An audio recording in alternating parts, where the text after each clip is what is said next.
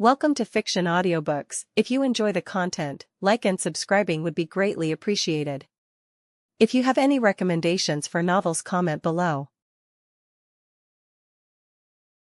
Chapter 301, Freedom. Asta and Yuno walked in the forest with excitement written all over their faces, at least for Asta. The Magic Knight exam is near. I can't wait to pass before becoming the Wizard King. If you pass, replied Yuno. And I'm the one who will be the Wizard King. The two then argued for a few minutes about this issue before continuing their journey. Do you think that the Wizard King will show up? I would like to meet him in person instead of a screen. He has not shown up for the exam in the past few years, so I doubt he would, replied Yuno calmly, despite the fact he was also secretly hoping to meet the legendary man. A few days later, this year's Magic Knight entrance exam began. Asta and Yuno stood in the middle of the Colosseum and the other participants. Soon, the two arrived in the noble realm in the town of Kika. Yuno remained calm, but Asta kept looking at everything with shining eyes. He looked at the 10 seats on the balcony. This should be the seat of the captains. How exciting! Soon, all the captains showed up one by one. And each time they appeared, the participants immediately recognized them and talked about their legendary tales. That was until one person showed up with a black leather strap covering his mouth and neck, leaving an opening to show his sharp teeth.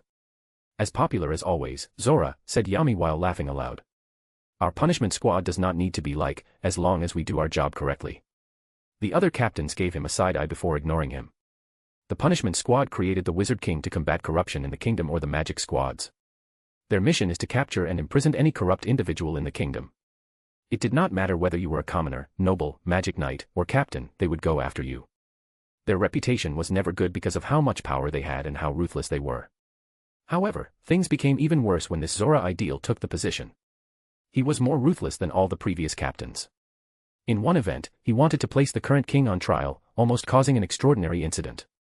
Luckily, the Wizard King intervened and prevented the other nobles from rioting against him. Ultimately, the king of the Clover Kingdom was forced to stay inside the castle and never leave because of that incident. Although many people do not like how the punishment squad do things, they still respect them greatly because of how many great things they have to do for the kingdom. Plus, the selection process for this squad is very rigid, and each member must sign magical contracts to prevent them from abusing their powers and becoming corrupted themselves. Anyway, why are you here, and even arrived in time? Asked Zora. Yami clicked his tongue before saying, Edward said I had to be here. Plus, he even sent his assistant Marks to force me to arrive in time. Zora gave him a loot before focusing on the exam. Captain William Vengeance was in charge of this year's exam, so he officially began things. The exam was the same as Edward's time. Mages were tested on their ability to control brooms, the amount of mana they had, to hit targets, for magic creation, and to make a seed bloom. As in the main timeline, Yuno did excellent in the test, while Asta failed all the others since he did not have an ounce of mana. However, this fact showed that he was an anomaly, so the captains noticed him. The following exam stage was not a battle like in Edward's time, but a bunch of other tests. The first was a comprehensive physical test, including stamina, endurance, reflexes, etc. It has been proven over the years that the more powerful the physical body, the easier it is to control mana. Additionally, being fit is excellent for combat, so this was one of the new requirements added for the test. The second test was a willpower and spiritual power test. Both were new criteria discovered with the boom of magic development in the Clover Kingdom. People with high willpower and spiritual/soul power can more easily control their magic and develop spells suitable for them in dangerous situations. It is also the main requirement to learn techniques like Mana Zone or Mana Skin. For this test, participants were given 2 magic orbs. One measured their soul strength, while the other placed them in an illusion where they had to experience countless inhuman experiences. And based on they react, a score will appear to dictate their willpower. In the second stage test, Asta began to display his uniqueness. In both the physical strength test and the willpower test, his results overshadowed all the participants and even broke a new record for the willpower test. And when it came to the soul strength test, he was second to Yuno by 3 points, while Yuno's score was considered second in the kingdom so far, only behind the Wizard King. However, the latter was considered an anomaly, so his results did not count. So, all eyes were on these two once the result was revealed. The final test before the battle was a magic knowledge and theory test. But people with a high score can get bonus points. Yuno passed with flying colors while Asta barely scored a few points. But people with a high score can earn bonus points for this entrance exam. Although the two of them attended schools in the village at a young age, Asta was never the most intelligent one regarding this kind of thing. When it was time for participants to choose their partners, it was as if fate cast a wide net on these people. A young man named Sekbronzatsa challenged Asta. He did not care about the impressive results the latter had in the second stage of tests. All he cared about was that he had no magic power, and he could stand out in front of the captains by defeating him. Regrettably, he was horribly wrong. Even without mana, Asta took out a massive sword from his grimoire and defeated Sek with one swing. Now, all eyes were on Asta. Soon, all the participants fought with each other for the eyes of the captains. Then, it was time for them to choose. Participants after participants will stand in front of the captains, and if they are chosen, they could join the squad. If multiple captains want a candidate, they can choose which squad they want to enter. Soon, it was Yuno's turn, and as in the main timeline, he decided on the Golden Dawn since they were the most powerful squad. He wanted the fastest and best way to become Wizard King, and joining this squad would be an opportunity. When it was Asta's turn, all the captains raised their hands. Why are you guys raising your hands? Don't you always go for the talented ones full of magic power and soul strength? Asked Yami with a ferocious look. It is obvious this kid is special. Who would be stupid enough to pass out such an opportunity? Replied Captain of the Green Mantis, Jack. Charlotte, why are you also raising your hand? Isn't your squad only accept women? What are you talking about? Our squad has plenty of men, she replied calmly. Of course, she would not say they're mostly servants. All of you already picked some people while I have nothing, so this kid belongs to me, said Yami. Plus, it is common knowledge that all the weird ones or oddballs go to my squad. Well, not this time, responded Fueglion, captain of the Vermilion Bird squad. Do you guys want to settle this in a fight? No one is scared of you, Yami, said Nozel Silva, captain of the Silver Eagle squad. All of them started to release a powerful aura through the use of their mana, pressuring all the participants. However, Captain Vengeance seemed to have noticed something and immediately stood up from his chair. Your Majesty. All the captains turned their attention to the stadium and found a handsome man standing in front of Asta. Your Majesty, they saluted, but Edward just waved his hand to appease them. Your name is Asta, right? The Wizard King. You're the Wizard King.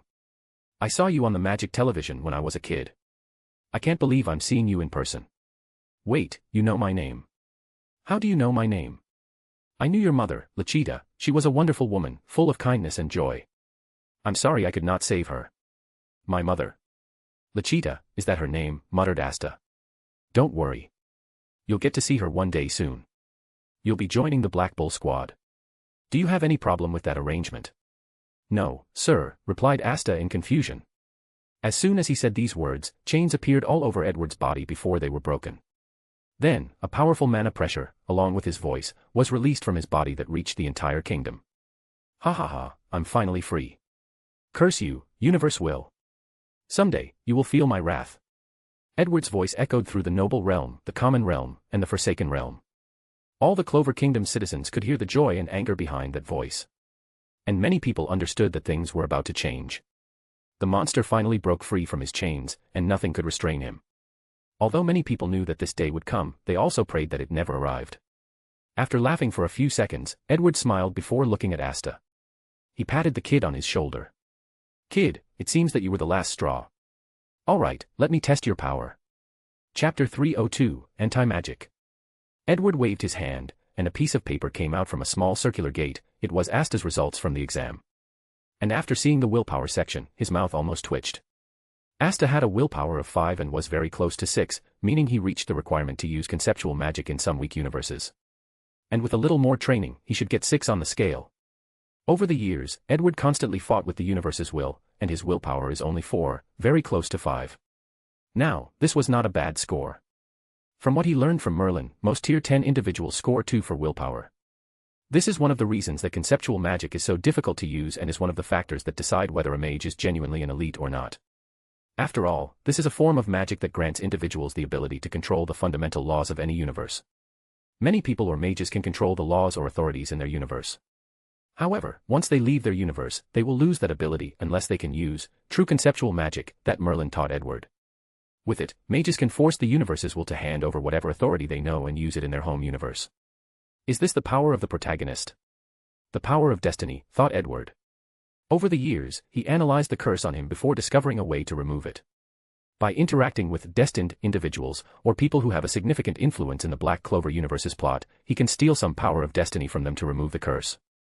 However, the interaction should not wholly change the plot beyond measures, and he also has to be secretive when stealing destiny. On top of all that, he still had to play Julius' role. To be precise, Edward inherited most if not all of Julius' destiny and used most of it to remove the curse. Finally, when he placed Asta in the Black Bull squad where he was destined to go, he finally acquired the last straw of destiny to become completely free. After a quick review of Asta's result, Edward secretly nodded in satisfaction. One of the main reasons he came to this world was for Julius' magic and Asta's anti-magic and his willpower. Edward did not want to use the slow way to increase his willpower, so he focused on people like Asta, Captain America, and Thanos, people born or who developed terrifying willpower. They were his shortcuts. "Let me see your sword," said Edward, and Asta handed it over without question. The moment he touched, Edward felt his mana being drained at an alarming rate. Secondly, he noticed a strange energy being released from the sword. Anti-magic energy. Could this be the answer to Dr. Jekyll's polarity of mana theory? Dr. Jekyll was one of the scientists that Edward brought back from his previous voyage. The man's research on the soul through science gave him a lot of advantages once he became an arcanist. His primary research involved the concept of polarity of the soul, or yin and yang. He divided the soul into good soul and bad soul to study its effect. And he even theorized that mana did not only have different frequencies but also polarities. A positive polarity, or yang nature, and a negative polarity, yin nature. And Edward believed that the negative polarity is the anti-magic energy that Asta used in the story. As long as I gather enough data, I should be able to change the polarity of my mana and use anti-magic. Edward looked at Asta's grimoire. He frowned at his discovery. It contained a storage spell that allowed the owner to keep objects inside but no information on anti-magic. "Kid, I will throw a few attacks at you. All you have to do is block them," said Edward once he finished reading. "Yes, sir," replied Asta as he held that large blade in front of him. Then, Edward threw many elemental spells toward him while Asta nullified all of them with his sword. Edward proceeded to test different attributes at him, and he could still nullify all of them as long as they were made from mana. "Now, I will use more power, so be prepared." "I'm ready." Edward stopped for a moment before remembering something. "I will give you a physical boost first. Erudite magic, body enhancement." Immediately, Asta felt a surge of strength rushing all over his body. "I feel so fired up." He swung his sword in the sky, and with sheer physical force, he scattered all the clouds in Kika Town. "Focus." "Yes, sir." Liquid mana technique, small sun. The liquid mana and crystal mana techniques are alternative ways that Edward found to use mana in this world. His magic core is sealed. Every time he uses it, he feels a warning force trying to expel him out of this universe. So, he created a method to temporarily liquefy and crystallize as a technique to boost spells. Because of these techniques, his magic squad full of commoners could compete with other nobles despite their lack of mana. The small sun rushed to Asta, and he tried to cut it into and nullify the spells. Unfortunately, the power was beyond his capabilities. Edward frowned before interrupting the spell. "Kid, come here." After Asta arrived in front of him obediently, Edward explained to him. "Your sword contained a special power that can nullify magic. However, your body must be physically strong enough to use this power. Do you understand?" Asta nodded his head, so Edward continued. "Your body has a natural limiter to prevent more energy from entering inside and killing you. I will remove that limitation and grant you the power you can have in the future. However, this power will try to overwhelm your mind, so do not let it. Are you ready?" Asta slapped his face with both hands before saying, "I'm ready." He understood that this was an opportunity to become more powerful, so he would not waste it. "Alright." Edward then used blood magic to remove the limiter on Asta's body. Immediately afterward, he fell to the ground while having a seizure. Black marks and aura emanated from his body along with one pair of wings. "Devil power," said Yami, who watched everything quietly while smoking. And it was not just him who identified this power, but all the other captains did. For a moment, all of them became tense as they looked at Asta before they remembered who was that man standing in front of them. They all knew that if there was a devil in the kingdom, it was it that should be scared.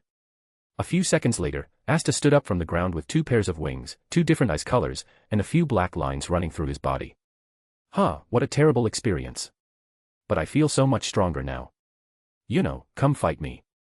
"Kid, don't get cocky, you are too far from mastering this kind of power," said Edward.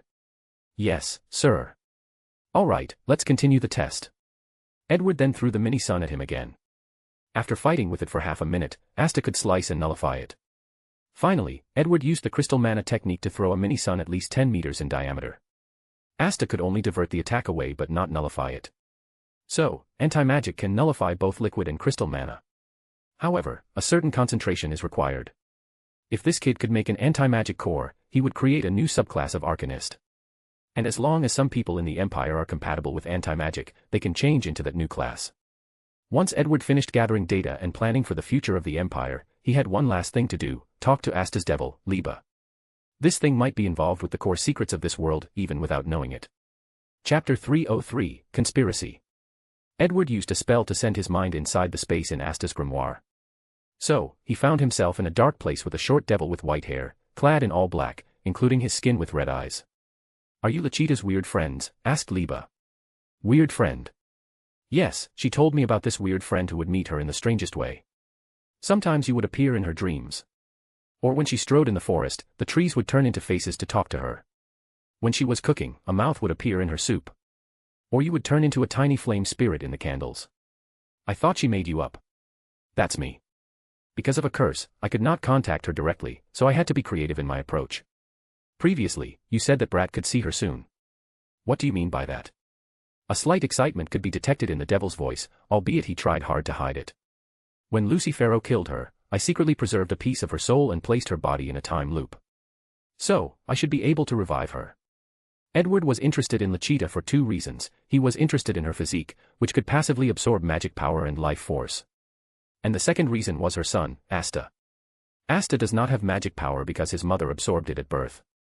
However, why did he not instantly die since she also absorbed life force? Edward theorized that it was because that kid was also unique. He also theorized that this uniqueness was inherited from his father, which was never revealed or mentioned in the anime or manga. Unfortunately, in the previous interaction, Edward did not detect anything besides the fact that the kid's life force was very active. And that only meant that he could quickly strengthen his body through physical training, not enough to negate Lechita's ability. "Can you really revive her?" "Relax, kid. Since I said I can revive, I can. But now is not the time." "Why not?" "I have some things I need to do first." "What's more important than reviving her?" Edward squinted his eyes as he looked at the little devil in the eyes, making him tremble. Liba suddenly remembered feeling the same eyes and powerlessness when facing Lucifero and the other supreme devils in the underworld. "I will ask you a few questions, so answer them without lying," said Edward calmly, making the little devil nod his head. "How did you create anti-magic?" I don't know. I spent years cursing Lucifero, focusing all my hatred on him. Then, one day, my body developed anti-magic energy." Edward frowned. The existence of Liba is an anomaly. In this world, every individual has mana inside their body, no matter how small. The exception to this rule is two people, Asta and Liba. Asta's situation can be explained by his mother, but Liba is an unexplained anomaly. As a devil, how could he be born without any mana whatsoever? Then, things became even weirder. Due to his lack of mana, Liba was able to leave the underworld dimension to the living world. And he so happened to meet the kind Lechita, a person who can absorb mana's power from them and resist her life absorption because of his devil's constitution. And after her death, she sealed him in a black grimoire she discovered, and after years of hatred, he suddenly developed a power strong and unique enough that is the nemesis of all mages. And anti-magic can only be used by someone like Asta with no magic power. Honestly, Edward smells a conspiracy. It seemed that someone had been guiding the existence and creation of Asta and Liba so that one day, they could wage war against the devil and eventually wipe them out. Liba already hated all devils, and if things were to proceed normally, Asta would also develop the same hatred once he learned that devils took his parents from him. And with all this information, the most suspicious currently is Asta's father. It appears that he plans everything, or he is heavily involved. Unfortunately, Lechita refused to tell me anything about him every time I asked or led the subject to him. Hopefully, she will tell me once I revive her. Otherwise, I will have to read her memories. Can you tell me all the information you have in anti-magic? Liba was immediately a little embarrassed. I don't have any information. All I know is that my body can produce a large quantity of it. Edward frowned before waving his hand. A crystal orb appeared in the space. Leave this with you. What is this? It will scan your body and life code to determine how you make anti-magic energy. Oh, okay. Take care of the kid. After a while, he should hold a devil binding ceremony with you. With his personality, he will likely sign an equal contract with you instead of a master-slave one. Liba nodded his head. He had his suspicions about Asta's origin since he did resemble Lechita. Now that his identity was confirmed, he would take good care of his younger brother. Edward opened his eyes and returned to the real world. All right, thank you, kid, for your help. It was my pleasure, sir, responded Asta with shining eyes. Edward nodded before cancelling the buff spell he placed on him and giving him a healing spell before the overdraft of using power beyond his capability arrived. Asta felt the warning rushing through his body. He also felt a sense of loss when he felt how weak he became. Then, he motivated himself since he could one day reach that height. Meanwhile, Yuna watched everything with profound focus. Asta, I will not lose to you. I will be the one who becomes the Wizard King. I have a final gift for you, said Edward. A scroll appeared in his hand before handing it to Asta. The latter opened and read the title, Life Force Body Strengthening. In this universe, aura cannot exist whatsoever. No matter how Edward tried, he could not combine magic with life force. So, he concluded that the laws of this universe were different and prevented the existence of such an energy as aura. So, he developed other methods to strengthen his body. By absorbing mana from the environment, he can improve his life force, strengthening his overall physique. The process was relatively easy since a similar method already existed in the Empire, so he had to modify things a little bit. The method he gave Asta was also a slightly modified version. Edward could control ambient mana through the mana zone. However, Asta could not do the same because he did not have mana inside his body. Another law that Edward discovered was that arcane sorcery was also impossible to be used in this world. In the Empire, as long as someone has a certain level of soul strength, talent for energy sensing, and unique meditation techniques, an individual can control the ambient mana in nature to cast spells. Essentially, arcane sorcerers are low-level mana zone users. Unfortunately, in this universe, to use the mana zone, the mana inside a mage's body has to resonate with the ambient mana of nature along with having sufficient soul strength and willpower. So, Asta cannot use the same training method as Edward. So, he modified this technique so that Asta could use breathing methods and some yoga movements that allowed him to absorb mana from the environment passively. Yummy, said Edward. What is it? Asked the black-haired captain. What's with this response? You already wasted a lot of my time. I could be taking a massive dump right now. Don't you have any respect? Look how the others look at me with reverence and awe, except for the squinty eyes that seem to want to slice me up. And, for the people who have not watched Black Clover, he is referring to Captain Jack the Ripper of the Green Mantis Squad. However, Yami just looked at him blankly before continuing to smoke his cigarette. No wonder you're almost 30 and never have a girlfriend. Veins appeared on Yami's forehead, but Edward ignored him. Whatever. I wanted to say, don't forget to teach this kid how to sense ki. Otherwise, he will be pretty useless in most high-level battles. That's a good idea, after calming himself down. After a few decades of friendships, he was used to these backhanded jabs at his personal life. Ki sensing can be considered another significant gain that Edward acquired in this universe. Ki is a natural energy emanating from people or objects when they move. And it is a great way to predict a person's movements and attacks. It is the perfect technique for aura masters for close combat and can be used by arcanists to predict the type of spells from their opponents. After instructing Asta and Yami, Edward talked briefly with the other captains and participants before leaving. Then, the examination continued. A few people joined a Magic Knight squad. However, this did not mean that the people who failed left empty-handed, at least not all of them. Some people who had decent results could join the border army. This army was mainly composed of low-level mages, however, they had large numbers and could use a magic formation that allowed them to mix the powers of many mages. They must patrol the borders and hold the enemy long enough for the Magic Knight reinforcements to arrive in time. Edward created this army to deal with the constant attacks of the Diamond and Spade Kingdom. And ever since their inceptions, the border situation has drastically improved. The mages at the exam who did well in the written test will be selected as researchers, teachers, and even inventors based on their talents or magic. Captain Vengeance took care of everything and sent everybody to their designated place before the entire event ended. And on that same day, news of what happened in the exam spread throughout the kingdom through television and newspaper. Chapter 304, Search. Yami took Asta to the Black Bull's base of operation to meet all the other members. Everyone greeted Yami with great enthusiasm before taking notice of Asta. Magna then challenged the rookie to show his status as a senpai. Unfortunately, because of their previous experience, Asta knew a lot about how his power worked and how to use it. So, Magma ended up in an embarrassing situation. Then, all the members of the Black Bull squad began to party in honor of receiving a new member.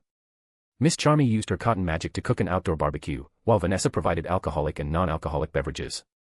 Damn, you startled me, said Yami as he almost spilled his drink. When did you get here? Not long, Edward replied as he held a big piece of meat in his hand and munched it with delight. Why are you here? I figure you guys would have a party, so I came for Charmy's food. Eat up, said Charmy as she handed him a large plate full of food, and Edward ate with a smile. Although he had copied her cotton magic, his food was not nearly as good as hers despite having better cooking skills, knowledge, and recipe. He guessed it was because he was not as passionate about food as her, so his cooking lacked a particular spiritual component. How about the thing I asked to research? You mean about food that can purify mana? I forgot, replied Charmy with an innocent look on her face. Edward shook his head but did not say anything since he knew her personality was like that. In this world, it is impossible to increase your mana pool. This is the iron law of this universe. In the main timeline, Charmy tried to achieve this feat and failed. So, Edward thought of purifying mana as a way to increase strength. Unfortunately, he cannot recreate the arcana flame in this world, so other people cannot purify their mana. So, he thought of using potions and food.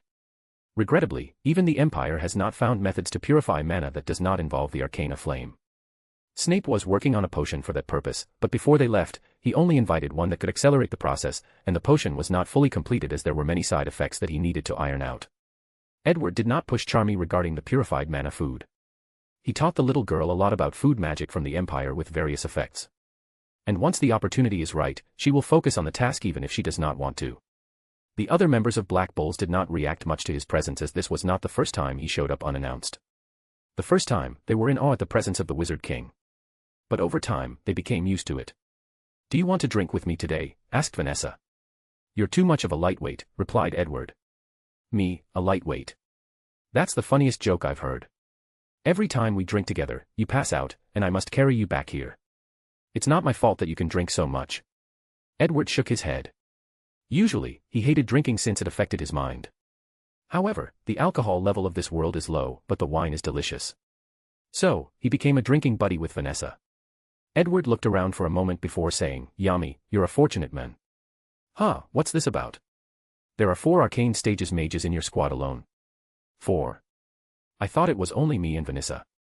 Yami had dealt with the Heart Kingdom, which used the concept of magic stages. Stages are divided from 9 to 0, with stage 9 being the weakest and stage 0 the strongest. Then, there was the Arcana stage, which referred to mages with unconventional or unique magic, magics that have a significant effect against devils.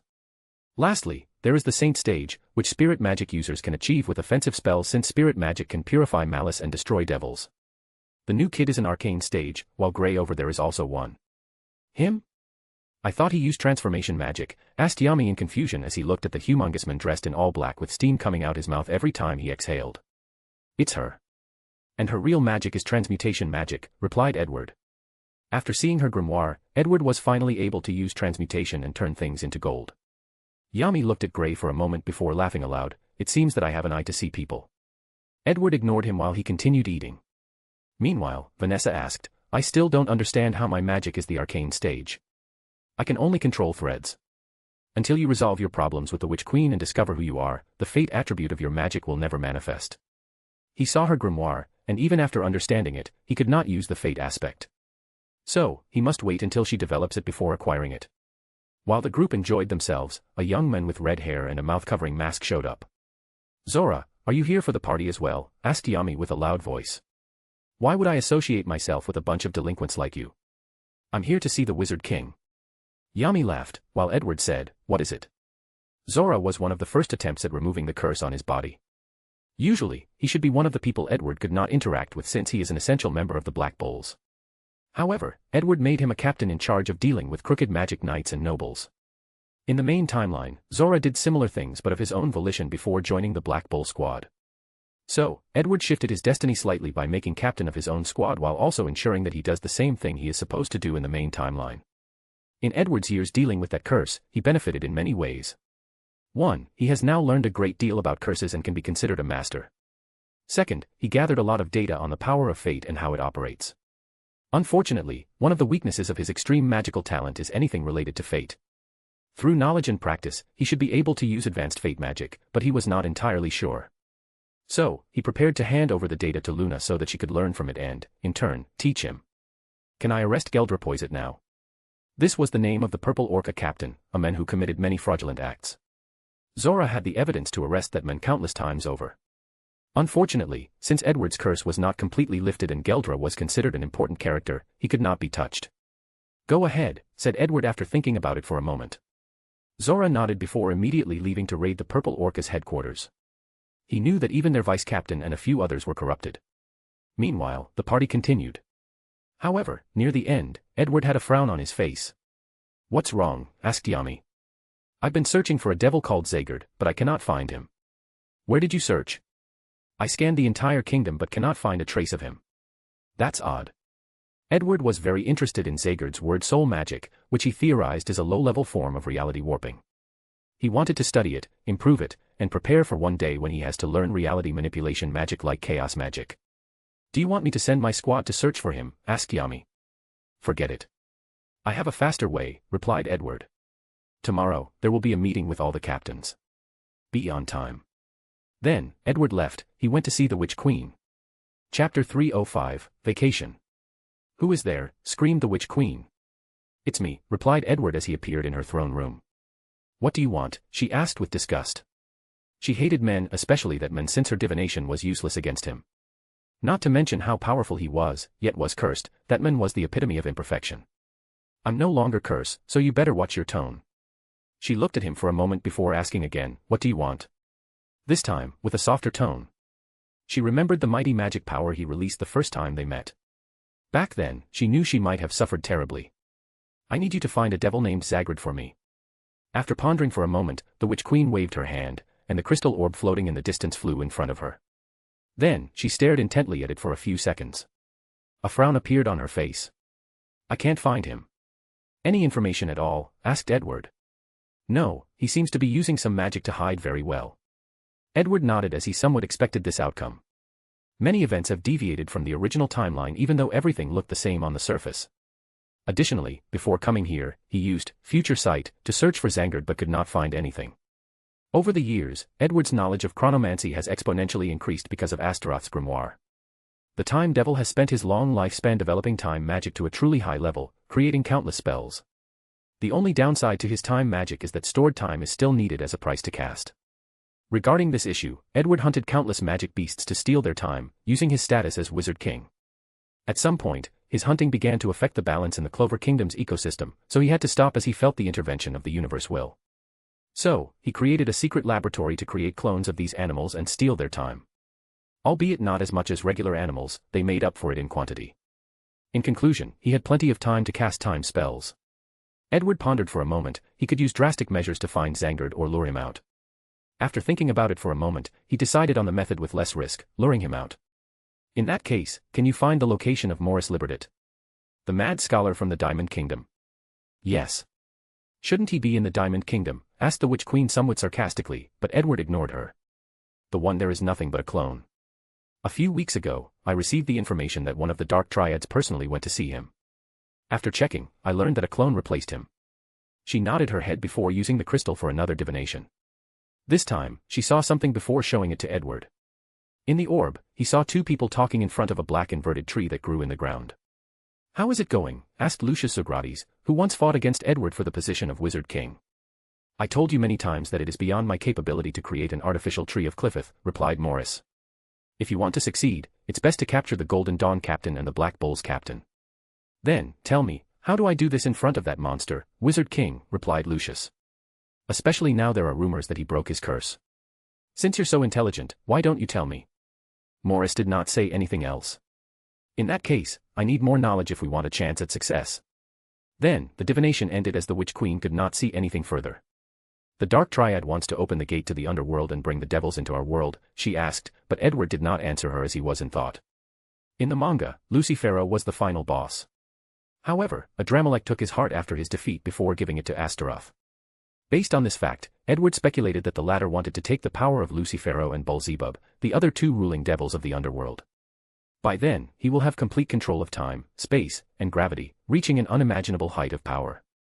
But with his presence, things have become more difficult since they require both Captain Vengeance and Yami to create the Tree of Cliffith and open the gate to the underworld. The only way Morris can find so much knowledge is from the Heart Kingdom. I can use this to my advantage. He needed Morris modification magic for one of his plans.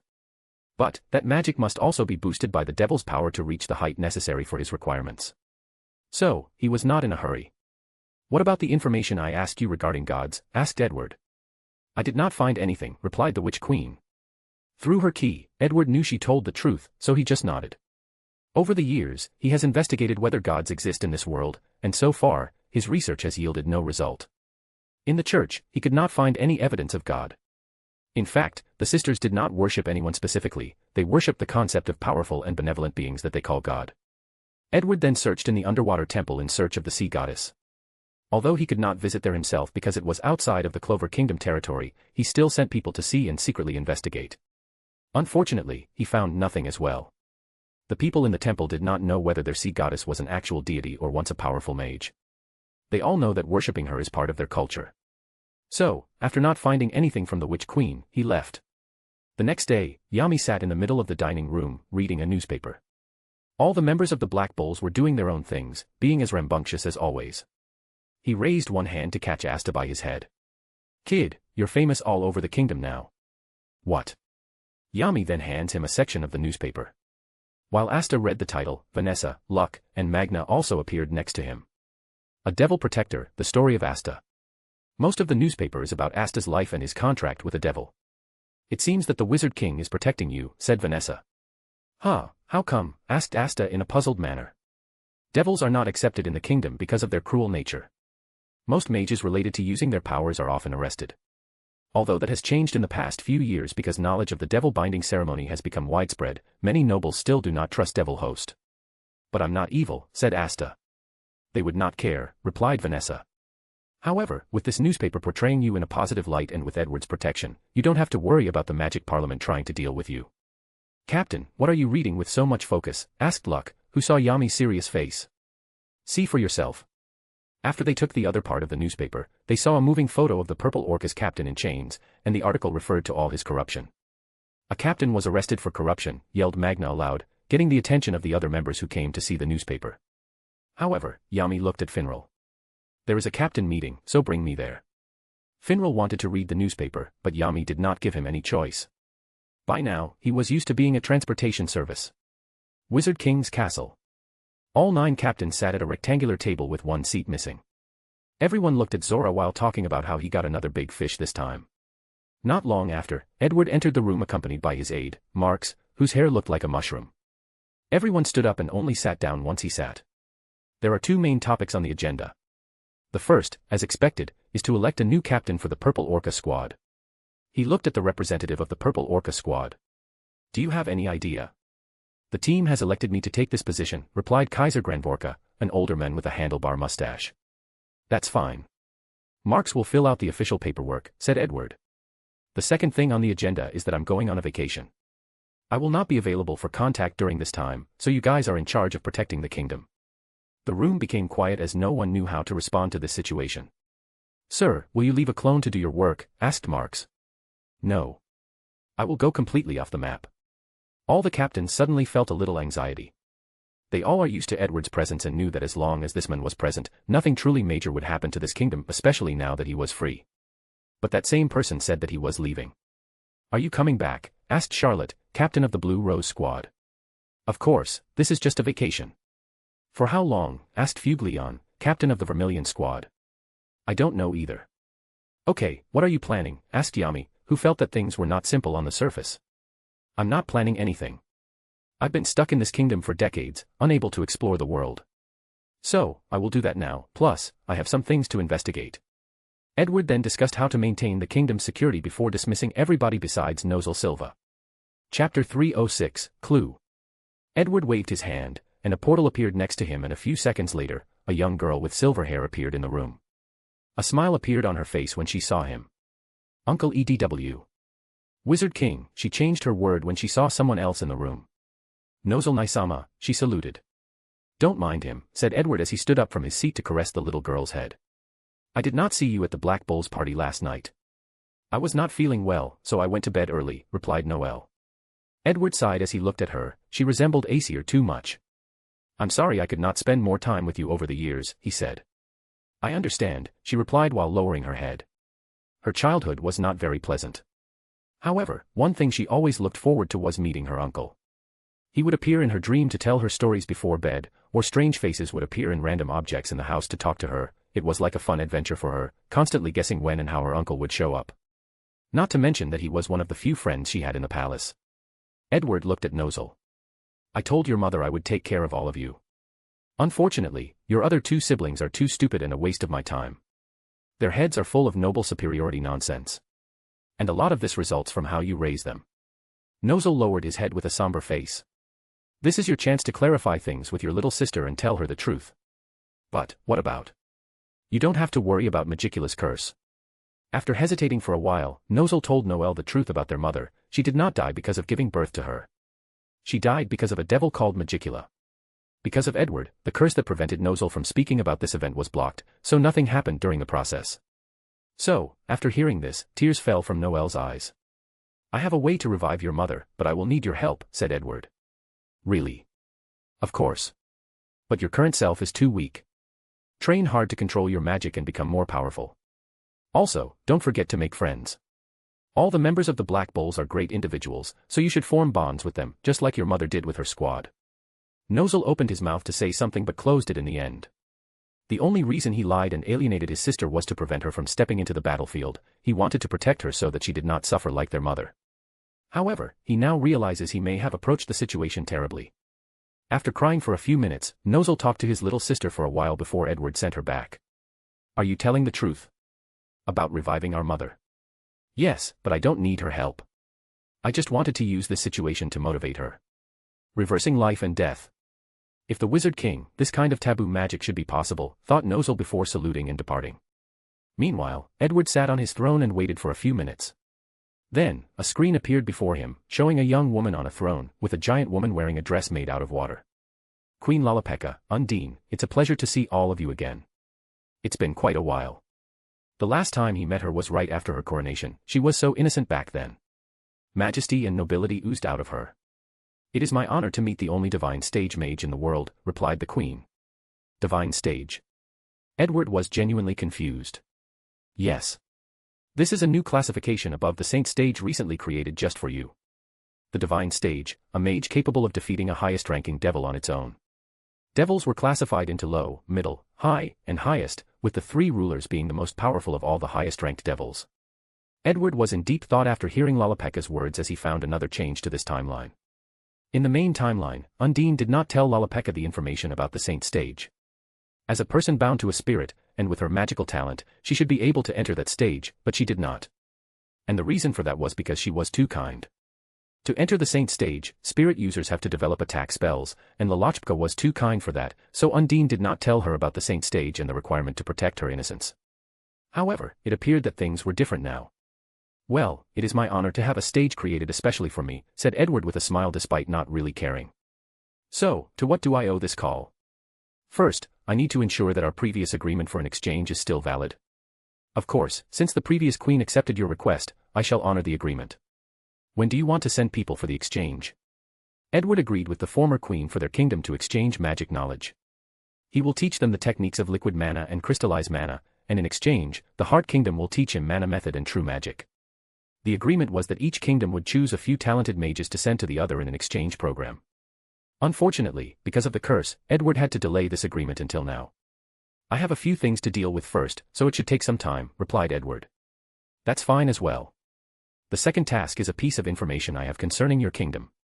Oh, and what would that be? The Dark Triads and Lucius are after the inherited knowledge of your kingdom. When she heard these words, Lalapeka could no longer remain calm and composed. One of the advantages of the Heart Kingdom's queen is that she can inherit all the knowledge and experiences of past queens and use them for her benefit. As such, she has access to a vast amount of knowledge and secrets. What do you want? Suddenly asked the quiet Undine. Whatever do you mean? Replied Edward calmly. Undine squinted her eyes at him. Their kingdom was almost brought to its knees by one member of the Dark Triad, Vanica Zogrades. After attacking them, she injured many of their spirit guardians and even cursed Lalapeka. So, if all of them attacked at once, the Heart Kingdom would not survive.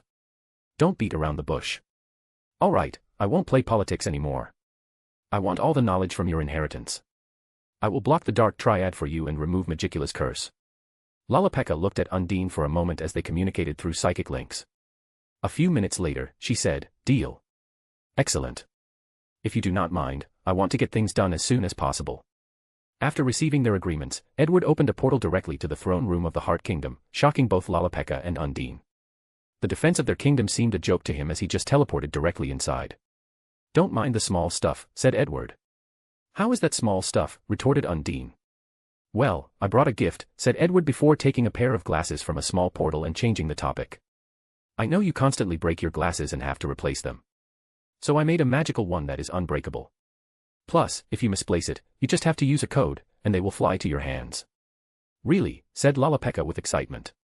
Meanwhile, Undine could only shake his head at how easily trusting this little girl was.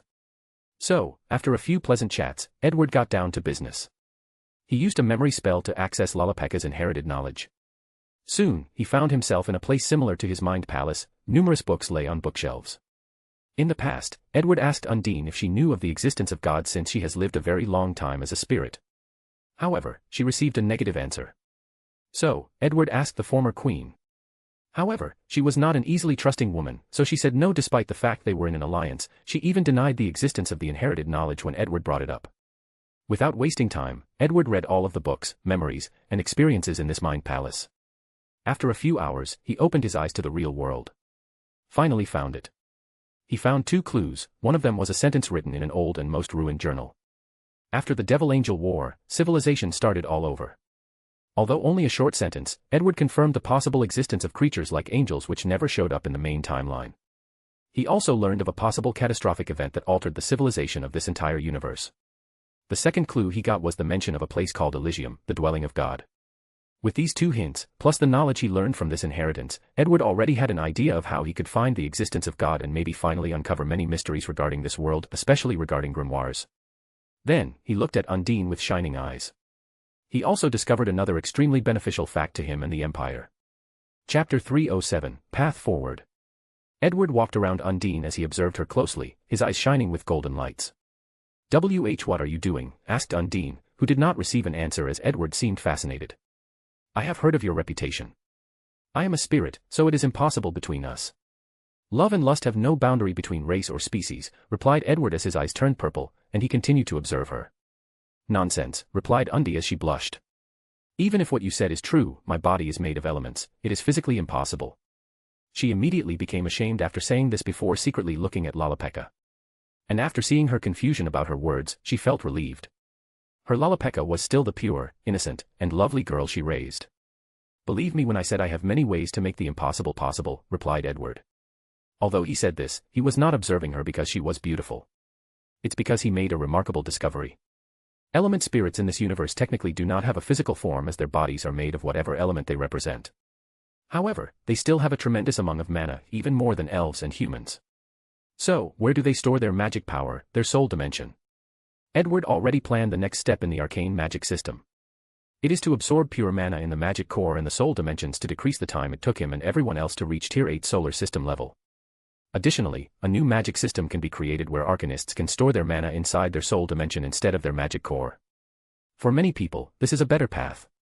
Arcanists need to engrave extension charm on their magic core to expand the internal dimension so that it can contain more mana. In essence, all arcanists' magical core is a small pocket dimension.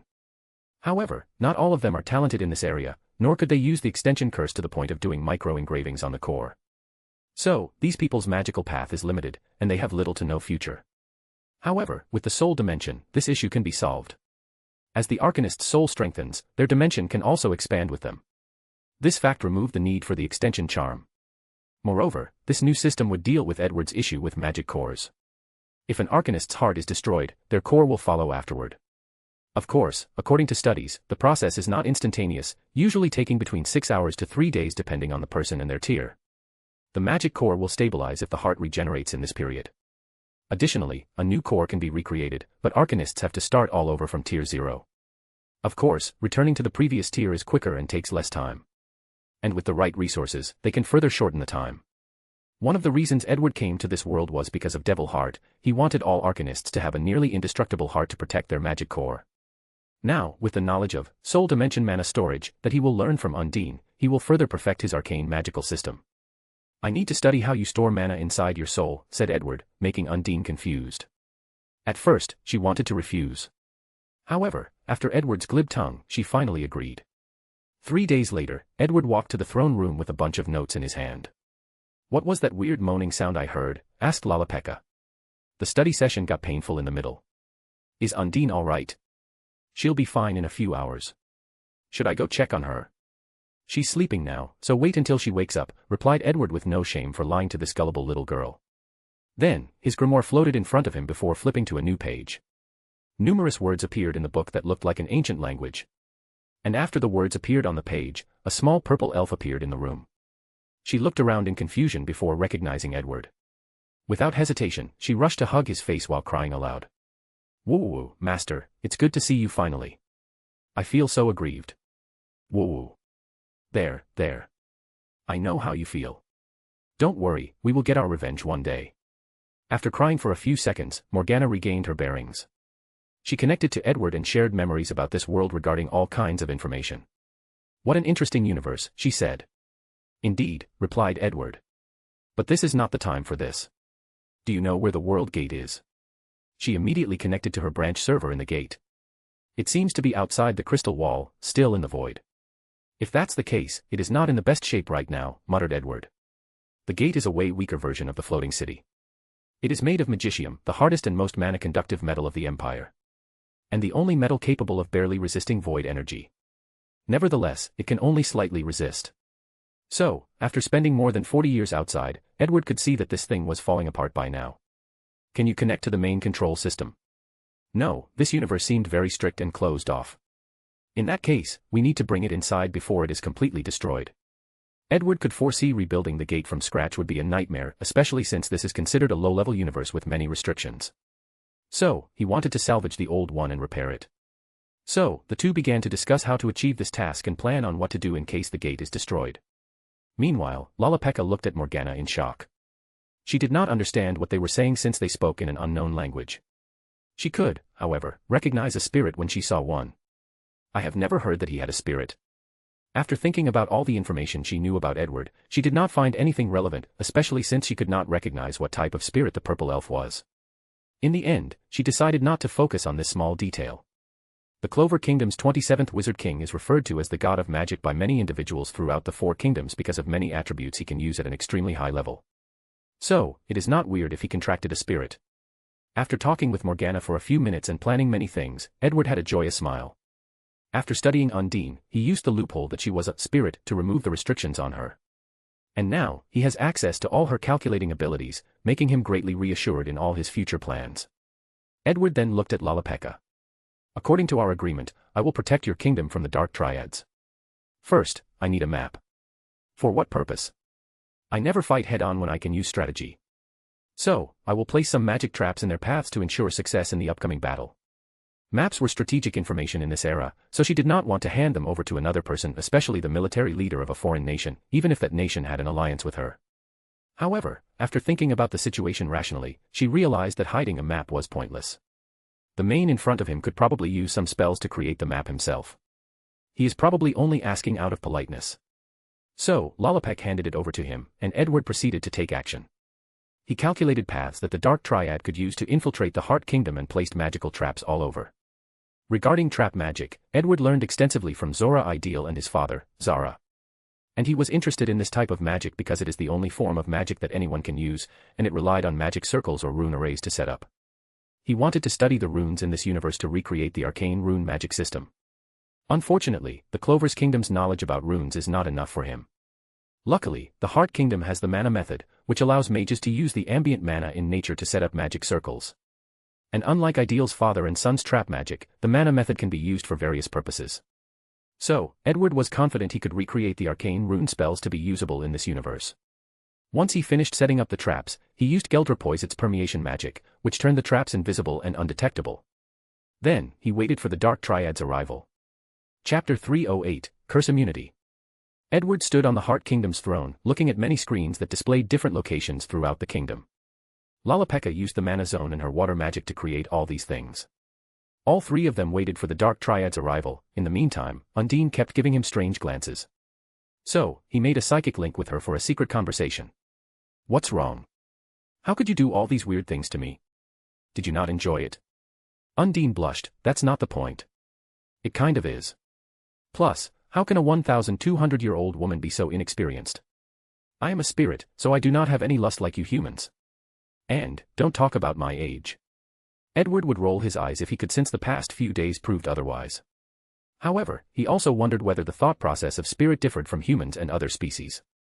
Sylph, the wind spirit bonded to Yuno, seemed very attracted to him and could even be described as lusting after his body. However, Undine seemed more reserved and noble, while the fire spirit appeared to be a beast with little to no intelligence. Edward thought it could be interesting to study the behavioral patterns of the spirit race.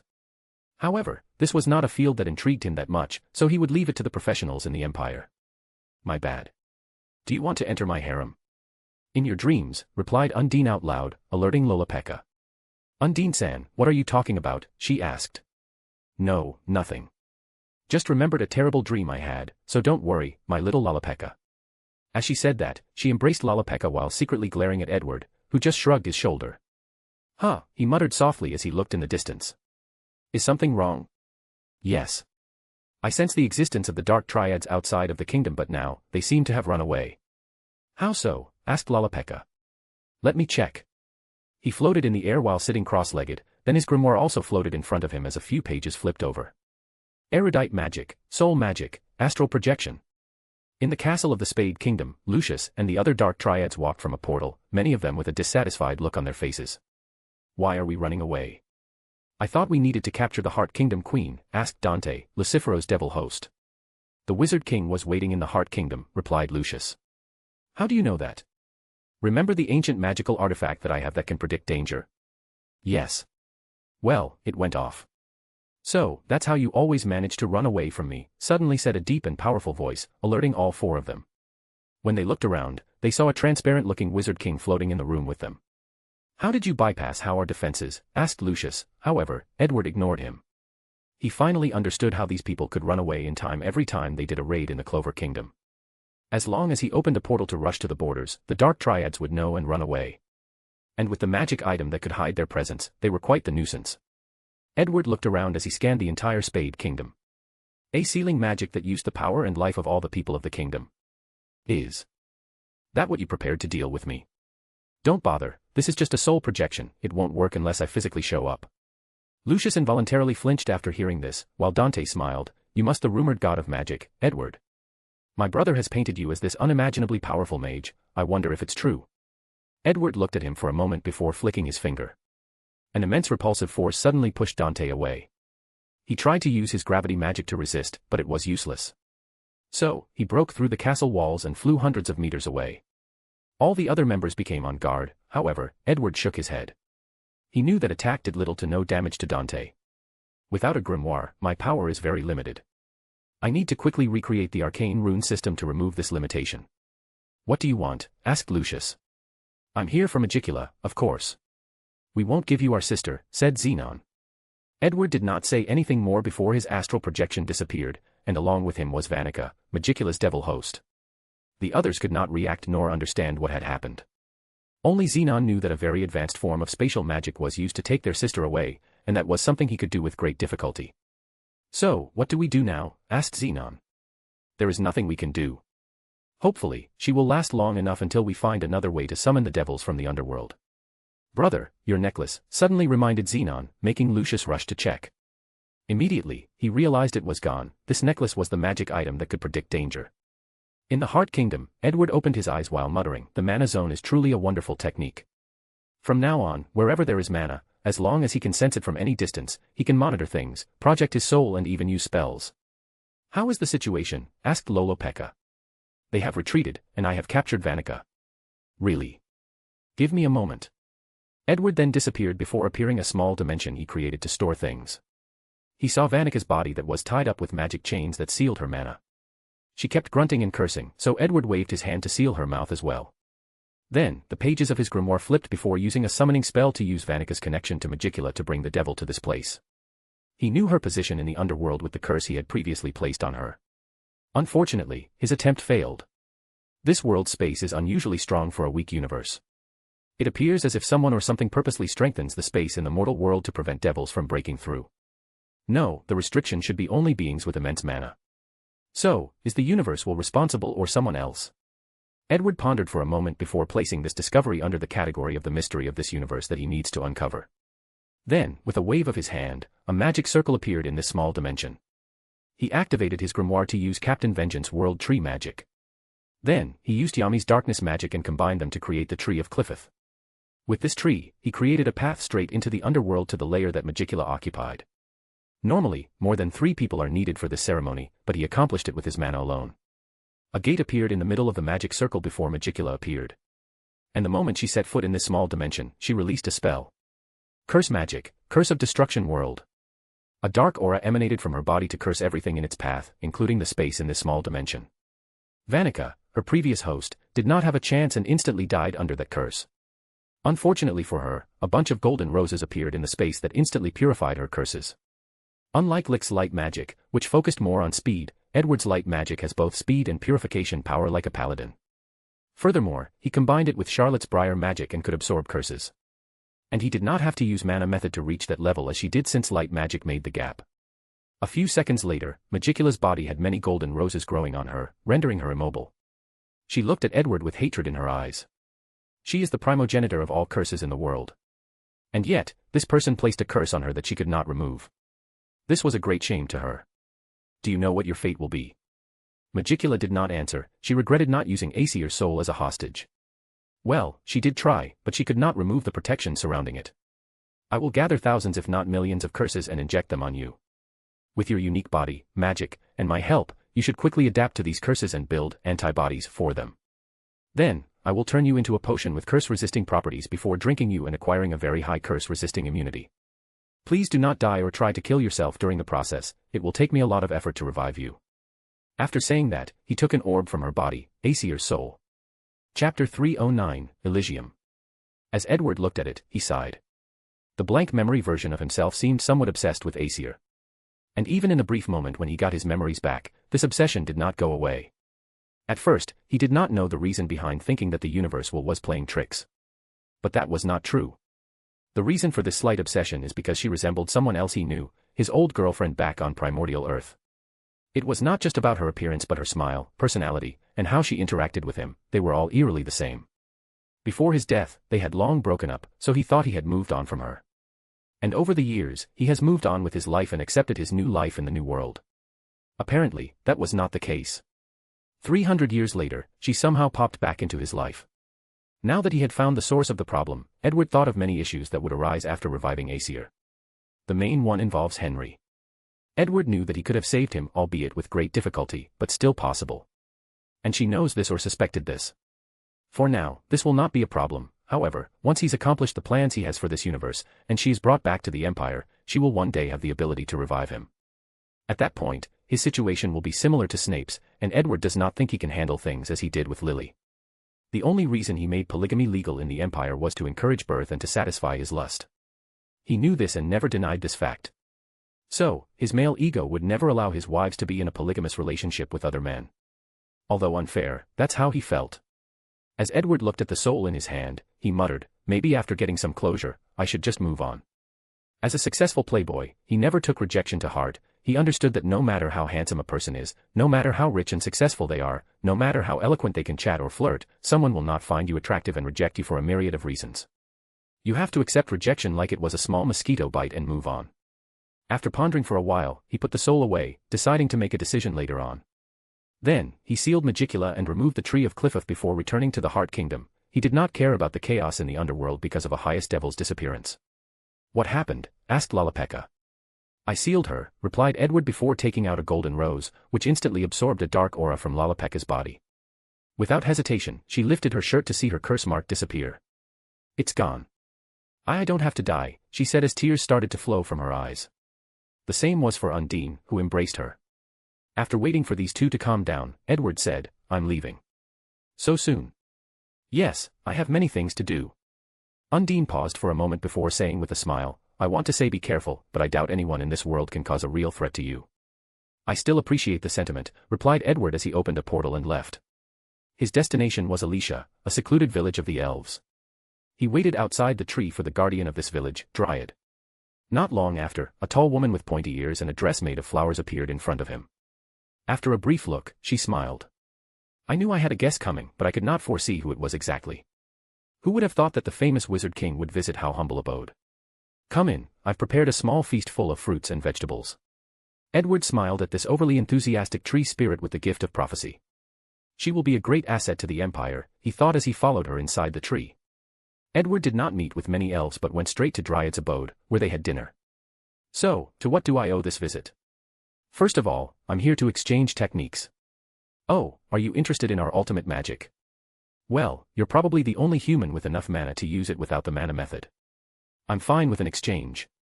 Edward was glad things proceeded smoothly. He preferred dealing with very open people like her. The second reason I'm here is because of Elysium.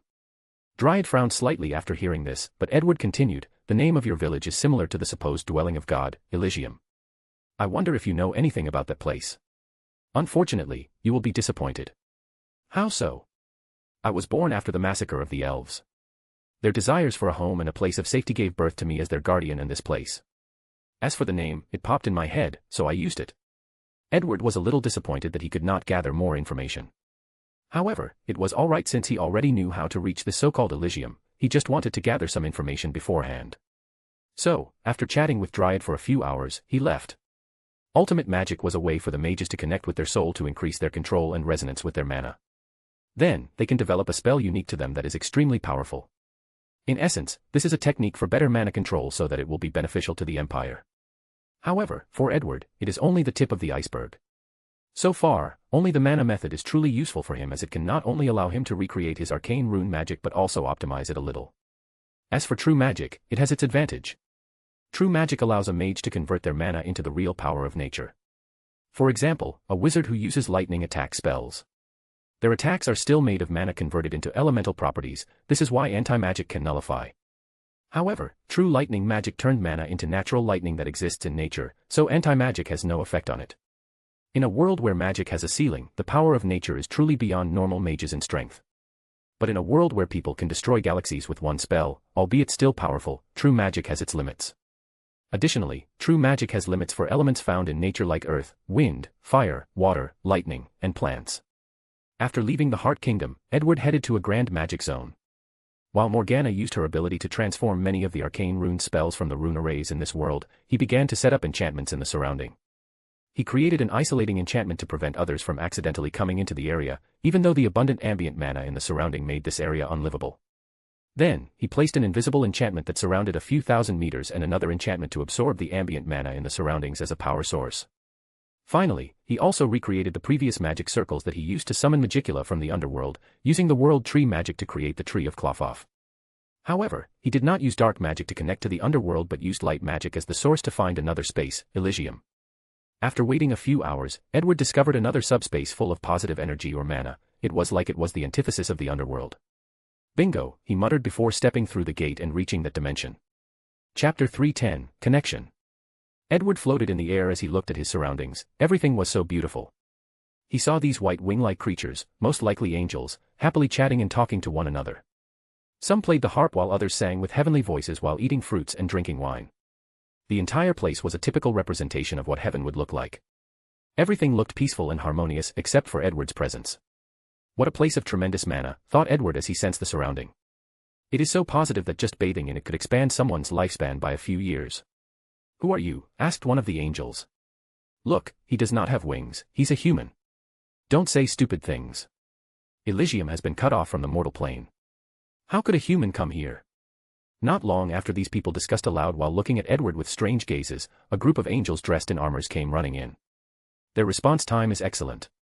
I've only been here for over a minute. The leading person of this angel army was a woman with red armor, which distinguished her from the others behind who had black armor. Human intruder, please do not resist arrest or suffer the consequences. So, no negotiation or neutral talk. After you are placed in holding, we can investigate how you breached our borders, and then we can talk. Edward shook his head. I thought you angels would be better than those devils. Don't mention these filthy creatures to us, said the commander with a slightly raised voice. Pure-haired and disgust could be seen from her facial expressions. Edward has no intention of going to prison, so his grimoire floated in front of him. However, the moment these angels saw the six-leaf clover, they collectively gasped before all becoming alert. The origin grimoire, said the commander. I thought it was destroyed long ago, said one of the soldier angels. Even if it was not, how could someone be talented enough to inherit it? Edward learned much from this brief conversation, so he quickly used a memory reading spell to gather some information. To his surprise, these people's minds were protected by a powerful spell. And not just the soldiers but the other angels as well. He's trying to read out memories, said the commander before attacking. She used light magic, while the other angels used a variety of elemental magic. Edward did not want to waste time with these weak angels, so he went all out from the beginning. He used the mana method to create an enormous magic circle that covered all the angels. Then, he prepared to use a sleeping spell to knock them out. However, before he could succeed, an enormous hand descended from the sky and broke the magic circle. Without stopping, the hand headed straight for him. As it approached, Edward felt his grimoire stop working for a brief moment. Albeit only for less than a second, he felt it. The pages turned before using another spell instead. Chronomagic, Time Sword. A gigantic clock appeared on top of Edward's head before a sword came out made from the minute hand. The clash of the blade and the hand made all the angels freeze in time while the entire dimension shook. Then, a weird fluctuation came from the hand, and before Edward could react, he found himself back in the mortal plane in front of the Tree of Cliffith. That was the power of the universe will, he thought with a frown. Although it was very faint, he felt the universe's will. Moreover, it was weird somehow this time around. It was like as it was impure, he muttered. This was the best way he could describe how different it was this time.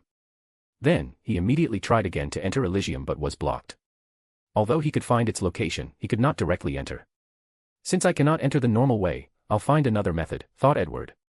Many of the mysteries of this world lied in Elysium. This includes grimoires and the possible existence of gods or unknown entities.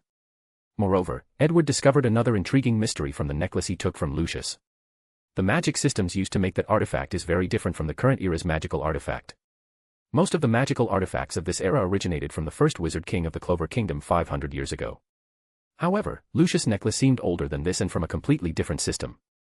Edward remembered in the anime that Lemuel, the first wizard king, also studied ancient magical artifacts, primarily found in dungeons. Adding to this fact, Edward has some theories. Humans may have had a different magic system before grimoire.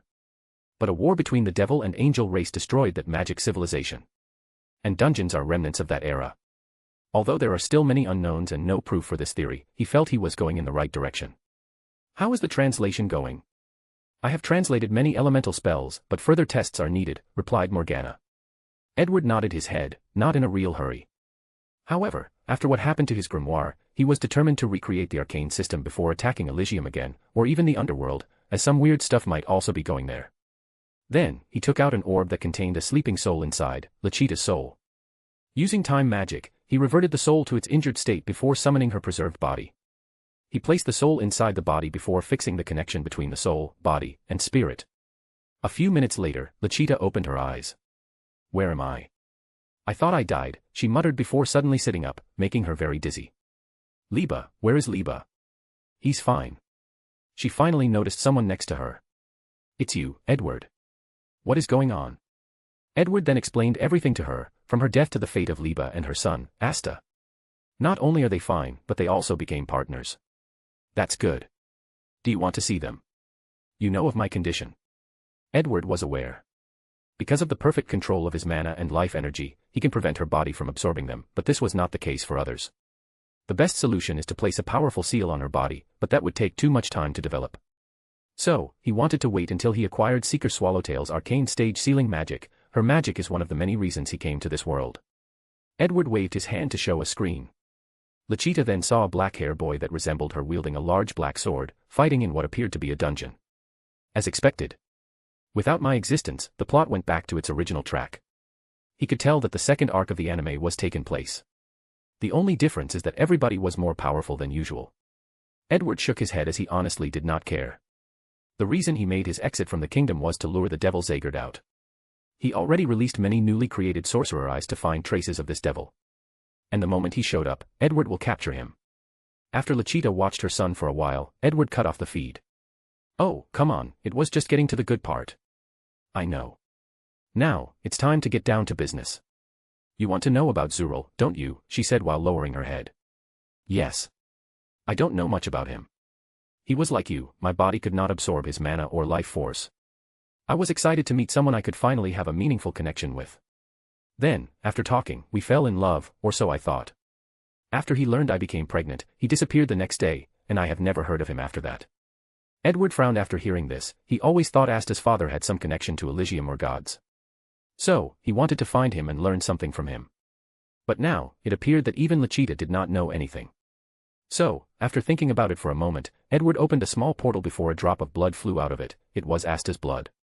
Erudite magic, bloodline tracking. A map appeared in front of Edward before zooming out and showing the entire continent where the three kingdoms resided. Then, a dot appeared on what seemed to be another continent. That direction, that's the land of the sun, Yami's birthplace. So, Zurul is there. Chapter 311, Retrieval. Edward had planned to visit the land of the sun to see their culture and magic system. But now, he had another reason to visit, however, now was the time. There were some things he needed to do before leaving. He then looked at Lachita and said, "You can live here until I can find a solution for your physique." Then, Edward handed her an orb that could display Asta's actions so that she could watch her son from afar. With this act, Lachita suddenly forgot her sad past with her husband as a bright smile appeared on her face. She was indeed a simple and kind woman. Very little could please her. Edward used Charmy's cotton magic to make a feast for the two before going to sleep. His higher life essence was still sealed, so he was physically tired after doing so many things the past few days. Although he could use a spell or potion to recover, he decided to sleep. It has been a long time since he felt so weak yet human. Somehow, the feeling was very refreshing. The next day, after taking a shower and eating breakfast, he flew into the sky, no, into the stars. After reaching near the atmosphere, he looked back at the black clover world. He immediately noticed that this was not a planet but a massive floating plain. 2 continents floated in a vast ocean with a few scattered islands in between. The western continent is where the main story takes place, while the eastern continent is where the land of the sun is located. At the ocean's edge was a powerful mana fog that Edward could sense from so far away. This fog was probably the most dangerous grand magic zone ever in this world. Although he could not see what was after it, he could guess. After a short observation, he continued to fly until he broke out of the atmosphere into space. He saw the sun shining brightly on the continent. An invisible barrier filtered out the UV rays and other things from outer space. If that invisible barrier were to be destroyed, catastrophe would befall the entire universe. The power of time flashed across Edward's eyes as he saw a few hours in the future. He saw the sun disappearing and entering another small dimension before the moon came out from that dimension. Fascinating, muttered Edward. Based on his observation, the sun and the moon do not control things like weather, ocean currents, tides, or climates. Instead, they are a source of mana to the world. All mana in nature comes from those 2 sources. Oddly, Edward did not sense any solar or lunar energy from these celestial bodies, so he could not use the magic system from the undead mummy universe. However, he could draw mana from them to cast spells if needed with a bit of training. So, after checking whether some unknown creatures resided or were growing inside, he continued flying towards the fog. As soon as he entered, he felt how chaotic the mana in the fog was. Even with his acute mana control, it will take him a lot of effort to control even a small amount. Furthermore, as he flew deeper into the fog, numerous natural phenomena began to attack him: thunder and lightning storms, wind tornadoes, volcano eruptions, ash poison, etc. The deeper he flew, the more powerful these mana phenomena became. At some point, he suffered an attack from a star explosion. If he did not use his tier 7 strength to block it, he would have died. After traveling for a few hours, he finally left the fog. And right in front of him was this universe's crystal wall or source wall. If only the crystal wall were this easy to reach in every universe, muttered Edward. Then, it dawned on him that he had never seen his universe crystal wall from the inside. All the time he saw it was from the outside when coming from his travels. Most of the time, the world gate or floating city will open a tear that leads straight into the void. I should check that out when I return. Then, Edward looked at the fog again. He had the idea of studying this fog and replicating it as protection measures for the Empire. He could artificially create one that surrounds the Empire's star systems as protection and, eventually, the entire Milky Way galaxy. Of course, the strength of the fog has to be increased. Nevertheless, it should be a great way to hide from the eyes of the gods while the Empire rapidly increases its strength. He did a few tests by trying to open a portal to the western continent, but the fog contained space blockage properties, which made Edward very satisfied. Finally, he focused on his main task. He spent a few days studying the source wall before starting to create a complex magic circle in space. One of the benefits of the mana method that he learned is that he can place temporary enchantments in the air without the need to add magical resources. So, now, enchantments are used not only for forging or blessing things with magical properties but also as spells to fight and other things. The only downside to this method is that a lot of mana is required in the process, along with excellent knowledge of enchantments. While engraving the magic array, Edward took out a bunch of floating orbs. He stored his mana inside these orbs for the past few days before recuperating and repeating the process. He needed a lot of mana for this mana method enchantment, and his tier 7 mana was insufficient. Furthermore, controlling a lot of mana from the fog seemed impossible. It even blocked his attempt to draw mana from the sun and moon. So, he had to use this method. After activating the magic array, Edward opened a slight gap in the source wall. And in that split second, even less than a nanosecond, he summoned his world gate from the void before closing the gap. Edward frowned as he looked at the gate in the middle of the circle. The world gate had many holes on it while appearing as if it was melted by something. He immediately checked the dimension inside, and as expected, most of the rooms were now destroyed. Most of the enchantments no longer functioned, and the ether core was almost drained of all its energy. Luckily, Morgana's server room was still barely intact and salvageable. However, thinking about all the magical resources stored inside that had been lost, Edward wanted to cry. In terms of value, everything inside was probably enough to buy a small planet. What a headache, he thought while sighing deeply. Then, he focused on how long to fix the world gate and the time required. The first step is to create the ore, magicium. To do that, he must first make the ether core in this world.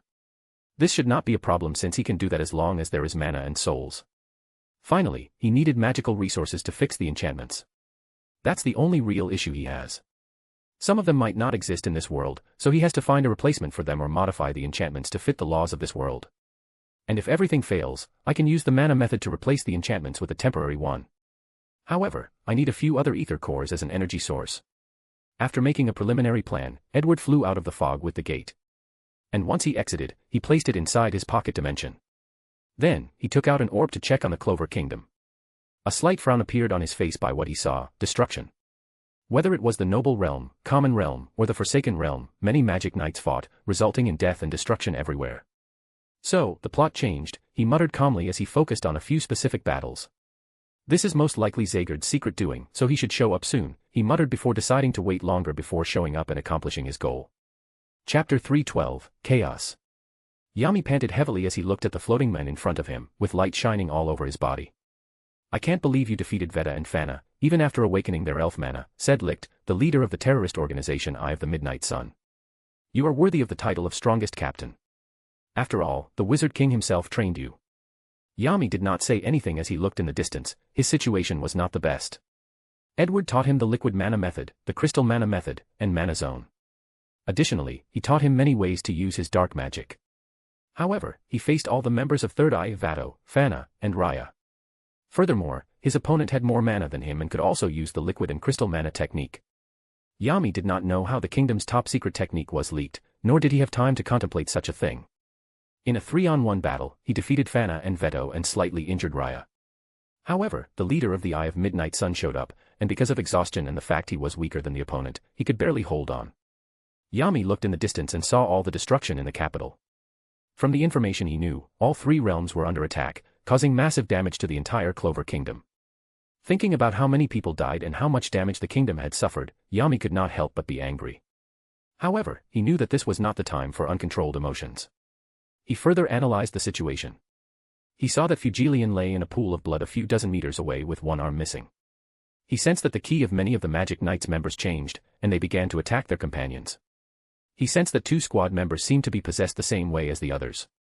Damn it, how did all of this happen? It was a typical day in the capital, but suddenly, the undead began to attack, and before long, this terrorist organization appeared to make things worse. All because he suddenly wanted to have a vacation. Damn it. Why are you doing this? Asked Yami. Revenge for what you humans did to us, elves, replied Licht, looking at the ongoing destruction. The same way you destroyed our homes, we will do the same to you. Now, enough delay. Everything should be accomplished before any more complications arise. By complication, you mean you feared that Edward would return. Indeed. However, even the Wizard King will not be a match for us elves once we complete our reincarnation. Especially our leader, thought Licht, or Patali, as this was his real name.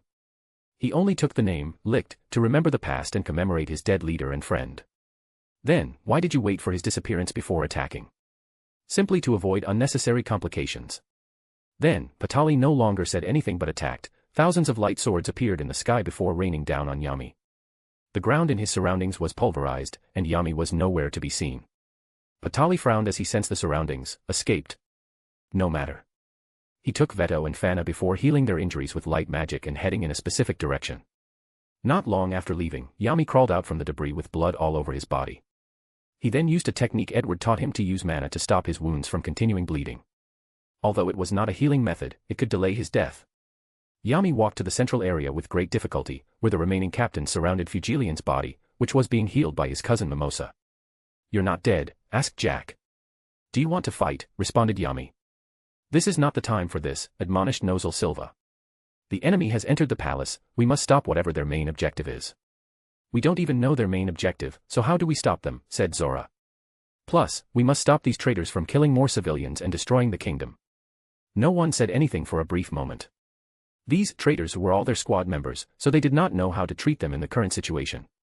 I say we make the tough call and kill them all, said Jack the Ripper. There is no need for that. Everyone gazed at the person who spoke. They saw a trio composed of Asta, Yuno, and a young girl with heavy bags under her eyes and 2 short horns. No one knew who she was. Captain Yami, suddenly yelled Asta. It's Nero. Can you believe it? It's Nero. You mean the strange bird which followed you around? Yes, that's her. So, Nero, what do you mean by that? It's Seeker. Seeker Swallowtail, she replied apathetically. First of all, these elves are after the magic stones. They took Yuno's necklace, said Asta. If I remember correctly, Fugilian had a necklace as well.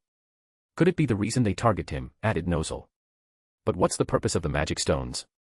The Shadow Palace, muttered Yami loud enough for everyone to hear, thus garnering everyone's sight. Edward once mentioned something deep in the castle called the Shadow Palace. It might be their destination. Speaking of which, where is the Wizard King? Asked Nozel. I tried contacting him, but it is no use. Everyone became quiet once again before Seeker continued. Asta's anti-magic can nullify whatever spells these people are under, so we can use his ability to solve the problem. If that's true, we can divide our team into 2 groups, one go after the elves while the second dealt with the situation here, said Nozel. That's a bad idea, said Seeker. If we want a chance at beating these elves, we'll need all the help we can have. She knew what awaited them inside the Shadow Palace. Everything would be fine if the Wizard King were here, but he is not. Furthermore, she planned to wake up the first Wizard King, Lemuel, to deal with the problem. Unfortunately, she needed the magic stones to unseal him, but they appeared now to be all the hands of the elves. Edward told me he placed a sealed in whatever was inside the castle, said Yami. This should buy us time to deal with the remaining elves, heal, and even recover slightly. While everyone pondered the feasibility of this plan, they suddenly felt the temperature around drastically increase. As everyone looked for the source, they saw a massive pillar of flame coming out from Fugilian's body. Brother, yelled Leon Vermilion, Fugilian's younger brother. Mimosa, what is going on? I don't know, she replied. She was only using her healing magic to keep him alive when this sudden change occurred. Under everyone's watch, the pillar of flame turned into a salamander with wings. Then, Fugilian's injury healed under everyone's eyes while also growing an arm made entirely of fire. Then, he opened his eyes with confusion. Aniki, yelled Leon. Captain Fugilin, yelled Asta at the same time.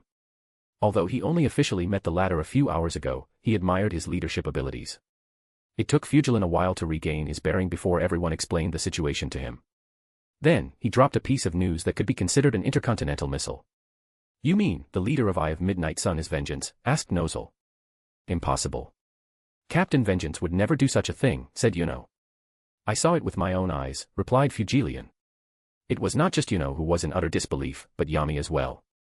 Vengeance was one of his closest friends since they grew up in the Blue Ravenclaw squad together, trained together by Edward. So, he could not fathom why he would betray the kingdom and become a terrorist.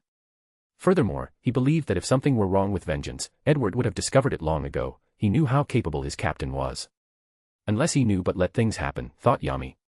He knew that Edward could use time magic after the fight with Lucius, so it is not unheard of for him to see this future and let it happen for some reason. The question is why. Or maybe, I'm reading too much into this, and he is really stuck somewhere where he cannot be contacted. Finally, everyone proceeded with the plan. Although angered at Vengeance's betrayal, they hoped that his situation was similar to the people who had their bodies taken away. With Mimosa healing everyone and Charmy using her food magic to regenerate everyone's mana, the group quickly returned to peak fighting shape before stopping the magic knights whose bodies were taken over by elves. Meanwhile, Fugilian used Finral's spatial magic to contact more help, his sister, Marioliona. In a grand magic zone not far from the Clover Kingdom, Edward calmly watched everything happening. He understood the plot seemed to be disrupted completely. The invasion of the elves should have occurred way later after the capital was attacked, the underwater temple visit, the Witch Queen visit, and the royal knight selection.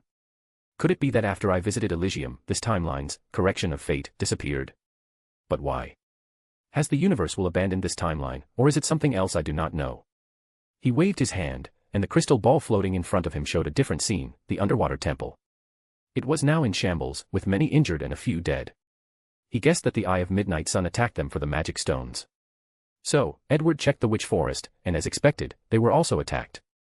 However, the casualty seemed less severe than the underwater temple. Zagrid should be showing up, so let's wait for a little more. Chapter 313, Word Soul Magic. Fugilian walked out of a portal to a forest before looking around. Then, he closed his eyes to sense something before the small salamander on his should suddenly turn into a dragon. He jumped on its back while carrying Finral and flying in a direction. A few minutes later, he landed in front of a giant rhinoceros more than 15 meters tall.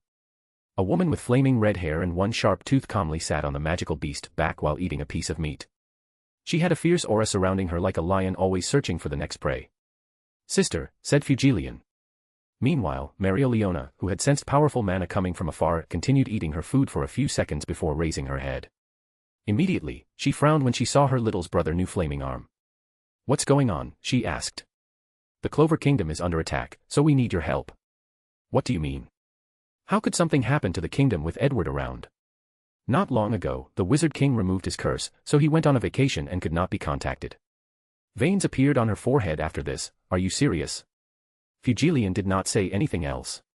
So, Marioliona took a small mirror from her pocket and injected mana inside.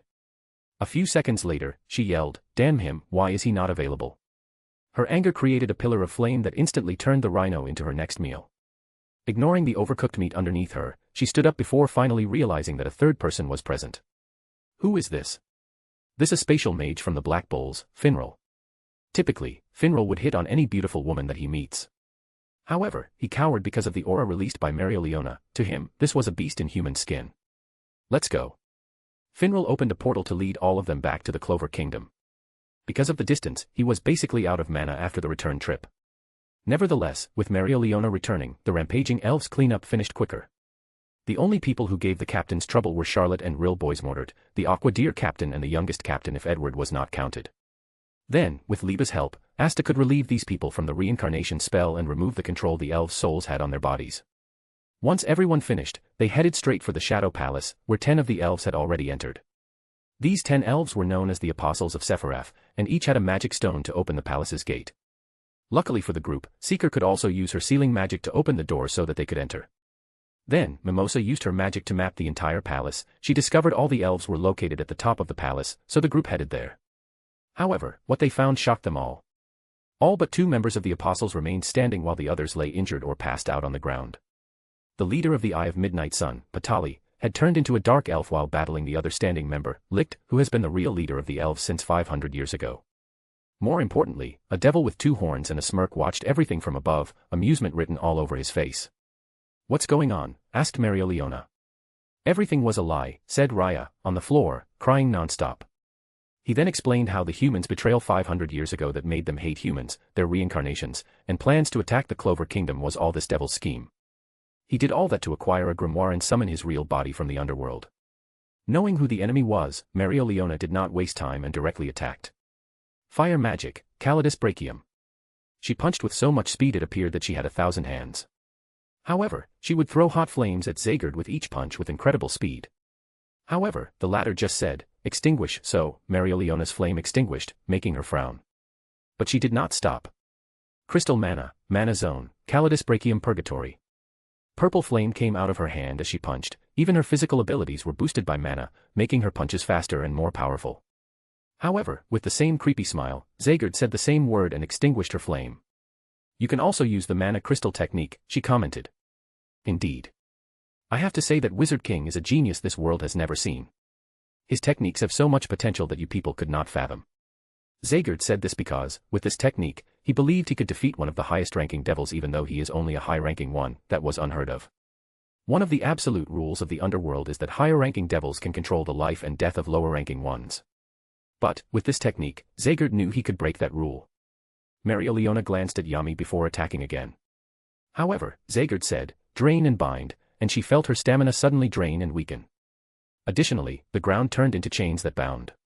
Meanwhile, Yami suddenly appeared behind him with his katana clad in his dark magic to slash him. "Repulse," said Zagard. A powerful repulsing force pushed Yami away until he crashed into the wall. At the same time, Fugilian, Nozel, and Jack attacked. However, Zagard looked at them with disdain. These 3 only mastered the liquid mana method, so they posed no threat to him. Infinite Blade. Thousands of blades suddenly appeared and bombarded Nozel and Fugilian to kill them. Nozel created numerous mercury tentacles to bounce the sword away, while Fugilian ordered his salamander to burn the blades. Unfortunately, there were too many of them. While Yami and Marioliona fought against Zagard, Licht and the corrupted Patali fought against one another. Meanwhile, the members of the Black Bulls, Asta, Yuno, Mimosa, Seeker, Noel, and a few others, looked at this battle in shock. Although they knew the captains were powerful, they did not expect them to be this powerful, not to mention the devil. Unfortunately, they are useless in this level of fight. Even Asta's anti-magic is no use since he has only been training as a magic knight for over 2 weeks. Even with Ki, he could not keep up with the movement of Nozel and the other two, let alone Yami and Marioliona. And Yuno was in the same spot as him. He has recently awakened the wind spirit he made a pact with, and the sudden increase in mana because of the elven soul inside his body did not help. So, those two watched this battle with gritted teeth while promising themselves they would get stronger. The only helpful person in this battle is Vanessa. As she watched her friends die in front of her in the chaos, she awakened fate magic and reversed their death. Although this magic only worked for those she cared for, luckily, Yami is one of these people. So, she could save him a few times before her mana ran out. After a few minutes, Zagerd laughed as he looked at the tired and battered captains while he remained the same. Excellent. I have already tested the scope of my power, and now it's time to leave before that monster show up. Before then, I will give you a parting gift. He then summoned a bunch of creepy purple monsters whose bodies seemed to be made of short tentacles. The moment these monsters appeared, they absorbed the ambient mana in the palace before multiplying like an uncontrollable plague. Then, they attacked the injured elves and the other magic knights like Asta and Noel. Double, said Zagerd to create a clone of himself to continue fighting these captains while he headed for the exit. Unfortunately, he did not travel far before the entire Shadow Palace paused for a moment before a portal appeared out of nowhere. From there, Edward walked out with his white and gold magical robe. He looked at everyone before smiling, "Miss me?" Everyone sighed in relief after seeing him. He looked at the battered captains and said, "You guys need more training." "Hurry and end this," said Yami with a grumpy tone. Edward shrugged his shoulder before slowly flying to Asta's group. "I need to see your grimoires," pointing at Asta and Seeker Swallowtail. The former immediately handed his grimoire while the latter hesitated for a moment before also handing it over. Edward took an orb from Asta's grimoire before absorbing the information inside. He raised his hand to create a black ball, anti-magic. However, he soon shook his head as he knew he could only turn a small portion of his mana into anti-magic energy. It was not enough. So, he placed the orb back inside before reading Seeker's grimoire. Her sealing magic was extraordinary as it was forcibly changed by forbidden magic, making it evolve to the point of almost sealing concepts. So, after reading the grimoire, new pages appeared on Edward's grimoire. At this point, the silent spell he placed on Zagerd the moment he laid eyes on the latter was dispelled by a weird trident that could dismantle anything it touched. With his mouth free, he could use his word soul magic again. "What kind of magic is this?" asked Zagerd, trying to buy himself some time, albeit, he was also curious. He could tell this magic was not from this world since only this type of magic his trident, an ancient artifact, could not easily dismantle. Unfortunately for him, Edward was not in the mood to chat. He waved his hand to create numerous magic circles that formed a sphere around Zagerd before they enclosed on him until he shrank to the size of a tennis ball. The devil could not resist a single bit. Edward then waved his hand to manifest a golden light that healed all the injured individuals, including the elves. Even Patali's dark elf form was slightly reversed, changing him back to his usual self with only one eye remaining completely black. Additionally, Patali was then divided into two people, Vengeance and himself. "Follow me," said Edward to everyone as he flew outside. A gentle breeze levitated the people who could not use flying spells. Outside the palace, Edward waved his hand to heal and wake up the sleeping magic knights once occupied by the elves. He instilled the memories of the battle against Zagerd in their minds before having them follow him. So, a strange could be seen above the capital. The Wizard King led all the captains and magic knights. As he looked at the destroyed kingdom, Edward asked the group, "Do you blame me for now showing up earlier?" No one answered him, including Yami and the headstrong Marioliona. "I can honestly tell you that I knew this attack would happen and did not do anything." Everyone remained quiet while a few people lowered their heads while some trembled. "I did this to teach you 3 lessons. First, never become over-reliant on others to save you. In this world, only your family and loved ones would go to extreme lengths to protect you, and even this is not guaranteed." Edward paused for a moment while still looking in the distance. "Second, I want you to understand how weak you truly are. Your achievements as magic knights or captains are nothing to brag or be proud about. Because in the end, with your strength, you could not protect this kingdom and its citizen." Many people, mostly the captains, clenched their hands after hearing this, while some even had tears in their eyes. But no one said anything. "Lastly, I will show you the pinnacle of power in this world. I am not doing this to show off but to inspire all of you. I want you to know that one day, you will reach this height and even surpass it. Of course, none of you would believe me or understand my meaning, but you will in the future." After saying that, his grimoire floated in front of him. Time reversal magic, Chrono Anastasis. An enormous clock face covered the entire Clover Kingdom, meaning all 3 realms. Then, the hand started to move backward, and in doing so, time was also moving backward. All the destroyed places of the kingdom and the people killed in the incident returned to the state a few hours ago. Phew, muttered Edward as he wiped the sweat from his forehead. When Julius used the spell in the main timeline, he only covered the noble realm and reversed time to a few seconds. But he had to cover all 3 realms and revert time to 2 hours ago. So, he used a lot of mana and most of the stored time he had in reserve. Finally, he turned around to face these people who looked at him with shock, awe, envy, and even a little fear. Go and appease the citizens. Although I have revived them, their memories of death are still there. The knights nodded their heads, still in a daze, before leaving. Meanwhile, Edward returned to his castle. Chapter 3:14, Empowerment. While heading to the castle, Edward looked at the 10 apostles of Sephiroth and said, "All you, follow me." "You too," he said to Seeker Swallowtail before flying to the castle. The elves hesitated before following him along with Seeker. Inside his office, Edward looked at them before focusing on Licht, whose eyes were unfocused. Although he fought with Zagerd and Patali, his soul was still slumbering. So, he asked Seeker to unseal his soul to awaken him completely. Edward gave the elves a few minutes to reminisce with their leader. "Wizard King, I would first apologize for everything our kind has done," said Licht once he finished talking to his fellow brethren. "I understand the situation, so I won't blame you. We appreciate your kindness. So, to what do we owe this invitation?" "I want to make a deal with you, elves." "Oh, can you be more specific?" asked Licht. "I will revive your fallen members, and in return, I need your help to do something." Then, Edward explained what he needed them to do, which involved Elysium. "This seems very dangerous," said Licht with a frown. "I think this is a price worth paying to revive our dead comrades," said Patali, and many agreed with him but did not voice their opinions as they awaited Licht's decision. So, after pondering for a while, Licht asked, "How are you going to revive our fallen brethren?" "Zagerd's reincarnation magic preserved most of their souls so I can prevent them from moving on to the afterlife. As for their bodies, Sally will create an artificial body for you." After hearing that name, Patali became embarrassed. He sacrificed her along with the other human members of Eye of the Sun to activate the elves' reincarnation magic. Now, he has to rely on her to revive his race. For a moment, he feared she would take out her hatred on them because of his actions. "Don't worry about her," replied Edward. "Regarding that little girl Sally, she is the perfect arcanist, curious about how everything in the world functions, cruel enough to conduct inhumane experiments when necessary, and extremely intelligent." So, Edward secretly saved her to nurture her in that direction. The only downside is she is somewhat unhinged, but Edward has ways to restrict her. As long as he does this and prevents her from contacting Asta to not be influenced by his main protagonist's charm to become less cruel like in the main timeline, she will be the perfect arcanist.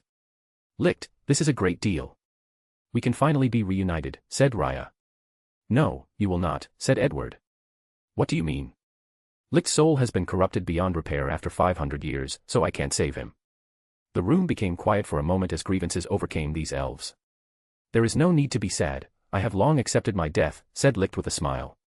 He expected this outcome when he turned into a devil 500 years ago because of the loss of his wife, child and watching all his clansmen being massacred. "I'm glad I got the chance to see all of you again and to clear the misunderstanding between humans and elves. The only regret is that I could not see Lemuel again." Edward watched them calmly. He lied about being unable to save Licht. The elves are a very talented race and would be a great asset to the Empire. However, Licht is kind and benevolent and revered as a leader. Such a person would make it more difficult to control the elves once they are brought back. Patali, however, is another story. Although he is the temporary leader of the elves, the others do not have as much loyalty or reverence for him, so he is easier to control to indirectly manipulate the elves secretly. Additionally, he has a lot of guilt for what he did to his fellow elves, a weakness that can be exploited. So, Licht cannot be saved or resurrected. Edward waved his hand to manifest the 10 magic stones before opening a portal. "Follow Seeker, and you can see Lemuel one last time." The first Wizard King statue is on top of an enormous devil head near Hage Village, where Asta and Yuno grew up. Today, a portal opened near the figure, and 11 individuals walked from it. Using the magic stones, Seeker unsealed the first Wizard King and reunited with him after 500 years. However, unlike the main timeline, the magic stones did not crumble since Edward ensured this. So, he summoned them back to his office to study them. A few hours later, the group returned with sadness in their eyes. Licht and Lemuel have passed on into the afterlife. Edward handed them a few crystals that contained the souls of their brethren while also asking them to give up the bodies of the people they occupied, even Patali. He knew the importance of the resonance of the body and the soul. So, if these elves needed to utilize all their potential, they needed their original body. Then, he sent them all away. And as he watched them leave, he thought to himself, I need someone else to fill Licht's position on the Tree of Life monument and accomplish the summoning ritual I need to reach Elysium. Licht has descendants, so one of them could be used. After that, he focused on the magic stones as he was on the verge of a discovery. So, he left a clone to oversee the entire situation before going to his secret laboratory. A few days later, Edward looked at the magic stones with shining eyes. Negative karma empowerment. The magic stones can amplify the magic power of their wielder because it is connected to the negative mana in the underworld. So, after studying the stones, the negative mana acquired from Magicula and Zagard, he discovered the true essence of this boost, to be precise, the true essence of negative mana, karma empowerment. Edward has read a few comics with characters with karma empowerment, but he never experienced it himself in his magical journey so far. Luckily, he acquired a karma divine treasure from the library on his last voyage and has been studying since. With this basis, he recognized that negative mana was a form of karma empowerment that boosted mana. He then compared this discovery with the sample mana he acquired from Elysium, which could be considered positive mana. And as expected, it is also a form of karma empowerment that focuses on positive karma, unlike the devils who use negative karma. With this discovery, Edward concluded that devils and angels were species that originated from one source. He also understood why these two races were so much more powerful than the others. Their mana was literally always boosted on top of having a large mana pool. So, he wanted that boost for him. Additionally, I can forge the underworld and Elysium into a magical artifact that boosted the floating city. If done correctly, the karma empowerment should be able to push the city into a tier 10 artifacts. Edward became excited at this thought. He did not yet know how to deal with the devils in the underworld, so he originally planned just to enslave them as they would serve as excellent weapons, especially after becoming arcanists. Now, he will have even better use for them. He theorized that these devils had the natural ability to gather negative karma to fill the underworld. If so, they would be even more valuable. Then, Edward created another clone to continue studying karmic magic while he went to do something else. One of the best discoveries he made in this world is Ghosh Adley's mirror magic, which allowed him to make mirror clones that could have some of his powers in his mind. Moreover, he did not have to worry about these clones rebelling and creating chaos.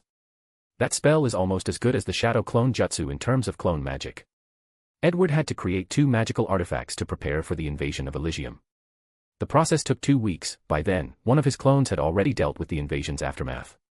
His status in the Clover Kingdom's resident mind reached an unimaginable height. In the laboratory, Edward suddenly felt something, and he muttered, "So, it's finally accomplished." Status. He looked at his status from the Akashic record. His age and tier changed, but that was not his main focus. He focused on the new title he acquired, Wizard King. This tile is one of the reasons he stayed in the Clover Kingdom for so long and dedicated a lot of time and effort to improve it. Chapter 315, The Past Creeping In. Wizard King, as the most powerful mage in the kingdom, you have protected it through many catastrophes while also creating the greatest era of economic, military, and cultural growth that the Clover Kingdom has ever seen. Your name will forever be remembered in the annals of history as the best Wizard King. Buff, medium spacetime affinity, high resistance to body possession. Edward closed his eyes as he felt his understanding and control of spacetime magic increase. The process lasted a few minutes, but he wished it was longer once he was done. The title of Sorcerer Supreme should provide me with a high spacetime affinity. Then, Edward walked to a room where a body was preserved inside an orb with a ring containing Roman numbers, Aesir Silva. Morgana. "Yes, boss," said the little elf as she manifested herself. "Why do you think my obsession for her comes from? Isn't it from your ex-girlfriend from Earth?" "I know this, but why would I still be obsessed with her? I thought I moved on with my life." "All right, let me activate the psychoanalysis mode," said the little elf before changing to a formal outfit, glasses, notepad, and a pen. By now, Edward was used to her shenanigans. "Do you know that powerful men often want the things they cannot have? Do you think you want her now because she is out of reach?" Edward pondered for a moment. "There are many things I want that I cannot or did not get. So, I doubt this is the real issue. Then, let's look at the issue from another perspective. What was the reason for your breakup?" Edward became momentarily lost in his memories. Although there were many, the main one was our social status. I was a lowly upper middle class, trying to make a living in the world.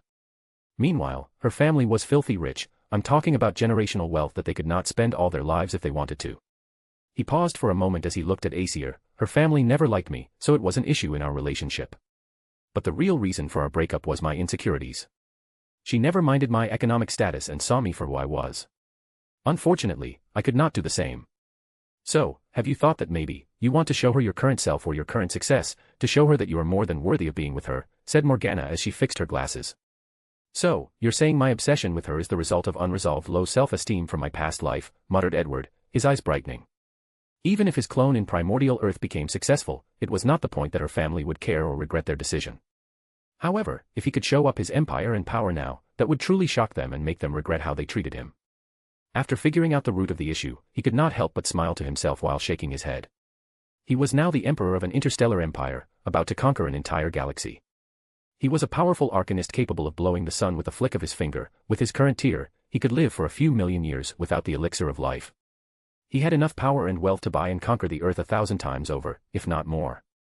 So, why would he care about a small family on Earth? As for her, he could only say some things were not meant to be. One day, when he visits primordial Earth, they may meet again.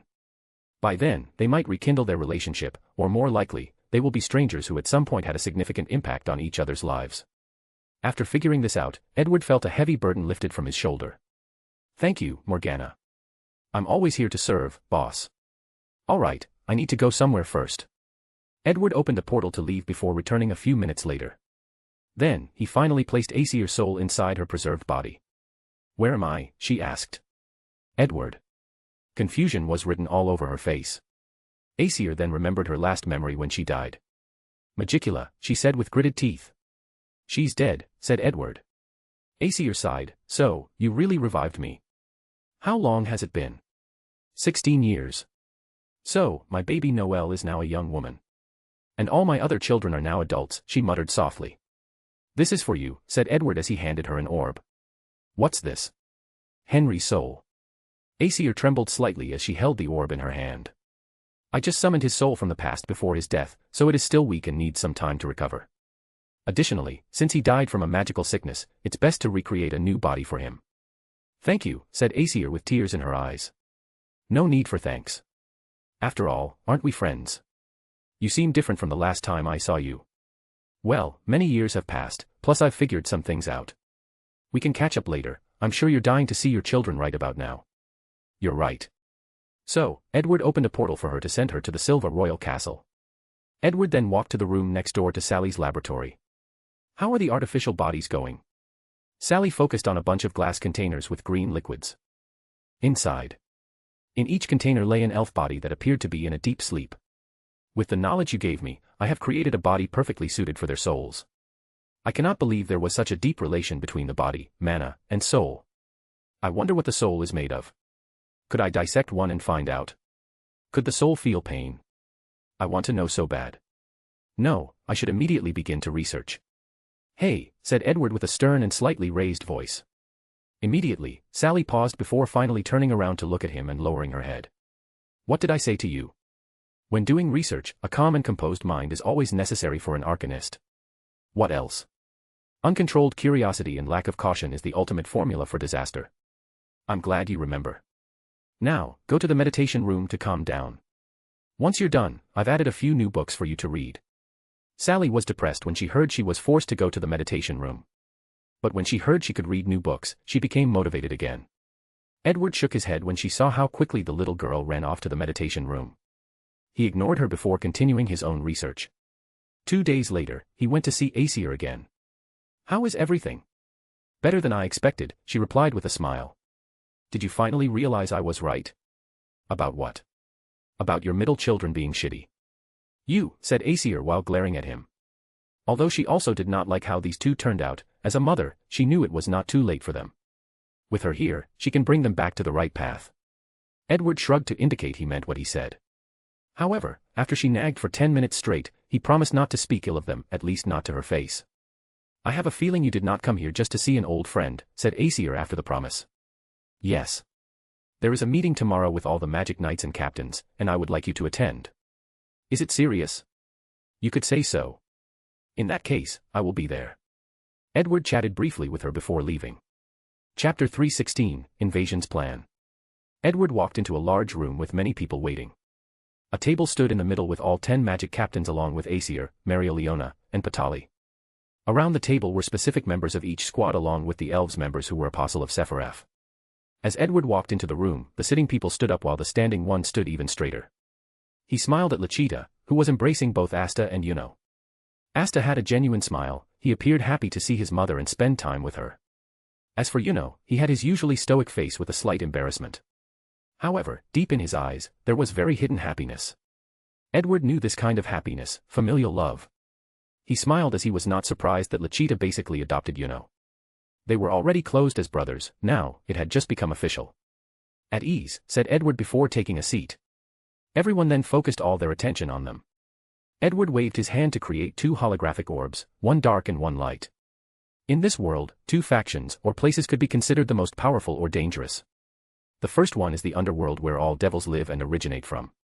He pointed at the dark orb, and the words underworld and devil appeared inside. And the second is Elysium, where angels and possibly God live. Many people squinted their eyes at the words Elysium. Angels and God appeared in the light orb. Most, if not all, of these people have heard of the underworld or devils. But they've never heard of angels or God except in stories in the church. Edward waved his hand to crush the dark orb. There is no need to worry about the underworld since I will personally deal with them. However, I need your help to access Elysium. You want us to invade Elysium? Why? They seem to be no threat to us, asked Yami. Many people had the same thought as him. Edward looked at all the people in the room and calmly said, I could give you a valid reason since I have sufficient evidence to suggest that God has been plotting to use our hands to deal with the underworld. I could use the rhetoric that this was for the future of the Clover Kingdom. But all of this would not be true. Edward paused for a moment to let his word marinate. When a man's reach my position and power, few things have value, whether it is wealth, fame, glory, or woman, most of these things held little to no value to me. What I want is knowledge, mystery, and the truth. For example, where did the grimoire comes from? Is it a natural thing or an artificial creation? Why can it create spells without study but just repeated practice? Is it possible that there exists a place that connects all grimoires? And could that place have all the spells ever recorded in a grimoire? Everyone looked at him in shock, not knowing how to respond. Now, I'm sure none of you ever thought about these questions, never cared or assumed certain things were normal when they were not. But I have contemplated these mysteries and searched for answers. And the last part of the puzzle to find the answer lies in Elysium. So, this invasion is a personal or selfish mission of mine. If you do not want to participate, you are free to leave. In my name as Wizard King, I promise not to blame you. The Magic Knights looked at each other while some whispered to each other. In the end, no one left. I will emphasize, this is a high-risk mission with a high death rate. So, it is best to consider this as you make a decision. Despite saying this, no one left after a few minutes. I have a question, said Zora Ideal. Why don't you invade this Elysium on your own since you can do the same for the underworld? I did, replied Edward. But someone or something exiled and banned me from entering again. The people who watched Edward easily deal with a high-ranking devil immediately became serious. They knew how powerful a person has to be to exile the Wizard King. All right, so what is the plan? Asked Maria Leona, who had very intense fighting desires in her eyes as if she had found another worthy prey.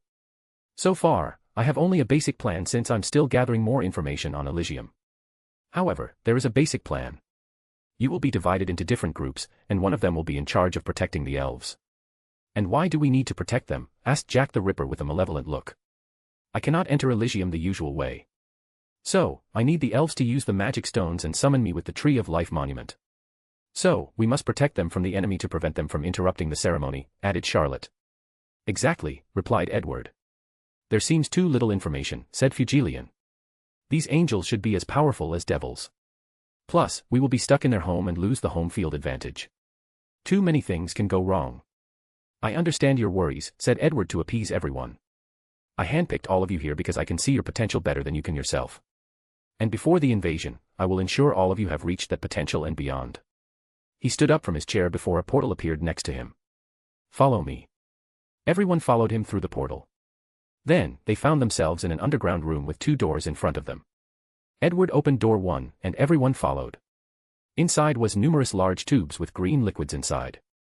These machines serve two purposes. The first one is to enhance your physical body, making it faster, stronger, and more durable. With a strong body, your fighting capabilities will increase, as will your survivability. It's not going to make me all buff and muscular, no, asked Vanessa from the Black Bowls. If you don't want it to, it will not, replied Edward before continuing. The second purpose of the machine is to increase your mana. How is that possible? 500 years ago, the Clover Kingdom's nobles and royal family stole mana from the elves using a magical artifact created by the first Wizard King and passed this mana through their bloodline. I discovered their magical artifact and modified them to use ambient mana in nature. However, this is the limit as the machine will also grant you an additional artificial mana pool. Many people became embarrassed after hearing this and did not know what to say. And this is precisely the reason mentioned this topic, to alleviate the tension between these two races after the previous chaos. What does that mean? Asked Marioliona, wanting to change the topic. A stone full of mana will be fused to your heart and serve as a second reserve or second mana pool. Edward turned around to see the smile and excitement of these people. He smiled devilishly before saying, nothing is free or easy in life. So, whether it is the body enhancement or the mana increase surgery, the process will be excruciating, and only individuals with extreme willpower will succeed. Furthermore, the longer you can resist the pain, the more benefit you will receive. Me, I have a question, said Asta as he raised his hand. What is it? Does that mean I will have mana? No. With mana, you cannot use anti-magic. With a lot of knowledge and training, this kid should be able to turn mana into anti-magic energy. However, this would require too much time, plus Edward wanted him to walk on a pure anti-magic path so he could create his own arcane subclass one day. Although a little disappointed, Asta quickly cheered since he knew how powerful his anti-magic was. I'll tell you a little secret to motivate you, said Edward. The relationship between mana and anti-magic can be described as a meatball divided into two. So, if you have enough knowledge and training, you can turn anti-magic into mana, so work hard, kid. After hearing this, stars appeared in Asta's eyes, then he looked at Yuno. You hear this, Yuno? I'll become more powerful with mana and defeat you, then, I'll become the Wizard King. Idiot. Why are you calling me an idiot? The Wizard King's word means that mana can also be turned into anti-magic. Asta's mouth became wide open when he realized that his rival was already so powerful. If he could also use anti-magic, wouldn't he lose his advantage? I won't lose to you, said Asta, all fired up. He decided to master this mana-changing technique before Yuno and beat him. Lachita smiled after seeing her two sons' rivalry. It's good to be motivated. Alright, let's go see the other room. Chapter 317, Training. Edward showed everybody the second room, which contained numerous beds that looked like MRI machines. This room is a virtual reality training room. I combine Captain Dorothy's dream magic with illusion magic to create a virtual reality. With this machine, each of you gets to experience countless life and make different choices. Well, not really. I have organized different scenarios for each of you based on your willpower, spiritual strength, goals, ambitions, desires, family ties, etc. And based on the choices you made in these scenarios, your real grimoire should change and create different spells. Additionally, you can fight with other people in this dream world without worrying about the consequences. Even if you die, you can start over and try again as many times as necessary to defeat your opponent or grow during the battle. Does that include the angels? Asked Aesir, who thought this was a great way to train before the battle. Yes, but the knowledge I have about them is limited, so I could only estimate their strength and fighting abilities. However, I know quite a lot about the devils in the underworld. I have perfectly recreated most of their strengths and abilities, including the highest-ranked devils. Can I fight you in this dream world? Asked Marioliona. Yes. There is a final scenario where I went mad, and all of you must stop me.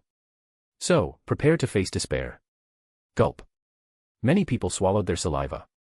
They were all present when the Wizard King reversed time on the entire Clover Kingdom.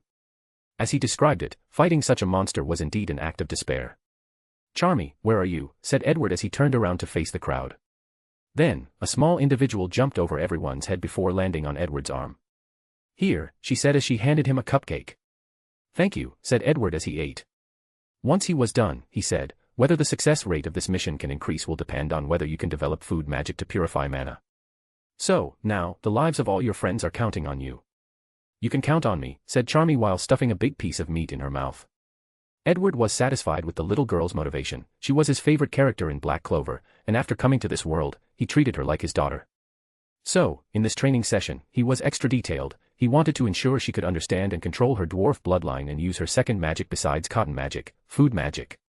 Nodding his head, Edward then looked at the corner. What about you, Nacht? Are you in? A young man with long black hair and blue eyes suddenly appeared from the shadow in the corner of the room.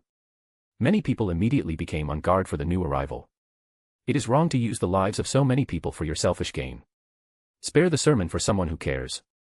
If you don't want to participate, leave. Nacht looked at Edward but did not say anything more. He did not like this man because of his absolute power. To him, even absolute power used for good is innately wrong and evil, and he despises all evil. I see you're as gloomy as usual, Nacht, said Yami with a smile. However, Nacht walked to the Black Bull's side and did not say anything else. Captain Yami, who is this? It's our vice-captain. We have a vice-captain, asked Luck. Never heard of it too, responded Vanessa. Well, he's a little grumpy and asocial, so he never shows up but watches from the shadow, commented Yami. Since you're participating, you will be the first to infiltrate Elysium and gather information. I will give you a set of magical artifacts to help you better hide. Plus, you're in charge of teaching Asta how to use the power of his devil and explaining the devil binding ceremony to him. Nak just nodded his head in acknowledgement. The only reason he decided to participate was to reduce the casualties of these people, especially his squad member. The minimum requirement for this training is that you can use Mana Zone, Mana Method, True Magic, Ultimate Magic, and Liquid Mana at a basic level. If not, you will be eliminated from this mission, and all the power you previously received will be taken away. Many people looked at him as if he was crazy. Although the threshold for some of these techniques, like Mana Zone, has been greatly reduced over the years because of the systemic practice method created by the Wizard King, this did not mean anyone could master them. Not to mention the more challenging techniques like Mana Liquid or those from the Heart Kingdom that they have no information about. Don't worry, this is not as impossible as you think. These devices also contain time magic so that you can get a decade of training in 1 year. The worried magic knights felt relieved when they knew they had more time. Then, they became excited and nervous, thinking about the consequences of not meeting the requirement, so they motivated themselves. The Black Bull's captain likes to use the motto, break your limit. I think this is the perfect motivation for all of you. Now, Marioliona, Fugilian, Leon, Magma, Noelle, Aesir, Vengeance, Charlotte, Yuno, Asta, Lachita, and Yami, all you stay while the rest can begin their training. All the other captains and magic knights scattered to them their own things. Some went straight to the enhanced machine, while some more clever ones went to the virtual reality first to temper their willpower before using it. Yuno, let us begin with you first. A small portal appeared in front of Edward before taking out a grimoire. Do you know of your identity? Yuno had a confusing look on his face, so Edward explained. Your full name is Yuno Grinberial, the Prince of the Spade Kingdom and its true heir. The remaining people looked at him in surprise, and many people finally understood why Yuno, as a peasant, had such a large mana pool. Asta had his mouth wide open, while Lachita was only slightly surprised. Meanwhile, Yuno did not know how to react to this news, but his spirit, Sylph, was happy that Herman was an actual prince, just like she had always imagined. You can learn about your real-life experience in the virtual world. The reason I'm bringing this up is because of your bloodline and unique experience. You are probably the only person in this world who can use 2 grimoires. So, be mindful of that during your training. Yuno nodded before taking the second grimoire handed to him. Yami, I'm going to your homeland to track someone who will give me more information on Elysium. Do you want to go together? Yami paused, even stopping his smoking process. Maybe later, but not now. It's fine, but you can't avoid your past forever. Sooner or later, you must confront it. What about you two? Do you want to go see Zuriel with me in the land of the sun? Lachita immediately shook her head. There is no need. Since he left, there is nothing between us from now on. After seeing his mother's decision, Asta decided to support her even though he wanted to meet his father. Fugilian, summon your salamander. Edward then created a portal. A few minutes later, a large fire draconic creature appeared in the room. Edward closed his eyes for a few minutes before opening them. I have created a method for a spirit to temporarily create contracts or bond with many individuals. So, Marioliona, Leon, and Magma, you will sign a contract with Salamander to increase your strength. Magna, the salamander, is very arrogant, so he did not want to sign a contract with you because of your small amount of magic power. So, I negotiated a deal for you, beat him in a duel of will, and he will sign the contract with you. Magna clenched his fist after hearing this, but he was now determined to show this beast what he was made of. Noelle, you will sign a contract with a water spirit named Undine. Vengeance and Charlotte will sign with a nature spirit called Dryad. Remember, these spirits were kind enough to lend us their power, so treat them with the utmost respect. Edward then opened a portal to the Heart Kingdom to send Noelle and Aesir before sending Vengeance and Charlotte to Alicia Village. Finally, he dismissed the others before going to do his own thing. Chapter 318, Magic Parliament. Edward looked at 9 different mirror clones in front of him. Number 1, you're in charge of studying Zagard's word soul magic and the reincarnation spell he used. Number 2, you're in charge of studying the karma empowerment of positive and negative mana. You're also in charge of studying forbidden spells. You can also work with number 1.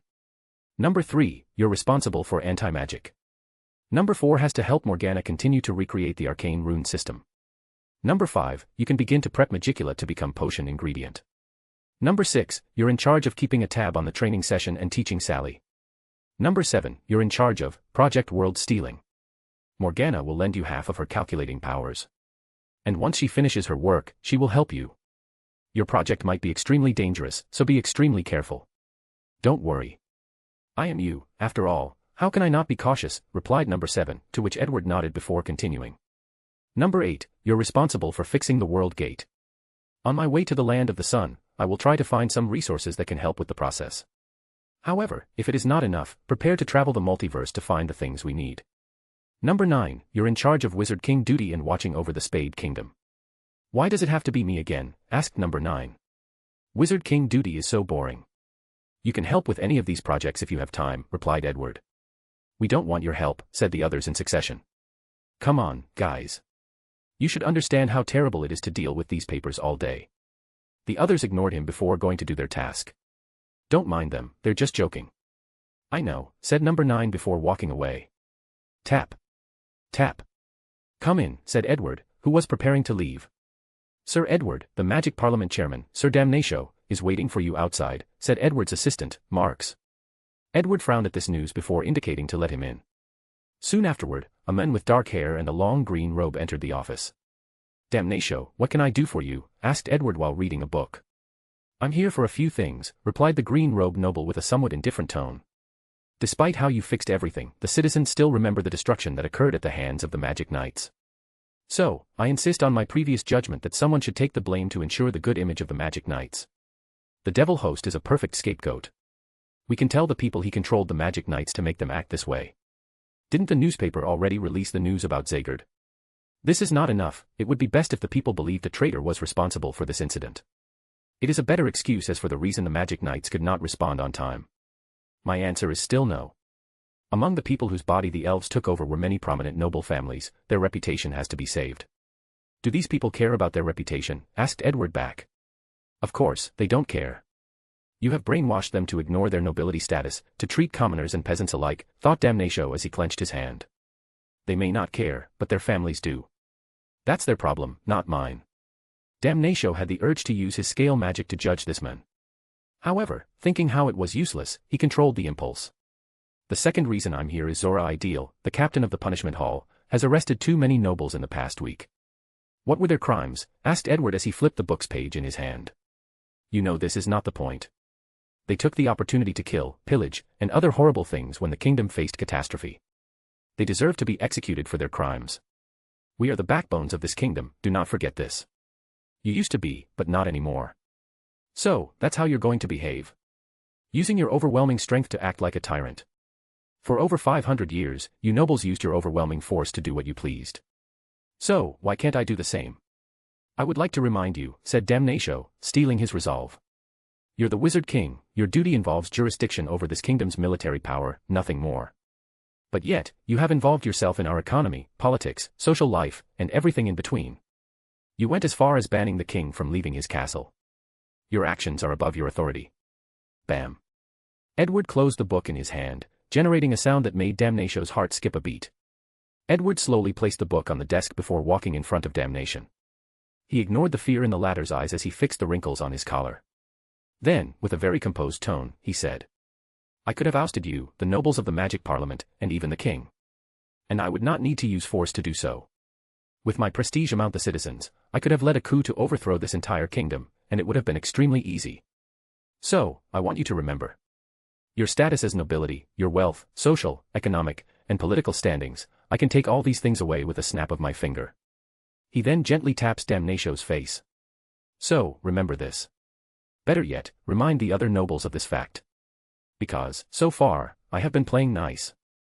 As long as you stay out of my way, all of you can live in your fantasy bubble where you think you still matter while enjoying the generational wealth that you have plundered from the corpses of this kingdom's citizens. Is that understood? Well, I'll take your silence as a sign of acknowledgement. Now, do you have anything else you want to talk about? Damnatio shook his head despite wanting to discuss this problematic mission with Elysium. So, he walked out of the office blankly, eyes full of confusion and fear. Do you think this was too much, sir? Asked Marks. Marks, what did I tell you about eavesdropping? I was not eavesdropping, the walls of this office are simply too thin. Back to the topic, is it really wise to offend the Magic Parliament? The only reason the Magic Parliament still exists is because of my previous curse and because my workload would increase after eliminating them. The Magic Parliament is a collective of nobles and royals who act as the Clover Kingdom's legislature and judiciary. However, when Edward created the Punishment Squad and gave them so much power, he took most of the Parliament's judiciary powers. Regrettably, he could not take their other power because of the curse. And now that he was free, he no longer cared enough to continue playing political games with them. Has everything settled before my departure? Yes, but are you sure nothing will happen again to the kingdom in your absence? Well, according to the future I saw, the Spade Kingdom should not attack us. Should. Yes, should. With his present self, he could only see a few minutes in the future with absolute certainty. However, beyond that, he has to see different timelines and possibilities. And so far, he can only see 10 different timelines. His ability was nothing compared to Doctor Strange, who could see 14,605.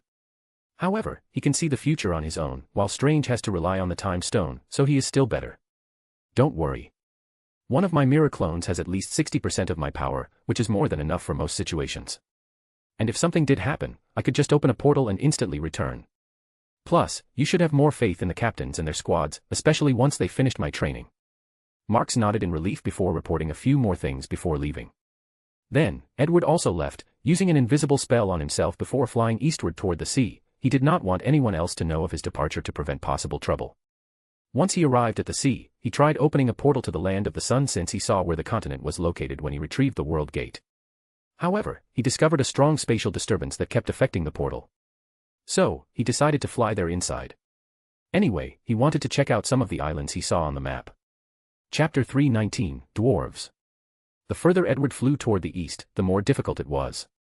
The entire Eastern Ocean was an enormous grand magic zone.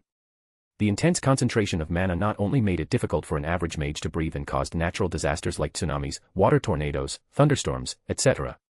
So, as he flew to his destination, Edward had to use Mana Zone to control the ambient mana in the surroundings and calm down these natural phenomena.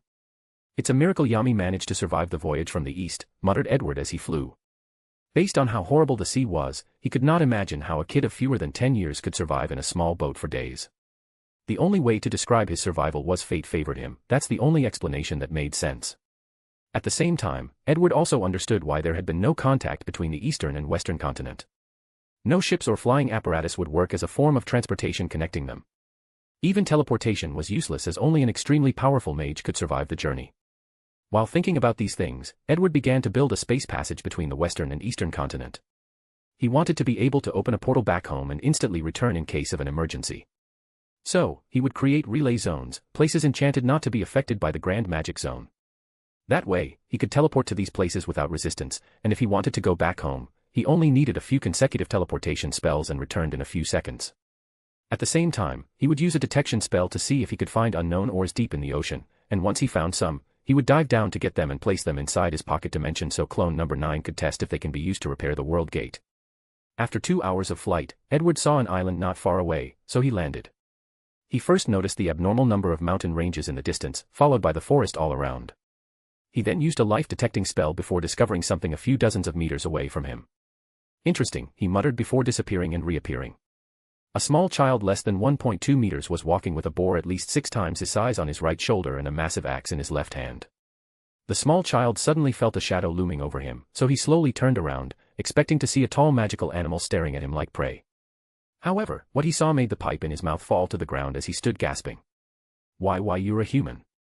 And you're a dwarf, replied Edward as he looked at this tiny little man and his long braided red beard. Human, yelled the dwarf before dropping his lunch and weapons on the ground and running into the forest, screaming there was a human. A few minutes later, hundreds of dwarves showed up to surround Edward, looking at him like he was a valuable piece of art. It really is a human, I've never seen one before, he's so tall. Me too. Not me. I once saved a fisherman 300 years ago, so this is not my first time. I'm so envious. That's nothing. I heard Papitson from the Golden Pick village saved a human woman and eventually fell in love and married her. He's lucky, then. Maybe not. I heard he left the village. Meanwhile, Edward was baffled by these dwarves' overenthusiasm for meeting humans. Then, one of them, who had a bronze headband on his head, walked toward him and said, "My name is Dural Warmbrand, the chief of the Brown Bear village. I'm sorry about their behavior, it is the first time a human has formally visited this island in a long time. My name is Edward Bones, the Clover Kingdom's Wizard King, and I don't mind." That's good. So, you're royalty. Something similar.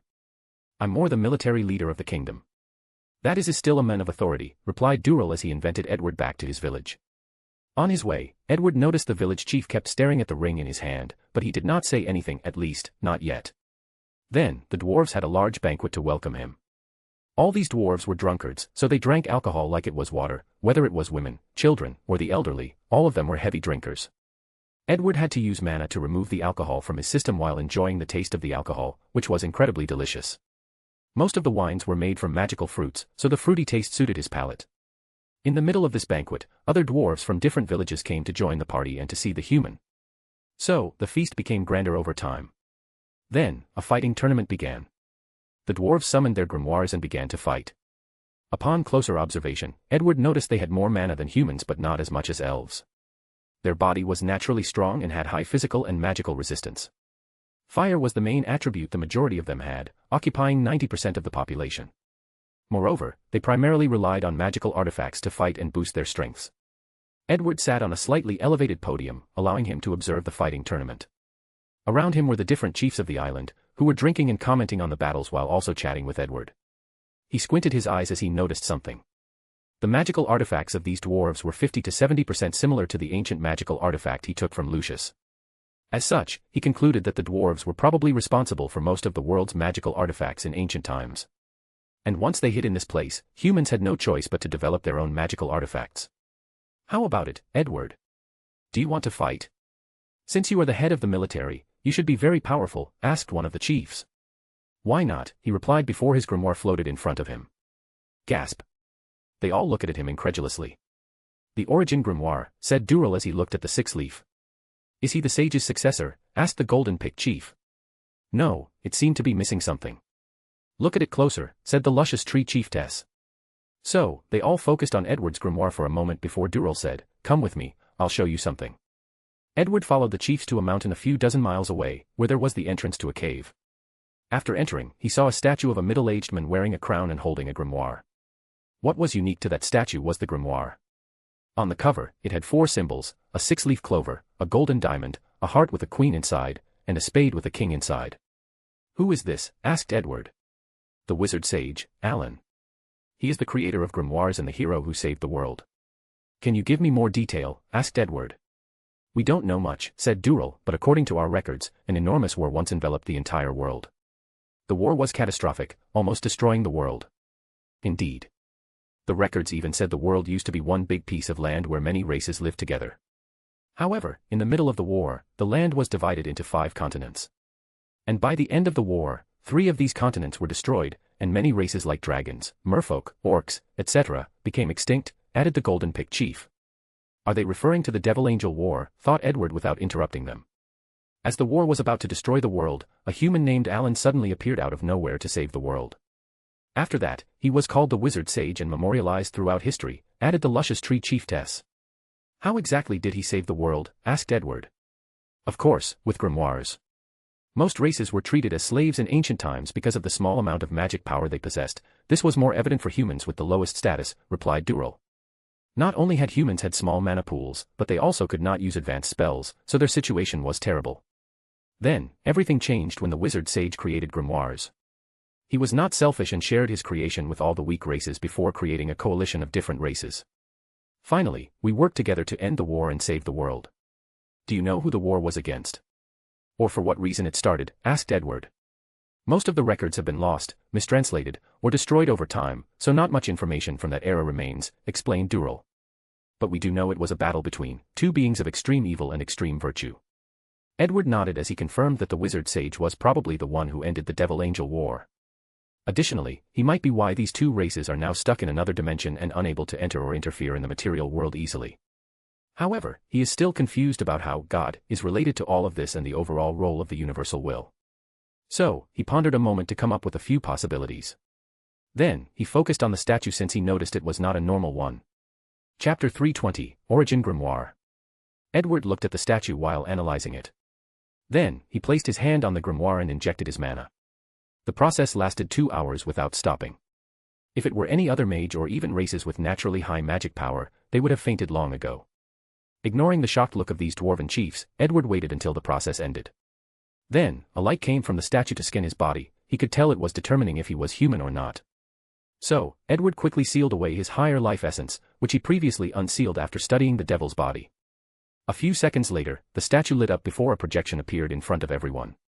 The wizard sage, said the chiefs in unison. Then, they stood straight before saluting it with the utmost respect. Meanwhile, Edward calmly looked at the middle-aged men who exuded wisdom.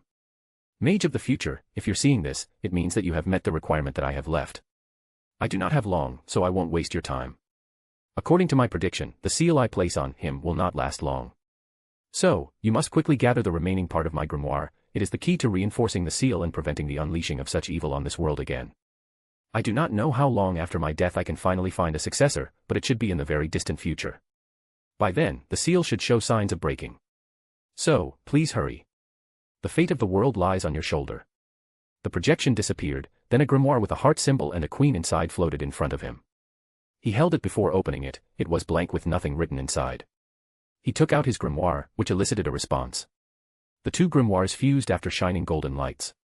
Edward quickly opened it before and saw no changes besides a heart symbol appearing next to the 6-clover leaf. He closed his eyes to sense anything different with the grimoire and felt it connected to something. However, it was so faint that he could not detect what it was. Interesting, he muttered. Subsequently, a map appeared in Edward's mind to show him the location of the other grimoires. One was in the Diamond Kingdom, while the second one was in the Land of the Sun. Edward frowned as he pondered the entire situation. He had no information about the origin grimoire in his memory from the main timeline. So, why did it appear now? Additionally, the mana test of this statue was extremely abnormal. No human should be capable of passing this test. It was as if it was designed specifically for me. This can be explained in two ways. The wizard sage can predict my arrival thousands of years ago. Or, my arrival caused a ripple across spacetime and altered this timeline beyond the norm. It could also be a combination of the two. Edward was leaning more on the third explanation. However, for now, this did not matter. This short projection revealed a lot of information. For example, who is this he the wizard sage was referred to? He observed a slight fear in the wizard sage's eyes when he mentioned it, and the fact he did not even reveal that thing or person's name tells a lot. The he's talking about might refer to the god who controls Elysium. Additionally, the dwarves' records talk about being of extreme good and evil. By that logic, since there is a god who rules Elysium, there might be another who rules the underworld. Countless thoughts flashed across Edward's mind as he pieced many of the puzzles together. The underworld god, let's call him Satan, might be dead, or at least severely injured. He theorized this based on Lucius, or to be precise, the devil Astaroth's actions. He believed that Astaroth wanted to get the power of all the other two underworld leaders. He now believed with their powers, he could either ascend to the position of Satan or use it to revive the dead or injured Satan. This could also validate my other theory that God seemed to be planning to use Asta and Liba's anti-magic to deal with the underworld. Edward continued to ponder as he felt the universe might be a significant factor in all of this mystery. However, he still lacks a lot of meaningful information. In the end, I still have to rely on Zuriel to get more answers. Edward placed the grimoire before turning around to be greeted by these dwarves who looked at him with more respect and reverence. What is now? Sir, it would be our utmost honor to accompany you on your journey to save the world, said Durrell, who removed his crown and appeared to have secretly brushed his hair and beard. And he was not the only one. Edward did not know whether to cry or laugh. These dwarves have been isolated for so long that they rely on stories, legends, and myths to entertain themselves. As such, they all seemed intrigued by the prospect of leaving the island and going on epic adventures. Oddly though, most of them never leave the island. I'm sorry to disappoint you, but there is no grand adventure. Why? Asked the dwarves in puzzlement. They all heard the wizard sage's message. That's because even if the wizard sage were alive and at his peak, he would not be my opponent. So, I can deal with relative ease whatever opponent or great evil he could not in his time. The dwarf chiefs did not know how to react. They knew little about Edward and his ability. However, given that he was chosen as the sage's successor, he must be pretty powerful. However, could he really be more powerful than the legendary hero who saved the world? Wouldn't it be better to have our help, said Durrell, which made Edward ponder for a moment. Ultimately, he decided to have the dwarves help him build a few magical artifacts to aid in Elysium's invasion. So, in the next few days, Edward designed unique artifacts for each magic knight and captain participating in the upcoming battle. He also took time to learn the craftsmanship method of the dwarves while also sharing his. Chief Durrell finally got a chance to examine the ring that he's been eyeing for some time. The crafting method of the dwarves was similar to the engraving in the Empire, as in they involved inscribing magic runes or circles on the artifact to enchant them with magical properties. The difference is that the dwarves used the same mana method as the Heart Kingdom. However, instead of setting magic arrays to boost spells, they do it for enchantment. Edward liked this mana method enchantment, as it was not as physically tiring as engraving enchantments by hands. All you have to do is control the mana in the surroundings to create the magic runes, then use a special technique to burn the array on whatever items need to be enchanted. The burning process can be done after the item is forged, however, that requires a higher level of skills. So, most dwarves can only do the enchantment process while forging, which makes the burning process easier at the cost of reducing some of the enchantment's power. With his artificer's talent and the title from the Akashic record, Edward did not take long to master this enchantment technique to its highest level. He also exchanged some techniques with the dwarves. During his time with them, he learned a lot about this race. What fascinated him was the fact that they were a race born for the profession of artificer. All dwarves had the natural talent to detect precious magical ores near them. They had a long lifespan, between 300 to 800 years, and their reproductive abilities were above average compared to most long-lived species. They were the perfect race to bring back to the Empire. With their artificer talent, once they receive the proper education, the magical technology of the Empire will have another boost. Edward held a hammer in his hand that he had just forged. Lightning flashed across it after injecting his mana. He smiled before whispering to the hammer. "Whosoever holds this hammer, if they be worthy, shall possess the power of the Thor." After saying these words, the hammer lit up, and Edward placed it on the ground, asking the dwarves to try to lift it. Dural was the first to try and easily pick it up. A black and gold armor appeared on his body, boosting his strength. Dural raised the hammer in the sky with excitement to summon a thunderstorm that covered the entire island. Luckily, he controlled himself in time, so he did not cause a disaster. After that, all the dwarves tried and lift the hammer. Edward was embarrassed as he remembered all the dwarves were innocent or pure of heart, so it made sense they could lift and use the hammer. In the end, he changed the requirement to lift the hammer to their crafting skills level. That way, only a few dozens of people were worthy and could lift it. After satisfying his ego, or childhood dream, he tasked the dwarves to create the artifact he needed for the invasion before continuing east to the Land of the Sun. Chapter 321, Land of the Sun. "Are you sure you do not need our help in your quest to save the world?" asked Dural on the island's coast. "I'm sure. And as I said, if I need your help, I will ask," replied Edward with a smile, who proceeded to say goodbye to all the chiefs. He then waved at all the dwarves who came to send him off before flying in the sky and heading eastward. Midway through his voyage, a colossal serpent came out from the ocean to bite him, so he instantly teleported behind the beast. "Well, lunch is here," muttered Edward before using Captain Jack's cutting magic to cut this serpent into 5 sections. Then, he entered his small pocket dimension, where he used Charmy's cotton magic to make himself a feast. After enjoying himself and taking a nap, he continued flying to his destination while creating the spatial path connecting these 2 continents and gathering resources for the World Gate. A few hours later, he arrived at his destination.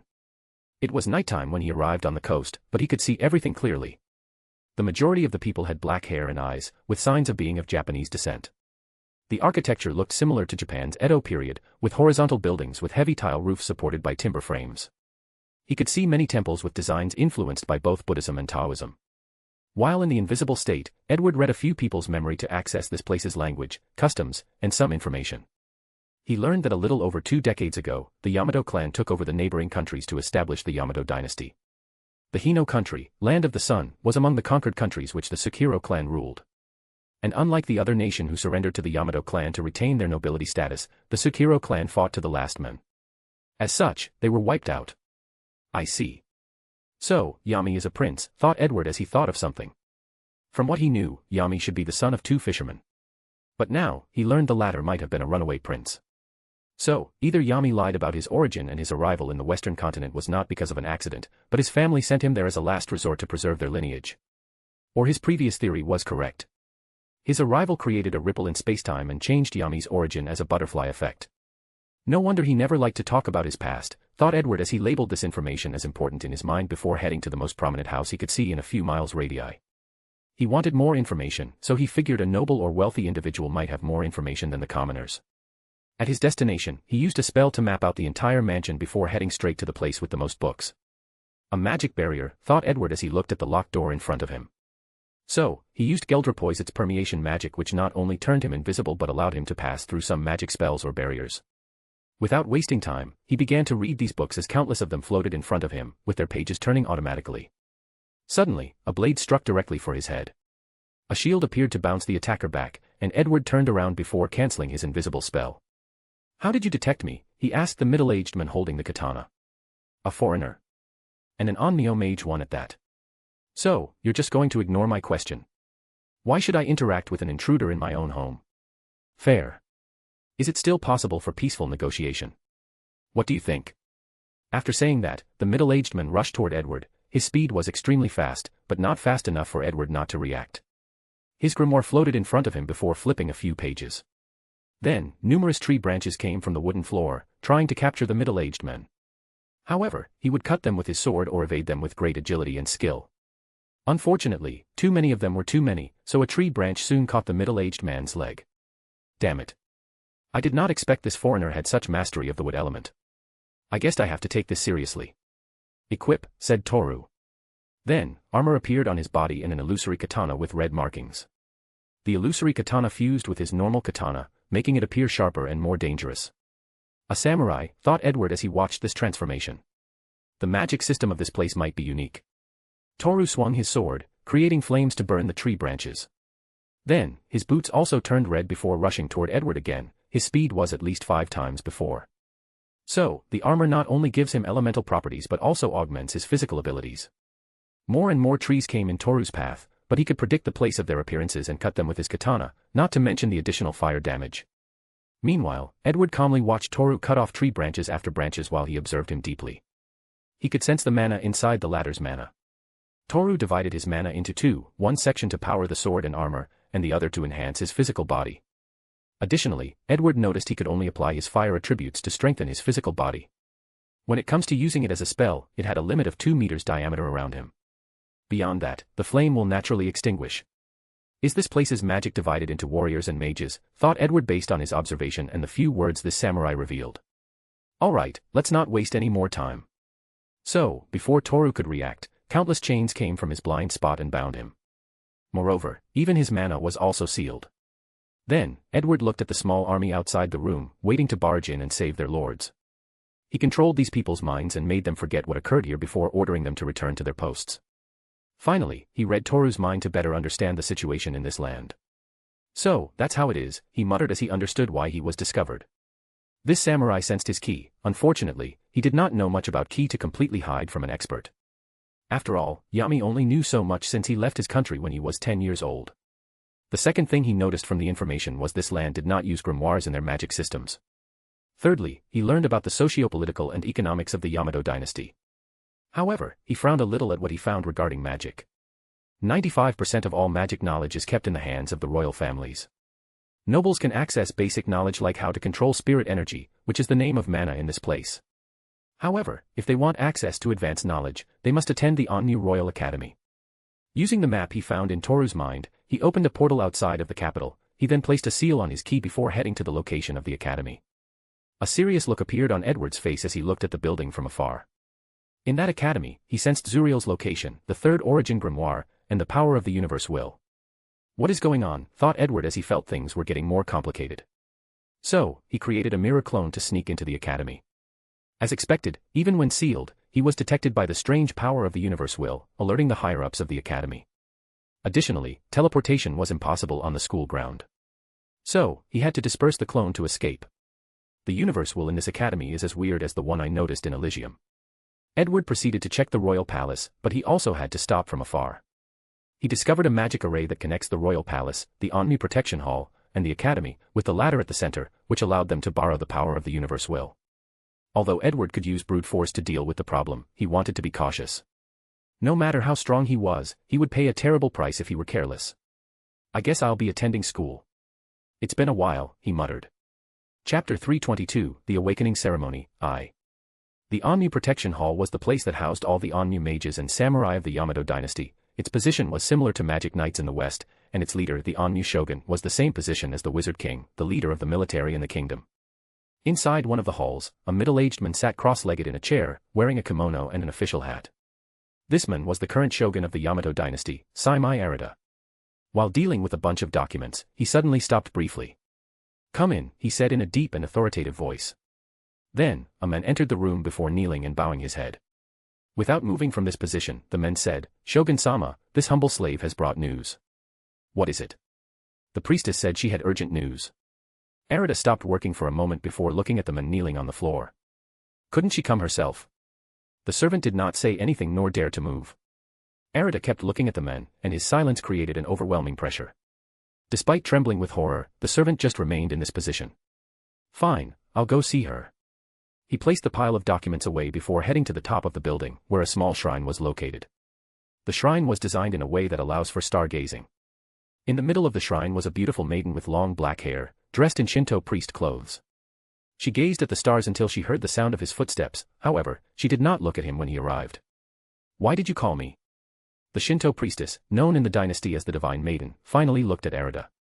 Her pure black eyes, which seemed to contain the stars, made his heart skip a beat, and he almost took a small step back. "The stars have recently changed," said the Divine Maiden, with a calm and ethereal voice. "What does that mean? Can you be more specific?" The star of change shined in the heaven. A great change is about to occur in the dynasty. Arata frowned after hearing this. The last time she made a similar prediction was slightly over 15 years ago. Back then, the Yamato clan had just reunited the continent, making their family reach an unimaginable peak. Unfortunately, or fortunately for many people, the emperor, who was one, if not the greatest Onryu mage on this continent, suddenly passed away, drastically weakening the Yamato clan and threatening to destroy this short-lived dynasty. Luckily, some members of the Yamato clan were wise and rapidly relinquished some of their powers. During the War of Unification, the Yamato clan granted noble status and power to all the royal families who surrendered peacefully without much resistance. But after the emperor's sudden death, they returned their status to royalty before changing the law. The position of Onryu shogun, which the Yamato clan previously held, could now be acquired through competition amongst the royal family, thus relinquishing most of their military power. This decision stabilized the dynasty and preserved some of the Yamato clan's power while forcing the royal families to fight amongst each other. It was a clever tactic. During that era of great change, Saimai Arata allied himself with the Divine Maiden, and with her help, he became the Onryu shogun. "Why are you telling me this?" asked Arata. "Because you're still useful, and you have not completely broken your words," said the Divine Maiden nonchalantly, an act which made Arata secretly clench his hand. He took a moment to calm down. "Do you know when and where this change will occur?" "Unfortunately, no," replied the Divine Maiden as she looked in the sky. "Something or someone seemed to be blocking my divination. In that case, I will pay attention to detect any new changes." After saying that, Arata left without saying any more. Meanwhile, the Divine Maiden looked unbothered.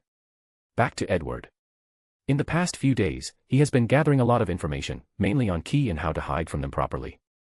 When it comes to Onmyoto or the magic of the eastern continent, most of the information is sealed tightly in the nobles' minds, blocking most mind-reading measures. Then there is the seal that would destroy the information if he tried to get through forceful methods. Although he could technically circumvent these methods, it requires a lot of time he did not have. Edward had to curse how strictly this country controlled knowledge regarding magic. Of course, he was being slightly hypocritical since he did the same back home. Ultimately, he had to rely on his plan to become a student and infiltrate the academy. With his new knowledge of Ki, he used a form of true magic to control his cells and semi-permanently changed his appearance to that of Oriental descent. He did this to prevent someone or something from casting a spell-dispersing method or anti-magic on him to reveal his true identity. Once that was done, he forged his identity as an orphan. Edward briefly pondered whether to take the identity of a noble despite the slight risk involved. However, thinking from a long-term perspective, it was best to be a commoner. He planned to use his new identity, Kazuki Akimitsu, to change this eastern continent. He wanted to lead a rebellion and spread the ideas of social equality and other modern concepts amongst the commoners. That way, when these people are brought back to the empire, they can integrate easier. So, when the day of the National Awakening ceremony arrived, Edward, now a short, skinny to the point of being malnourished Japanese teen of the age of 15, was in a wooden caravan pulled by horses. There were many other children from the orphanages with him. And on the road, many other caravans could be seen. The National Awakening ceremony was the same as the grimoire selection of the Western continent. All the children of age headed to the Onryu Royal Academy, where they would undergo a ceremony that determined their fate. While all the children in the caravan had a worried look, Edward remained calm. This was the persona he created for Kazuki Akimitsu, a calm, charismatic, and extremely intelligent child. He weaved countless memories for the orphanage's caretakers, the children, and the people in the small town he came from to better establish his identity. So, when people eventually check his background, they wouldn't discover any anomalies. After a few days of travel, the caravan finally arrived in the capital, only one day from the time of the ceremony. The orphanage found a cheap inn to stay in for the night before bringing the children to a large venue. As soon as Edward arrived, he noticed many things. First, the large venue was divided into two sections. One side was composed of a bunch of children dressed in silk clothes with bodyguards to protect them. Meanwhile, his side mainly was children dressed in tattered clothes, with many people having dirt on their clothes or face. He could see the envy and low self-esteem of the children on his side, but he did not say anything. Soon, an older man with white hair and a long white beard showed up at the venue with a glowing blue crystal in his hand. He called a name, followed by that person's age and place of origin. Then, his caretaker pushed one of the commoner kids forward, forcing him to walk in front of the older man. "Place your hand on the crystal ball and close your eyes." The commoner hesitated for a moment since his hands were dirty, but he still followed orders out of fear. The crystal orb shone with a light, then, a few seconds later, a katana with a tornado symbol at the base of its blade manifested in front of the kid. "Samurai, ordinary blade, wind attribute," said the elderly man calmly, his voice echoing throughout the venue. The kid was shocked after hearing this before being excited. However, the older man told him to head to a specific line behind him before he could celebrate. Then, another name was called, and another commoner kid also walked over with excitement on his face. Unfortunately for him, what manifested from the crystal was a rake, an agricultural tool. The older man did not say anything besides telling the child to head for the exit. After that, many commoner children went through the ceremony. However, most of them will manifest things like chef knives, agricultural tools, musical instruments, and other items not related to fighting. Only a few would awaken a katana that contained a design based on the 5 elements of wood, fire, earth, water, and gold. Finally, one child awakening something else. It was a wolf a little over 3 meters tall. After seeing this, the older man said, "On new mage, attack Shikigami, water attribute." Chapter 323, The Awakening Ceremony, 2. The existence of an on-new mage brought much happiness to the commoner's side. However, the nobles just sneered and ignored these people. After the first mage appeared from the commoner, the older man began to call some noble's name to begin the ceremony. On-new mage, defensive Shikigami, gold attribute. On-new mage, healing Shikigami, wood attribute. On-new mage, attack Shikigami, variation ice attribute. Finally, one of the royal family members got called, a tall and muscular young man. Although he was also 15 years old, with his height and physique, people would think he was an adult if it was not for his young fame. He placed his hand on the crystal with remarkable calmness before manifesting a beautiful all-black katana with red marks all over the blade. Samurai, legendary weapon, Muramasa curse blade, variation curse attribute. You are worthy of the Musashi's family name. Thank you, replied Kinji Musashi calmly before bowing and lining up in the samurai class. Next is Yuji Saimai. Another noble youth dressed in luxurious clothes walked to the older man to begin his awakening. Then, a humanoid creature with a long nose and red face appeared next to him. A Tengu as a Shikigami, thought Yuji, knowing he had awakened something special. But he still controlled his excitement and remained relatively calm and indifferent. On-new mage, special type Shikigami, spatial attribute. Not bad lad, you have not brought shame to the shogun. Thank you, replied Yuji before joining the line. Next is Matsumoto Yamato. As soon as that name was called, everyone paid attention to the little girl who exuded a noble aura beyond even the other royal families. After all, every citizen knew the name of the Yamato clan by now. Matsumoto seemed used to people always gazing at her wherever she went, so she was not bothered. She slowly walked in front of the older man and saluted him before placing her hands on the crystal. A few seconds later, a beautiful woman appeared next to Matsumoto. She had 2 fox ears and 5 white tails. A fox spirit, muttered Matsumoto with slight excitement. On-new mage, all-purpose Shikigami, all 5 natural elements. Everyone was shocked after hearing this. The princess could easily use wood, water, earth, fire, and gold elements. In the end, people had to sigh that she was worthy of being from the Yamato clan. Then, the older man called the last member of the royal family, Gojo Tsuchimikado. This man awakened a Shikigami, who was a tortoise more than 6 meters tall and had a snake for a tail. He was classified as a special type Shikigami with fire and water as attributes. After the last royal family member finished their awakening, the older man left to replace by a younger staff, who continued the ceremony. Most commoners who went through the awakening did not pass the test, but because of the sheer number, there were many samurais and on-new mages. However, Edward noticed that they mostly awakened Shikigami that looked like animals, mostly attack or defensive type with attributes in the standard 5 elements, with a few variations here and there. As for samurai, no one awakens a legendary weapon. Only one other noble acquired the legendary Tatsuka blade with sealing attributes during the entire ceremony. And many people were surprised after his awakening. Another accident occurred when a commoner awakened a special type Shikigami with divination attribute. Edward could see many people secretly paying attention to that young girl. Finally, near the end of the ceremony, it was Edward's turn. Although he had tattered clothes on, Edward seemed to naturally draw attention to himself as he calmly walked in front of the crystal and placed his hand on it. Then, he found himself floating in a white space with countless white lights in the distance. And the moment he appeared, he discovered many of these lights seemed to be calling to him. A dimension full of spirits. But how could there be so many?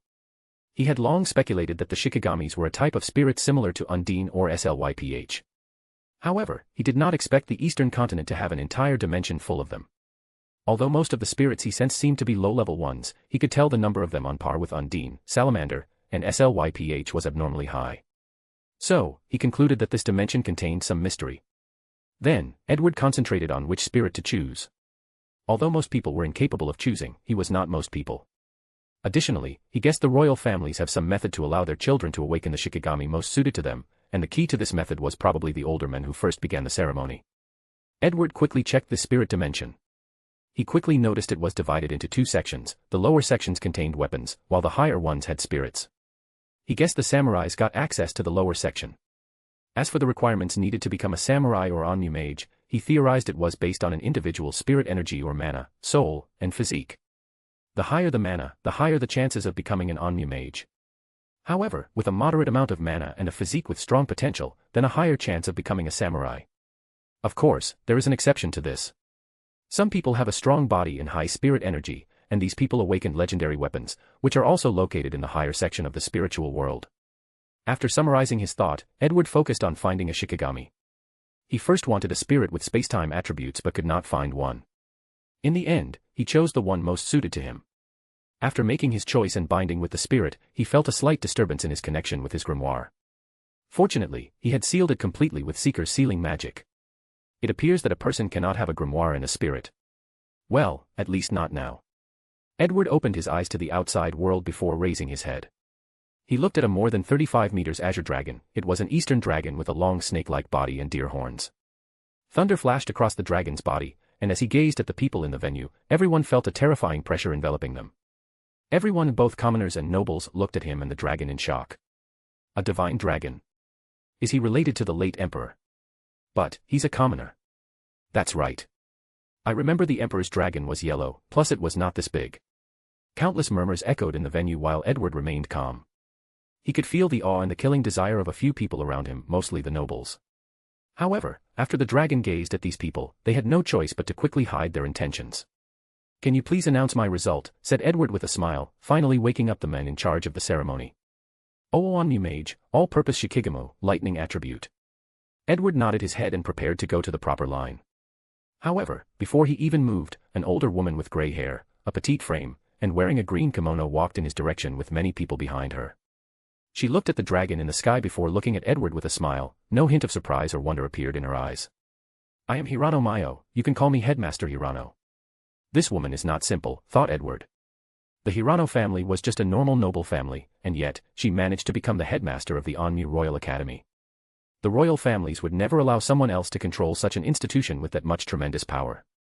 So, Hirano Mayo must be a competent individual. My name is Kazuki Akamitsu. You can refer to me as Akamitsu. Well, young Akamitsu. For safety purposes, please follow me to the academy in advance. Edward nodded before waving his hand. Then, the dragon dispersed into motes of light before entering his body. To be precise, it turned into a tattoo on his wrist. Headmaster Hirano finally showed a slight surprise. High-level Shikigamis have intelligence on par with humans and are incredibly arrogant. In many cases, they will not obey their masters and will only protect them if they are in danger. So, all Onmyo mages must learn to cultivate their connection with their Shikigamis and learn to control them better. Yet, this young commoner could so easily control a dragon. And there seems to be no resistance. This youngster is not simple, thought the headmaster before leading Edward away. Chapter 324, Onmyo Royal Academy's Classes, I. Saimai Arita held a piece of paper in his hand, reading about the commoner named Kazuki Akamitsu. He had records of everything from the person's childhood to the moment he attended the awakening ceremony. I can't believe a commoner can awaken a deity-level Shikigami, he thought as he placed the document away, a deep pondering look on his face. Shikigami have different classifications. The ones with high intelligence, who can communicate, or are in humanoid shape are considered the highest level Shikigami. In contrast, the others are classified as low, middle, and high-level Shikigami based on their powers. However, above this level are deity-class Shikigami. For many years, this level of Shikigami was believed to be nothing but a legend. Until a few decades ago, the former Emperor Yamato Yuko awakened a dragon that was a deity-class Shikigami. And with this power, he became one of the greatest Onmyo mage this continent has ever seen. He proved his strength by conquering the entire continent and establishing the Yamato dynasty. Unfortunately, the emperor seemed to have passed away suddenly without any explanation or indication of what was wrong with him. Moreover, his Shikigami seemed even more powerful than Yuko, muttered Arita, as his eyes lit up. No matter what, I need to get him on my side. Arita knew the appearance of the Shikigami was probably the significant change the Divine Maiden warned him about, so he was determined to place this commoner under his control. However, he also knew that all the royal and nobles clans had the same ideas as him. So, it would depend on how he went about it. Should I ask for her advice, thought Arata briefly before shaking his head. Then, he took another document with a picture of a young girl and information about her. Miko Satoru, age, 14, Shikigami, 3 eyes raven, attribute, divination. As long as I can get her in my side, I no longer need to rely on the divine maiden. However, I must find a way to prevent her from getting to Miko before me. After pondering for a while, Arata called his subordinates to order them he wanted to prepare beforehand, and as the shogun, he still had the superiority in resources and manpower. In the Omni Royal Academy, after the headmaster brought Edward to his dormitory and told him not to leave the school's premises and to be careful, the old lady left without saying anything else. The next day, someone brought his school uniform and a book introducing the school's map, curriculum, and teachers. The book essentially served as an orientation. And the following day was the first day of class.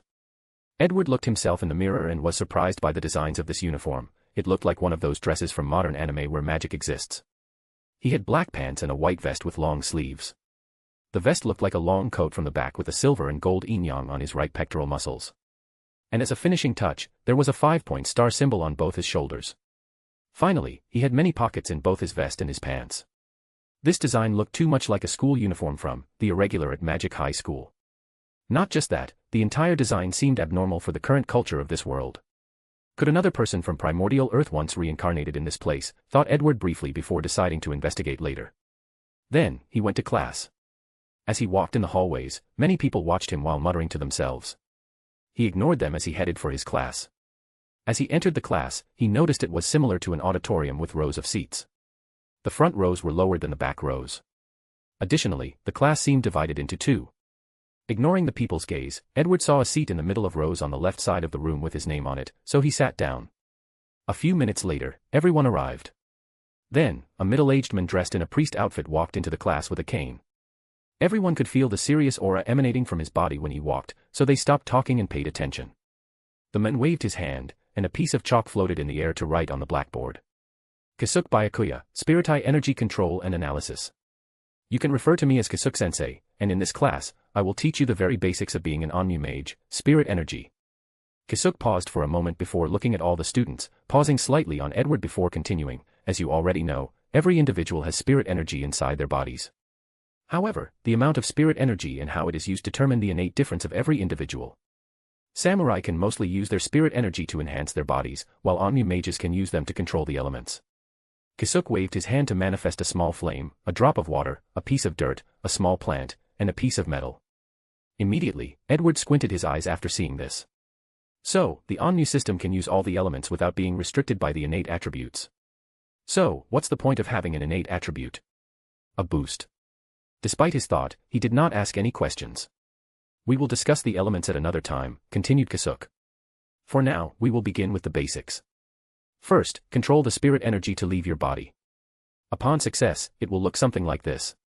He raised his hand before a blue ball manifested in his hand. This is the most basic control of spirit energy. The next step is to control it like another limb. The blue ball in Kisuke's arm began to change shape. It first turned into a square, circle, or rectangle, along with other geometric shapes. Then, he turned it into a thread as thin as sewing string. Finally, Kisuke turned his spirit energy into various animal forms like wolves, tigers, lions, etc. Now, how about a demonstration, said Kisuke before looking at the right side of the room, which is where all the nobles and royal families sat. Prince Yuji, how about you? Yuji then stood up before the blue ball of spirit energy appeared in his hand. Then, he followed Kisuke's examples to mold them into the exact shapes as the latter. Excellent, said Kisuke before calling the other royal families and a few other nobles. Then, he gazed at the left side. He called one of the commoners, making the latter tremble. The poor girl stood up and raised her hand, trying to create a blue ball. Unfortunately, nothing happened even after an entire minute. Kisuke shook his head in disappointment, with even a hint of sneer deep in his eyes. Then, he called a bunch of other commoners, and no one succeeded. A few had a few blue sparks appearing in their hands, but they never fully manifested. Finally, Kisuke called Edward. Student Kazuki, it's your turn. Edward looked at Kisuke in his eyes before saying, how am I supposed to know how to control spirit energy? Excuse me. You've been in this class for less than 5 minutes, barely said 10 sentences, but you expect me to be able to reach such standard and control spirit energy. But the noble students can, replied Kisuke. So what? It's obvious that they have some knowledge of spirit energy and have spent 5 or more years training, giving them an advantage over us, commoners. No excuses. Excuse? Why don't you make this knowledge publicly available for us commoners? Then, you can say we are making excuses. Kasuk frowned, anger displaying in his eyes. Using your sharp tongue to hide your incompetence will not get you far as an Onmu mage, Mr. Kazuki. Incompetence. No, I just wanted to point out the unfairness and hypocrisy of your actions. After saying that, Edward raised his hand to create a blue ball. Then, he morphed it into all the shapes Kasuk and the noble children did. But he did not stop there. He created a replica of Kasus with his spirit energy. It was so lifelike and detailed you could see the slight wrinkles on the corner of the sensei's eyes. However, Edward did not stop there. He recreated the entire classroom with all the students. He created their clothes, facial features, and demeanors to the smallest detail. All the students were shocked by his level of control, especially since he had just awakened 3 days ago. And a commoner, he should not have advanced knowledge of spirit energy. Veins started appearing on Kasuk's head before he snorted very loud. Then, he ignored Edward and continued his lessons.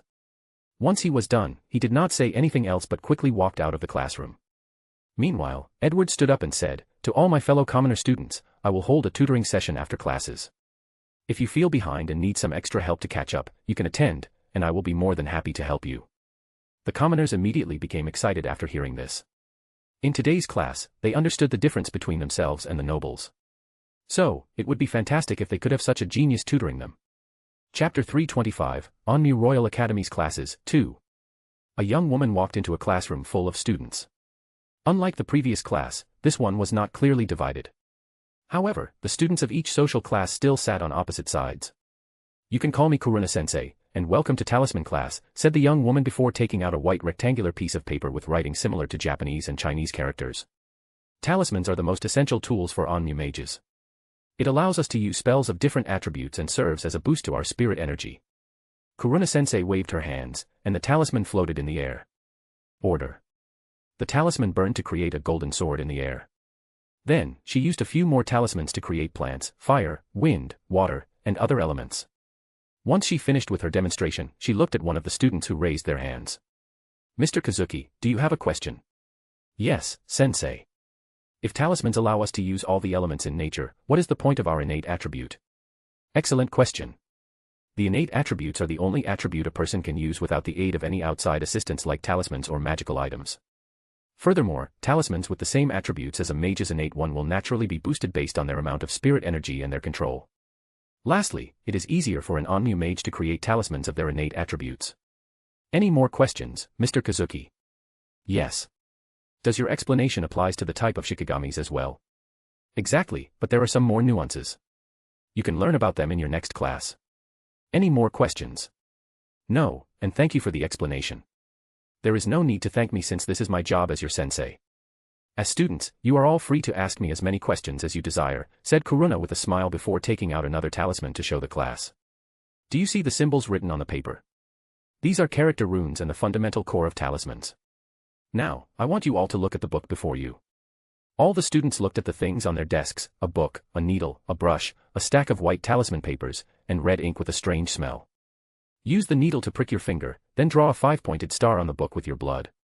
Kuruna-sensei paused to give the students time, but after seeing the confused look on the commoners' faces, she explained. "According to law, all students must sign a magical control to prevent spreading the knowledge learned at the academy." Edward used his blood to draw the star on the book. Then, he felt something entering his mind, placing a seal on his soul. And just like the other seals he discovered in the nobles' minds, he felt the slight aura of the universe will. Nevertheless, he did not focus on this for the moment as he opened the book. "The first rune we will learn is a simple defensive barrier rune," said Kuruna-sensei before giving an in-depth description of the rune, its function, its history, and how to inscribe them into a talisman. Then, she gave a demonstration while explaining.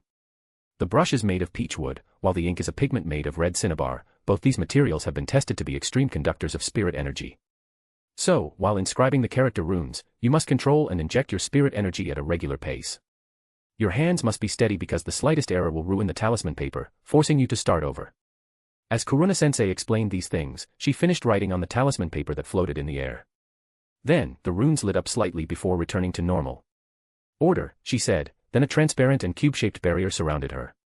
Then, with a wave of her hand, another talisman floated in the air before firing a fireball at her. Luckily, the barrier withstood the attack and protected her.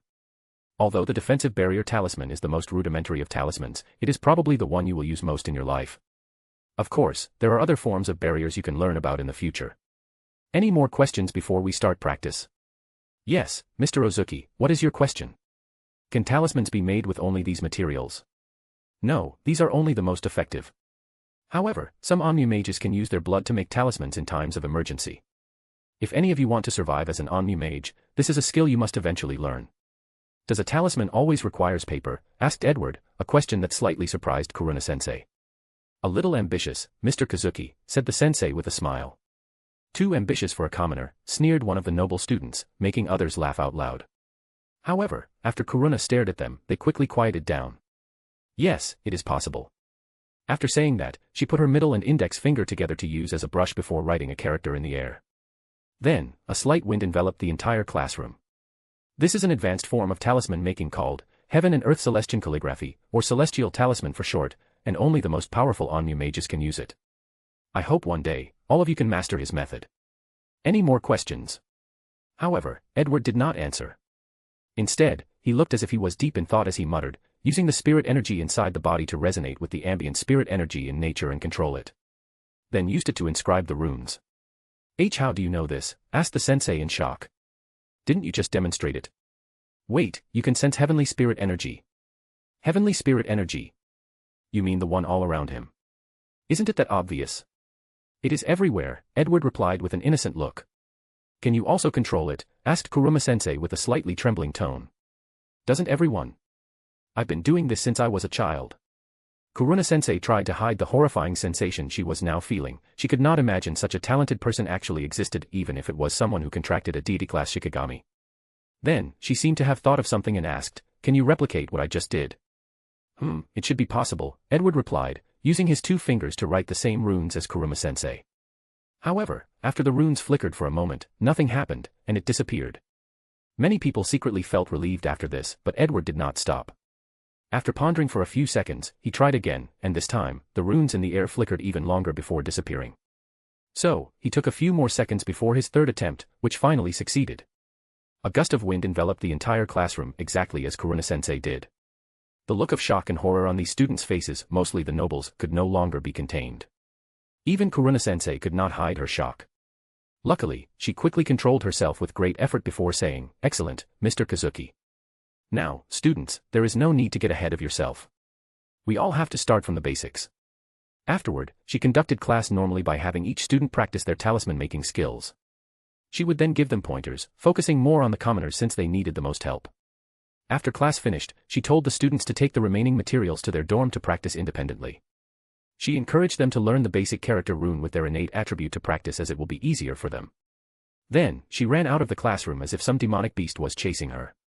And as Edward watched all of this happening, he secretly smiled. The Celestial Talisman method was essentially the same as the mana method of the Heart Kingdom, allowing mages to use nature's mana/spirit energy to cast spells. The only difference was the runes used in each system, so it was not difficult to instantly learn and use. He made such a big deal of being an unparalleled genius to lure some people into assassinating him and into getting some privilege like unlimited access to the library. This academy's strict control of knowledge made him use some somewhat risky methods. As long as he has enough books, he can decipher this country's magic system and even learn some secrets through history books. Edward looked at the royal clan's students from the corner of his eyes before heading to his next class, a subtle smile handed on the corner of his mouth. Chapter 326, Onmu Royal Academy's Classes, End. Edward's next class was about Shikigami and the spiritual world, and it took place outside in a large area where the students brought their Shikigamis. The teacher was an older lady less than 5 feet, walking with the support of a cane, Sumiko-sensei. She talked in a very soft voice, yet everyone could always hear her as if she were next to them. She divided the class into 4 groups based on the type of their Shikigami: defensive, attack, special, and all-purpose. Her first lesson was about how to find the connection between a mage and their Shikigami and use their mind. They have to strengthen that bond to better control them. Subsequently, she explained the main difference between the types of Shikigamis. Attack and defense Shikigamis were self-explanatory, one focused on attacking while the other focused on defense. However, Sumiko-sensei did mention that if a mage ordered their defensive Shikigamis to attack unless they had great control over it, it would not accept the order. And the same for an attack type. Furthermore, attack-type Shikigamis have weak defensive capabilities, while defense types have no attack capabilities. So based on the kind of Shikigami an on-new mage has, they have to train them properly. For example, a defensive Shikigami that is a wolf can be trained to learn how to use their teeth and swift movement to attack. When it comes to special type Shikigamis, there are a few reasons they are classified as this. For example, Yuji's space attribute Shikigami is considered a special type because it can teleport other people, so it is a form of transportation. However, it can be used as both defense and attack. Then there is Gojo Tsuchimikado's Black Tortoise Shikigami. It also has both offensive and defensive capabilities, but it is labeled as a special type because of the ability, Blessing, which is essentially enchanting. The Shikigami granted him the ability to make magical items, hence the reason for the special type. Then, there is Mito Satoru, the commoner with a special type Shikigami that divine things. She did not have any offensive and defensive capabilities. Finally, Sumiko-sensei explained the advantages of all-purpose type Shikigami. They can attack and defend at a very high level and use the blessing ability to make magical items.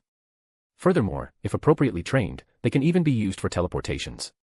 Then, Sumiko-sensei told the students to practice on their own. Edward looked at everyone's effort before looking at Princess Matsumoto, who was in the same group as him since she was the only one with the same type of Shikigami. "Kan, can you fly?" "Yes, young lady," replied the Shikigami. "Can you take me to fly?" "No." "Why not?" "Because there is no emergency or a need for flying," replied Kan. "But I want to fly." "There is nothing I can do about that. I am your master, why don't you listen to me?" "Because you're not strong enough, nor is our bond deep enough." "If you were not going to listen to me, why choose me in the first place?" "Because of your potential," Kan replied calmly. Matsumoto clenched her teeth before feeling a gaze. She turned her head to see Edward watching her, giving him a vicious stare. However, Edward did not respond and turned to look at Hokuto, which is the name he gave his dragon. He always loved Eastern dragons, hence the reason he chose this one. Moreover, he seemed to have some affinity with lightning dragons. "Hokuto, you're too big. Can't you shrink to a smaller size?" he said with a soothing voice.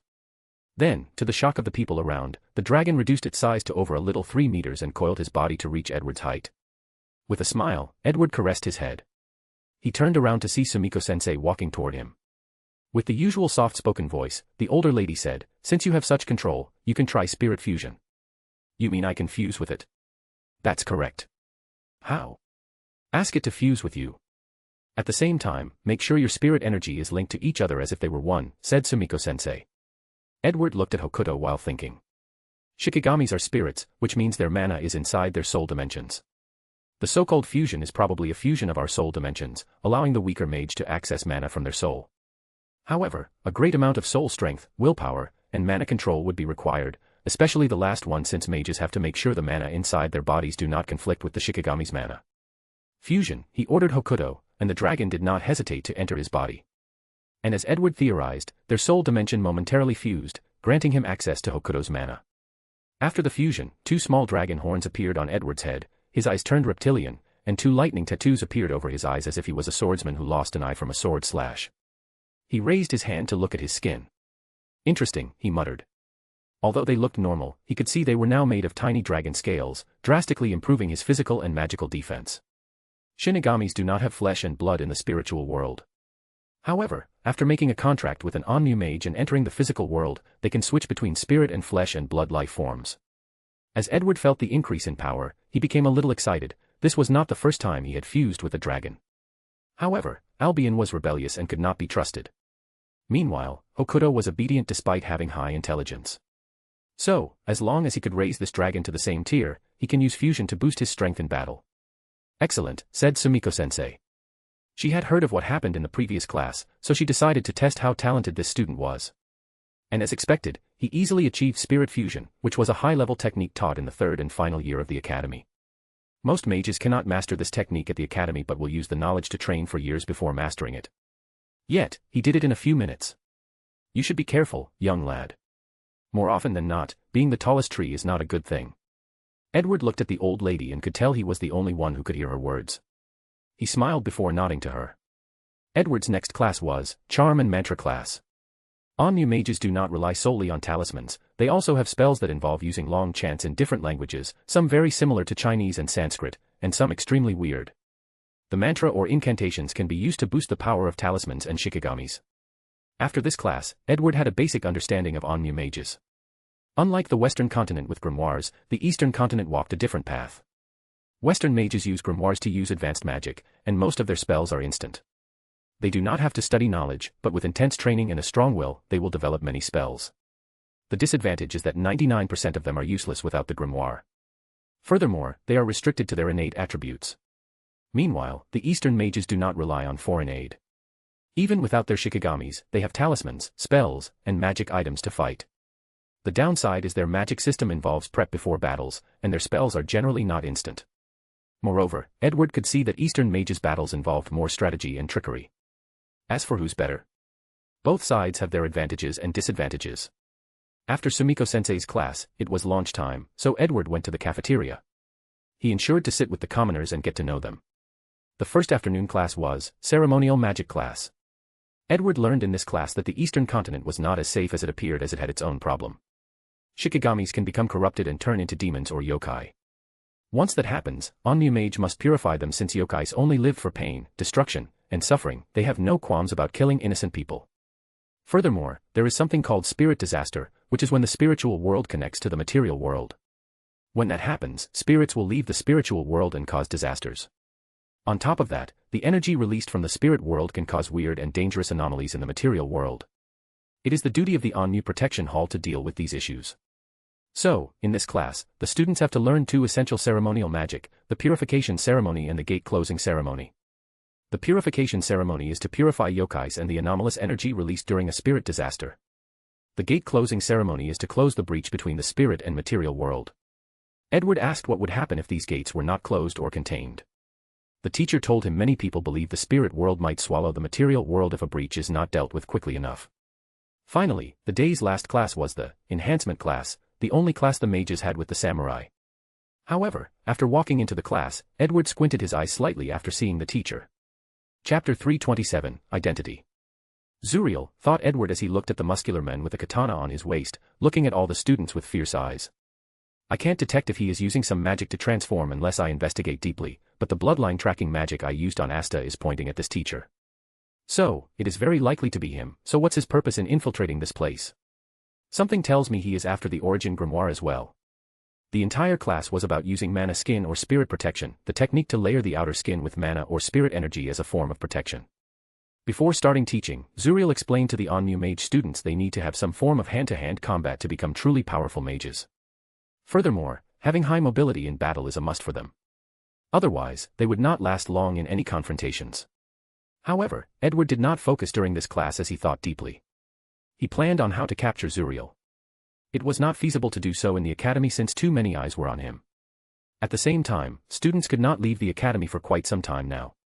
Furthermore, he could feel if he used magic from the Western continent or other forms of magic inside the academy, his identity would be detected.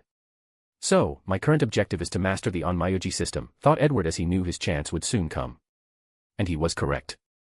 Immediately after class, the principal called him to her office. Headmaster Hirano, you called me. Have a seat, said the headmaster, pointing to the seat across from her desk. Do you want some tea? No, thank you. She poured some tea for her before taking a sip. I will be direct, what exactly do you want? Excuse me. Ever since I was young, I could read people fairly well, said Hirano slowly. And I can tell you're a brilliant child. So, your display in classes today has purposes.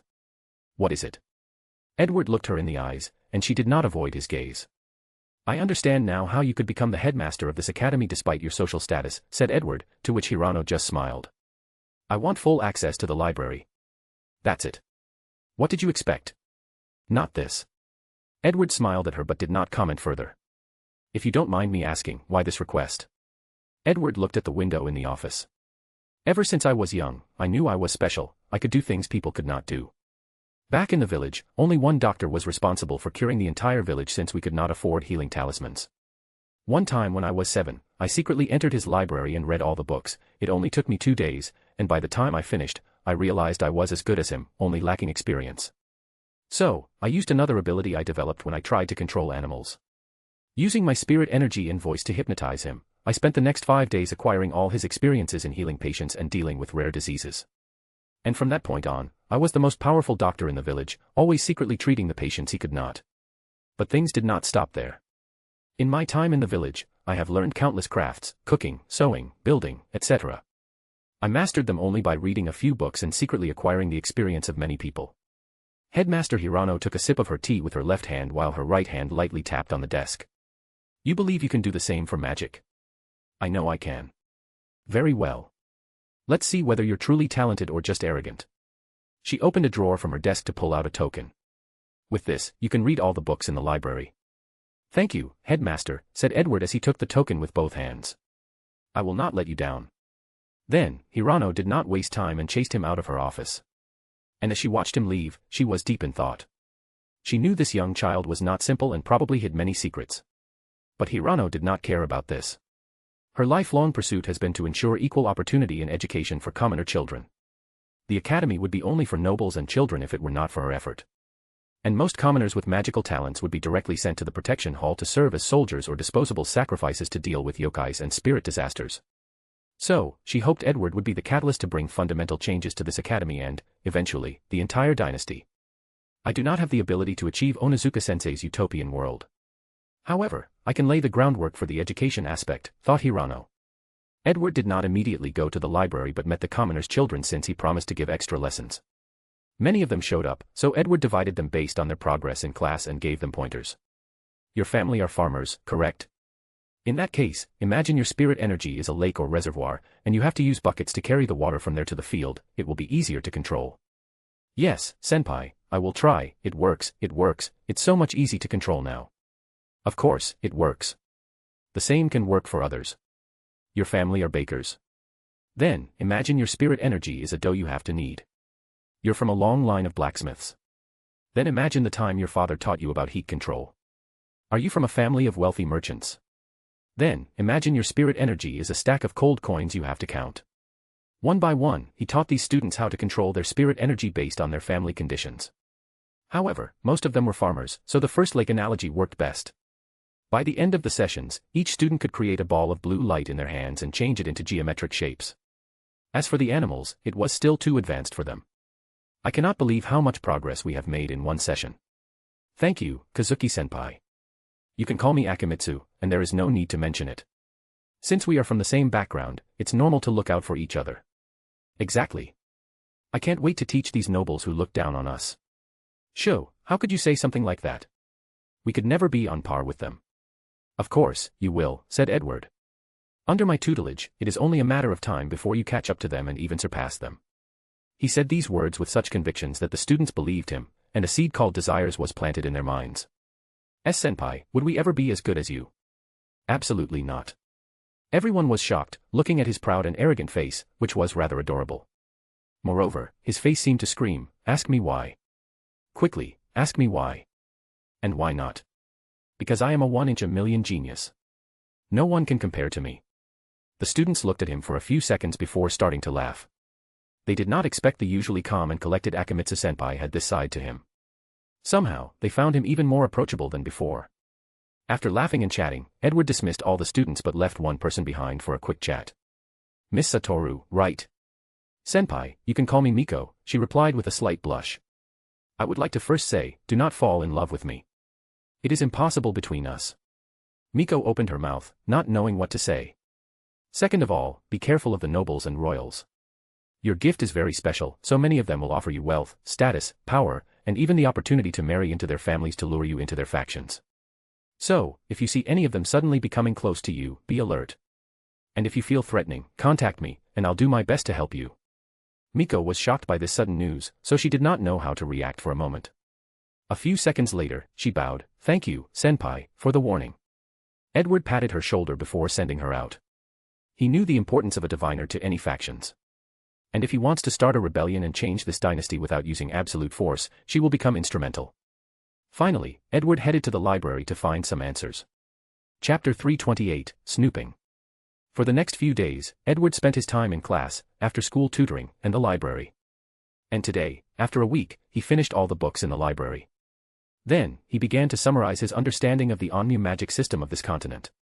It is a magic system that combines summoning magic, spells, ceremony, hand-to-hand combat, and rituals. In fact, back in the Empire, Onmu magic exists in its early stages. Many countries, races, ethnicities, and cultures have tried to create magic systems based on their region's lore, customs, or myths. For example, martial arts have become popular in the Chinese region because of the discovery of aura. Secondly, they developed pills instead of potions after Edward brought back alchemy. In the India region, magic systems or spells based on Buddhism, Hinduism, and other religions have been developed.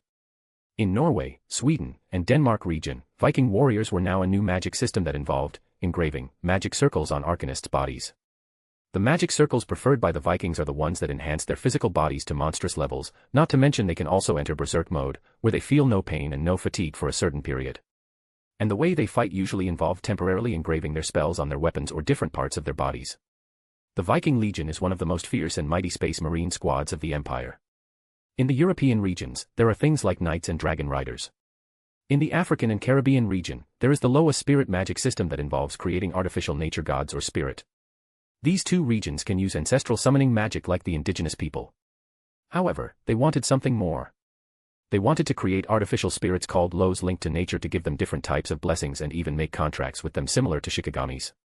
This particular project did not yield any result until Lily's druid magic was created, and these regions took inspiration from her research to make the first Loa. However, the following plan they submitted to the Empire was to use faith to nurture these spirits, essentially granting them some essence of godhood to increase their power. Edward agreed with the idea of creating artificial gods controlled by the Empire. However, he had to delay this aspect of the project since he felt it was too early. After all, they had just created the artificial spirit, and it was only one of them. As for the Japanese region, they tried to recreate the Onmu magic system. Things like talismans exist in the Empire. However, these talismans are mostly called magic scrolls because of the overall European ambience and influence. As for shikigami's, a few Japanese tried to create artificial ones like the Loas, while the majority believe that a specific dimension exists with Eastern shikigamis and are trying to find it. After analyzing this continent's magic system and comparing it to back home, Edward picked another book titled The Diary of Onizuka. Onizuka was a commoner born in the Yamato country long ago before they conquered the eastern continent.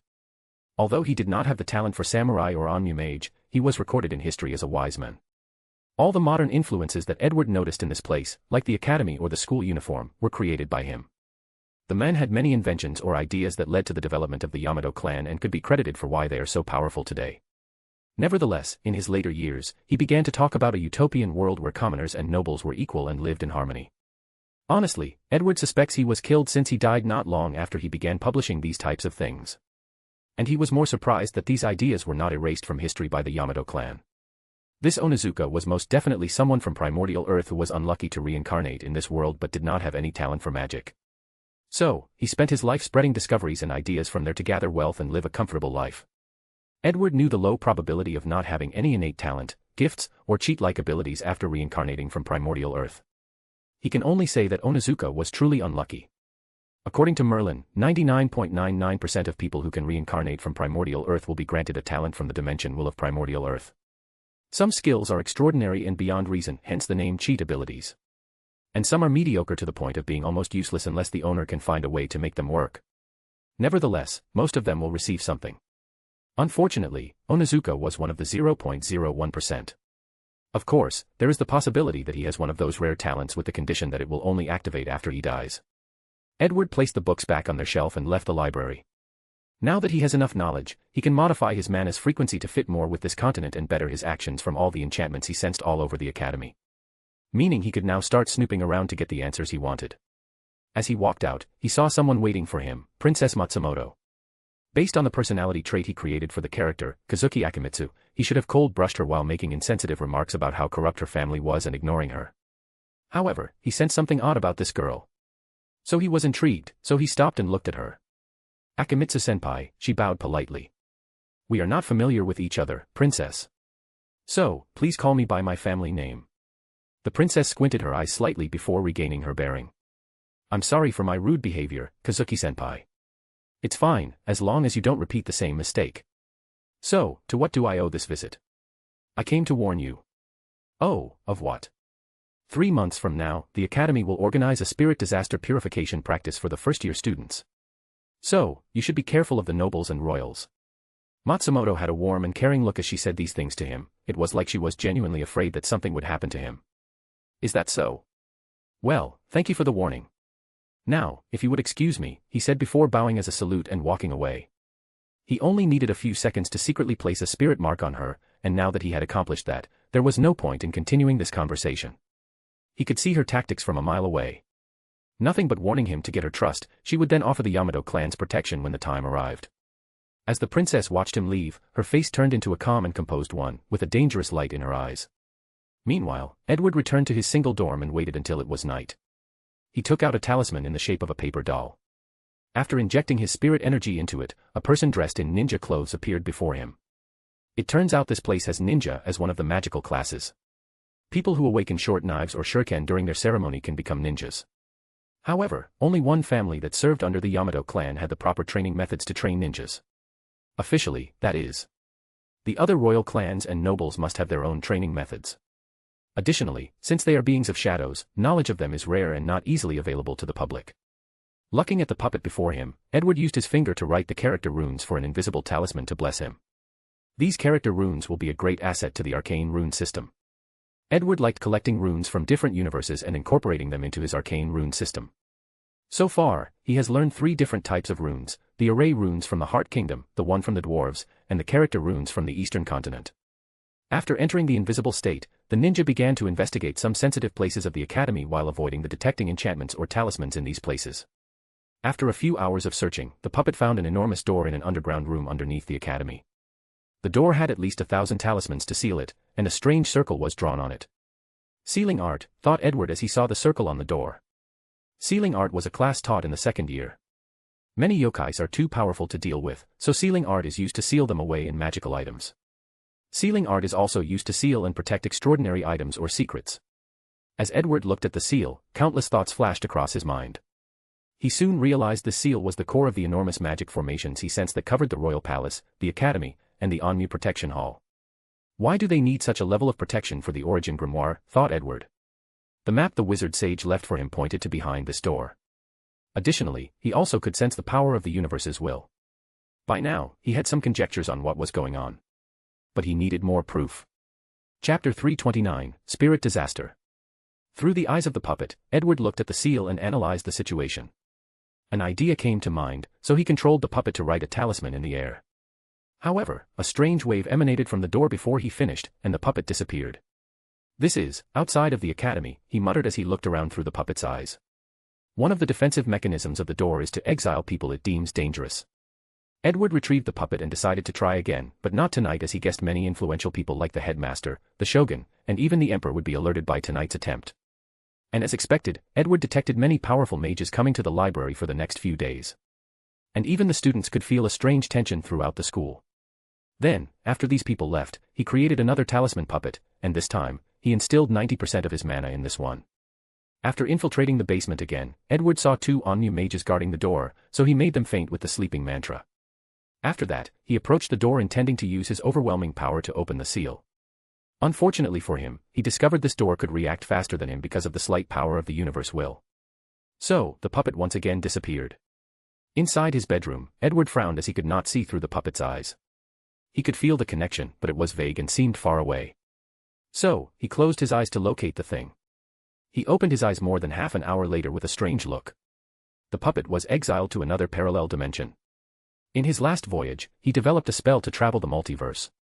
So, he had some knowledge of parallel dimensions or timelines. So, he could sense that the puppet was not in the same space-time continuum as the main body. Well, I can at least use the puppet to get the coordination of that parallel dimension.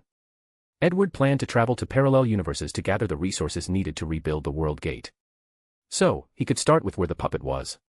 Nevertheless, this is one of the situations where overwhelming strength cannot deal with the problem. So, I need other methods. Numerous thoughts flashed across his mind. Then, he remembered the information Princess Matsumoto gave him. 3 months from now, the school will organize a spirit disaster purification. I can use this opportunity to get to Zuriel and gather some more information about Elysium. Edward knew Zuriel never left the school ground after monitoring him since school started. However, the spirit disaster was the perfect opportunity to get his hand on him. For the next few days, Edward went to school as usual while ignoring the increased security in the academy and pretending the chaos had nothing to do with him. A month later, when the situation calmed down, he went to see Headmaster Hirano as an excuse to thank her for giving her access to the library.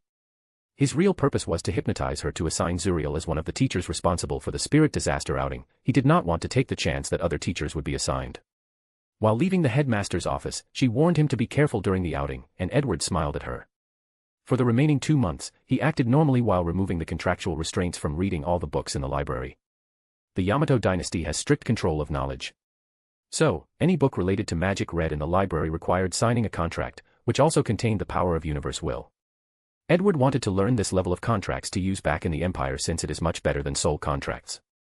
Additionally, he felt understanding more about the universe would benefit him and the Empire besides allowing him to use conceptual magic. Then, the day of the outing arrived. Edward stood as the leader of the commoner students, which displayed a level of confidence never seen since the inception of the academy. Usually, during these outings, the commoners were usually scared and worried they would perform poorly.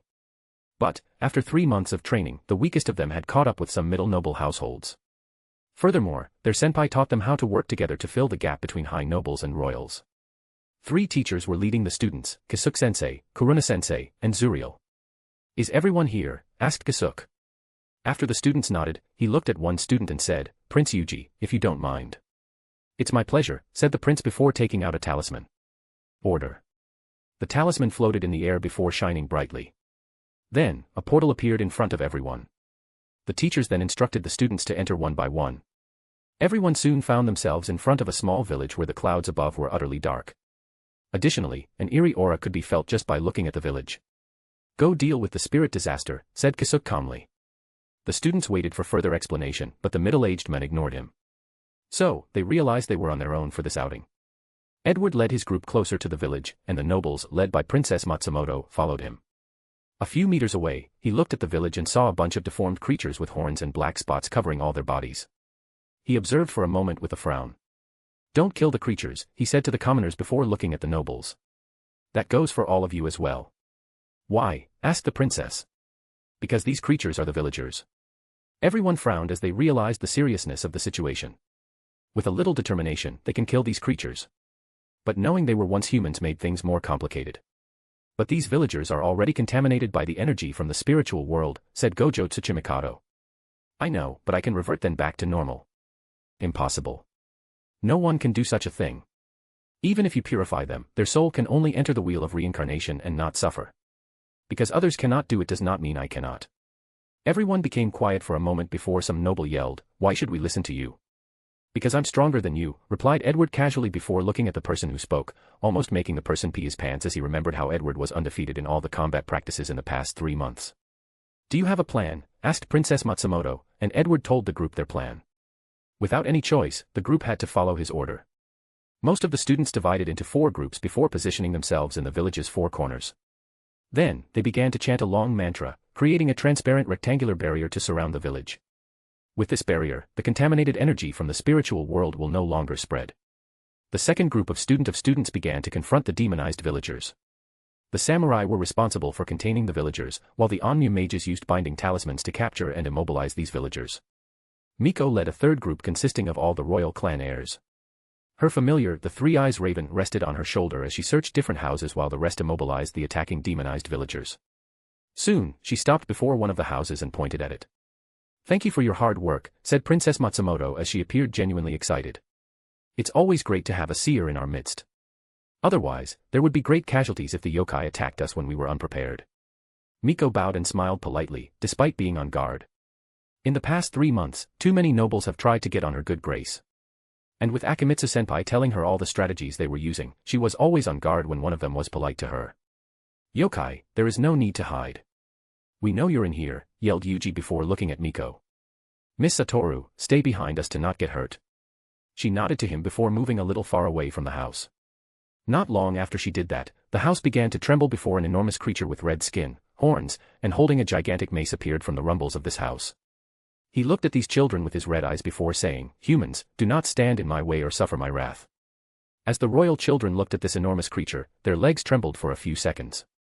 Nevertheless, they were all well trained by their clans, so they composed themselves before preparing for battle. Meanwhile, Edward floated above the village, looking at everything calmly, waiting for his opportunity. Chapter 330, Zuriel. "Kenji," yelled the princess. "Got it," replied Kenji Musashi. "Equip." A black samurai armor appeared on his body, then he rushed toward the enormous yokai, leaving after image behind him. The yokai raised its massive club to smash its attacker, but Kenji reacted in time by jumping on his arm. He took his all-black katana and slashed the yokai's arm. Unfortunately, he could not even scratch the latter's red skin. So, Kinji held the blade with 2 arms to try to pierce the latter's skin. He mobilized all his strength and a great deal of his spirit energy. As a result, he managed to make a small cut, but that was all he needed. Or so he thought. A black mark appeared where he injured the creature, but nothing else. The curse from his blade activated, but it was drastically weakened by the overwhelming amount of spirit energy the yokai possessed.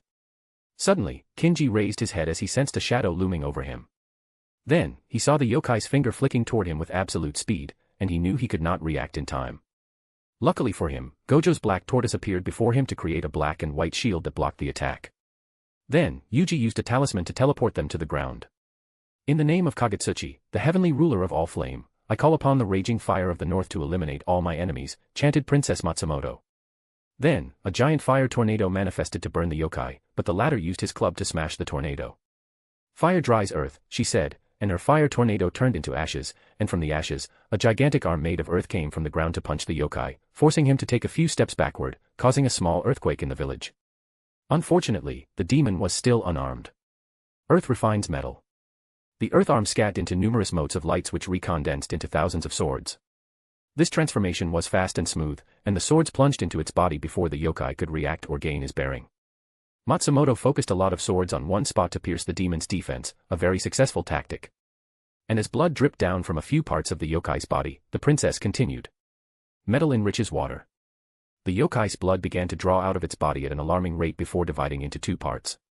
One part formed a blood river in the sky, while the princess took the smaller part and gave it to Kinji, who processed to have his sword swallowed in the blood. Then, countless black flower curse marks appeared on the yokai's body, drastically weakening him. Then, the princess controlled the blood river to enter the yokai's body through its nose and bleeding spots. Water nurtures wood.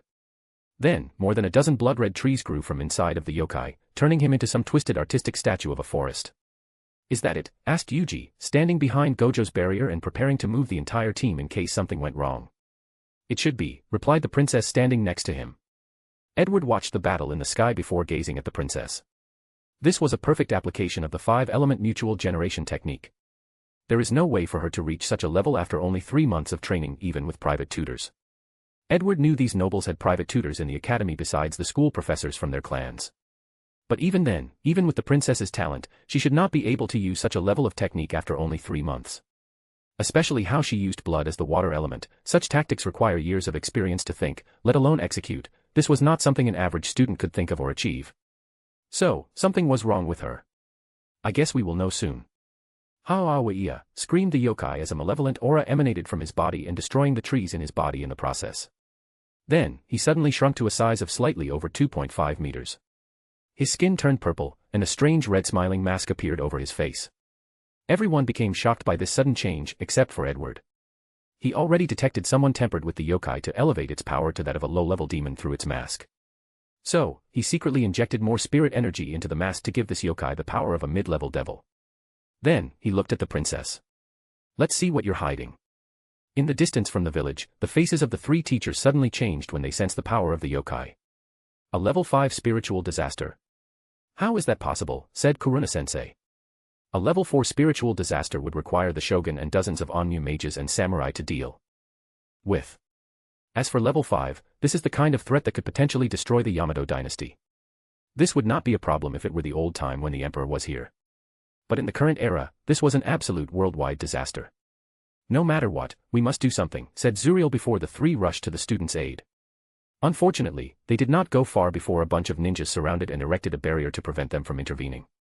Chief, something has gone awry with the plan, said one of the ninjas as he knelt on one knee with his head down. Oddly though, no one was in front of them before a voice responded to him. I can see that. So, what should we do? The princess is in danger. So be it. Our goal has only been Kazuki Akimitsu. But, what about the level 5 yokai? This could be catastrophic for the dynasty. As long as we can control Kazuki, everything will be fine.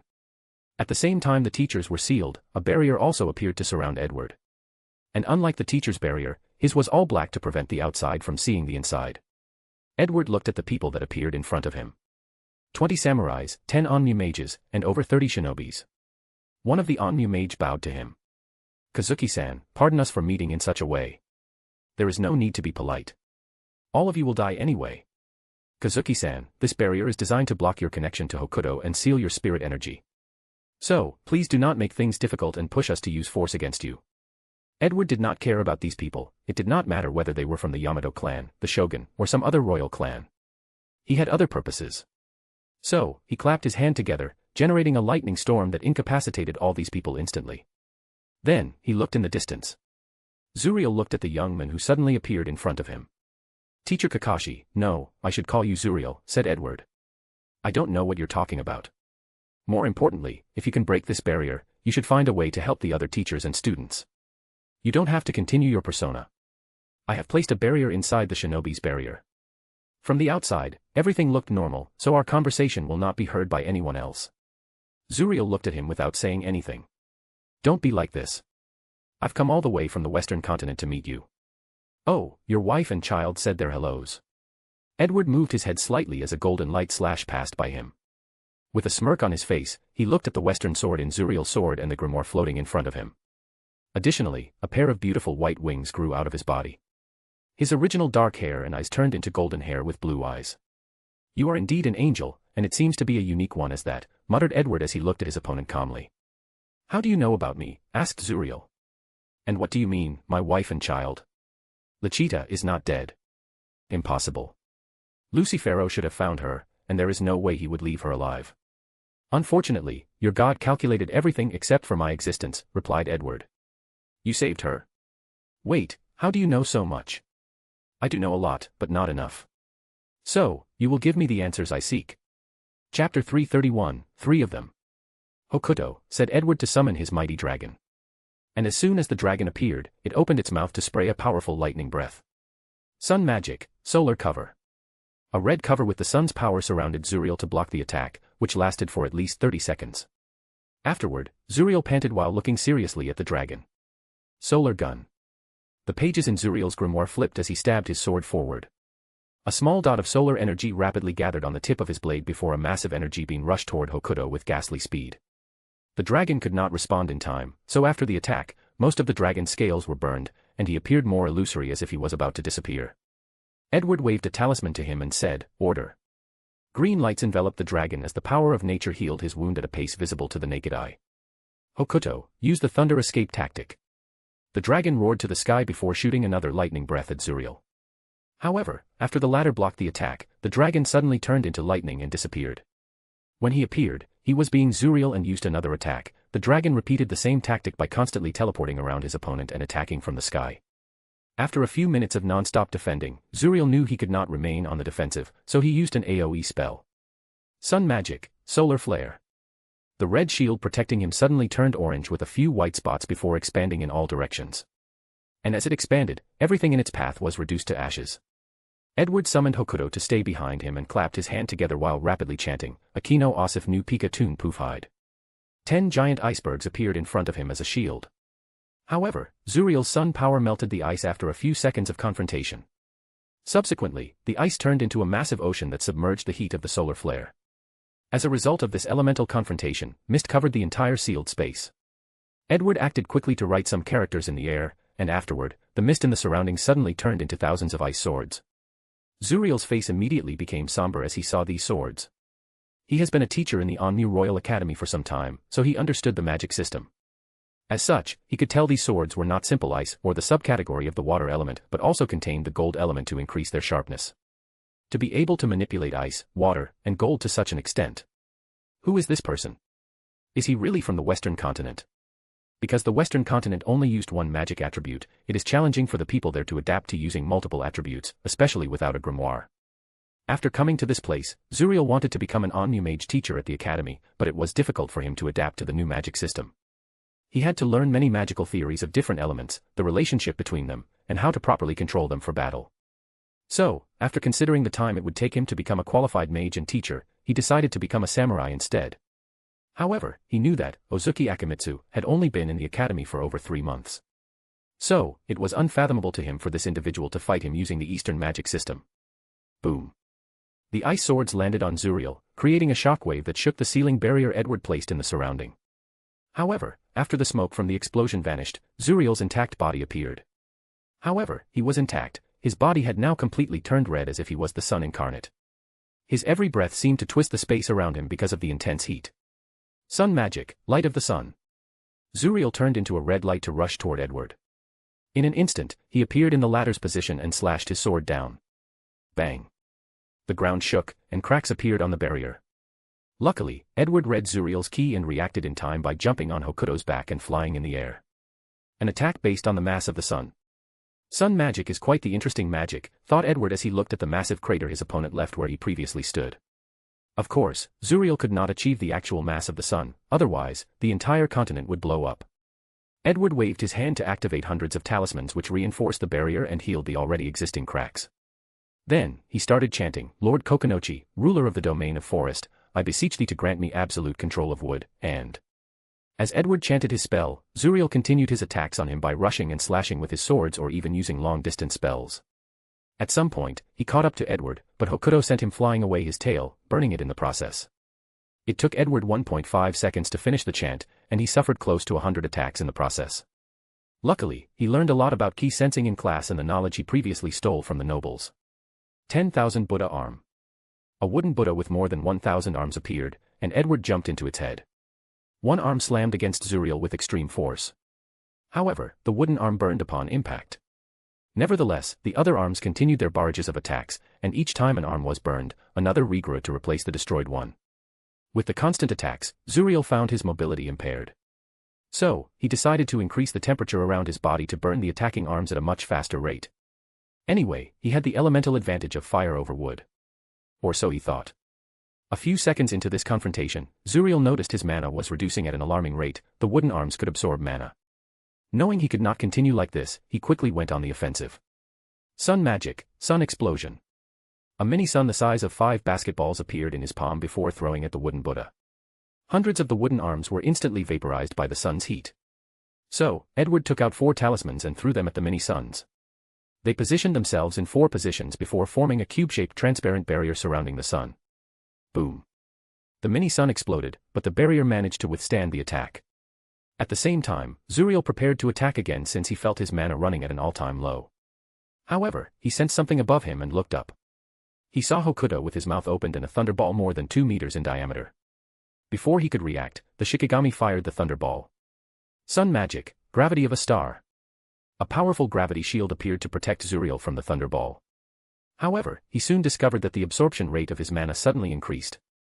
He looked at his feet where he saw a little tree sapling next to him. It was so small that he did not even notice when it appeared next to him. Zuriel's face became pale.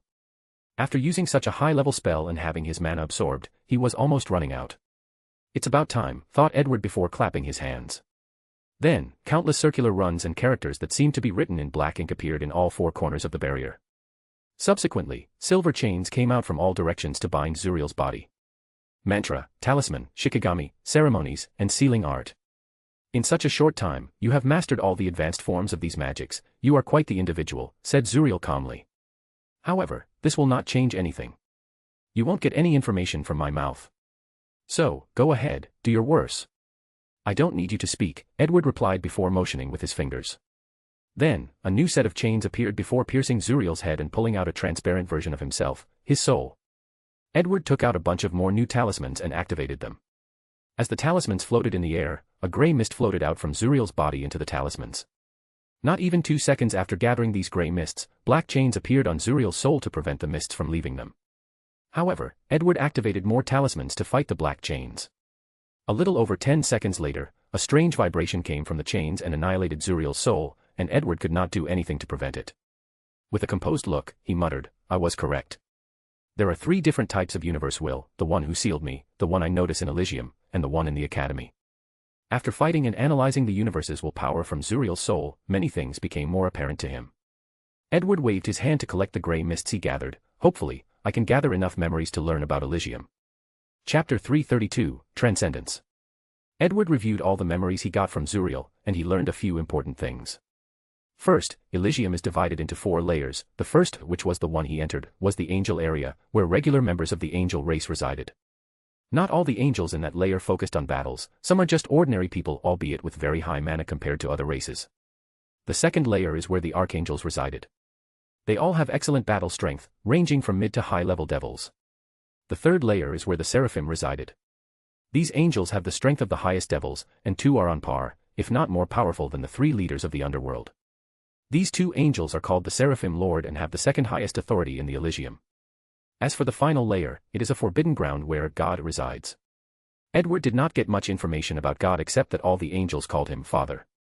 Zuriel was once a seraphim, however, a few years ago, his father sent him on a special mission to impregnate a mortal woman in the mortal realm. And to accomplish this task, he needed to give up most of his powers and start over to enter the mortal realm. This is why he did not put on a better fight since he was restricted. Regarding this entity known as God, Edward learned 2 things. 1, he is responsible for Asta and Liba's birth, and as he previously speculated, he wanted to use them to deal with the underworld. Second, and the most crucial information, was a brief conversation Zuriel had with one of the Seraphim Lords. A beautiful woman with golden wings, dressed in a long white gown, a halo floating above her head, looked at Zuriel while sitting on a silver throne. Remember, your mission will decide whether our father can reach transcendence, so you must succeed at all costs. Transcendence. What does that mean? Muttered Edward as numerous thoughts flashed across his mind. Then, he seemed to have figured out something. Does this God want to escape the shackles of this universe? He knew the highest power level achievable in the Black Clover universe was tier 7 star level. After that, it is impossible to reach a higher tier, but this God must have thought of leaving this universe to reach higher levels of power. If he succeeded, he most likely would have entered the void and died. This is the sad fate of weaker universes, Edward muttered. Wait, not necessarily. The Akashic record most likely has its hands in this universe as well. If God succeeded, they might contact him and make them one of their members. After all, how many people can reach the limit of their universe, let alone find a way to ascend beyond it?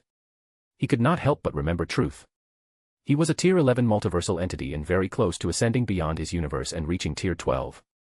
From what Edward knows, only in this tier can someone survive in the void without any danger. Countless thoughts flashed across his mind as he pieced many puzzles together. He theorized that the Angel-Devil War was probably a war between God and Satan for the right to ascend beyond the universe. Unfortunately, the wizard sage came out of nowhere and used the fact these 2 were weakened in their confrontation to seal them in their respective domain, thus preventing them from achieving their goals. The wizard sage was not a normal person as well, thought Edward as he summoned his origin grimoire. He could now guess this grimoire was essential for God's ascension. And the ascension method will most likely involve the universe's will. Alright, with this much information, it should be easier to invade Elysium, thought Edward. Plus, I must get my hands on the origin grimoire at the academy as soon as possible, so I need to use some drastic means. After making preliminary plans, Edward disappeared from Zuriel's barrier and returned to his own. He looked at the passed-out shinobis and Onmu mages and decided not to kill them. He read these people's memories and knew the Onmu shogun sent them. So, Edward decided to let them get captured by other royal families to create political strife in the upper echelon of the Yamato dynasty. After all, such blatant attacks on students and teachers and the fact these people placed the princess in great danger are enough excuses to deal a significant blow to the shogun. Edward broke the barrier that sealed him and returned to the real world. He immediately squinted his eyes at what he saw. The princess had used a spirit fusion technique and was now battling the yokai alone. As he looked at her with 5 tails and used the celestial talisman technique with ease, using unknown mantras, and dodging the attack of the yokai, Edward knew something was wrong. She should not have such power. So, he closed his eyes and sensed the mark he had previously left on her. He felt something wrong with her soul dimension, so he secretly searched for an explanation there. Is that the former emperor's soul? Muttered Edward softly. I sense an aura similar to Zagard's reincarnation spell. So, the emperor did not suddenly die but used a reincarnation spell for some reason and is now Princess Matsumoto. Edward continued to sense as he felt he was missing something. So, after analyzing everything, a sudden understanding came over. 1 body, 2 souls. Something must have gone wrong with his spell, resulting in him reborn in a body with an already existing soul. Based on this information, Edward can guess the events after that. The emperor became Princess Matsumoto's protector and teacher. Not only will he teach her his knowledge and experience, but he will also occupy her body to protect her in times of danger. From what Edward knew, the princess suffered many assassination attempts in her youth, but she survived all of them, unlike many of her siblings.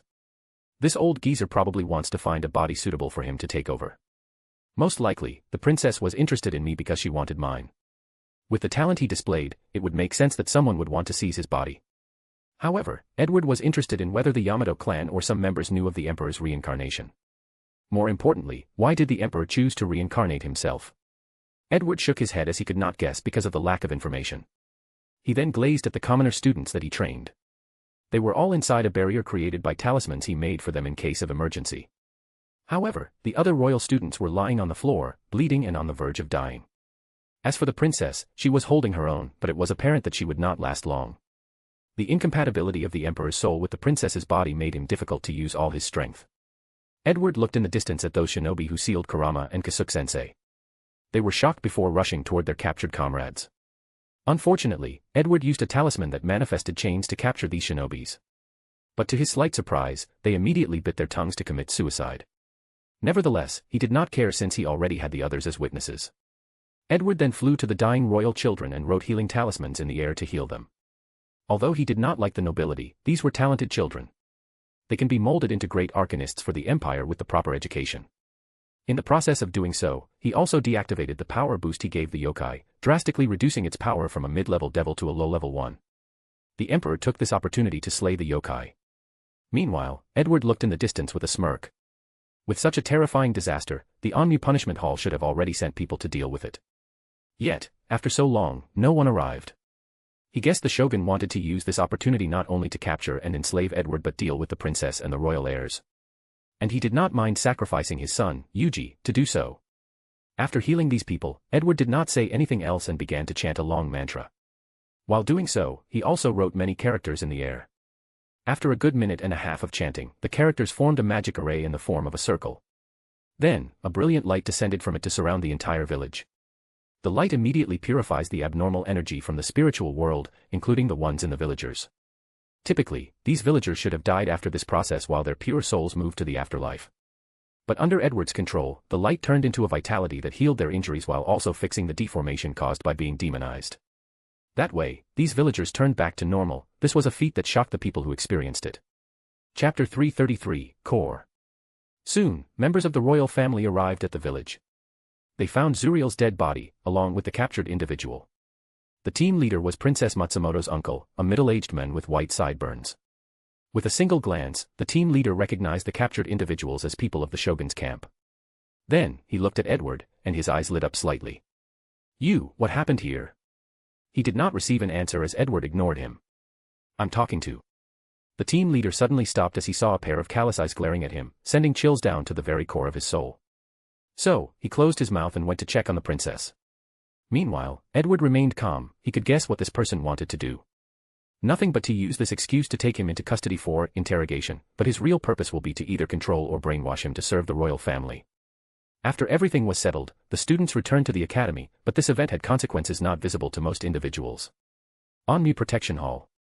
Shogun Arata walked to the top of the building with a stern and severe look. An aura of anger emanated from him, making all the employees avoid him. Soon, he arrived at the shrine where the divine maiden resided. After arriving, he stood there without saying anything, and the room remained quiet for at least 10 minutes. I can't help you this time, the divine maiden said. Veins appeared on his forehead as he said with a hoarse voice, how about our pact? This is your problem, you are greedy, act rash, do not trust others, and when things go awry, you expect me to clean up after you. Well, not this time. Arata clenched his hands underneath his robe while fighting every urge to go on a rampage. He snorted coldly before walking out. The divine maiden ignored him before taking 2 pictures in her hand, Edward and Miko. With these 2, I may be able to find my brother's soul in the spiritual world. She had a pondering look for a few minutes before taking a talisman and injecting her spirit energy. Then, a holographic image of a young boy playing manifested. The divine maiden looked at the boy with love and doting. Then, she muttered, I will save you, no matter what. Now that she had discarded the shogun, she needed new allies to achieve her goals. Hopefully, things will go better this time around. While Arata was on his way downstairs, a paper talisman in the shape of a bird flew in his hands. When it landed, the bird said something in a human voice, the Emperor summons you. He crushed the talisman before walking out of the protection hall. Arata then summoned an enormous red crow with 3 legs. He jumped on top of it before flying toward the royal palace. After he got closed, he returned his shikigami to the spirit world before landing. Without stopping, he headed straight to the throne room, where the emperor and the patriarch of the other royal family waited for him. The current emperor, a young man in his early 30s, looked at Arata and did not say anything else. He only raised his hand to motion for someone else to speak. Then, a person holding a decree came forward and said to the shogun, as the decree by the emperor and the royal council, a temporary position called 3 heavenly guardians will be appointed in the punishment hall, serving directly under the shogun. Arata's face became ugly after hearing this. He understood these people were using the recent event to weaken his power. These guardians are here to decentralize his military power as shogun and share it with the other royal clans. And these cunning foxes made the position temporarily so when it is their family who takes the position of shogun, they can remove it as they please. Based on this decree, Arata knew two things to be true: his reign as shogun would be short and powerless, and his son or family will have no chance at the position after him. For a moment, he thought of fighting back, but he quickly realized these people were waiting for him to act rashly. They can use this opportunity to band together and destroy the Seam clan. So, Arata took a deep breath to calm down. This battle was not entirely over. Most of the mages, samurai, and shinobis in the protection hall were loyal to him. As long as he acts quickly, he can keep much of his power. "As you order, your majesty," replied Arata before bowing, an act which made the emperor frown slightly. After seeing how the shogun behaved, he was somewhat disappointed but did show it or say anything else but simply dismissed him. Meanwhile, Edward reassured his classmate at the academy before returning to his dorm. He activated the sealing formation in the room before summoning his grimoire. Dream magic, dream summoning. "Where am I?" muttered Princess Matsumoto. The last thing she remembered was that she passed out after the battle with the yokai, and someone brought her back to the palace, where the royal physician treated her injury. Then, she felt sleepy out of nowhere before finding herself in this all-white space, standing on a massive bed that seemed to float in emptiness. She looked around before seeing a handsome man with black hair and blue eyes that shone more brilliant than the purest of jade. "A Westerner?" she asked while instantly becoming on guard. "Call Emperor Yaku's soul, he's the one I want to talk to," said Edward. "I don't know what you're talking to," replied the princess. "More importantly, who are you? Do you know the consequence of kidnapping a royal family member?" Edward waved his hand to manifest a barrier that imprisoned her. He then controlled the barrier to slowly reduce in size, with the purpose of eventually crushing her. He did not wait more than half a minute before an older man with a long white beard appeared. Emperor Yaku looked at him while caressing his long beard. "Is this your true appearance? It seems the reincarnation spell injured your soul." Yaku frowned after hearing this. "Who are you, and what do you want?" "I want to know about what's behind the gate underneath the academy. You should know as the former ruler and most powerful mage of this continent. I'm sorry to disappoint you, but even I do not know. That gate has been a secret kept by the Yamato clan for countless millennia." Edward looked at the princess, and the barrier increased its speed of getting smaller. In just a few seconds, she did not have much room to move and had to use her arms to try to prevent it from continuing to shrink. "I know you are connecting to her soul. So, if something happens to her, you won't survive. So, stop wasting my time." Yaku frowned as slightly but did not say anything. But when he saw the princess forced to crouch down to avoid being squeezed into tomato sauce, he said, "All right, what do you want to know?" "Everything," replied Edward before stopping the barrier. Yaku took a moment to organize his thought before saying, "I was not lying. The gate has been with the Yamato clan for countless millennia, and the head of the clan had a token to open it. After inheriting the throne, I learned that the other tokens were scattered throughout the continent. So, you decided to conquer the continent to gather them?" "Yes. Ever since I was young, I've heard tales from my father that the gate contained an unimaginable secret, most likely regarding immortality. And I wanted it for myself." "So, did you succeed?" "Yes, and no. After conquering the continent and gathering the tokens from other nobles in the neighboring kingdoms and finally finding what was inside, it was what you Westerners called grimoires. I know this much. What I want to know is what is the purpose of the grimoire? Why is it there?" Yaku was momentarily surprised by this news, but he did not focus too much on it. The grimoire is the core of the spiritual world, the very reason it exists. Chapter 334, Myths and Legends. Edward frowned after hearing this. "Can you be more specific?" In that case, certain background knowledge is required. Do you know about the ancient war of annihilation? Are you talking about the angel-demon war? I know a little. That saves me some effort. So, you must know the hero Alan and the 10 Guardians. I know of Alan but never heard of the 10 Guardians, answered Edward. The Guardians were the most talented individuals underneath Alan during the war. They were indispensable in ending the war. So, what do they have to do with anything? One of the Guardian was the Yamato clan's ancestor, Daisuke Yamato, said Yaku slowly, who seemed to want to take his time. After the war, Daisuke felt that the grimoire was a restriction on humans and other races instead of the boost it was viewed as. So, he wanted to create a magic system not too reliant on it. So, he is the creator of Onmyoji. He did not do it alone, but essentially, yes. So, what does this have to do with the grimoire and the spirit world? As you know, spirit user with attack abilities can purify devils and protect from angels worship poisoning. Angels are as dangerous of a race as devils. While the latter enjoyed killing and destruction, the former is not innocent despite appearances. Angels have the ability to force creatures to worship them. This ability is referred to as worship poisoning. Edward learned all this from Zuriel and prepared a method to counter this ability for the Elysium's invasion. Daisuke wanted the Onmyoji system to have the power of spirits, so he sought a way to create a world full of them. And the grimoire is the core or source of that world. Edward squinted his eyes. How exactly did he create an entire world of spirits? The power of legends and myths. Daisuke found an empty dimension and used the grimoire's ability to modify it to gather the power of myths and legends. Then, he spread myths and legends about gods, demons, and spirits. And as more and more people read these legends and even believe in them, the first spirit was born in that dimension. And with time, the spirit world became what it is now. Interesting, thought Edward. If that was true, the spirit world was more valuable than previously estimated. The empire is a multicultural and multiracial one, so there is no lack of myths and legends. These stories should increase the variety of shikigami or spirits contained in the spirit world. Tell me, why is the grimoire not kept inside the spirit world? Wouldn't it be safer to keep it hiding there? It was, but one shikigami discovered it and created a disaster that almost destroyed the eastern continent. That disaster is the source of the spirit world fusing with the normal world, in other words, the spirit disasters.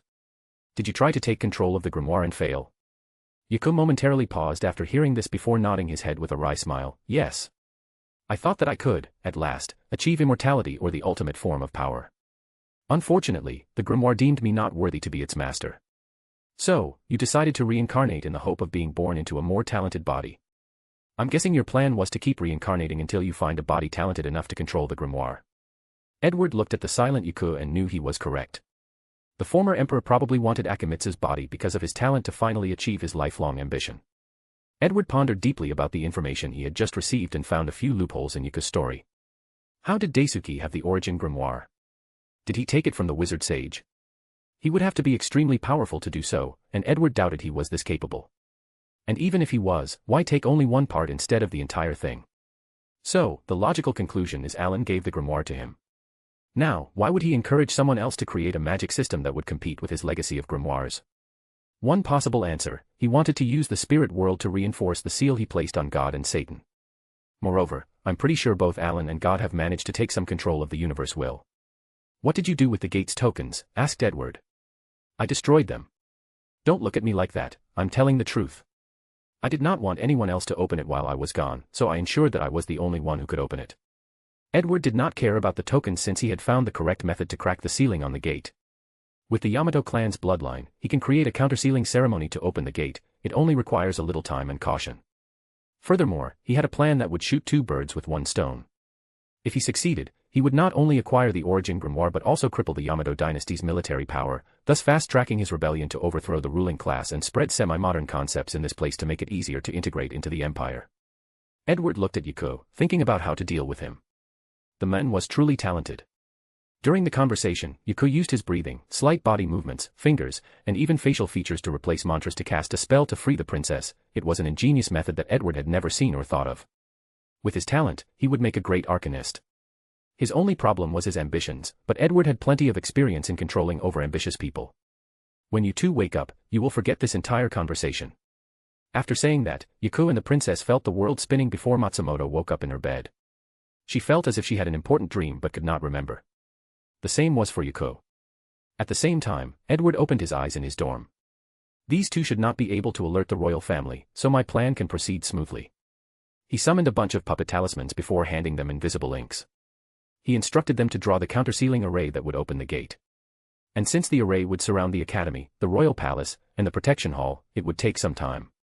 Western Continent, Clover Kingdom, Wizard King's Castle. The magic captains, Marioliona, Aesir, and Patali, sat at a square table with a frown. The other people participating in the invasion stood around these people.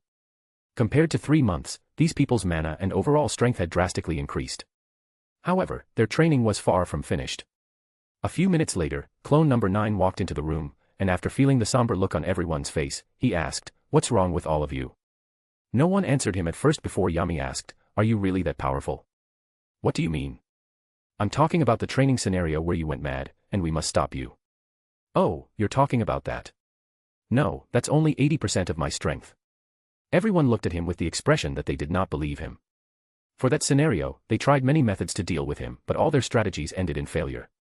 In one strategy, they gathered their knowledge of the mana method to create a magic array that could gather the mana of all the citizens in the Clover, Diamond, Heart, and even Spade Kingdom. They thought they could stop him with this power, but he still killed all of them and the people on the continent. In another strategy, some of the magic captains became devil hosts to boost their current unimaginable strength. But it was useless. In one of their most prominent strategy, they gather all the spatial mage of the continent to turn the underworld into a dimension bomb. Then, they sacrificed countless lives to trick the mad Edward into the underworld before detonating it. Unfortunately, he still survived. I can't do anything if you don't believe me. Well, let's start the meeting. I have received new information on Elysium so that we can make a plan for the invasion. Underscore. Chapter 335, Arrival. I have just received some information on Elysium, so we finally have a plan for the invasion. There are 4 layers to Elysium, but you will be divided into 3 groups. Edward placed a device in the middle of the table to display some of the layout and information about the angels. The first group will include the elves and most magic knights to protect them. This group will be sent to the first layer and the weakest. Your objective is to subdue the angels as quickly as possible till the elves can start the summoning ceremony. He zoomed to the second layer. The second group will consist of the magic captains, and you guys will be fighting the archangels, who are on par with the high-ranking devils. You can choose a leader amongst yourselves. The third layer is where the seraphim and the 2 lords reside.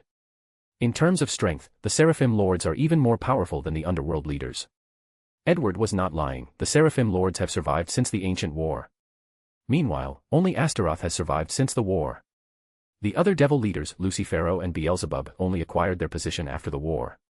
When it comes to the third group, they will be Asta, Juno, Yami, Marioliona, Fugolian, Aesir, Noel, Vengeance, and Vanessa. Edward chose these people because they have the highest combat talent and should reach Tier 5 after the training, which is the ceiling for all creatures in this world except for devil rulers and seraphim lords, who can reach Tier 6. And only God, Satan, and Edward have reached Tier 7 in the world, and the wizard sage might be the only human who reached Tier 6, or maybe he also reached Tier 7 with some unknown method. As long as these people work together, they can defeat the 2 seraphims and the lords. Of course, they were not the only ones expected to reach Tier 5 after the training ended. Charlotte, Dorothy Unsworth, and Ril Boismortier will do the same. However, Edward wanted these 3 to look out and protect the others in the first 2 layers to ensure nothing unexpected occurred. Sir, wouldn't it be better to have a healing mage on our side? Asked Fugolian. Plus, Charmy's recovery food magic would be very useful. Charmy is responsible for the magic captains in the second layer. They can come to your aid if they defeat their opponents in time. As for the healing, you won't need it because of this. He waved his hand to show them a metal heart. This is a devil heart or arcane heart for a better name. To be precise, it is a magical artifact created based on my recent research. Edward's research on devil heart so arcanists can have higher survivability is not complete yet. But, he could still create a magical item version. This heart will provide you the same healing factor as a devil. Unfortunately, the materials needed to create one of them are rare, so all members of Team 3 can have one. But the others will only have a subpar version with less than 20% of the healing capability. So, a healing mage like Mimosa is needed to help them in case something goes wrong. Everyone understood the reason for the development. Then, Aesir asked, what about the 4th layer? This is the layer where God lives. And as I mentioned before, he is a being on par with me, hence the greatest threat to our invasion. He then looked at Seeker Swallowtail. This is where you come into the equation. I will give you an artifact with abundant mana. Your mission is to use it to make a seal powerful enough to block the entire 4th layer. Seeker frowned slightly before nodding his head. I know the training session did not have much information on sealing. The Empire's knowledge of sealing magic could only be classified as above average. However, this should change very soon with the sealing art from the Eastern continent. Furthermore, Edward also planned for a brief visit to the Naruto universe to get their Fuinjutsu. I recently got some more information from the Eastern continent, which should be useful to you. Seeker's eyes lit up despite no change in her facial expression. How is your study of the arcane rune magic system? It's going okay. Too much stuff to study to cast one spell. But it's cool being able to use other elements, replied Yami. It's simply not as convenient as grimoires. I want to cut people, not study like a nerd, added Jack the Ripper. Edward frowned as he felt the general sentiment of these knights toward this system was not positive. You better make sure you can use the arcane versions of all the spells in your grimoire. If I'm not mistaken, there is a high chance that your grimoires will not work in Elysium. Everyone became serious after hearing this. Without their grimoires, they cannot use advanced spells, thus drastically weakening their strength. And facing such a level of an opponent with only basic spells. Well, none of them here would survive such an ordeal. There is still enough time to adapt. I know that magic used to be exciting and only required training, but you should quickly adapt to the status quo of studying, it will benefit your future. A few intelligent individuals sensed these words had deeper meaning or significance behind them. But they could not think of any reason. Dorothy, you must use your dream magic as a communication link between the layers. Yes, sir. Edward nodded his head. The angels have an ability called worship poison, an aura released from their bodies that can affect the mind, forcing weaker individuals to worship them. I will modify the training booth so you can train to resist this ability. I will also craft some magic items to help, but you still need to reach a certain standard before the mission. Edward then looked at Nact, the vice-captain of the Black Bull squad. You will be the first to sneak into Elysium, and you must spend an entire month without being detected. Are you prepared? Yes. Excellent. Finally, your personal equipment forged by the dwarves will arrive soon. So, test and get used to them in the training booth. Now, the meeting is over. If anyone has anything else to add, do so now. Someone raised their hands, and Edward smiled after seeing who it was. Noelle, what is it? Undine-san wants to take part in this battle. Did you tell her of the danger? Edward asked with a slight frown. I did. In that case, I'll accept the help. You two can train to achieve spirit fusion. Anything else? I also want to participate. This time, it was Lachita who spoke. You can't. Why not? She did not like the idea of letting her two sons do something so dangerous when she could help. Now that I can control my physique, I'm very strong. And my magic can be useful. Edward sighed but did not answer her out loud. Instead, he talked directly to her mind, explaining the ultimate fate of Zuriel, God's plan for her and Asta, and how she might be a liability to this mission. So, that's how it is, Lachita muttered under her breath. Are you all right? I'm fine. After all, I already expected this. Edward motioned for Asta to comfort her, but the idiot had a confused look on his face. So, he had to rely on Yuno instead. Then, Edward dismissed the team, telling them to continue training. All right, let's prepare for the underworld.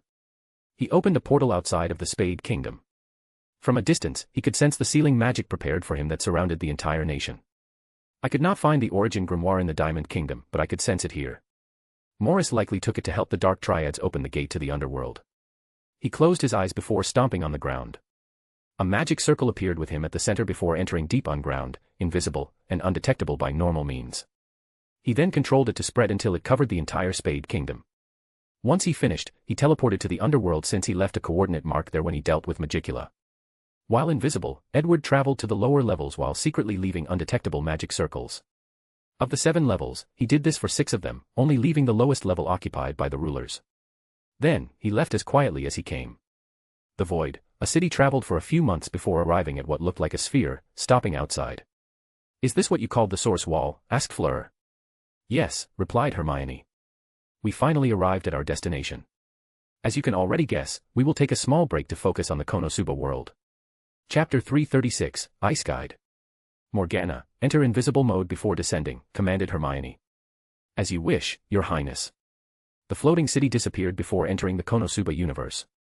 Any anomalies? So far, everything seems to be working perfectly fine.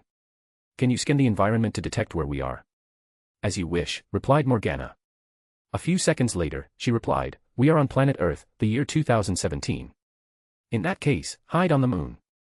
We will go to see if the laws of this universe will restrict us, added Hermione before changing her outfit to fit the modern standard, along with the others. The group teleported to London to a spot where no one could see them, nor were there any cameras. Is this what you called rule suppression? Asked Fleur as she sensed the mana inside her body. I can only use tier 4 strength. It's an unpleasant feeling to be weakened. She was not the only one feeling this way. Phileas was also sealed from tier 6 to tier 4. And since it was his first voyage, the feeling was slightly unpleasant to him. Let's check around, said Hermione, and the group spent the next hours visiting the city. How fascinating. The entire city, culture, and history are exactly the same as back in our universe. However, the people are entirely different, commented Phileas. I wonder the reason. Edward had 2 theories to explain this scenario, said Hermione. 1. The world we currently are, was created by some individual from primordial Earth, using Earth as a model. Or, the dimension primordial Earth exists and is so special that it can influence the void to create these worlds based on Earth. That would be an interesting conjecture to prove, said Lily. Yes, it would. Unfortunately, anything related to primordial Earth is currently above our pay grade, said Hermione. After checking the city to ensure there was no abnormality, Morgana hacked the network of the entire planet before creating an identity for the team. She also ensured they were wealthy and bought a villa for their stay. After all, with control of the web, money is nothing but a number. Morgana, how long before we can return to our peak state? Asked Snape. Permission to scan your bodies. Permission granted. According to my calculations, 3 months, 14 days, and 8 hours. Snape looked at Hermione. Do you want to use the plan now or wait until we fully recover? To be safe, let's wait. Then, the group decided to split up to do different things. Fleur and Phileas wanted to experience this era. After all, the Empire went from the technological age of the early 2000s to hundreds of years of the future in a few decades. So, the life of modern people in the year 2017 was attractive to the two of them. However, the same could not be said for Hermione, Snape, and Lily, who already experienced the novelty of this era in the last voyage. So, Snape and Lily decided to take a ship to travel throughout the galaxy, while Fleur and Phileas traveled worldwide, visiting different countries and experiencing different cultures. As for Hermione, she decided to become a dentist in the short 3 months. Before learning she was a witch, she always thought she would be a dentist like her parents. But she never had the opportunity, especially since dentistry was no longer an occupation in the Empire. After all oral issues can be solved with a cheap potion or a spell. She made a slight stir in the dentistry world in the short 3 months. And she could have achieved more if not for the fact she wanted to remain relatively low-key. Then, the group finally reunited before immediately exciting their plan. They drink a potion that seals their mana, aura, and higher life essence, essentially turning them into mortals. Then, they took a trip to Japan, where they had an accident during a bus crash. Soon afterward, the 5 found themselves sitting in a slightly dark and ethereal space. What is going on? Where am I? Asked Hermione in confusion. Fleur, is that you? Aren't we dead? Are the others here? I thought so as well. Here. The 5 of them looked at the woman with silver hair sitting opposite them. I am the goddess Eris, and unfortunately, you have died. The 5 of them, except Snape, had sad faces before sighing. Now, regarding your case, there are some complications. You are all British, so someone else should be responsible for your afterlife. However, given that you died in Japan, the region currently under my control, I'm responsible for you. What is going to happen to us? Asked Fleur, a little flustered. You have 2 options. You can ascend to heaven, or I can reincarnate you into a world of sword and magic with all your memories intact. Is it possible to send us back to Earth? Asked Hermione. Unfortunately, no. I figure. Reincarnating in another world, muttered Phileas. Is that what the Japanese called ISA? What's the word? Isekai, said Snape with his usual stoic voice. I forgot you like to watch these cartoons. It's not a cartoon, it's anime. I've told you this many times. Eris coughed lightly as she felt those two were about to fight each other. So, what is your decision? When someone gets Isekai, they usually have some cheat-like abilities or items. Does that rule also applies here? Asked Snape. That's correct. In that case, I want. Excuse me, could you tell us about the situation of this magical world? Asked Lily. Eris explained about the world of Axis, the Demon King invasion, and a few basic knowledge. However, Lily was not satisfied and spent the next 10 minutes asking questions after questions. Phew, is this what it takes to be an elite lawyer?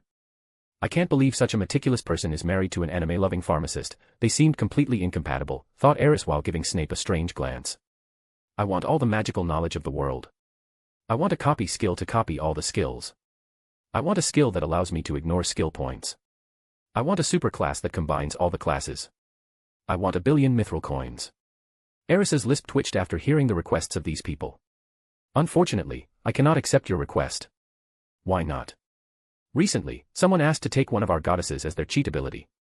So, the gods in heaven decided to change the rules and limit the request allowed. She quickly manifested a book. This is a book containing the things you can request for. The group rapidly read through the books before glancing at each other. They communicated the same thought through the eyes. All these so-called divine items are thrash. Any of them could make them once their power is unsealed. Ultimately, they chose a permanent buff that made them rise more quickly in levels than others. Finally, Eris sent them into the new world. What a strange group, she muttered before taking out a file containing their lives on Earth. She felt something was wrong with them but could not pinpoint exactly what it was. So, she gave up pondering on the issue. The world of Axel. Well, this went smoother than expected, said Hermione. Yes, I think giving each of us unique personality traits was a great idea, said Fleur. I'm just happy we don't have to use force to enter this dimension, added Phileas. Nevertheless, we still need Morgana to locate this dimension in case we need to make an emergency retreat. Snape looked at the ring in his body, and with a thought, a green tube appeared in his hand. He drank it and immediately felt the effect. He unsealed his mana. However, he soon frowned afterward. What's wrong? Asked Lily. My mana is unsealed, but I can't cast any spells. It must be because you don't have the mage class. The rules of this dimension might be very restrictive regarding classes. Snape nodded. The great news is our aura has no problem, so we can still use our physical strength if needed. Then, the other members also drank the potion to unseal themselves before heading to the Adventurer Guild. Chapter 337, Job Classes. The group asked for direction and quickly found the Adventure Guild. Their strange clothes quickly caught people's attention, but the adventurers quickly paid attention to the lady's beauty, especially Fleur, which had a natural charm emanating from her body. However, after Snape stared at them with his vicious eyes, they quickly pretended not to see anything and only looked through the corner of their eyes. Hello, how can I help you? Asked Luna. Are you the receptionist? Asked Hermione. Yes, you can call me Luna. She's beautiful, said Fleur. Edward would like her. He is her type. I wonder how many women he will bring back this time. He's been pretty tame recently, so I'm taking a gamble and say one. Hermione sighed out loud. It's because he's been tamed that I fear he won't control himself now he is alone. What's with the sigh? What? Can't I at least complain? We've been together now for more than 6 decades, you should get used to his womanizing way by now, said Fleur. No, it does not matter how long we are together, I will complain. While these two were conversing, the other did not know what to say. This kind of topic involved the personal affairs of the royal family, and it was not their place to say anything, especially in public. Here, said Phileas, reminding these two they were in public. Oh, sorry for the delay, said Hermione, with no shame or embarrassment. Meanwhile, Luna could only smile wryly. She had heard of the scandalous affairs amongst nobles, but she did not expect to experience them in person. These women are over 60 years old. How did they keep their youth? Is it some kind of potion? We would like to register as adventurers, said Hermione. No problem, but an appropriate fee is required for the registration. Hermione frowned slightly. We forgot the fee. Should we go kill a few monsters for money? No need, said Fleur before walking to one of the tables with a few adventures. She had slight tears in her eyes as she explained how arduous of a journey she had coming to Axeltown, how she was attacked and lost all her valuables and money. Then, these adventures handed her all their money, even the savings they had accumulated to place their old mother in retirement. Then, Fleur brazenly walked to the other tables and did the same thing, and she succeeded. Just like that, she acquired the money for 5 of them to register and the money to buy some decent starting gear. Looking at the sack of money in her hand, Hermione shook his head. What's the point of doing this? We could have just sold a few jewelries from our interdimensional rings. It's fun, Fleur replied while sticking her tongue out. Meanwhile, the shocked Luna received the money before registering them. The next step was to acquire an adventure card. She told one of them to place her hand on a special magic item that would determine their stats. Hermione was the first to place her hand on the orb-shape apparatus. A few seconds later, Luna looked at her card. Oh my, all your stats are maxed out, even your luck. What's more, it is said your mana is unquantifiable. With these stats, you can choose any advanced job classes. You even have an unnamed skill. Before Luna could make a commotion, Hermione took the card from her hand and looked at it. Upon closer observation, she could not find anything special yet. However, as she observed the category for skills, she read the information. Unnamed skill, strange energy that is both mana and not. It can grant the user enhanced physical stats, magic resistance, vitality, and some elemental affinity. A skill perfect for both magic and non-magical classes. Let's call it Aura, she said, and the name on the card changed. Yet, she had not detected how this thing functioned or any information on it. Soon afterward, the group all acquired their cards, and by then, Luna could not talk. This was the first time he saw a group of people with maxed out stats and such an incalculable mana reserve. I'm not surprised by the maxed out stats, but I'm a little surprised by our luck, said Fleur. So, what job classes should we take? We can't all be archwizards. One of us has to be an adventurer since they can learn the skill of all the other classes. I want to be an elemental archer, said Phileas. The most famous virtual reality game in the Empire is called World of Magic, and Phileas enjoyed playing the archer class once in a while. So, he decided to do so in real life. I always find it weird how a former duel champion like yourself enjoys playing as an archer, said Hermione. Phileas shrugged his shoulder. Being a mage is boring. I want to be the archwizard, said Snape. A boring choice. I want to be the crusader, said Lily. I'll be the archpriest, said Fleur. Are you sure? Asked Hermione. They have no battle powers except against undead. It's fine. I have the aura skill, so it's okay. In that case, I'll be the adventure. Excuse me, ma'am. Are you sure you want to choose the adventure job class? That's the weakest one, it would be a waste of your potential, said Luna. I'm aware, so you don't have to worry. Luna tried to persuade her, but it was no use. So, she changed their jobs with a sigh. Did you feel it? Asked Hermione. Yes, the so-called skill is a spell engraved in a person's DNA or bloodline, replied Fleur in the arcane language. She looked at the adventure card. This technology will revolutionize both our genetic engineering and bloodline fusion technology. She was slightly excited. Her main research has always been on DNA and bloodline, and she could be considered one of the best in the field. However, her main topic of deciphering the Dragon King's bloodline and fusing them has not succeeded after decades. But now, she finally saw hope. This fact is not absolute for the archwise class, said Snape. Oh, did you discover something? It seems to be a combination of bloodline spells and knowledge, he replied while reviewing the knowledge that was inserted into his mind after becoming an archwizard. Tinder, said Snape as he sensed his bloodline activated to use his mana as an energy source. Then, a small ball of flame appeared in his hand. The good thing about this magic system is we only need enough skill points to learn advanced magic. But, this could also be its downside. Furthermore, it seems possible to invent skills like aura. What about your Crusader class? High stamina, high magic resistance, high vitality, high strength, and some weird affinity or talent for the sword, she replied while sensing the changes to her body. Then, she looked at the adventure card. As for the skills I can learn, they are most tank-related skills, with a few offensive ones. What about you, Professor Phileas? I have high dexterity and an affinity for the bow. As for skills, I have two basic ones, Farsight, which allows me to see far in the distance, and Snipe, which allows me to fire from a bow or crossbow. The odd thing is the success of my attacks is not based on my aim but on my luck. This could be an interesting thing to test out. So, what do we do next? Asked Fleur toward Hermione. We need to get as many skill points as possible to learn all the skills in our respected job classes. The magic system of this dimension might be extremely beneficial to the Empire, so let's find out how it operates. Of course, we still can have some fun in the process. Afterward, the group left the bewildered Luna, who was curious about what they were saying. They went to buy some basic equipment before heading out to hunt monsters. They first decided to gain skill point before learning how to purchase or make skill-up potions. An elemental archer is not a real advanced class in Konosuba, I made it up for this fanfic. There was no advanced job class for archers, so I made one up. Furthermore, decoy is the only active skill revealed about Crusaders, while the other 4 skills are buffs. So, I'll have to make some up. Chapter 338, Skills. The group traveled outside the town, searching for magical beasts or demons to slay and level up. Soon, they ran into a group of giant toads. Perfect, said Phileas before rushing to a nearby tree and jumping in one of the branches. Despite his short stature, he was pretty nimble. He took out his bow and arrow. Snipe. The arrow streaked across the sky before penetrating the head of the frog. The ground shook slightly as the enormous beast dropped to the ground. Weird. I really do not need to aim, it's all based on luck. Phileas aimed in a direction without any frogs. But to his surprise, one suddenly jumped from afar and landed in front of his arrow. Not convinced, Phileas shot on the opposite side of the frogs. However, the wind blew, changing the direction of his arrow a full 180 degrees before hitting another frog. Is this the power of luck? It could be an interesting form of magic. While Phileas lamented the strangeness of his job class, the others also began their hunt for the frogs. With her knight armor, Lily rushed to the nearest frog and sliced it into 2 parts.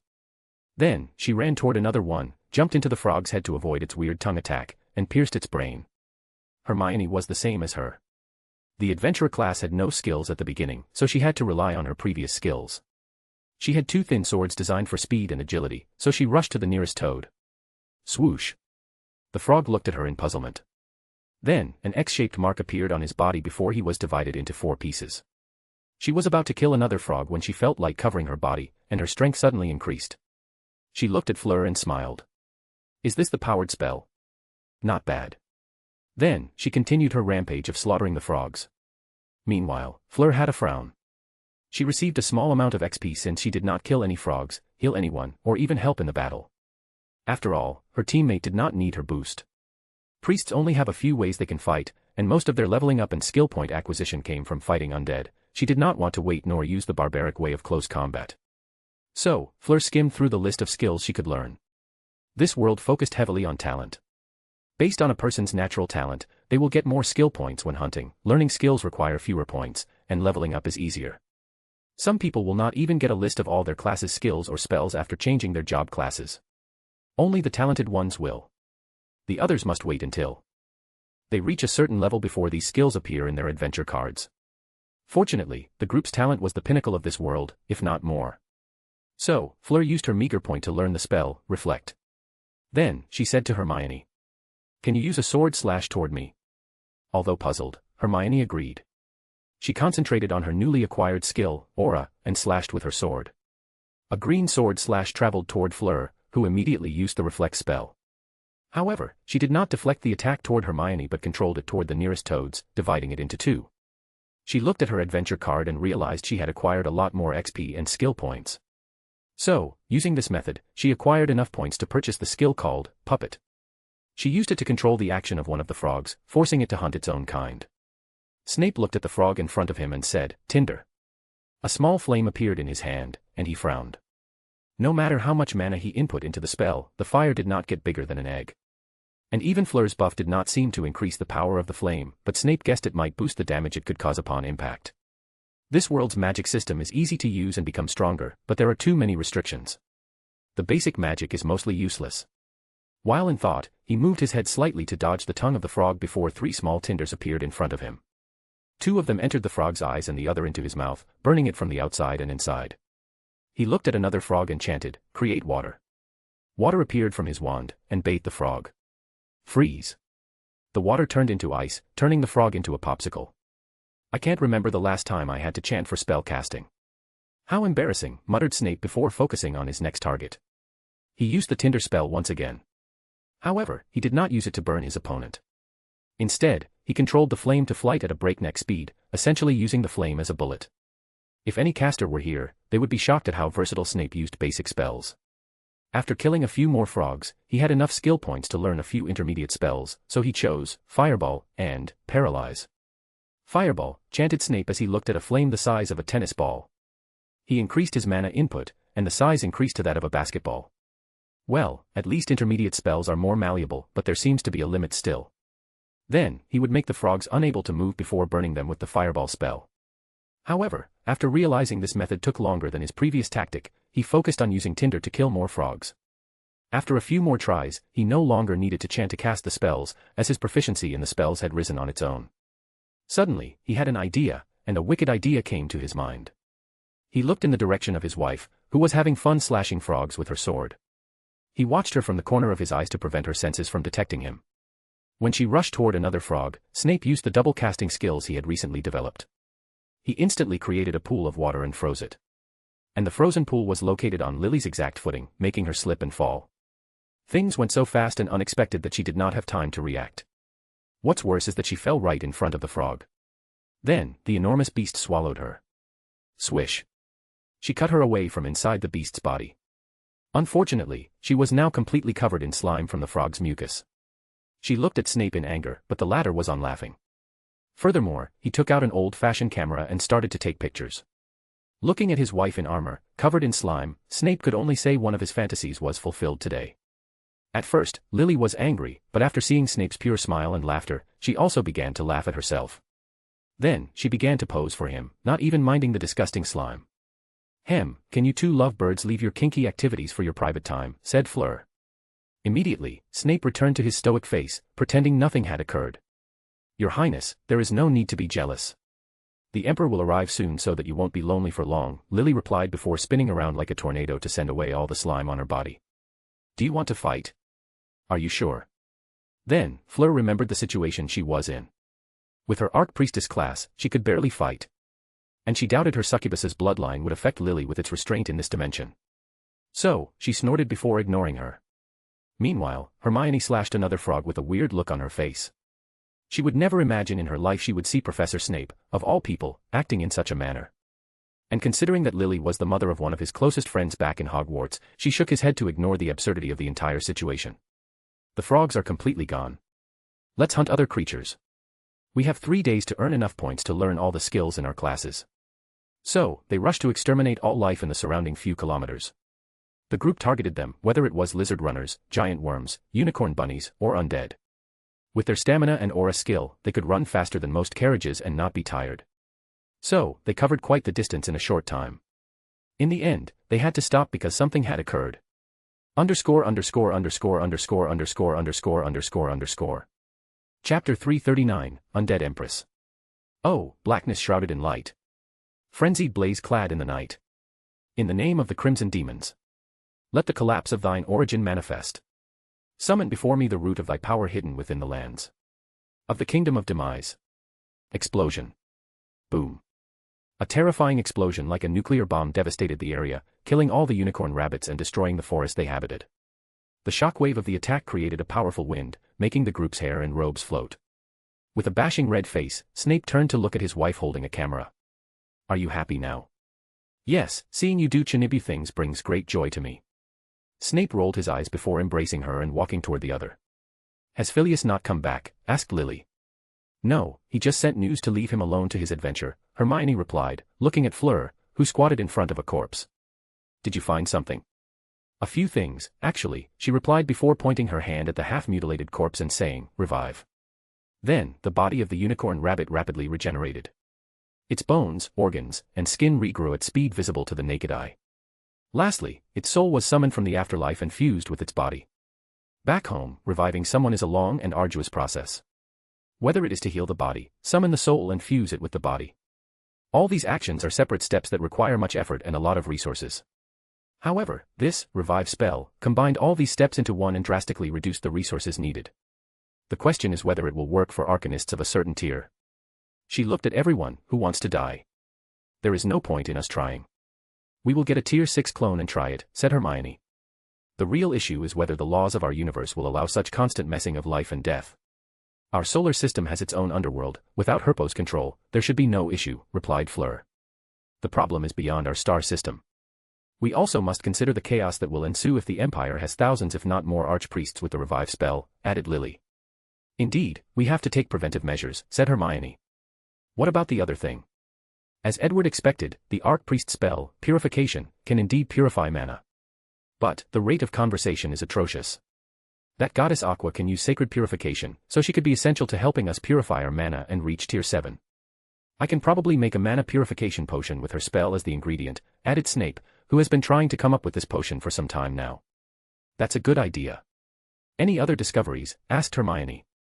We can translate some of the arcane rune spells into skills with skill points, but there is a limit to the number of spells translated, said Snape. Speaking of limits, I discovered that all the job classes are a form of bloodline, and the limit of all the bloodlines is tier 3, or level 60 in this world's level system. If we can recreate the magic system and how the entire dimension operates, the Empire will have a quick way to manufacture tier 3 arcanists. The way this dimension operates is that as long as you kill any creature, you can level up and acquire higher stats, including mana. Lily, how did your experiment go? It went well. The foreign magical beasts I summoned from the floating city seem to have been assimilated by the laws of this dimension. I killed one before assimilation and one after assimilation. And as you can guess, the one after assimilation gave me a lot of XP and allowed me to level up. However, I have no idea how the assimilation process works. Any idea? Everyone shook their heads, then Hermione said, Edward theorized this dimension was based on the ability system manipulation, its subcategory, law manipulation, to be precise. A person with law manipulation ability could establish rules in a selected area. For example, they could make it that all battles are fought with sticks and stones. If someone tried other methods like guns or magic, they would not work or be punished. Or that person could make a rule that you can only kill a person if you touch the back of their neck. Then, no matter how powerful that person or what tier he is, he will die unless the person with law manipulation is weak or their power has limitations. So, the rules are if you kill monsters, you can level up and acquire higher stats, said Snape. This should be another form of causality manipulation. Well, system manipulation and law manipulation are subcategories of causality manipulation anyway. We can use this direction to investigate this dimension and discover its mystery and try to replicate it, said Hermione before looking in a direction. Someone was coming. Soon, Luna showed up, accompanied by 2 other adventurers that looked like bodyguards. Luna. What are you doing here? I'm sorry, but I'm here on the order of the guild master. Is something wrong? The guild master asked your party to please stop hunting. Why? Isn't it a good thing to clean these dangerous creatures? Luna smiled in embarrassment. Normally, that would be the case. However, your party has hunted too many magical beasts to the point of disrupting the ecosystem in the surrounding towns. Furthermore, the guild relied on these creatures to give quests and ensure adventurers have a somewhat stable income. Your actions have disrupted this, making countless people unable to make a living. Hermione pondered briefly. If you put it this way, we are indeed at fault. Do you want us to help you fix the problem? No need. People from the headquarters will come to deal with the issue. One last question, can we still take other quests? As long as it is the high-level ones, the guild has no problem. Very well. Severus, let's go. Snape nodded his head before using the spell, teleport. A flash of light enveloped the group, and they disappeared, leaving a shocked Luna. They could have offered me a ride home, I've come all the way here. The group had bought an enormous castle outside of Axeltown to serve as their base. So, they teleported there to rest. For the next few days, they set up a laboratory with equipment from the floating city. Luckily, 95% of these pieces of equipment worked with no problem, while the rest needed a few recalibrations, and only a minority stopped working altogether. Then, the team visited a few places throughout the city. Hermione needed to learn a few skills from other classes, like the thief skills, assassin skills, magic crafting skills, blacksmith skills, and skills with job classes his group did not have. Snape needed to learn how to make potions. He bought all the potion recipes available in Axel using a lot of money. Then, Fleur and Hermione headed to his magic shop while Lily and Snape returned home to focus on the potions. Welcome, customers. How can I help you? Asked the Wiz with a smile. Fleur looked up and down at her. Besides the slightly pale complexion, she does not look like a lich. What are you talking about? I'm not a lich. There is no need to fluster, Hermione appeased her. We are here just to learn some undead skills from you. Forget about that for now, suddenly said Fleur. I just had a great idea. She would be a great addition to the harem. Hermione nudged her, what are you talking about? We are trying to incorporate undead as citizens to the Empire. What a better way to show our position by making one of the Empress an undead. You are right, but... You should have noticed Edward's tone when he talked about her, it's obvious he is attracted to her. So, it's better to be proactive in the selection process. Hermione sighed, all right. Fleur smiled before taking out a photo. This is our husband. Handsome, isn't he? How would you like to become sisters with us? Wiz felt her head spinning as she could not understand what these people were talking about. Excuse me, There is no need to answer immediately. We will tell you all about him. Then, you can decide. The more Fleur looked at her, the more satisfied she was. Wiz was a peak tier 3 archwizard and a very talented one too. So, once she returned to the Empire, she would make a fine arcanist. In terms of look, talent, and strength, you are a qualified empress. The only issue I can notice is you're a little too soft and kind-hearted. Plus, your vulnerability to holy aura or magic is a significant problem. However, we should be able to find a way to fix your problems in due time, said Hermione. I have not accepted yet, said Wiz in a low voice. You will, said Fleur. While the two were chatting, the doorbell rang, and a few people walked in. Just in time, we plan to visit your group afterward. Chapter 340, Goddess and Magic Crimson Clan. Who are you? Kazuma asked calmly. However, his thoughts were entirely different from his expressed demeanor. Oh my god, two beauties with great bodies, especially the blonde one. Is my spring coming? Is it finally time for me to find love? Wait, I've been tricked before by darkness. I need to know their personalities first. You were thinking about something dirty, weren't you, kid, said Fleur. Of course not. Please don't accuse me of anything without evidence. You know there are spells that can read minds, right? So, you said you were looking for us. What for? Kazuma blushed with shame before coughing slightly. First, let us introduce ourselves, said Hermione. We are from the Arcane Party. Arcane Party? The one who ran us out of our business, asked Aqua. We're sorry about that. We only wanted to make Axeltown safe. That still. Kazuma placed his hand on her mouth before saying with a smile, we appreciate your hard work. So, what does such a famous party want with lowly ones like us? We wanted the help of Aqua and Megumin with a few experiments, said Hermione directly. Experiment, said Aqua as she crossed her arm across her chest, taking a defensive posture. Yes, we want to know what is so unique about a goddess, what makes you different from a normal human. Goddess? What are you talking about? Asked Kazuma with a perplexed look. One would think he was genuinely confused if anyone did not know him. There is no need to hide, we are from Earth, London to be precise, replied Hermione in English instead of the language of this world. If you are from the London region, shouldn't you be in a different world? Hermione and Fleur's eyes lit up as these words confirmed their guess. There are other dimensions to which reincarnators from Earth will be sent after their death. And it is based on the country or region they are born in. We died in a bus crash in Japan, so they sent us to this region, said Hermione. This is against the rules. Eris should know better, muttered Aqua. So, what do you think of our proposal? I'm sorry, but we have to decline, said Kazuma. We'll pay you 1,000,000 eris. Deal, replied Kazuma swiftly and with no hesitation. Kazuma, yelled Aqua and Megumin. How could you sell your teammates like that, said Darkness with a crimson face, obviously aroused by the thoughts of being sold by her teammate. Do you know what we can do with 1,000,000 eris, said Kazuma with a loud voice. We can pay our debt and still have enough money to live a life of luxury. Aqua, you want to go back home, right? Yes. With that kind of money, we can hire the most elite adventurers to defeat the Demon King. No, better yet, we can ask this arcane party to help as a condition since they are so powerful. Megumin, think about your parents back in the village. Think how poor they are. You can change their life and become the richest Crimson Magic clan ever. The eyes of these two turned into money signs. Plus, you can use the money to buy skill-up potions and add all your skill points to level up, explosion, said Fleur. I accept, immediately said Megumin. What about you, Aqua? The blue-hair goddess only nodded as she was distracted, thinking about everything she could buy. In that case, let's go to our castle. Excuse me, can I also be experimented on? Asked Darkness. You need to learn how to control your masochism, commented Hermione. Wiz, you can also come with us. Then, she dragged Wiz to join the group before using the teleport spell to return to the castle. After arriving, Hermione handed Kazuma a purple bank card. A platinum card from the Eris Bank, said Aqua before taking the card from his hand before he could react. She checked to discover there was indeed 1,000,000 on the account. Since you have your money, let's begin with the experiment. It's not going to hurt, right? If necessary, we will give you anesthesia.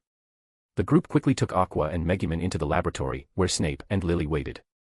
They hooked the two to many machines and did many tests, including taking their blood. The four had a holographic image showing them a bunch of data. Kazuma wondered how these people acquired such advanced technology, but he did not ask. So, did you find something?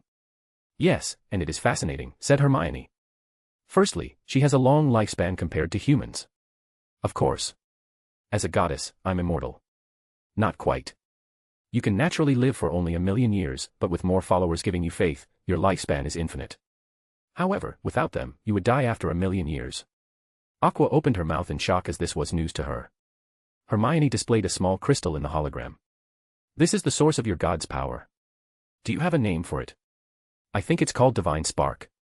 Divine Spark. A barely acceptable name. Nevertheless, it is truly a remarkable organ. It's not an organ, it's a gift, corrected Aqua. It's located in your brain and connected to your nervous system, so it is part of you. Adding the fact it has a function, it's an organ. Aqua slightly snorted without rebutting. So, what does this spark thingy does? Asked Megumin. The Divine Spark has many functions. The main one is to convert the faith of Aqua's followers into mana. Is that why she has an unlimited amount of mana? Asked Kazuma. Basically, replied Hermione. However, the interesting thing about the Divine Spark is its natural ability to purify faith. The others may not know what this means, but the four from the Empire knew. The gods in their universe need to use the Divine Flame to purify their faith, and even then, it is still not enough as it corrupts their soul. But this Divine Spark does not have this issue. Of course, they also know there could be a limit to the Divine Spark. After all, based on their calculation, the gods in this world are at the peak of their power in the heavenly realm, not in the mortal world. And the most powerful of them are probably between tier 4 and 5, with a few reaching tier 6. Regrettably, they do not have enough data to know for sure. Does faith need to be purified? Asked Aqua. How can you be a goddess and not know these things? Said Kazuma. How can you blame me? I spent most of my time in heaven reading manga, so I didn't pay attention to many things. Just know that without purifying faith, it will corrupt your soul, forcibly changing your personality. Aqua frowned as she remembered Wolbach, the dark goddess of violence and sloth. Many of her believers were demons, creatures that feed on negative human emotions. So, it could be the reason she turned evil. Of course, she failed to consider that her followers from the Axis Church just randomly labeled Wolbach a dark goddess before sealing her. Does that thing have other purposes? Asked Aqua, now curious about her ability. Yes. It has an attribute, and yours is water.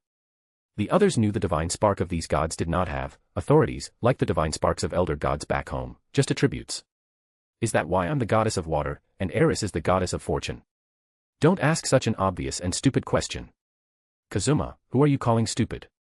Snape, silently processing data with the other three, gave these two a look, and they immediately stopped bickering. Meanwhile, Darkness was jealous that she was not the one who received such a stern stare, and Megumin was playing with her cat, Chumisk. As for Wiz, she was looking at everything around the lab with shining eyes. The divine spark is responsible for the divine aura your body naturally emits, which attracts undead and magical beasts. And more importantly, it is why you gods can use sacred spells. If there is one thing the group desired after studying the divine spark, it's the ability to use sacred spells, which are an enhanced version or boosted version of any spells. For example, Aqua can only use tier 3 level spells in the mortal world, but her sacred spells reach tier 4. If they can replicate this method and allow it to keep the 1-tier boost no matter what, Arcanists would be able to skip ranks in battles. A tier 8 Arcanist could use a sacred spell to defeat a tier 9 mage. So, this goddess is special. Everyone rolled their eyes. I still cannot wrap my head that Aqua is the goddess worshipped by the Axel Church, said Darkness. Forget about her. What about my results? Asked Megumin. Your Crimson Magic clan's DNA has been modified to grant all of you a high talent for magic, Fleur responded this time. That's it. Fleur smiled but did not say anything further. They all knew she was even more valuable than Aqua. Her DNA can be analyzed and recreated. And once that is done, it means that the Empire will enter the era where every single individual can be Arcanist through genetic engineering.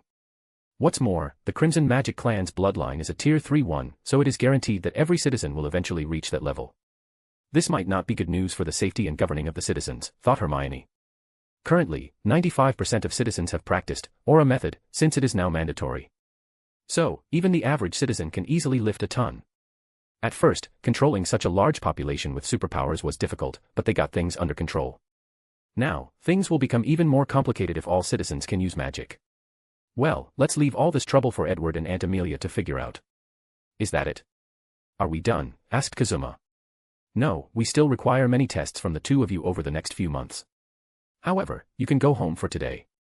Chapter 341, Arcane Spark. Hermione walked into one of the lab rooms, looking at the busy Fleur. How is your research going? I've just finished analyzing the DNA of the Crimson Magic clan. Now, I'm studying Aqua's divine bloodline and the bloodline of a succubus. Their ability to place people into a lustful dream has inspired me. Fleur once modified her Vela bloodline to a higher level of a succubus. However, the process is incomplete since the succubus she used to model hers was a low-level one summoned using the book, Solomon's Key. You finished analyzing it so soon?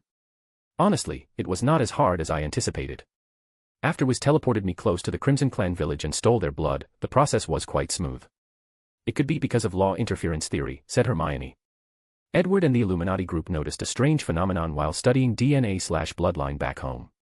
Although the wizard gene was discovered long ago amongst the wizards of the old era, it was impossible to modify the genes of muggles to grant them magical abilities. Bloodline infusion was possible, but it was a significant risk with a low survival rate, even to this day. At first, everyone believed it was because the Empire's genetic engineering was not on par. But as the technology developed, it was still difficult. In fact, even studies in this domain seemed extremely slow compared to others. Then, Edward came up with the law interference theory. According to him, magic, most likely because of its high ceiling, is a gift from the universe itself, so only a few lucky people can have the talent for it, not counting inheriting it from their parents. The research of genetically engineering wizards or granting people with magical talent goes against the essence of the universe. So, the universe itself interfered with or slowed down any research in this field. And the only way to deal with this issue is to do this research in another universe and brings them back. Now, the flaw of this theory is that if the universe does not allow every individual to have magical talent, it could render the research useless after bringing it back. However, recently, Edward discovered that after each voyage, he would bring back records of the laws or operations of other universes. And Chronai, the universe will take these records and supplement the HP universe. This is one of the reasons that a universal power system like gate alchemy functioned in the HP universe. So, can we recreate it back in the Empire? Asked Hermione. There should be no problem, but we won't know for sure until we get back. How about you? How is your research? Not very good. I have analyzed the adventure's card connection to the job class's unique bloodline and soul. It is similar to the concept of inherited memories we discovered in high-level bloodlines like dragons. So, the skills are like inherited memories, they are like instinct engraved directly in the genes. It would explain how they can use them easily without much effort. Correct. Unfortunately, this is all I have discovered so far. I still have no idea how the card is created or how the level-up system operates. Didn't you analyze the card-making machines we stole? Yes, Morgana is currently running diagnostic on it, but there is nothing so far. It seems we lack the correct direction. What about Lily? Asked Fleur. She's studying the divine spark, but she's not having any luck either. Then, what about the skill-up potion? Didn't you learn anything from it? No. Snape can make the potion by following the steps and using the potion-making skill but still has not discovered how it works. Well, there is no need to rush things. We still have a lot of time. That's true. Is that it? If not, I have to go capture an ancient dragon. We need to have a meeting on our overall plan for this world. Fleur nodded before heading to the lounge where Snape and Lily waited. Everyone got some tea and sat down to chat. What do you guys think we should do? Hermione asked. Do you think we should establish the Arcane Empire in this place? It should be easy to conquer this world with a Golem Legion, but is it truly worth it? Commented Lily. One thing for sure is we need to get these gods on our side or capture them if necessary. The fact they are a species who can transform faith into mana makes them extremely valuable, said Snape. There is a high chance we will accomplish the project of allowing a body to have both mana and divine energy through them. In that case, we will need to enter heaven at some point.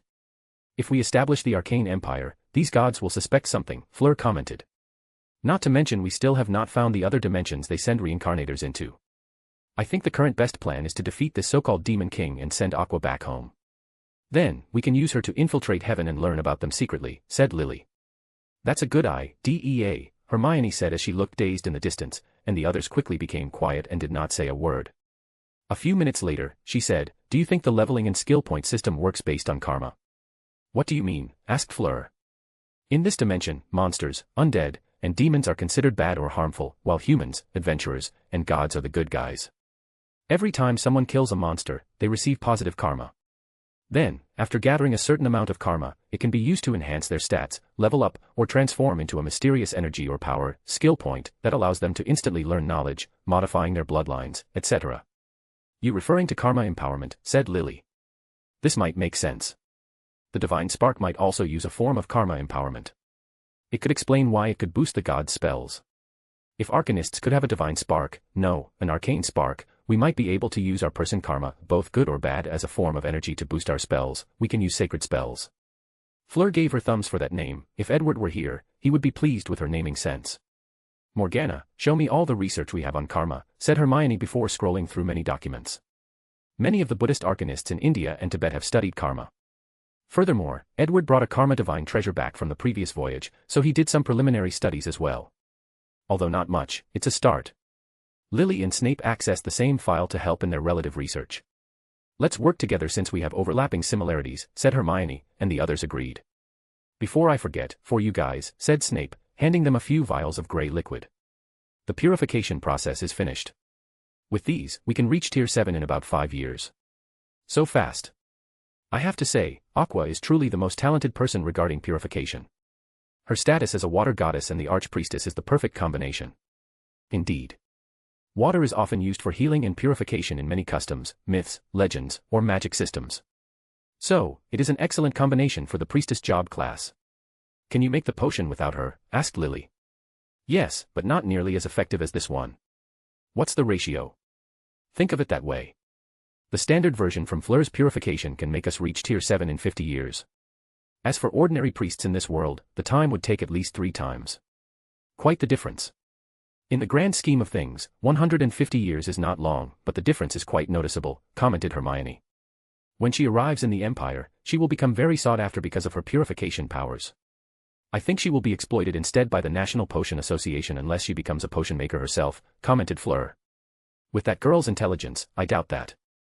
However, Kazuma will be with her, so that won't happen. Instead, she will thrive, Hermione disagreed. Well, forget this for now. Let's begin our research. Do you want to help us? Fleur shook her head. This world seems to be Lucky Charms regarding my bloodline research. So, I'm going out to gather more research specimens. In that case, don't forget to visit Wiz and convince her. Bang. Bang. Before the group could disperse, they heard someone knocking at the door, so Fleur went to open it up. Chapter 342, Rejection. Kazuma lay on a comfortable couch, wearing only a loose robe. He held a teacup in his hand, sipping it with great enjoyment. Worthy of the most expensive tea in Axel, he muttered, glad he did not let Aqua make the tea. Otherwise, she would have purified it into clear water. Kazuma, I've been thinking. Since we are now rich, why don't we build another town, said Aqua, who was also drinking tea next to Kazuma.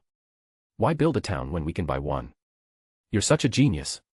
The Axel Church can be spread in our new territory. While these two enjoyed their luxury, Megumin and Darkness walked into the room. Kazuma, when are we taking a quest? Asked Megumin.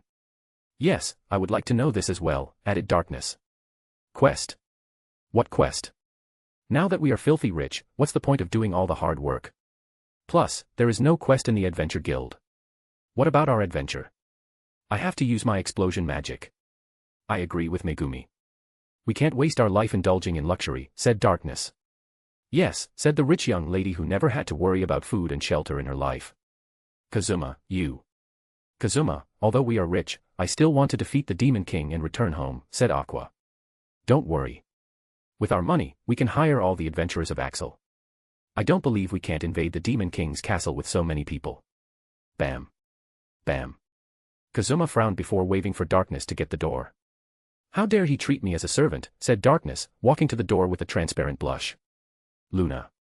Kazuma, Kazuma, we need your help, Luna yelled as she rushed inside. What's going on? Kazuma asked calmly while still lying on his couch. We just received news that the destroyer is headed toward our town. The destroyer, yelled Megumin and Darkness simultaneously. What's the destroyer? Asked Kazuma. It's a moving fortress that has been roaming the world for hundreds of years. With its power, it will eradicate Axel with ease. Kazuma suddenly got up from his sofa. Why are you asking us for help with such a dangerous thing? Well, your party defeated Beldia, one of the Demon King general. So, the guild figured you were the perfect team to deal with the situation. Are you insane? We were lucky to defeat Beldia by finding his weakness.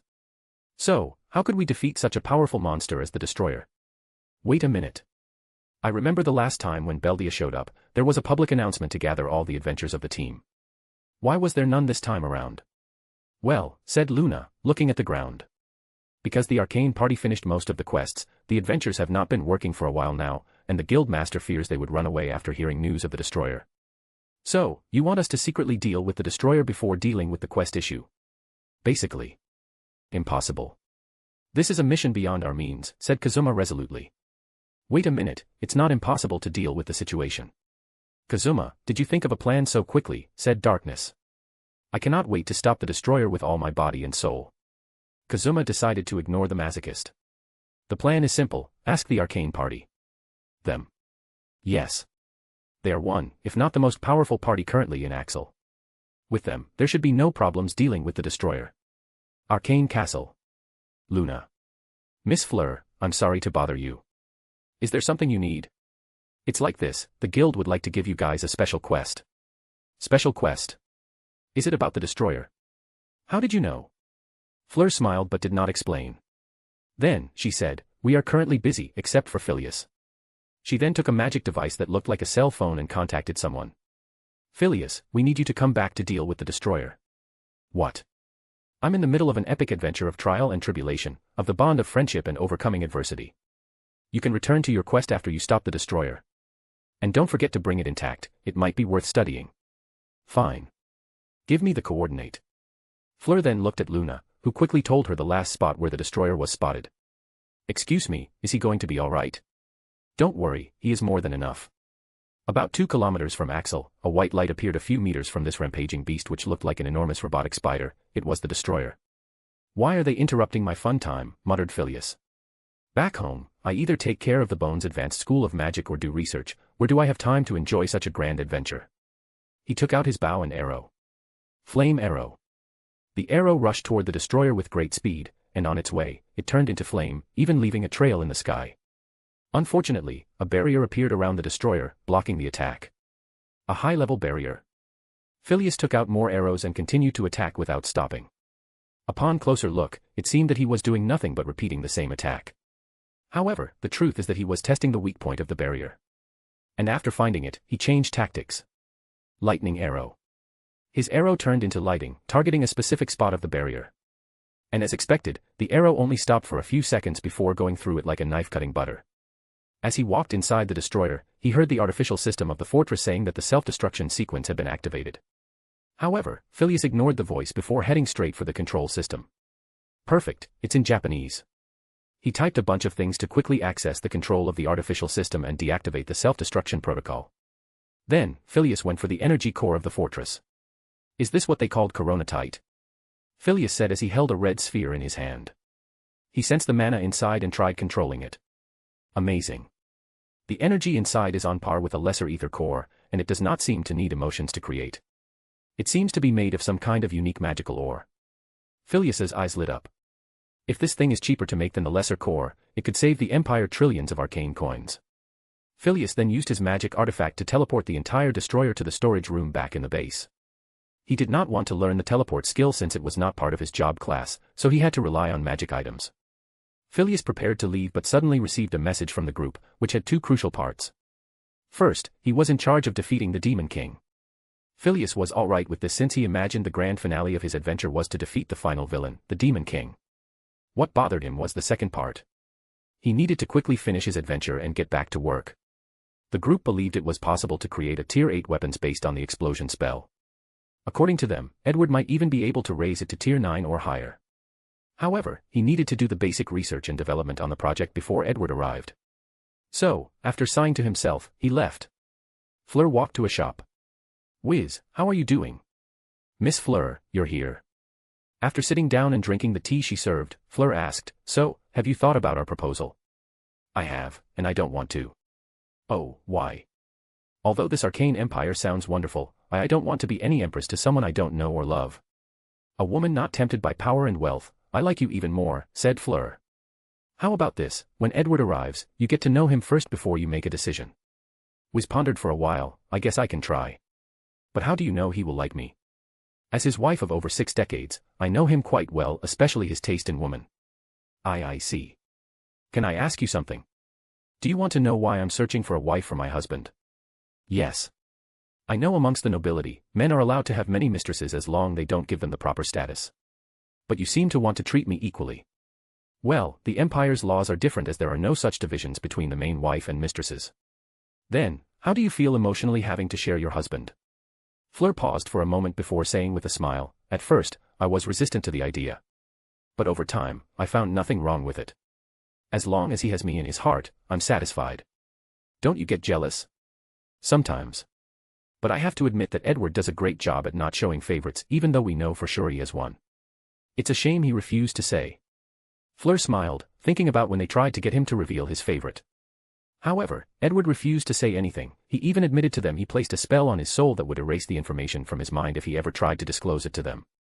"It seems you guys have a great but complicated relationship." "Not really. Our relationship is simpler than you think.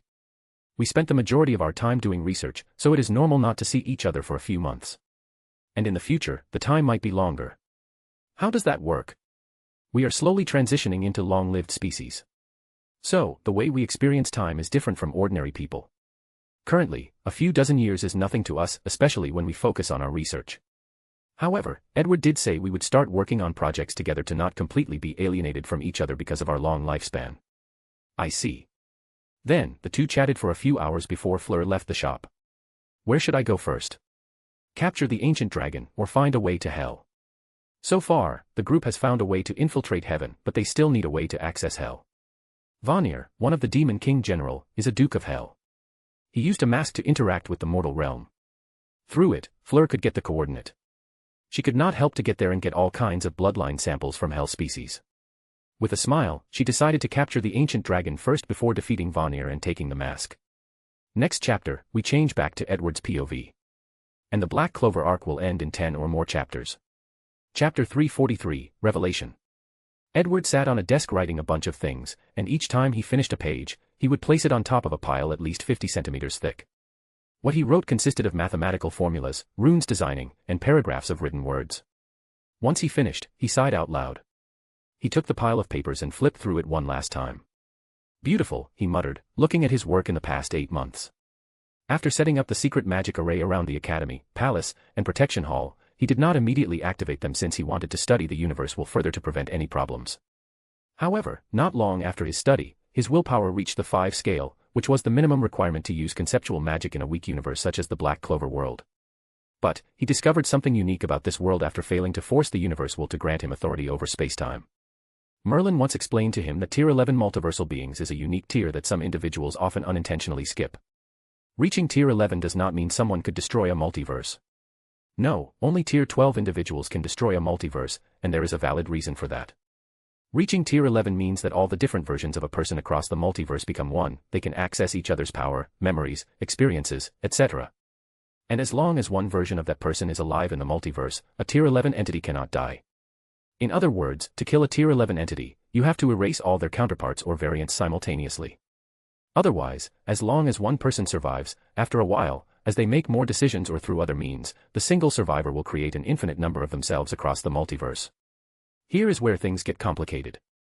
There is no way for a person to exist in every timeline across the multiverse, even if there is an infinite number of them. For example, there are many timelines in which Edward does not exist in the Harry Potter universe. So, as long as a Tier 11 powerhouse does not exist in every timeline, even if each of his variants across the multiverse had the power to destroy a universe, Tier 10, they cannot destroy the multiverse. Edward understood that this involves the concept of smaller infinite and greater infinite. Tier 11 powerhouses have an infinite number of variants, but their infinite is smaller than the infinity of the entire universe, which contains the infinite timelines the Tier 11 powerhouse exists and the infinity they do not exist.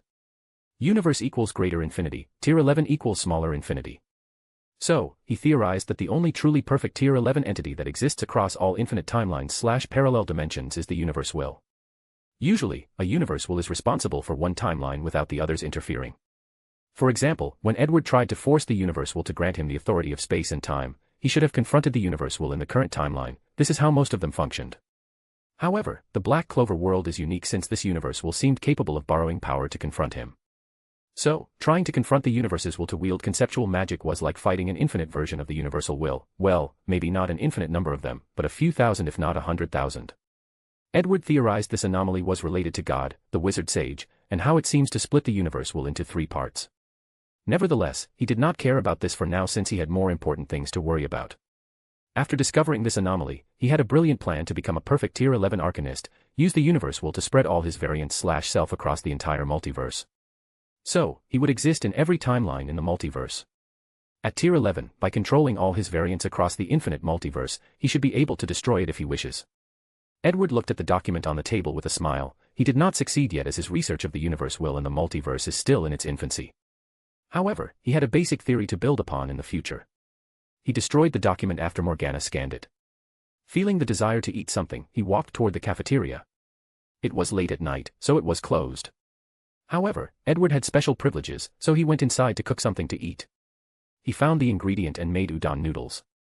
After eating his lunch, he looked at the dark corner of the cafeteria. Whoever you are, if you are a foe, please don't throw away your life pointlessly. If you are a friend, please state your intention. You are indeed as arrogant as the rumors.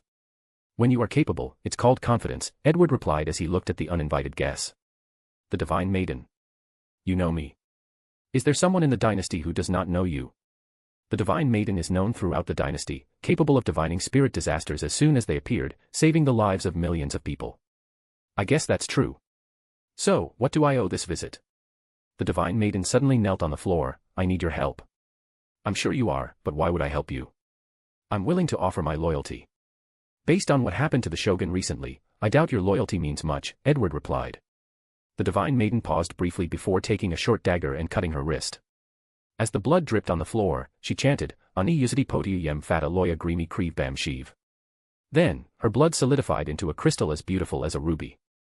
The blood oath of fealty, muttered Edward as he knew he could control her life with this crystal. So, what do you want my help with? I need help finding my little brother, said the Divine Maiden as she took a drawing from her sleeve.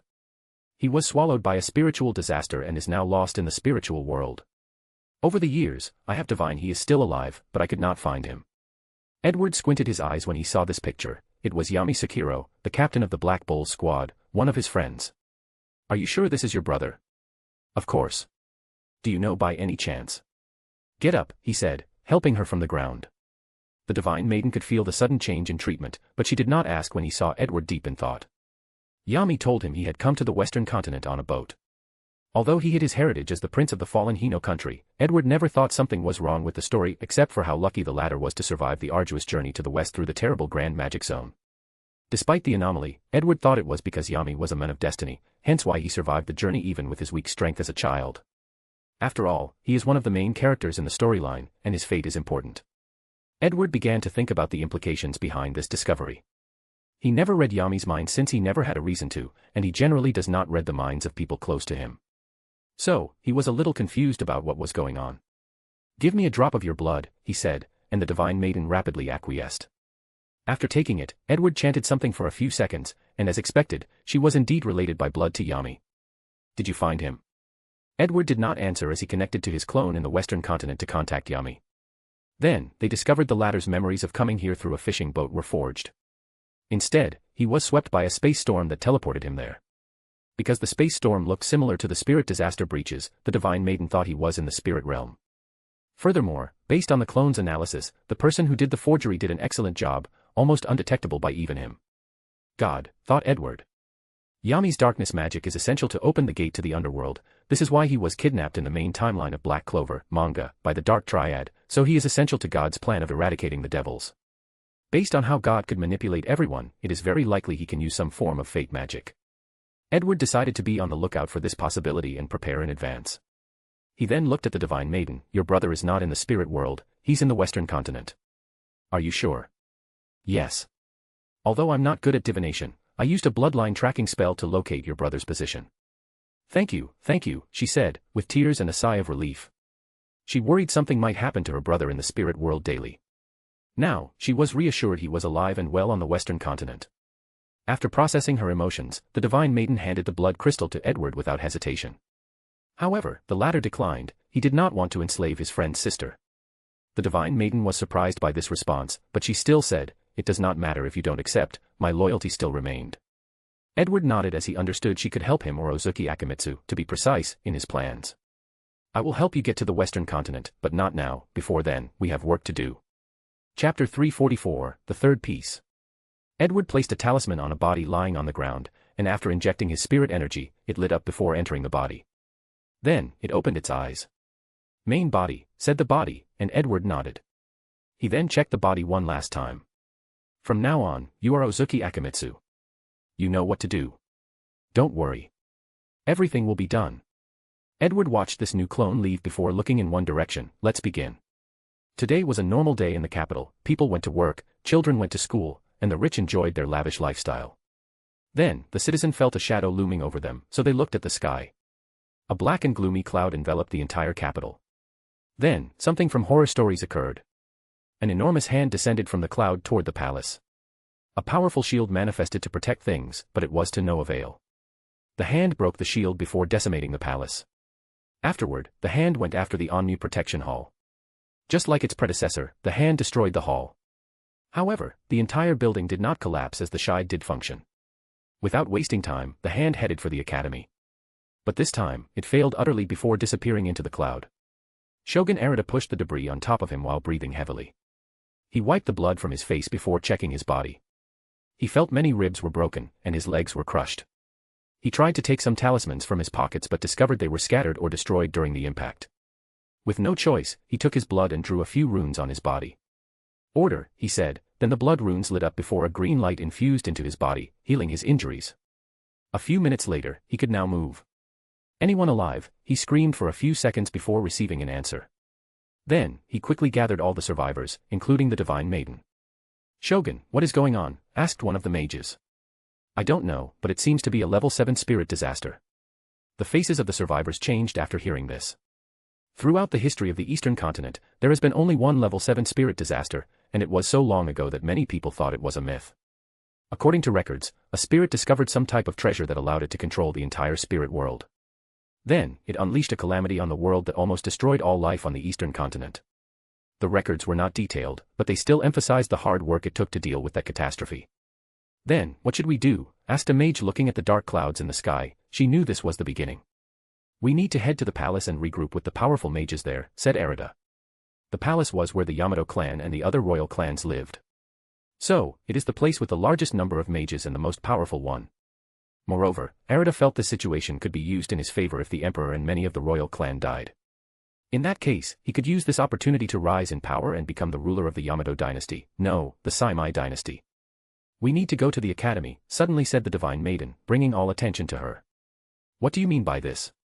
This is the only safe place so far, so it would be best to go there. The other mages looked in the distance. There was a gray fog that enveloped the entire city. However, they could still barely see the towering buildings of the academy. Don't spout nonsense, rebutted Arita. It's obvious we must first ensure the safety of the emperor and the royal family. The Divine Maiden ignored him but looked at the survivors instead. She noticed an anomaly: most of the survivors were from a commoner background.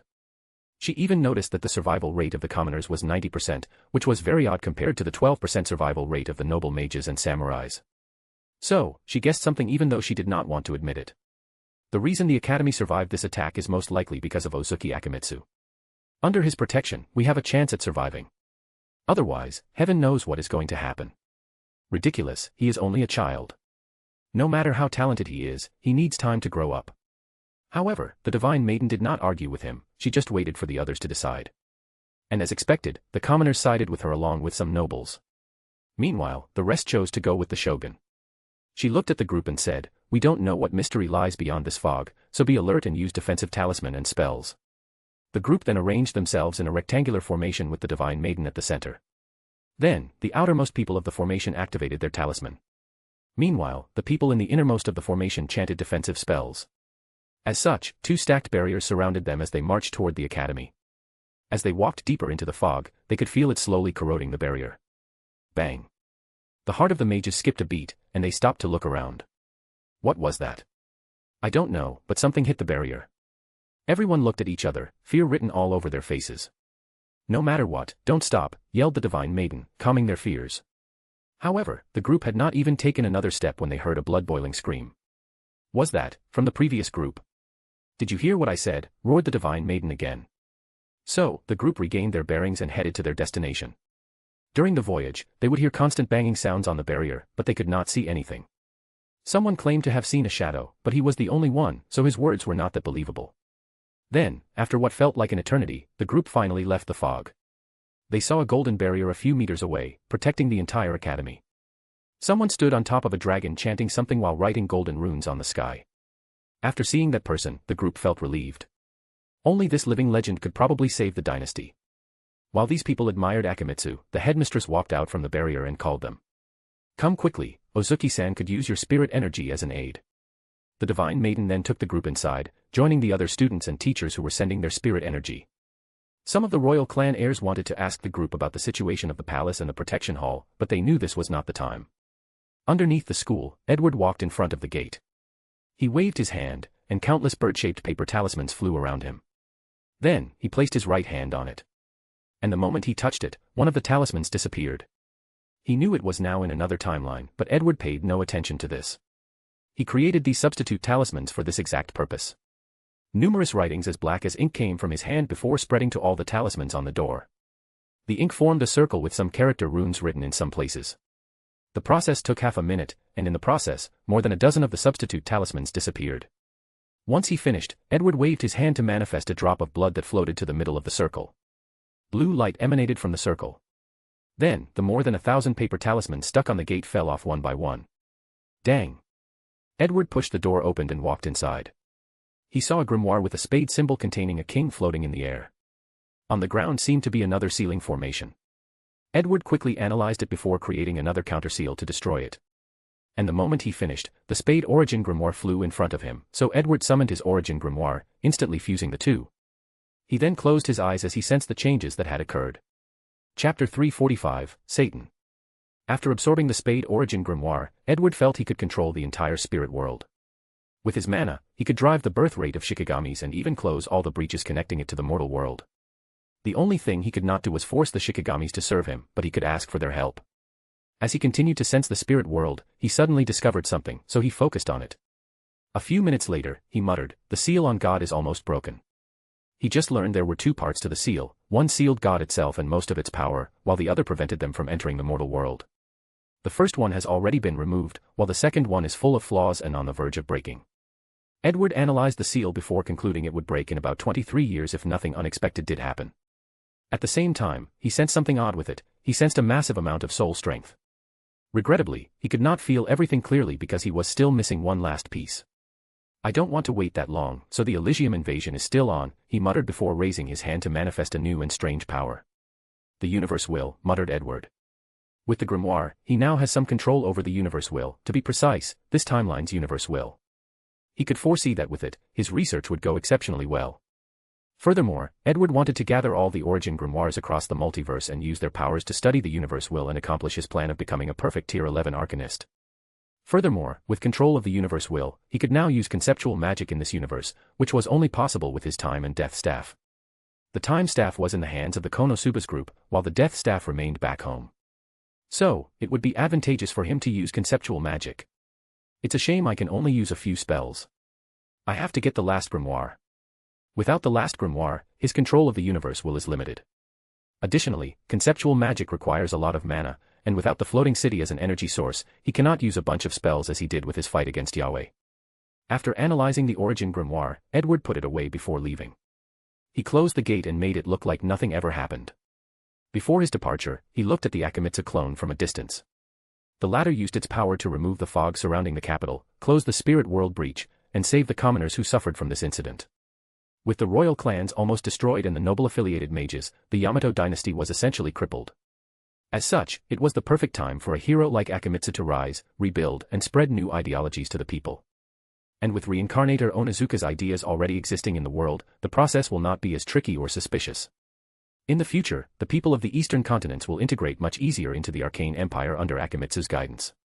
And Edward will be responsible for the western continent's people. After one last glance, a portal appeared before him, and Edward returned to the western continent. He did go back to the Black Clover Kingdom but headed straight to the underworld since he knew something went wrong. His clone with 60% of his power was killed a few days ago. The first thing Edward noticed upon his arrival was the magic circles he placed in all 6 layers of the underworld were removed. So, he did not hesitate to go straight to the 7th layer. Lucius. Yes, it's me. Surprised. You've absorbed Astaroth's power? Not just him, but Beelzebub and Luciferos as well, said Lucius with a confident smile. I've always believed humans were the most unique race, and your existence is proof of that. You inspired me to take control of my destiny and no longer be Astaroth's puppet. Edward looked at him with a frown. Something is odd about you. Have you noticed? Then, he changed his form. He had a large halo floating behind him with a small one on his head.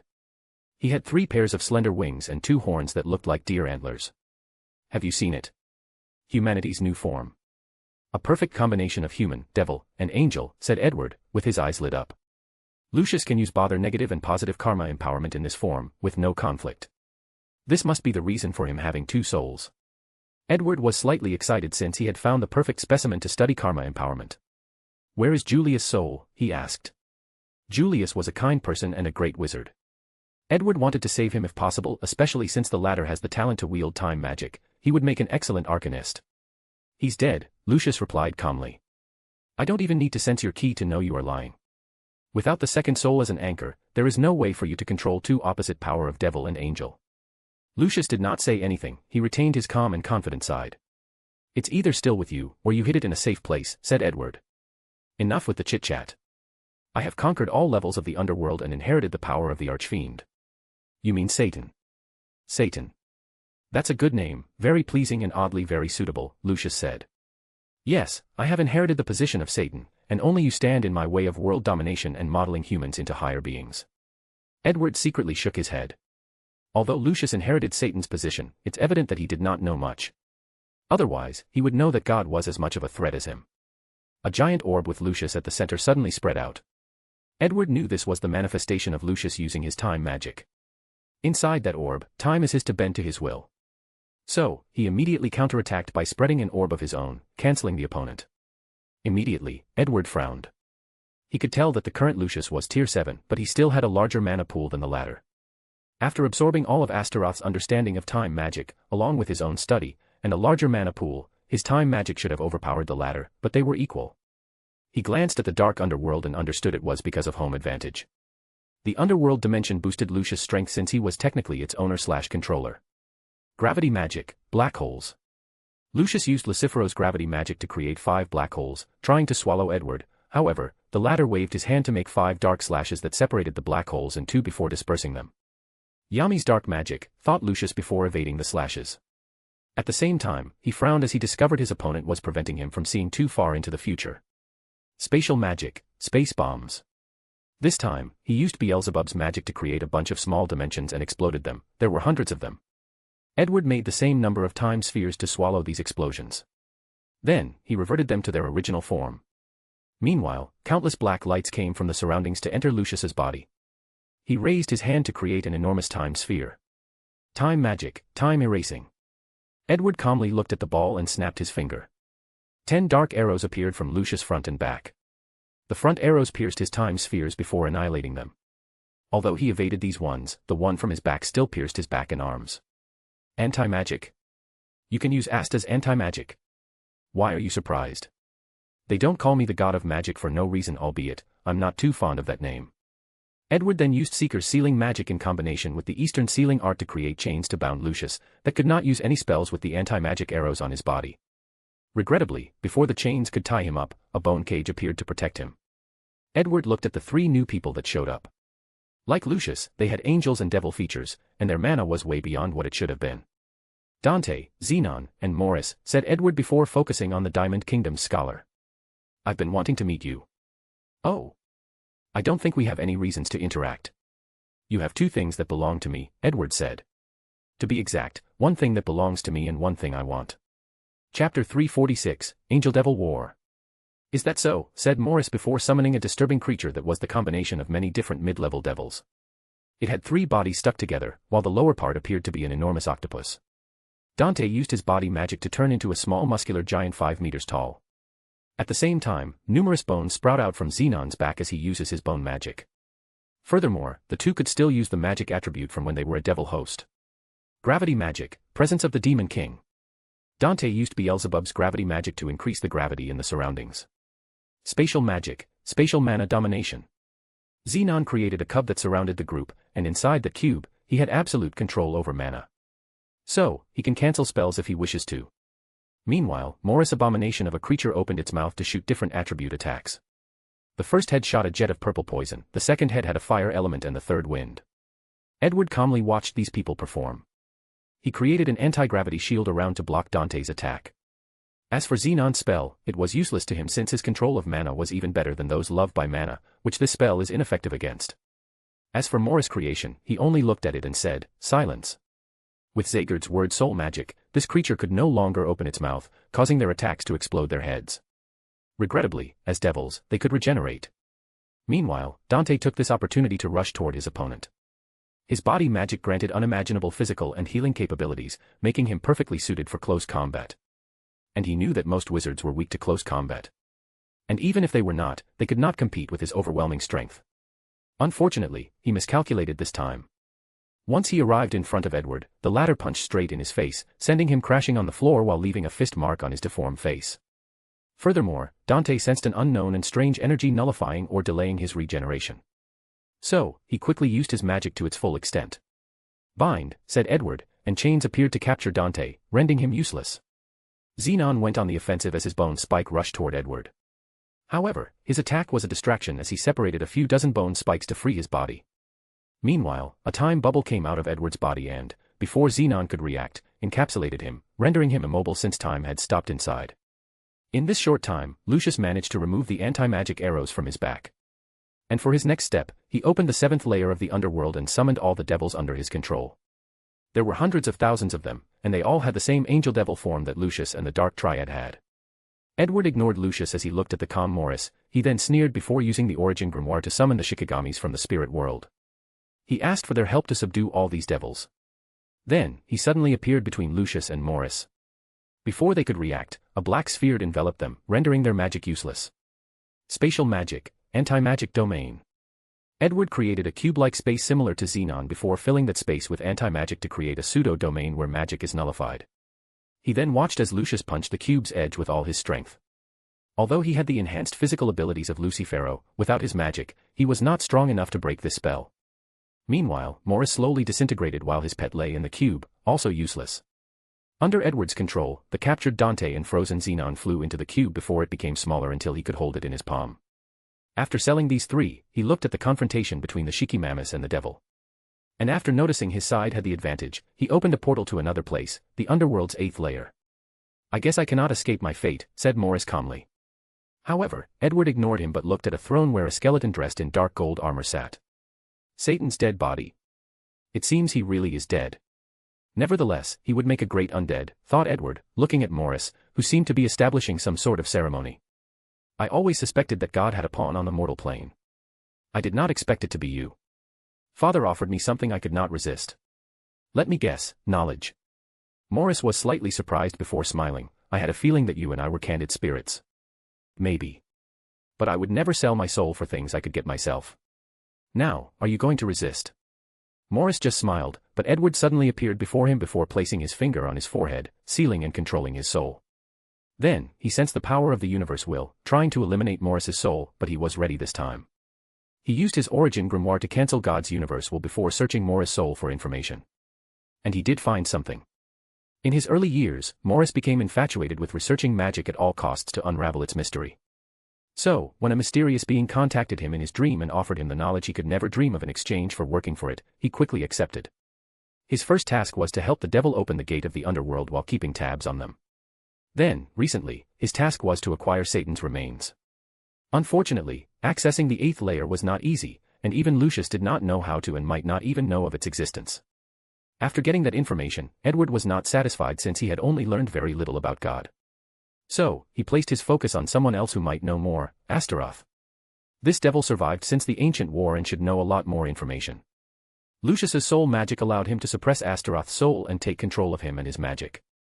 Of course, Edward believed that the injury he gave the latter few years prior also contributed to his success. Nevertheless, it was not a complete success since Lucius appeared to not know about God or even the 8th layer of the underworld. These were secrets that Astaroth should know and should have learned from him. Edward removed Astaroth's soul from the cube and slowly searched through his memories. Although much of it was blurry through time or some outside force, he did learn a lot. God and Satan were the first creatures in this universe, and they each served the purpose of maintaining the balance of the world. They were responsible for guarding the afterlife. After a creature died, it would be judged in the underworld. If they lived a good and morally upright life, they could go to Elysium and turn into angels. If they were horrible in their lifetime, they would be punished for eternity in the underworld. And if they live a neutral life, then they can reincarnate and try again. Everything was normal until Satan got greedy. He discovered that the sinful souls he punished in the underworld could increase his power if he swallowed them. So, he began to tempt the races in the mortal plane to commit more sins so they would go to the underworld after death. And, of course, God was not happy with this, so he wanted to stop his counterpart and former friend. Unfortunately, the war expanded and got out of control until the wizard sage appeared and sealed these two. Edward frowned after learning this. He previously thought Satan and God fought for a chance to transcend this universe, but it appears he was wrong. Something is wrong with this information, he muttered. From the information he got about God so far, he appeared to be a cold and calculated individual, not someone who would do something for the greater good of all the races in the mortal plane. After reviewing the information again, he found a few anomalies. The first one was Satan's death. He sacrificed much of his life force to increase his strength and severely injured God. Then, he used the afterlife to reinforce the seal on God. As such, since the war, the soul of 80% of the dead people of this world will turn as energy to reinforce the seal. This is the reason it has lasted for hundreds of thousands of years since the war. After that, Satan did not resist when the wizard sage sealed the underworld, prevented all devils from entering the mortal plane, and died soon afterward. His actions were not like someone consumed by his lust for power, but out revenge and anger, commented Edward on Satan's action. Another anomaly he discovered was a battle Astaroth experienced between Satan and God. Although they appeared evenly matched, based on God's facial expression and eye movement, he could tell the latter was not really trying. Oftentimes, he would look at one of Satan's openings, but instead of taking the opportunity to attack, the latter ignored it. Furthermore, when Satan suddenly boosts his power to use a surprise attack to defeat his opponent, the latter would easily respond while making it look like he had suffered. With this evidence, there is a high chance that God started the entire war because of his goal of transcendence. After coming to this conclusion, Edward raised the threat level of God for their confrontation. Nevertheless, the Elysium invasion was less than a month away, and Nacht had already infiltrated these. So, he will know all the answers soon. He then gazed at Satan's remains. The soul is already scattered. However, I could use Astaroth, Beelzebub, Lucifero, Lucius, and the Dark Triad souls to create a truly powerful undead as my aid. He proceeded to take Satan's remains away before taking out the Diamond Origin Grimoire, which was the final piece. Chapter 347, 7 Scale. Edward did not waste time to start placing enchantments in the throne room of the underworld. Then, he left for the 6th layer, where the Shikigamis had already captured all the angelic devils. Then, he used Lucius's soul magic to control them before placing more enchantments in all 6 layers. Finally, Edward left the underworld. The first thing he did was try to enter Elysium again. With the Diamond Origin Grimoire, his grimoire was completed, and he now had more control of the universe will. Unfortunately, he felt an even more powerful resistance preventing his entrance. Something is wrong. Why does it feel like God's control of the universe will is greater than mine? A lot of thoughts flashed across his mind. Could it be? An idea suddenly popped into his mind based on his previous study of the universe will. If what I'm thinking is true, the final battle against him will not be so simple, especially without my floating city. After making some preliminary plans, he opened a portal to his laboratory in the Clover Kingdom. He first instructed young Sally to create a new body for Julius's soul before meeting clone number 8, which was in charge of fixing the world gate. How are things going? Good, but slow, replied number 8. How long before things are fixed? 3 to 5 years. That means the gate won't be helpful in this upcoming battle. Do you even need it? I have some new information which suggests that this god might be much of a greater threat than anticipated. Number 8 frowned. I could quickly fix some of the tier 7 cannons. Do so. What about the other tasks I gave you? Come with me. Number 9 led him to a room with a few people cryogenically frozen in large glass tubes. Edward walked to the first one, wiped out the frozen fog, seeing a very familiar yet strange face. It was Asta, except with a scar over his right eye. Edward walked to the other tubes, and they all contained Asta's. What's their stories? He asked. Asta 1 is after the result of a failed Spade Kingdom rescue arc. All the people who participated died at the hands of the devil. Ultimately, his madness allowed him to gather more power to kill all the Dark Triad. In the original timeline, the Dark Triad captured Yami and Vengeance to open the gate to the underworld. Then, a team composed of magic knights from the Clover and Heart Kingdom went to rescue them. Asta 2 is one that had to watch Sister Lily and all the people in Hage's people killed. Asta 3 forged enmity with Yuno, and they had a legendary battle where he was forced to kill his best friend and rival. The trauma destroyed his life. Asta 4 is an interesting one. Sister Lily actually accepted his offer of marrying him. Unfortunately, she later died in his arms as he could not protect her. Asta 5 is my favorite. He accepted Noelle's confessions, and they became a couple. However, Mimosa was corrupted by a devil and lured her to kill Noelle in front of Asta. Number 8 introduced the lives of all the Asta, and the overall thing they had in common was how miserable the latter was. Excellent, commented Edward. These Asta's variants should have high willpower. So, let's begin the experiment. Morris modification magic allows him to alter the structure of physical and magical objects. When boosted by the devil's power, he can affect intangible concepts like dreams and knowledge. So, Edward planned to use it to absorb the willpower of these Astas from parallel dimensions. Nevertheless, he needed to test whether taking such a shortcut would have lasting effects. So, he created clones of himself to experiment on them. After using the modification magic to transfer Asta's willpower to the clone, Edward searched the clone's souls, bloodline, mana, spirit, mind, memories, consciousness, and many other things to see if there was nothing wrong. Afterward, he developed the magic to be permanent so something like anti-magic would not reverse what he did. Finally, he applied the magic to himself. Is this the limit of my soul? A willpower of 7. Edward shook his head as he was so close to the 8th scale he needed to use conceptual magic in his universe. Then, a small flame appeared in Edward's hand. My control of mana has reached such a subtle level unimaginable. Moreover, I feel like how I see the world is different. Edward looked in the distance and could see the dimension where the underworld and Elysium were located. He could see with his eyes the mana in the surrounding, they looked like blue birds. He could see everything inside his body, including his magic core, soul, bloodline, organs, and even the nanobots. Usually, he would require a spell or machines to detect these things, but he could now see them easily. Edward even discovered he could see the atoms that make up his body. It seems that my cosmic awareness talent has evolved. He concentrated before returning his vision to normal. I have discovered something expected, said number 8. Did something goes wrong? Not necessarily. Based on the recent data, it seems that your soul is not the only reason you cannot improve your willpower. What did you find? It seems that the modification no longer works for Asta. So, in the future, you would have to find other people with high willpower to absorb. No problem. There are many people with high willpower, like Steve Rogers or Thanos. Anyway, what happened to the Astas? Their souls are injured, and they have lost the ability to control anti-magic. For the rest of their lives, they can only be normal people, replied number 8. Is this the side effect of the permanent extractions? It appears so. Edward sighed. He initially did want to use this method. His first plan was to copy Asta and modify the clone's soul to be the same as the original. Then, he would place the clone under a powerful illusion, making him experience many things to increase his willpower before the extraction. Regrettably, this plan failed before even starting. The clone did not have Asta's naturally high willpower even after the soul modification. And even after placing the latter through many cruel experiences in the illusion, his willpower's growth was abysmal. So, number 8 had to proceed to plan B of taking Astas from parallel universes. Heal their soul injuries. Additionally, fix the problems in their timeline, revive the people they care about, and ensure they can live happy and normal life. Furthermore, we need a better way to train willpower. Edward knew some of his wives, Hermione, Luna, Olivier, and maybe Fleur, would not accept doing such a thing to increase their willpower. However, they are okay with human experiments, only one that involves clones. When it comes to doing stuff like this that harms an innocent person for their benefit, even one from other parallel dimensions, they will draw the line. Afterward, Edward went to check on the other clones and their project. He looked at some data from Number 7, who was responsible for Project World Stealing.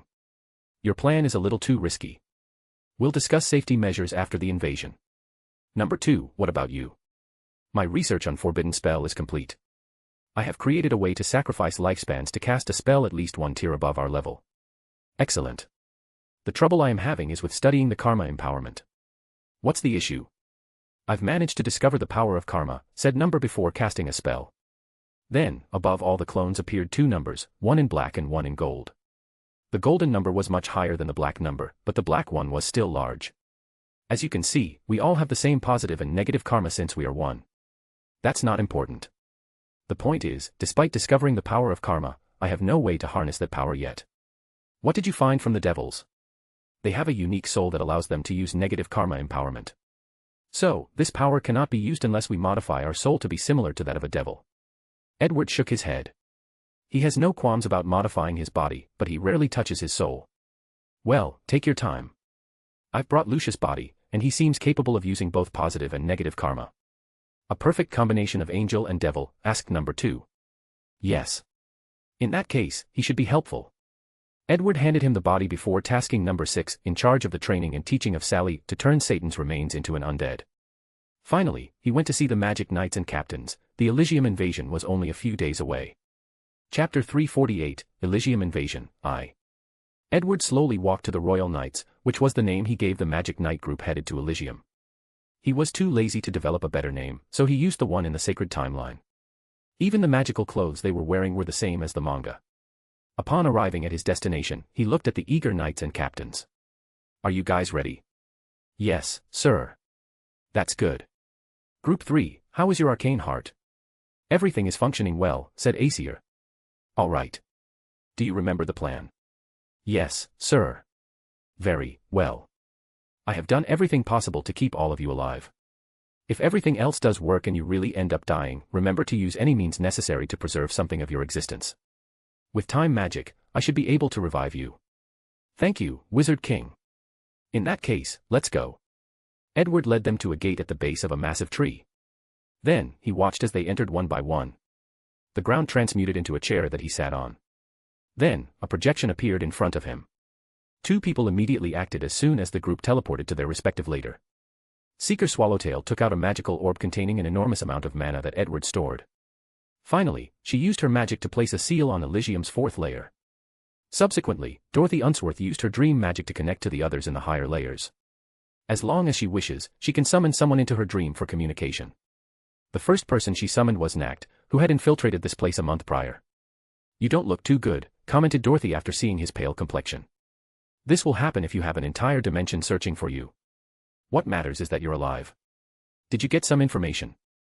I did, but only up to the second layer, replied Nact, who told her the information he got so far. Then, Dorothy used a magic item to communicate with the others. She did not summon them in her dream because they should be intercepting the enemy right about now. Her dream communication is in case the magic items fail to work and reach the others in the other layers. The moment the elves landed at their destination, they began to organize the Tree of Life monument to summon Edward. Of course, the angels in the first layer immediately noticed the invaders. So, an army of angels rushed toward the group of magic knights. The leader of the group 1 was Langris, the vice-captain of the Golden Dawn squad. Are those the angel armies? They are so weak. He raised his hand, prepared to fight. Don't forget the Wizard King instructed us not to kill them if possible, said Finral, his big brother and a member of the Black Bulls. I know, said Langris as his grimoire floated in front of him. Spatial magic, space prison. An enormous cube enveloped the majority of the angels, imprisoning them. Only a few capable individuals flew out of the way. Evaded. Not bad. The leader of this army was a beautiful angel dressed in armor, holding a sword. Her name was Alicia. Why do these humans have such a vast mana pool? How can we defend against such an attack? She squinted her eyes at the cocky Langris. Soldiers, use tactic 15, commanded Alicia. Then, a golden light emanated from all the angels, including her. Worship the one and only God. Only this way can you have salvation. Mortal, he gracious to be in the presence of a noble creature such as us, angels. These words echoed in the mind of all the magic knights, including the elves. So, this is your tactic, said Langris. Using, worship poison. You should do better than this. In their training, they were trained to resist the temptation from even a seraphim lord, let alone these low-level angels. My talents were truly wasted in this group, complained Langris, who prepared to end this fight. Then, something unexpected occurred. Soldier, use tactic 11, commanded Alicia. Then, all the elves turned onto golden lights before fusing into one enormous angel more than 15 meters tall. Even the ones previously captured by Langris broke free from the space prison to transform into this creature. This was not part of the information we received, said Finral. But that makes things even more interesting, said Langris. Spatial magic, Archangel shoot down. Numerous orbs floated before him before hitting the giant angel. Wherever the orbs hit, a part of the creature's body would be erased since they could erase anything they touched. However, the angel's body parts would regrow a few seconds later. Let's see your limit, said Langris as he created more and more orbs. Eventually, the giant angel could not regenerate as fast as he could destroy. And when its body was 80% destroyed, it scattered before all the angels returned to their normal selves, passing out on the ground. Well, that was easy, said Langris. Outside, Edward calmly watched this. He closed his eyes to see if he could enter Elysium before the ceremony, but it was still to no avail. So, he focused on the second layer. The magic captains mostly watched as Jack the Ripper went on a rampage. The archangels in the second layer mainly were tier 4, but all the captains reached tier 5. So, it was normal to be a one-sided slaughter. Suddenly, an enormous golden magic circle appeared in the sky, forcing everyone to stop and pay attention. Our grimoire stopped working, said Charlotte, the captain of Blue Rose. Nevertheless, she had a calm demeanor around her. Luckily, the Wizard King anticipated this outcome and forced us to learn the arcane rune magic, said Kaiser, the captain of Purple Orca. Meanwhile, Jack placed his grimoire away before tiny runes appeared on his arms. Then, the previously dispersed blades on his forearms reappeared. Subsequently, he continued his mindless slaughter. To be exact, he did not kill anyone since Edward instructed him to only if necessary. But in the current situation, it is not needed. This group has run countless simulations and fought countless angels for the past year, 10 years in time dilation. So, it was normal for the victory to be so easy. Things are going well, maybe a little too well, but that's fine, through Edward as he focused on the third layer where the Seraphim Lords were located.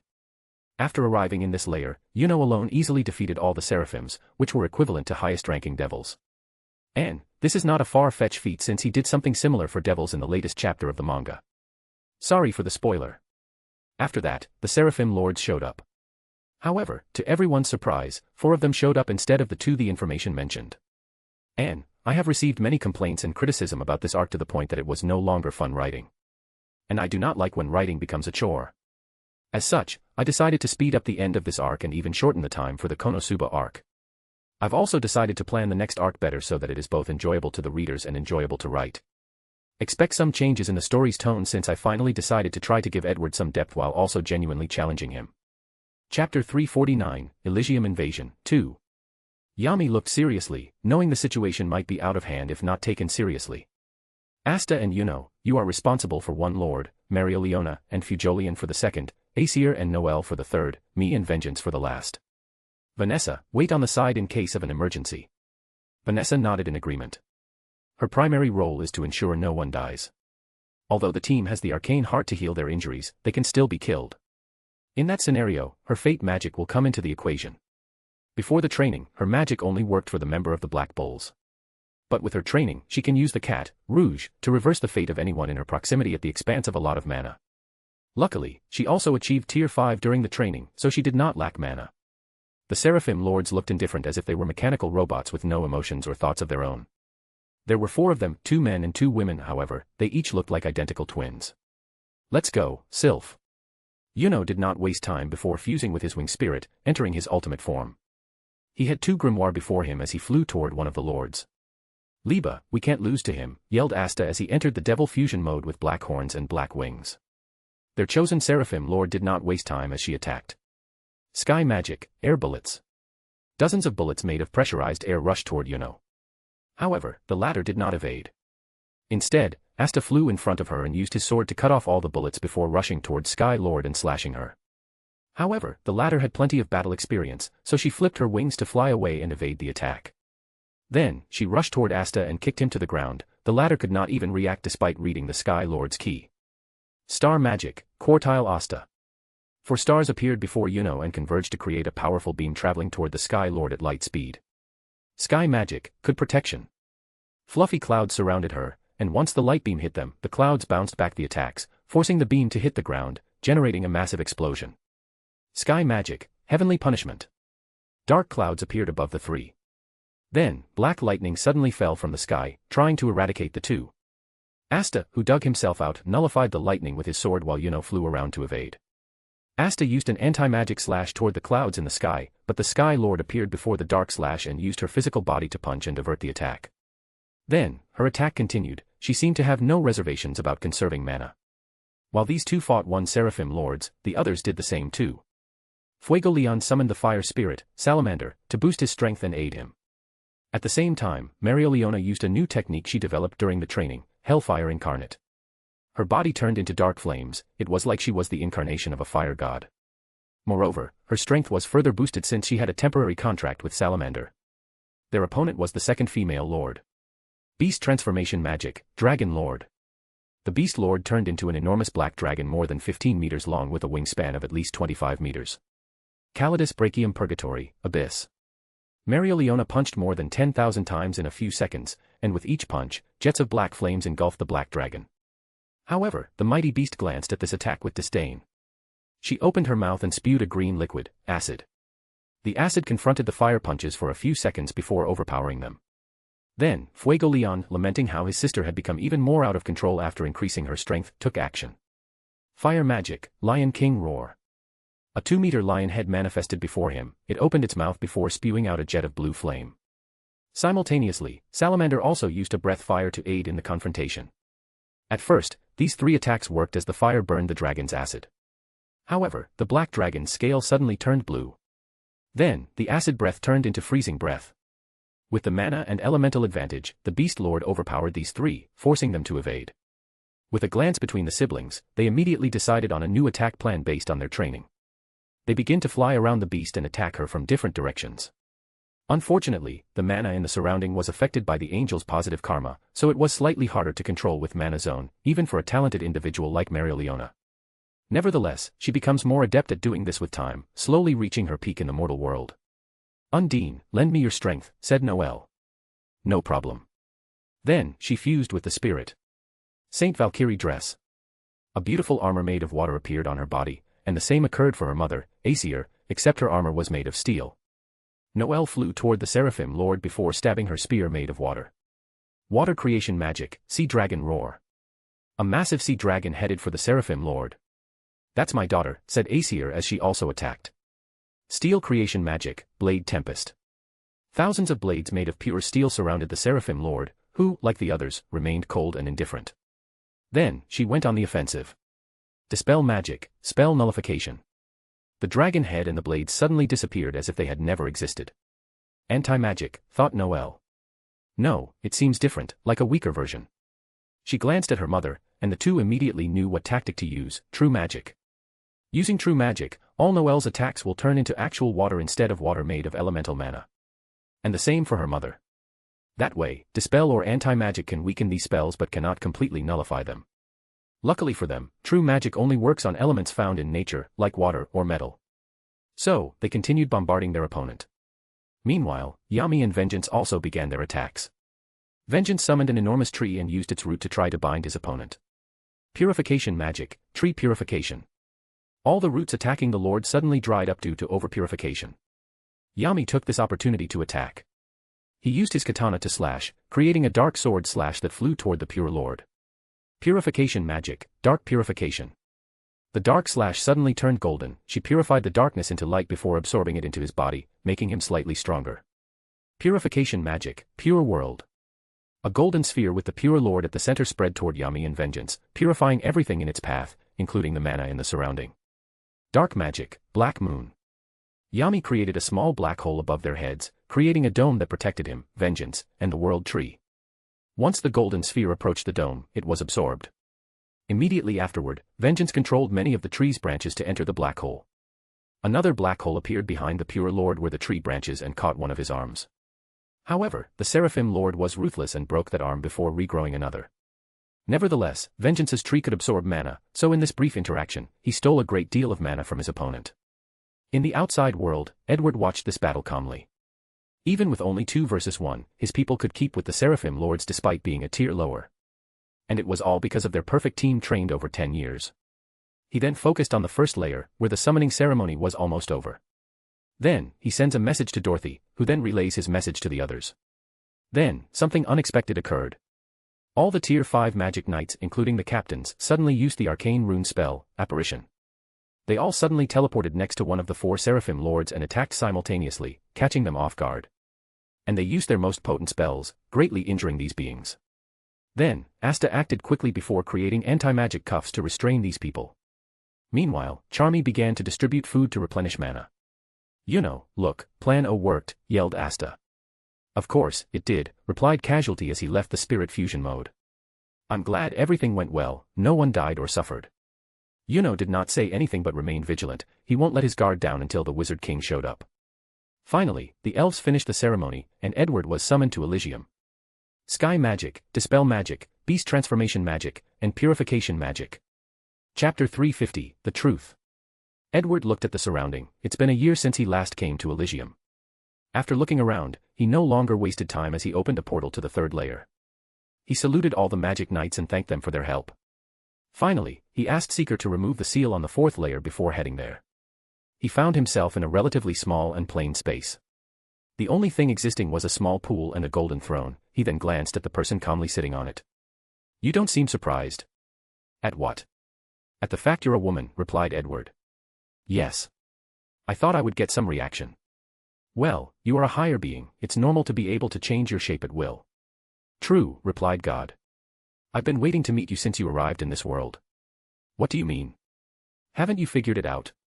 Why is it that you were so determined to come to Elysium? For the origin of Grimoire? To meet God? To unravel its mystery? Don't you feel you went to this extreme length for a relatively vague motive? Edward frowned as many thoughts flashed across his mind. Spiritual hints. Bingo. When? When you were confronting Mother. Mother. You mean the universe will? Yes, replied God. Ever since your arrival, I've noticed your existence. And after a brief observation, I realized you were the key to achieving my ambitions. However, I could not leave Elysium. And I realized your power was growing at an alarming rate. So, before you reach my level, I place a spiritual hint on your mind to guide you so you can arrive here. When Edward first arrived in this world, he was only in Tier 6, so he knew some things this person was saying could make sense. How did I not detect such a thing? It's simpler than you imagine. After analyzing you, I noticed that one of the core aspects of your personality was curiosity about the unknown even after losing all your memories. So, all I had to do was secretly boost that character trait, and eventually, your curiosity would lead you here. Edward internally sighed as he realized he may have secretly been too confident since things had been going too well for him lately. Merlin told him he protected his mind from beings way above his tier. However, when it comes to people on a similar level as him, 1 to 3 tier above him, he was on his own. Maybe, I have become too over-reliant on that old man. I should watch out from now on. I see. So, what is your purpose in doing so? He asked. God did not immediately answer.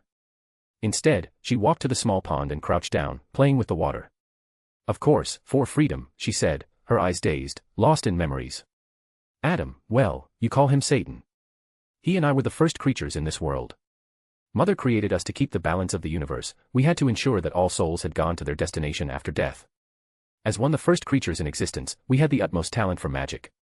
So, we grew at an alarming rate, to the point all races hailed us as gods. Satan was actually more nonchalant about magic. He did not need to learn or train. With his natural talent, he was still one of the most powerful beings in existence. As for me, I share your curiosity. So, I began to delve deeper into the mystery of magic. You can say, this was the beginning of my downfall. Eve sighed deeply after saying this. At some point, I reached the ceiling of this world. No matter what I did, I could not increase my strength and reach the next stage of power. So, I pleaded with Mother for a solution. I asked her to show me a way out, to guide me. Now that I reflect on my actions, I realize how foolish I was. The so-called mother is nothing but an indifferent consciousness with the sole purpose of ensuring the universe runs appropriately. How would it care about me? As long as I did my job properly, it would not even pay attention to me. Edward squinted his eyes. So, you took matters into your own hands. Exactly. I knew as long as the world's safety was compromised, Mother, no, the universe would have to intervene. So, the first step of my plan was to tempt Adam with power. After showing him how much stronger than him I was, it was easier to lure him into breaking the taboo and start absorbing the souls of the sinful to increase his strength. And after getting a taste of such a rapid increase in power, he could no longer resist.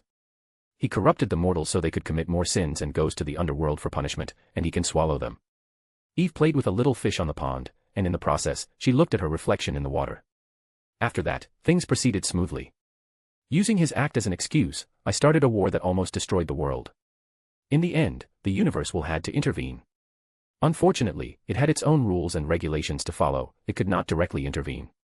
It communicated to us, asking us to stop everything, but we did not listen. So, it had to go about things a different way. The wizard sage. Exactly. Eve turned to look at Edward. I love talking to intelligent people, things usually proceed smoother. So, what exactly happened? The universe created a being that could end our path of destruction, Alan, the wizard sage. It even gave him some of its power in the form of the origin grimoire. It chose humans, a race with limited lifespan and ingenuity, someone who could not reach our level nor live long enough to become another problem.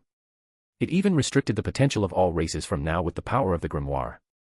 So, the wizard sage did not invent grimoires. He thinks he did, replied Eve. You don't seem to like him. Eve sighed out loud before returning to playing with the fish.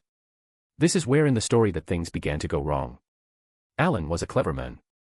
Although not as powerful as the two of us, he still reached the level of defeating creatures like dragons or giants. Moreover, after gathering the strength of numerous races, he became a powerful faction of his own. Ultimately, I blame the failure on myself. My plan was on the verge of succeeding, so I was distracted. I ignored his rise, and after he allied with Adam, they sealed me, delaying my plans for countless millennia. What plan? Eve smiled but did not answer. You don't need to say, I can guess. When the universe handed some of its power to Alan, you took the opportunity to analyze its essence and steal its power. That would explain why it was divided into three parts, the main one, the one Alan had, and the final piece in your hands. You are only partially correct. Edward frowned, trying to think what he had overlooked. However, he quickly understood that now was not the time to unravel mysteries. He sighed out loud. I am a person who likes talented individuals. So, under normal circumstances, I would invite you to join me and even provide you with some unique opportunities. Unfortunately, your action of scheming against me has injured my ego, so, I must destroy you. It would never have worked out in the first place. Oh, how so? To escape the shackles of this universe, I must acquire your memory and soul. I could have offered you a way out. I don't need anyone else. Not Mother, not Adam, and not from you of all people. Edward shrugged his shoulder. Since we are both done buying time, let's get this fight on the way. Chapter 351, God's Strength. Eve knew the seal on her was even more troublesome than it appeared on the surface. The wizard sage and Satan ensured that she could not escape, even if she managed to, she would have to pay the price. They linked the seal to the eastern spirit world and the afterlife to strengthen it and as a powerful curse. If she ever left Elysium, all the soul energy since the war millions of years ago and all the Shikigamis in the spirit world would turn into a curse that stripped away most of her power. Eve would never accept such an outcome. Unfortunately, she needed Satan's power and the Spade Origin Grimoire to remove that curse. Her original plan was to use Asta and Liba to acquire Satan's body and Zuriel to get the Spade Origin Grimoire. Then, she changed to Edward. Black chains suddenly appeared on Eve's body before breaking one by one. Meanwhile, Edward quickly summoned his grimoire and saw it was glowing. Additionally, he detected a strange aura emanating from his body. I see, he muttered. He understood that she needed the grimoire and the authority of Underworld's leader to escape. The grimoire was in his possession, and after turning Satan's bones into an undead, he was now the ruler of the Underworld. Furthermore, he also understood that God might have hidden a lot of information about the seal, hence the reason he did discover anything wrong with it. Truly a worthy foe, thought Edward. While God was slowly freeing herself, he was also detecting and removing the spiritual hint inside his mind. Once he finished, his grimoire appeared before him, and he tapped his leg on the ground. Fire Earth Magic, Volcano Apocalypse. The ground cracked as it turned into a volcano. Boom. The entire fourth layer exploded as if a volcano exploded, and Edward appeared on the third layer, shocking the other magic knights. Not long afterward, Eve also appeared on that layer. My little pond, this is where I created my children. Then, she took a deep breath and inhaled the oxygen and mana in the surroundings. Is this what freedom feels like? You need to leave, said Edward with a stern face. Maybe we can help you, said Yami. Listen to me and leave immediately. Like I would let you. Destruction magic, destruction ball. An enormous purple ball appeared in front of Ever before exploding, annihilating everything in its path. Edward created a shield to protect all the magic knights, buying them enough time to teleport away. Despite his success, Elysium's remaining layers were annihilated by the explosion. He then looked at God. That spell. You should be familiar with it since it's your creation, replied Eve with a smile. Edward squinted his eyes. Could it be? As you guess. Alan did not survive the ancient war without paying a price. Before he sealed me, I took something precious of him.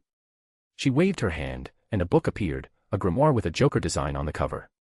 This part of the origin grimoire is the most important.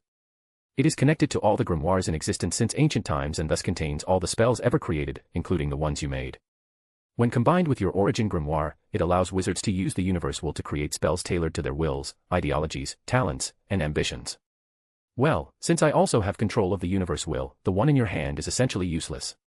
Edward looked at the Joker grimoire before smiling. He put away his grimoire, and immediately, Eve knew things were about to get serious. Arcane rune spell, meteor summoning. Suddenly, all the people living in both the western and eastern continents saw that the sun had disappeared, and a looming shadow enveloped them. They raised their heads to see an enormous rock descending from the sky. The fear of death suddenly overwhelmed everybody as they knew if that thing hit, the world would end, no species would survive this catastrophe.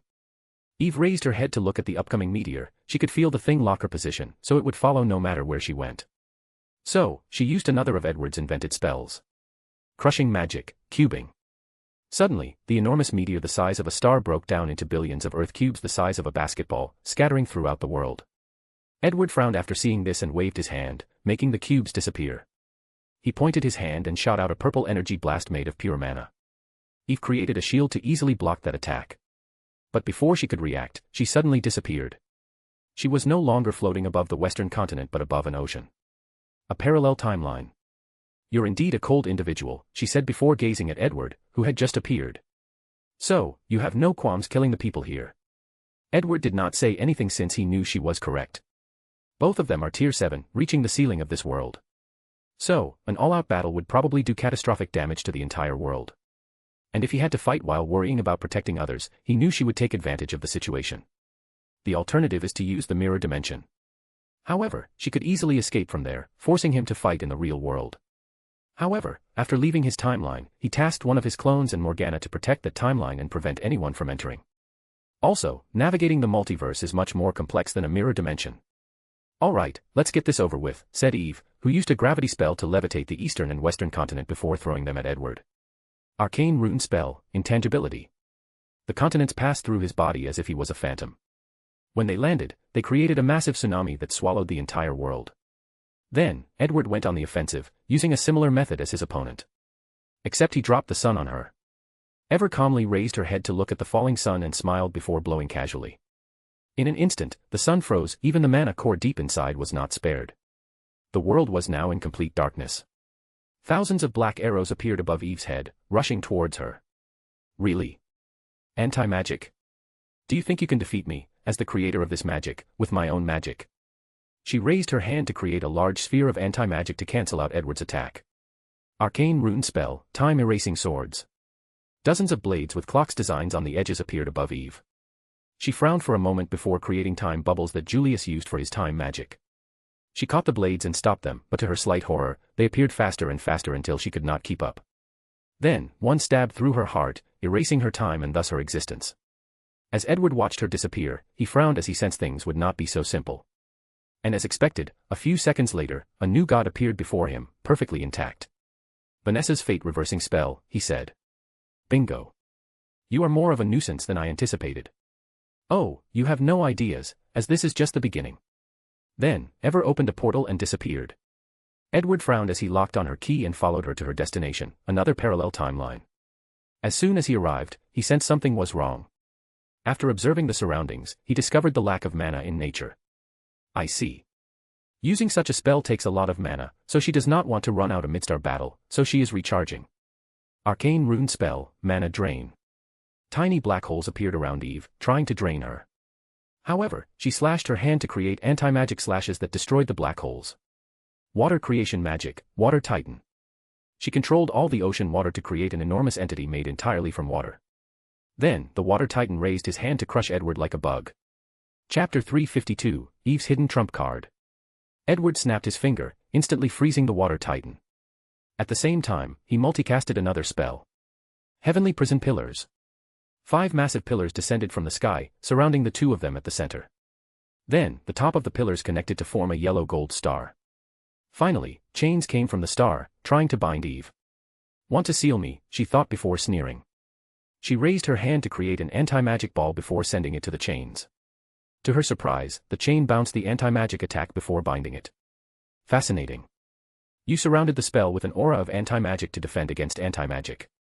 Such subtle control, if not done correctly, the anti-magic energy would cancel out your spell, said Eve as she looked at Edward, with her eyes shining with desire.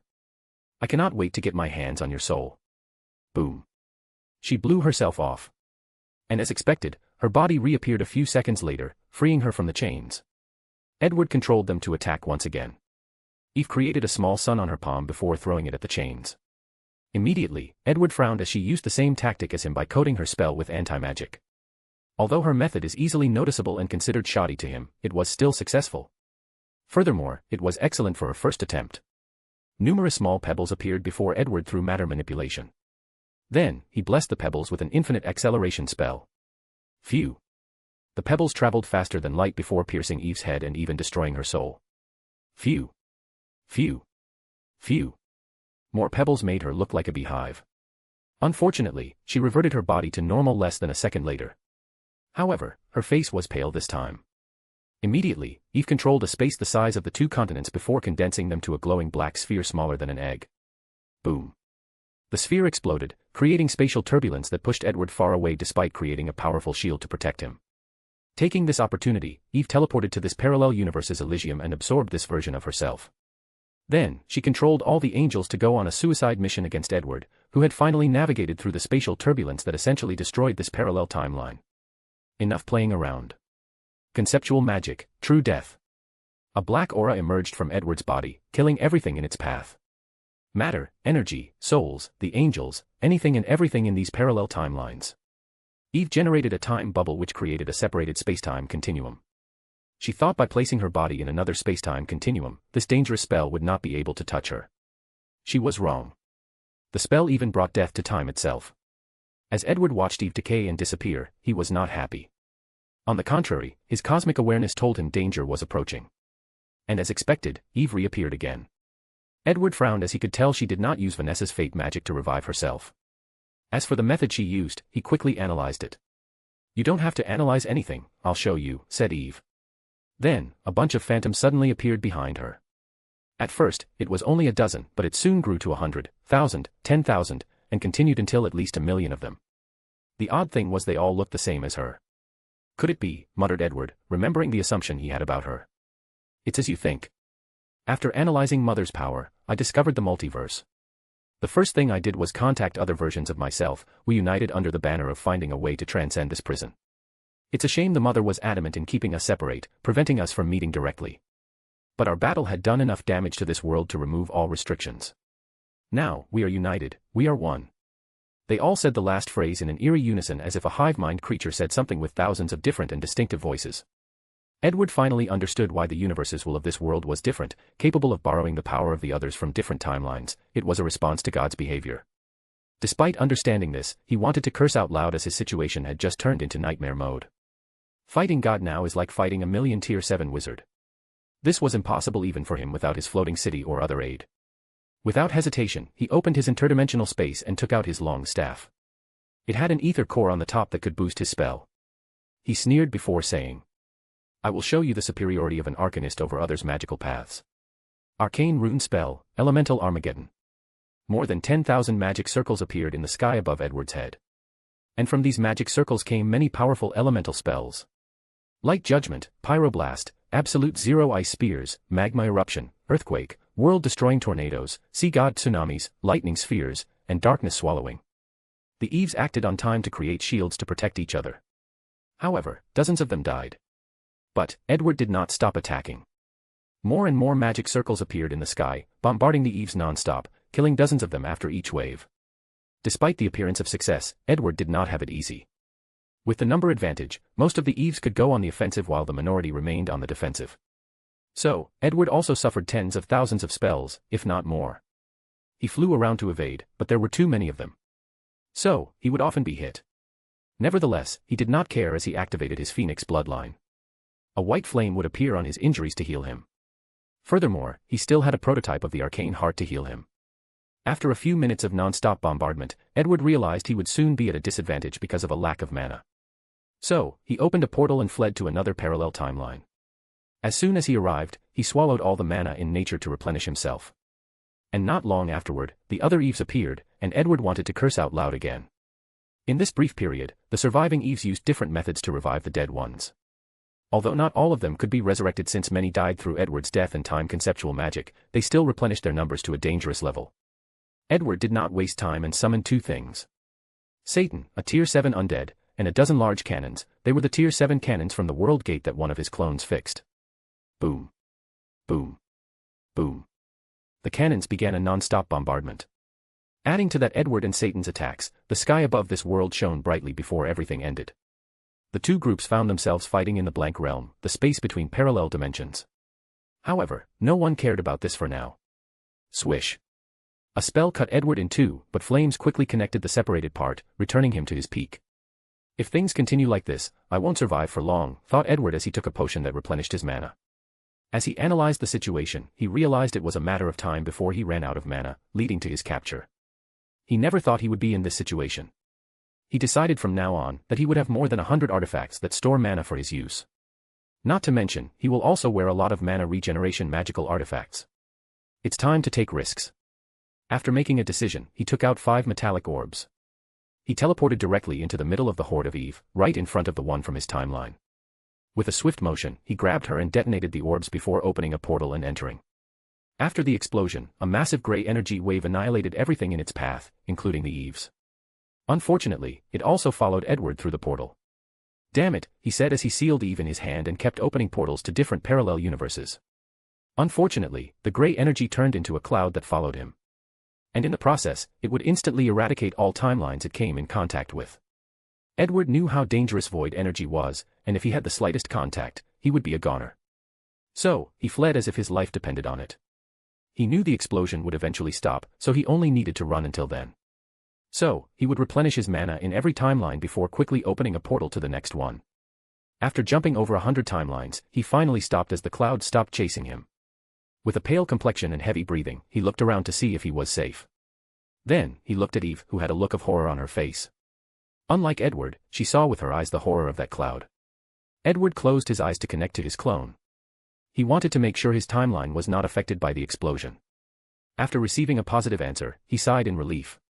He did not immediately return home but took a few days to recuperate before returning home. With Eve as his new prisoner and experimental subject, she was more valuable alive. Chapter 353, Project World Stealing. Edward returned to his timeline and was relieved when he saw nothing was wrong. Not long afterward, one of his clones teleported to him. How is it? He asked. I use time magic to revert the destruction on Elysium. Everything is intact. What about that pool? What does it do? As long as a person has a pure soul or a lot of positive karma, they can turn into angels.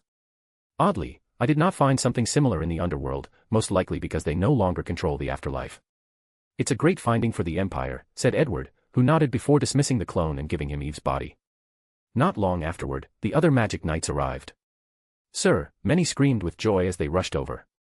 Noelle, Charmy, Vanessa, and Asta jumped on him and hugged him. Edward smiled as he reciprocated. Are you all right? Asked Yami, who smoked his cigarette in relief. I'm fine. I'm glad you're all right, said Aesir.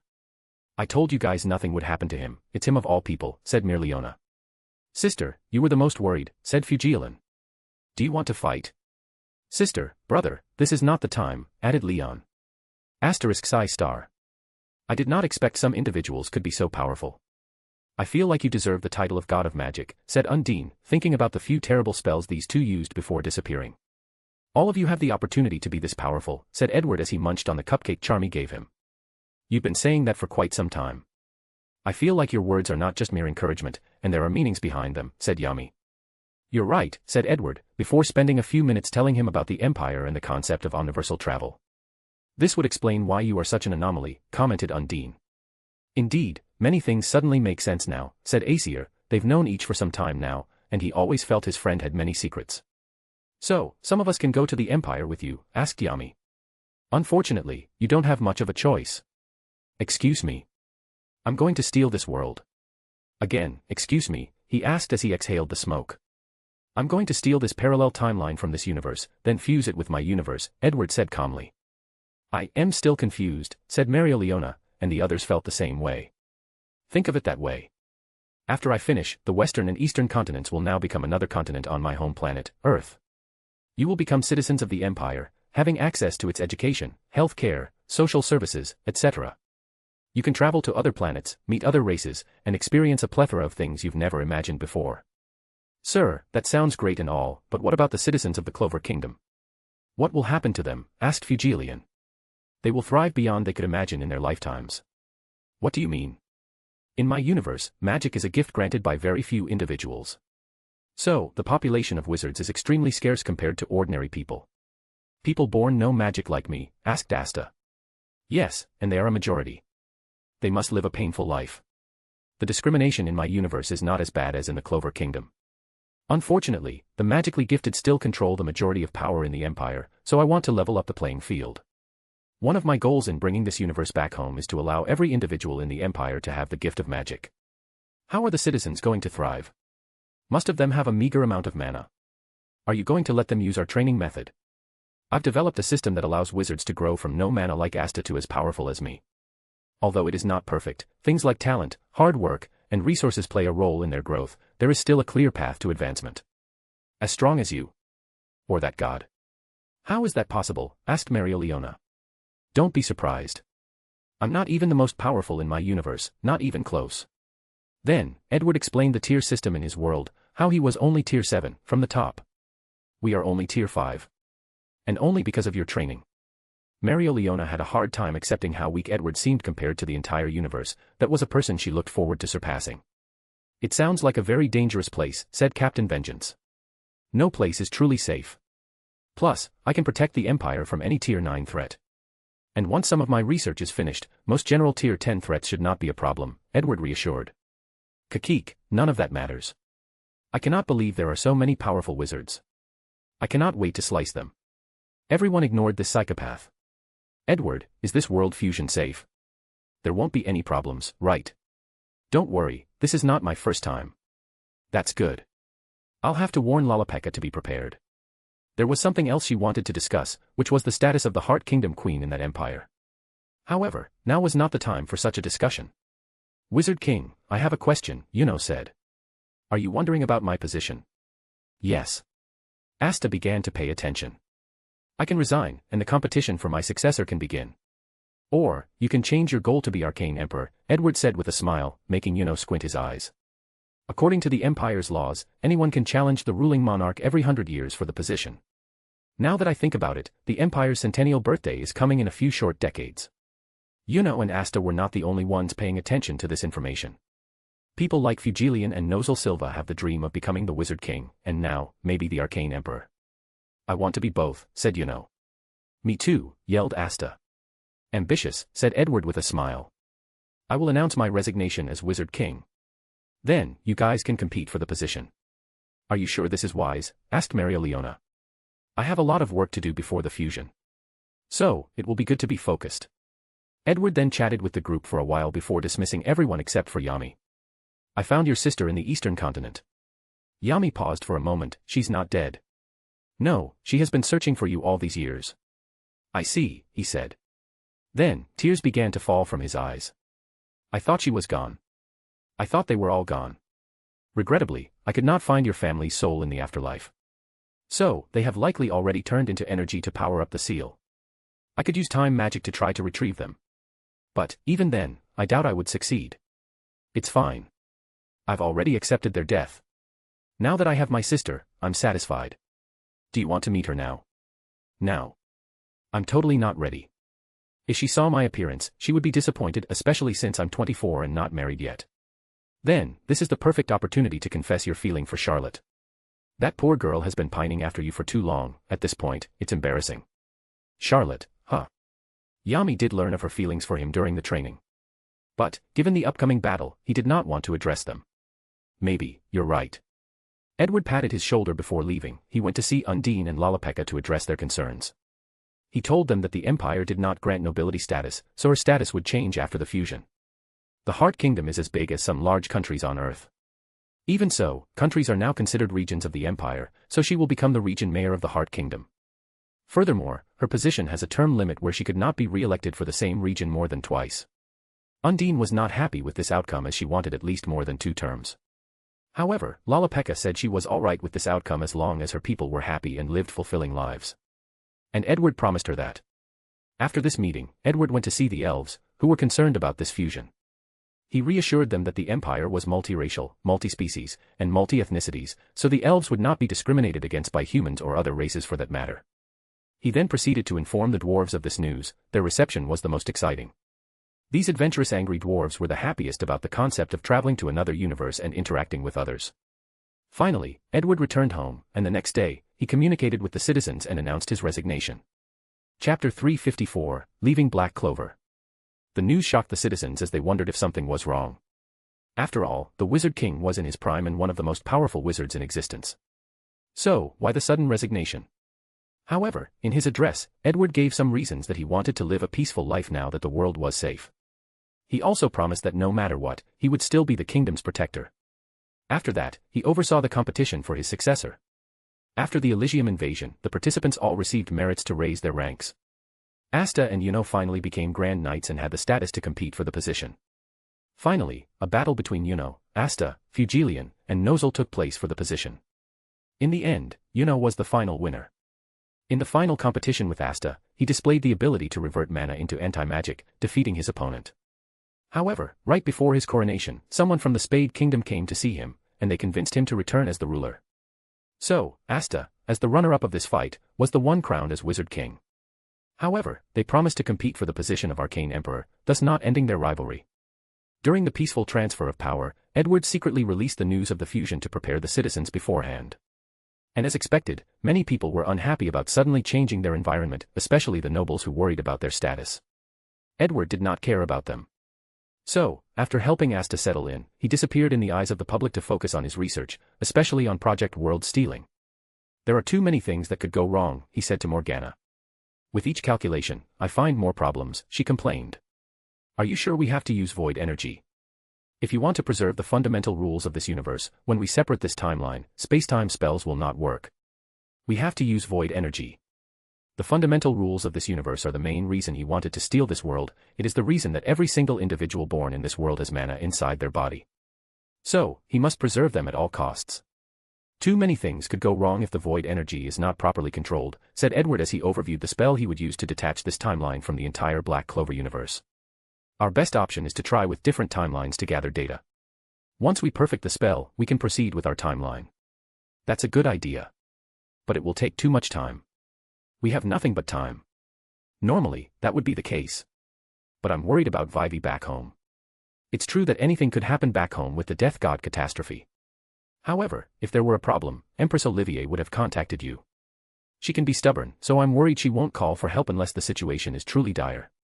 Furthermore, you know our universal communication method is not ideal. Who knows what could go wrong? Morgan frowned. They can only communicate through the soul dimension since her central server is back in the Empire. However, sending information across the void is still tricky, and complications could arise. Do you have another way?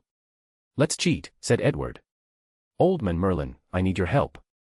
The world seemed to pause for a brief moment before an older man with a long white beard appeared in the underground laboratory.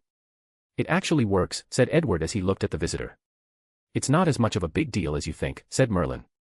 Oh, how so? Names have power, and so this saying applies to powerful beings. You're now tier 7, so you should get a true name once you return home. True name? Is it like what I think? Yes. After you reach tier 12, you can sense anyone who mentions your name from all the worlds you have traveled. Don't mention these for now. Why did you call me? Edward then explained his plan before handing him the data and spell he created to steal the world. Merlin looked at it for a few seconds before modifying and adding other stuff. Edward looked at the changes and lips twitch. There were so many errors he made that he was speechless. Furthermore, there were so many things that even Morgana did not calculate. Thanks. No problem. Now that I'm here, I have a few things to say. You have missed a great opportunity. What do you mean? You could have won that fight against Eve. Although it would have been challenging, you could have won. It was the perfect time to push yourself to the limit and sublimate your willpower to the 8th scale between life and death. Edward frowned slightly after hearing this. I know your personality is cautious, you like stability and only take calculated risks, but you have to understand that in many situations, facing things head-on, even when the odds are stacked against you, is the only way. Edward pondered for a few minutes. You're right. As long as you understand. One last warning, do not rely too heavily on void energy. At tier 12, it becomes relatively useless. Merlin said his goodbye before disappearing. Did you feel he was different today? Are you referring to his criticism of you? Asked Morgana. No, not that, he's always been like that.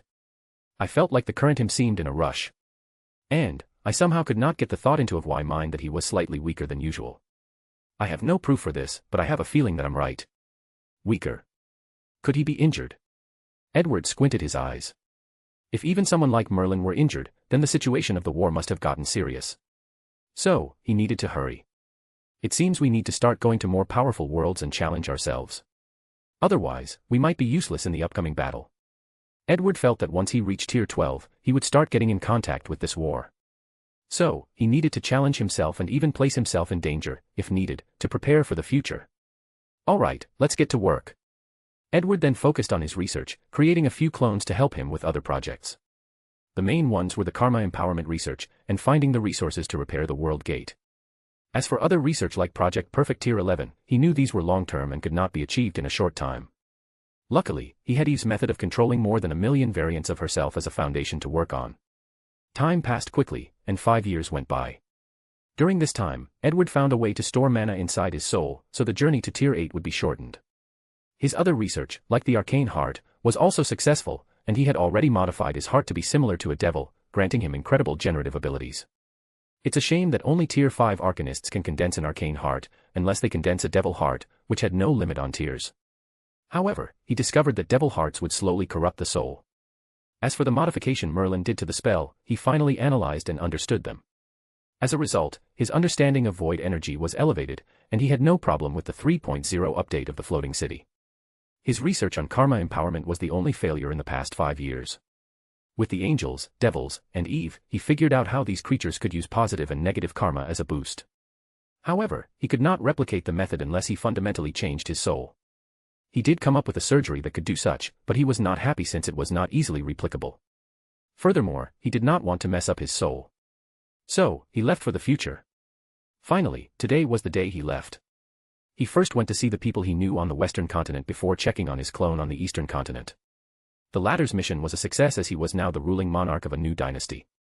Furthermore, the clone had now educated the Eastern continent in many modern concepts that would make them easier to integrate into the empire. Moreover, the clone also released rumors of the fusion to prepare the citizen. Then, Edward floated above the sky, took out his staff, and cast a spell. Numerous runes appeared in the sky, making everybody on both continents watch in awe. Somehow, they knew the day had arrived. After the runes manifested, a phantom gray cloud appeared above the sky, covering the sun. No one knew how dangerous that cloud was except for Edward.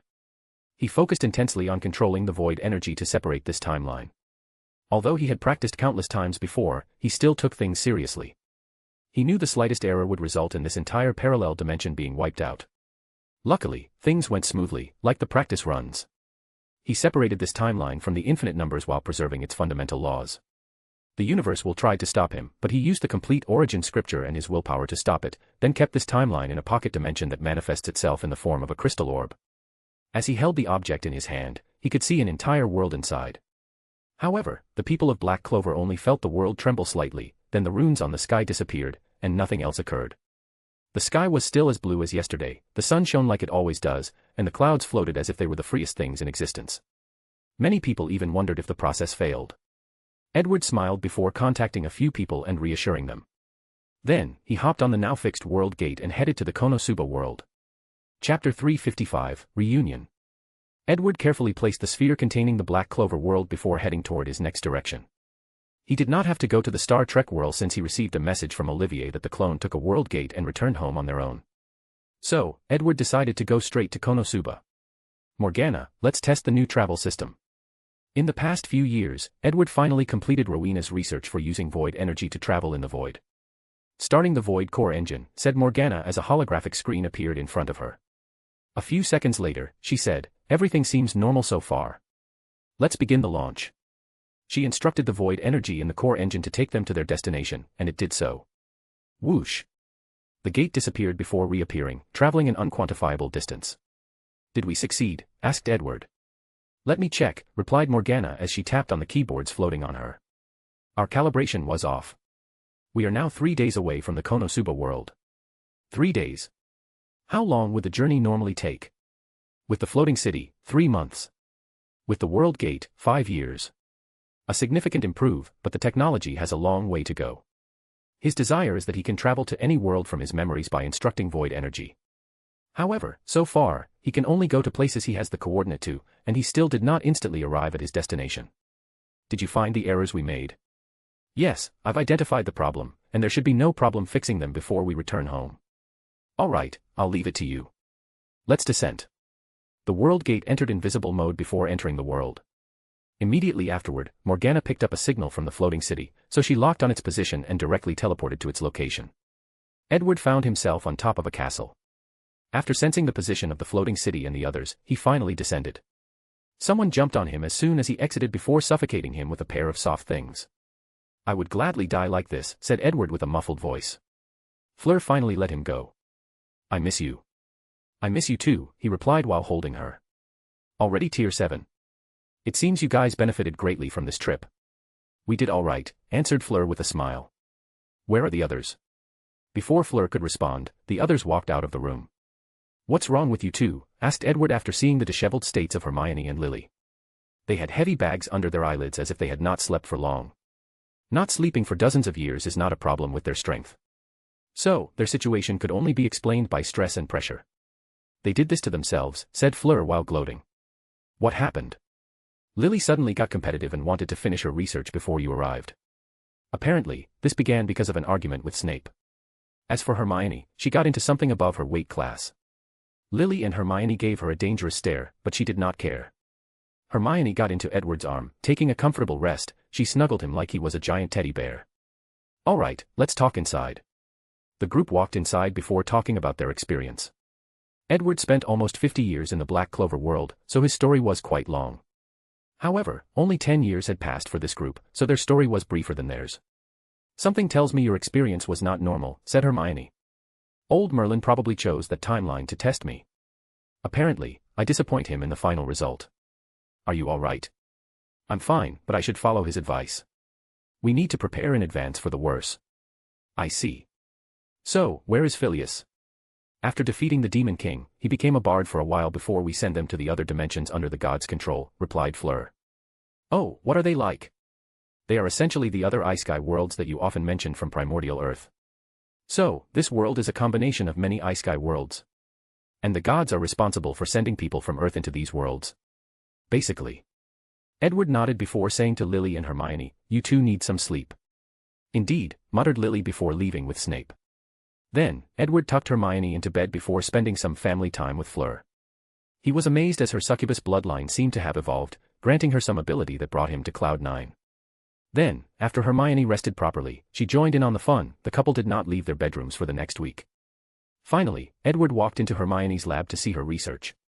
She handed him the data while explaining. In the past few years, I've managed to recreate Konosuba's magic system. I can recreate them all, whether it is the adventure card, the job class bloodline, the skill points, or others. Edward looked at the data. She created a pocket dimension for her experiment and modified it to be similar to the Konosuba world. Clones were then sent to change class and level up, and they succeeded. Karma empowerment too, thought Edward. So, what's the problem? The problem is after discovering the other dimensions. I've since realized that the limit of my modification was only tier 3. No matter what I did, I could not raise the ceiling of this world. The other dimensions have a higher ceiling. I found a dimension with a power ceiling of tier 6, and they used karma empowerment or karma energy as well in the form of a system you often see in Isekai. So, you've tried to recreate the system and failed. Basically, and it's driving me crazy since I succeeded with Konosuba. To be fair, Konosuba's system is a knockoff version. They do not have status window like in the others and must rely on the adventure card, said Fleur. Hermione glanced at her and decided to ignore her. I thought the problem was the energy level of the dimension. So, I expanded its size and inserted a lot more mana. But it was useless. Then, I thought the problem was I needed more karma. So, I developed an enchantment to gather karma from the people of Earth and added it to the dimension. This plan did show signs of removing the limit, but it still failed in the end, and I cannot find why. What is the difference between the Konosuba dimension and the others besides the ceiling level? He asked. There are many, but the main one is the others do not require a bloodline for different job classes. If someone meets the stats and levels requirements or only does a specific quest, they can change class. Furthermore, there are some dimensions where the concept of class is non-existent. With enough skill points, you can learn any techniques or spells. So, what do you think? Do you have a solution? Hermione found karma energy fascinating. It's quite the versatile power, with the ability to increase stats with no repercussion, and allows individuals to instantly master knowledge and use it as if they were reflexes. If such a power were used wisely, the Empire's overall strength would grow at an alarming rate. So, she wanted to succeed. Edward did not answer her but looked through the data, analyzing everything. He also studied karma, so he was knowledgeable in the subject. A few minutes later, he said, "What you need is karma authority to serve as the core of the dimension." Authority. Yes. With the karma authority, you can modify the dimension similar to law manipulation power. You establish the rules and boundaries of that dimension. How much karma can a person receive after killing a creature? How much is required to level up? What can skill points be used? And what is the highest level, etc. I've brought a group of creatures, devils and angels, who can naturally generate positive and negative karma. They would be perfect for reinforcing the dimension and making it operate smoother. Devil and angel, muttered Hermione, her eyes lit up as she figured out something. The same role that the gods and devils of this world plays. Exactly. Your idea is good and all, but I do not meet the willpower requirement to use conceptual magic. So, how am I going to access authority? Have you really become stupid? Said Fleur. You can cast a weapon like the Time and Death Staff. Hermione slapped her forehead. How could I forget this? It's really not good to work while sleep deprived. Alright, let's get started on designing this thing. Let's call it Karma Staff. No, that's too basic, but let's use it for now. While talking to herself, she began to type something, ignoring these two. She also scheduled some sleeping time for herself. She did not want to return to the previous state. So, how is your research? Asked Edward. Excellent. And I might have found a way to complete Project Dragon God. Chapter 356, Research Update. Fleur displayed her data to Edward before she continued to explain. You know, we've been struggling to recreate the other Dragon King's bloodline, most likely because they are alive. However, after studying the bloodline of an ancient dragon in this world, I found many subtle differences that may be the result of the different laws of the universe. So, I plan to use these differences to create a new set of Dragon King bloodline before fusing them. And I've already got some success. Edward looked at the data. Fleur had already recreated the Fire Dragon King by combining the bloodline of the Konosuba's ancient dragon and Harry Potter's regular fire dragon. She also researched the dragons in the other dimensions and added them to her research. She even compared the complexity of the Dragon Fire King's bloodline to the Albion's Thunder Dragon King bloodline and the Water Dragon King bloodline back in the Empire. And so far, there were no problems, especially in terms of potential. The Dragon God project is Edward's possible way of reaching Tier 12, so he paid great attention to the final result. So, what do you think? There is no detectable issue as of now, replied Edward. The only problem is the dragon race's inherited memories and dragon chant magic. The Neo-Fire Dragon King can pass down its magic through inherited memory, but it has no access to the memories from our universe. I've taught him how to use dragon chant, and he quickly mastered it since the magic is tailored for his kind. However, since we do not know all the dragon chant's knowledge, I don't know its limitation. Edward did not answer her. Instead, he frowned as he analyzed the data deeper. If you're worried about that, we could probably find a way for the Neo-Fire Dragon King to replace the one in our universe and access the Dragon Clan's inheritance. Well, maybe not replace, but trick whatever system they use to access that knowledge. Great idea, but this is not what I'm worried about. You overlooked something. Oh, what is it? We know the Dragon Kings can reincarnate after they die. As long as another dragon in the universe has a bloodline pure enough, they will inherit the title, memories, and powers of the Dragon King, essentially replacing the dead one. Your Neo-Fire Dragon King is missing that aspect in his bloodline. Fleur looked at the hologram, focusing on the part he pointed out. You're right. However, isn't that a good thing? We don't want the old Dragon Kings to use our creations to reincarnate.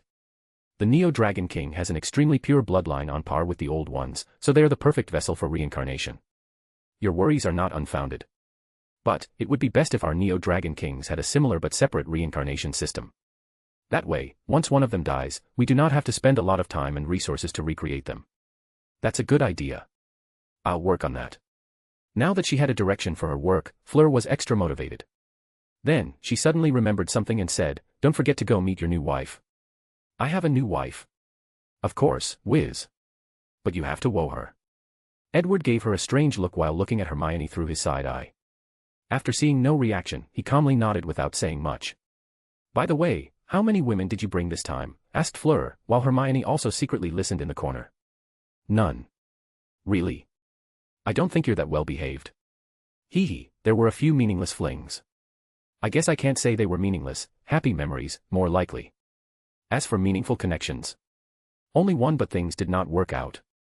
"Oh, did the mighty arcane emperor get his heart broken?" said Fleur as she pinched his face. Edward pushed her hand away. "I'm not that fragile. Honestly speaking, are you okay?" she asked as she caressed his hair. "It's not my first rejection, and it won't be my last.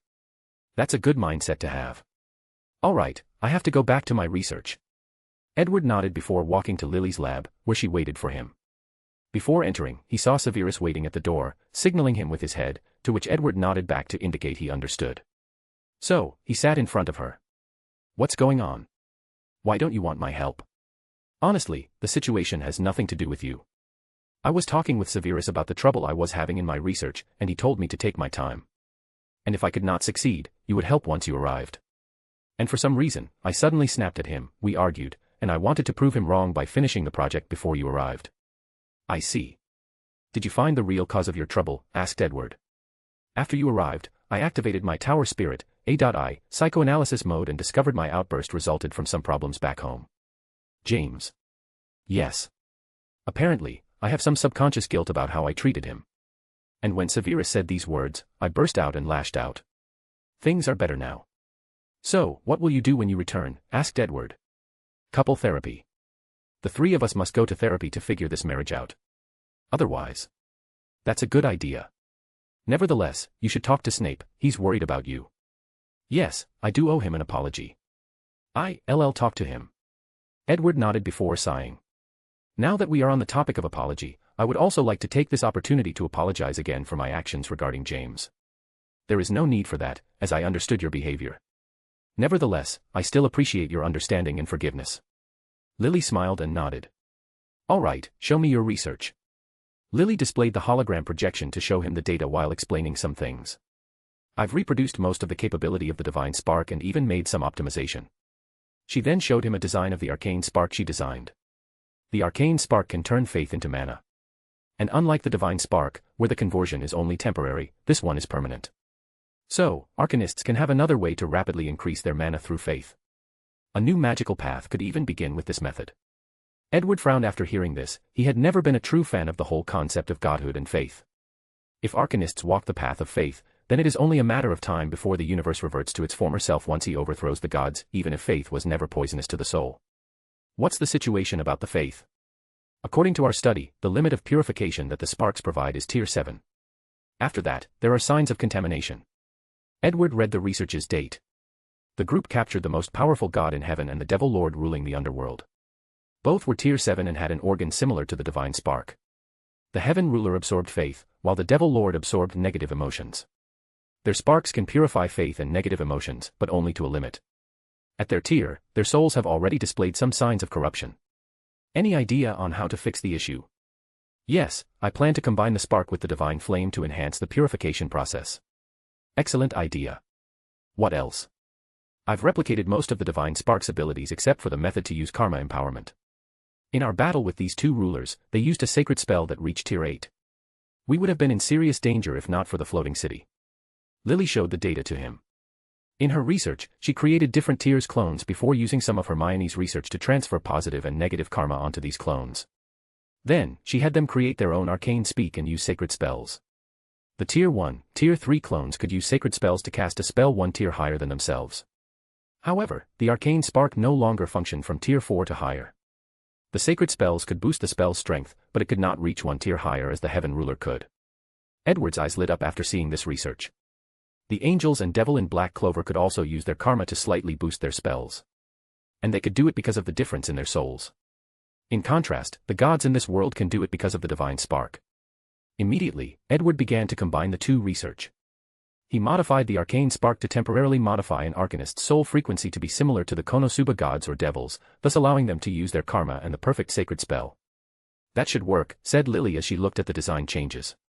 Edward then sends her his research on devils and angels. You can experiment on them independently to finish the design. Devils and angels. I wonder how these devils are different from this world, muttered Lily as she gathered the data of both species to compare.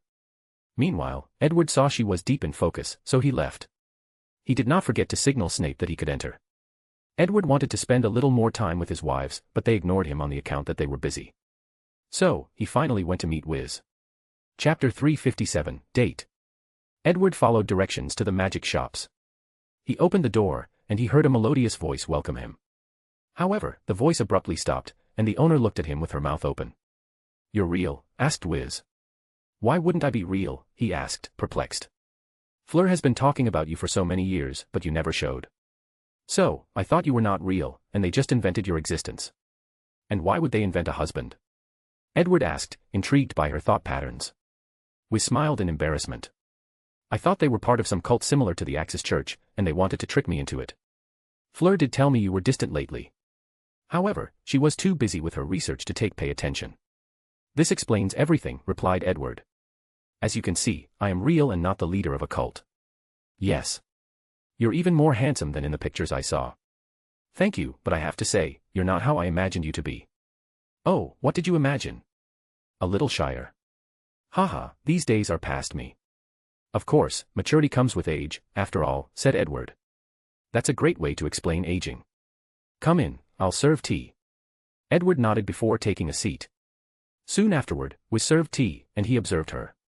He could tell she now had a magic core and was currently a Tier 6 undead. He could even see she could not reach Tier 7 because the main ingredient for the purification potion was Aqua's spell. And as an undead, Wiz cannot use it. If you don't mind me being direct, are you still interested in me? And what if I am? Then, I will take you on a date. A date, huh? I have not been in one of those since I was a teenager. Wiz looked Edward directly in the eyes. She was now in her early 30s and had never dated someone since her teenage years. Even though she thought this man was not real, some of her wanted to wait to see him. Now that she had seen him, she felt many emotions: happiness, indifference, expectation, and anger. Many of them were contradictory, but that was how she felt. Very well, I accept your invitation. Excellent, said Edward with a smile. Do you want to know where we are going, or do you want to be surprised? Surprised me. All right, I will come to pick you up tomorrow at noon. So, early. We have a lot of places to go. Now, you got my expectations up. Hopefully, I won't disappoint, Edward replied before drinking his tea and saying goodbye to her. The next day, Edward showed up, dressed casually. Yesterday, I forgot to ask what is the dressing code, said Wiz. We are mages, I don't think we need to worry much about the dress code. That's true.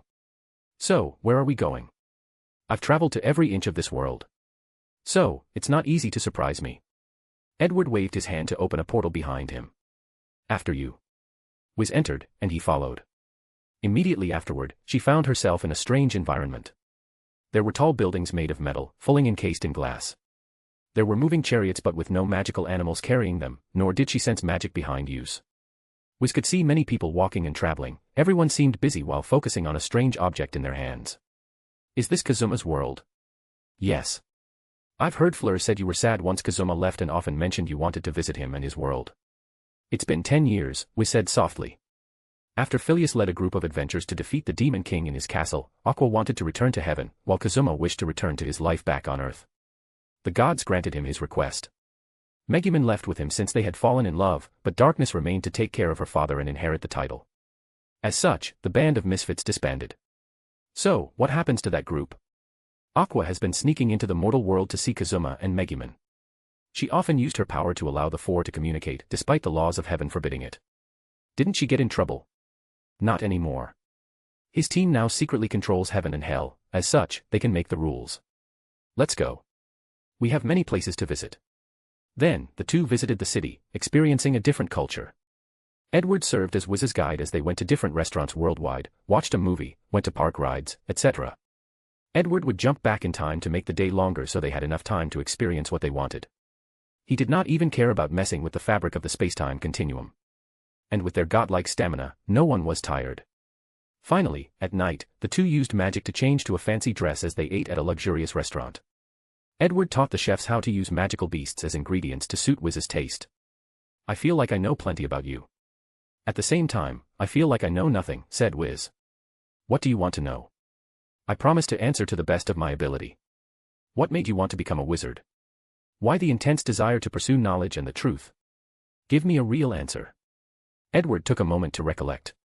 If you want to get to the root of it, you'll have to go back to my childhood. Now, I'm intrigued. My situation was similar to Kazuma. I was born in a world without magic, but after death, I got a chance to reincarnate in a magical world. We swirled her wine before taking a sip, paying close attention. Even before my reincarnation, I was a curious child. Unlike most kids, I loved reading. I had a library full of books on different subjects. I was the type of kid that could give a presentation on the different types of dinosaurs at a moment's notice. However, everything changed after entering high school. I got bullied for being a nerd or something. Wiz understood the anti-intellectualism in many places in Kazuma's world, so she understood why he would be bullied. At first, I did not mind since I had great friends, supportive parents, even got a girlfriend, continued Edward. However, she soon broke up with me. She said she was tired of hearing me talk about astrophysics and other boring subjects. That was the last straw. What happened next? Edward smiled. I changed. I fit society's standard of what was cool. I no longer talked about what I love. Instead, I played sports and became athletic. You played football, didn't you? Said Wiz. I did. Quarterback. No, I was the running back. I was pretty good too. I became popular, and dated beautiful cheerleaders. You can say my womanizing ways began during that time. But as you can expect, I was not happy. I could not remember how many times I've looked at the stars, pondering about the mysteries of the universe, wondering how wonderful it would be if I could be born in the future so I could know the answers to all my questions. So, did you finally revert to your old self? Continue pursuing your passion for knowledge? No, that only happened later during university. Although my grades were terrible by the time I graduated, I could still attend a good university with a football scholarship. Then, I met her. I should have figured it was a woman who changed you back, Wiz said while rolling her eyes. I'm ashamed to say, but you're right. Throughout my first year of college, she changed my life. She allowed me to be myself. And when I suddenly went on a tangent about the influence of 17th century gay occultists on Eastern European religion, she listened. She did not call me names, thought I was boring, or made me feel bad for knowing such a thing. She would ask questions, engage in the conversation, and use the opportunity to learn. What's more, she would go out of her way to learn on the subject so we could discuss the topic. She sounds like a wonderful person. So, what happened? Did you miss her after you died? Chapter 358, His Past/Yin-Yang Arcanist. Unfortunately, our relationship ended before that, said Edward while reminiscing. Oh, what happened? Problems begin in our relationship earlier because of her parents. They were filthy rich, and I was not. After I got a double PhD in astrophysics and mathematics, I focused on my teaching job at the university. At the same, we also began to talk about marriage. However, I had to meet her parents more often, and the issue of our social status was often brought up. Although she did not mind and was even willing to cut off ties with her family, I could not let it go. In the end, the pressure of my new job and my insecurities resulted in me ending the relationship. You, as an educator. I could never imagine. I love teaching and sharing knowledge, always have. Fleur did mention that as one of your good qualities. However, thinking about your current wealth, it's hard to imagine you would lose the love of your life because of it. Love of my life? That's going a bit too far. Isn't it? It seems you are filling a hole in your heart with countless women. A better explanation would be that I'm a lustful man, replied Edward with a chuckle. Or, the one I like the most, my capacity to love is so big that one person is not enough to bear it. Whatever helps you sleep at night, said Wiz as she swirled her wine before taking a sip and savoring the taste. So, what happens next? I'm guessing it's when you die. You're correct. I died and reincarnated in a world that was essentially a novel I once read as a child. That's possible. Well, things are a little more complicated than stated, but that's the gist. Wiz nodded and did not press on the subject. After my reincarnation, I was at first elated. After all, this was a world of magic. I could not wait to find its mysteries and essence, to discover all its mysteries. To this day, I can still remember the excitement I felt after learning the news. It was the same excitement as when I read my first book and felt a veil removed from my mind as I peer into the secret of the universe. Edward paused with a pure smile on his face. Unfortunately, the happiness did not last long. They never do they? Edward sighed as he also took a sip of his drink. I quickly learned that I was reincarnated in a tumultuous period of the book. As for my parents, they were minor characters that did not survive. Moreover, my extraordinary magic talent could put me in grave danger. Wiz listened attentively without saying anything. I tried everything possible to prevent their death, but it was futile. I remember the day my aunt brought me the news, the sadness, despair, and helplessness I felt. Despite having memories of my past life and being a grown man in a child's body, I loved my parents with all my heart. To this day, I do not know whether it was because they treated me with the utmost love and care or the result of my reincarnation. I supposed it does not matter. What mattered was how devastated I felt after their loss. It was so bad that I entered a deep state of depression. Edward paused as he took a more relaxed position in his seat, with his shoulder more relaxed. Now that I think about it, this was truly a terrifying time. Both loneliness and hatred were slowly consuming me. If I did not get out of it, with my talents for magic, the world would truly have suffered at my hands. Wiz trembled slightly at the thought. Over the past years, she had heard of this man's legendary tales and accomplishments. And in the past few days, she saw his ability as he played with time like it was nothing. If such a person became evil, the threat he would pose to the world would make the Demon King from Axel look like a joke. So, what brought you out of that dark place? It was my aunt. I remember her exact word: magic is capable of creating miracles, including reviving the dead. Those are dangerous words. Indeed. However, she later told me she only said these words to redirect my focus on something else, and she never expected me to succeed. According to her, she was waiting for the right time to talk to me about it. Is something wrong? I just started wondering if she is why I started walking on the path of human experimentation and pushing the boundaries of magic. Well, is she? Probably not. With my curiosity, it was only a matter of time before I started studying dark magic. And without the laws of my past life restricting my morality and having so much power, I think it was inevitable. It is very concerning if you need laws to restrict your morality. I'm very aware of this, said Edward as he shrugged his shoulder. What don't you tell me about you, now? Your story is not finished. There is nothing more to add. I studied magic, found a way to revive my parents, and became ambitious and lustful in my desire for more knowledge. So, I created an interstellar empire full of powerful and talented wizards to help me study more knowledge and discover the truths of the universe. Wiz was speechless at how this man summarized his achievements as if he was speaking about doing something as common as taking a nap. All right, you win, she said. As for myself, my story is not nearly as interesting as yours. I was born in a small town near the Belzard Kingdom. One day, the demon army destroyed our town. Although my family survived, I saw the atrocities that the demons created. So, I became an adventurer. Luckily, I was pretty talented in magic and soon became famous. They called the Ice Queen because of my mastery of ice magic and cruelty against the demons. Those were the good old days, she said with a beautiful smile. In one of my adventures in a dungeon, my companions were cursed. And the only way I could save them was by becoming a lich, so I accepted the offer from one of the demon generals, Vanir. After that, I made a deal with the Demon King to maintain the barrier to his castle in exchange for his army not arming innocent people. Then, I opened my magic shop. Thinking of her magic shop, Wiz was slightly embarrassed. After so many years, even though she has grown and changed, she has read countless books, but her business acumen is still terrible. To this day, the store still barely makes some money, especially after Vanir disappeared for quite some time. It would have run out of business long ago if it were not for his return and helping with the store. Edward smiled at her shyness. Then, they continued talking and getting to know each other. They spent the next 3 months together, traveling the world and even visiting other planets. Finally, Edward brought her to his laboratory. Is this why you asked me for my blood?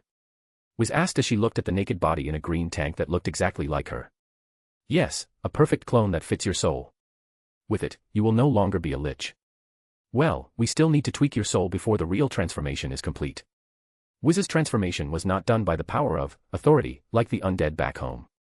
So, Edward could fix her soul with his death staff. I thought you wanted me to be your undead empress for political reasons and stuff. There is no need for your help integrating the undead into the empire. But my existence would make it easier, correct? Edward frowned slightly. I thought you would want to return to normal. There are many downsides to being a lich. The body's temperature is always low, most foods taste horrible, the inability to have children, the inability to dream or sleep, which can be an upside to some people, and the social stigmas of being an undead. Of course, there is the upside: power, eternal youth, and immortality. I did in the past.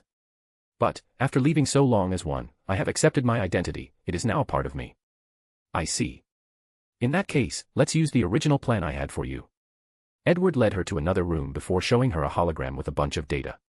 The plan I draw for you is to use the duality of the soul to allow you to be both a necromancer and a paladin, an undead and an angel.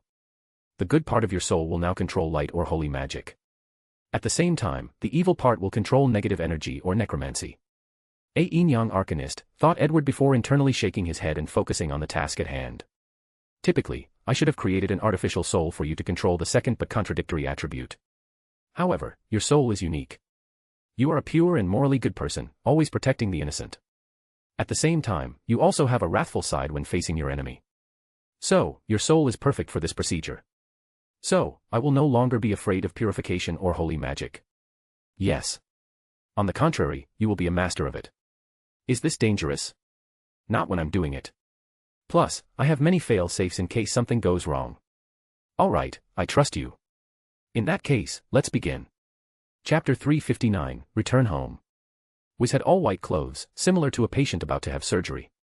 Edward stood beside her, prepared to put a mask on her face. However, he saw the slight worry or fear in her eyes, so he stopped. Are you all right? Just a little worried. If you want, we can postpone things.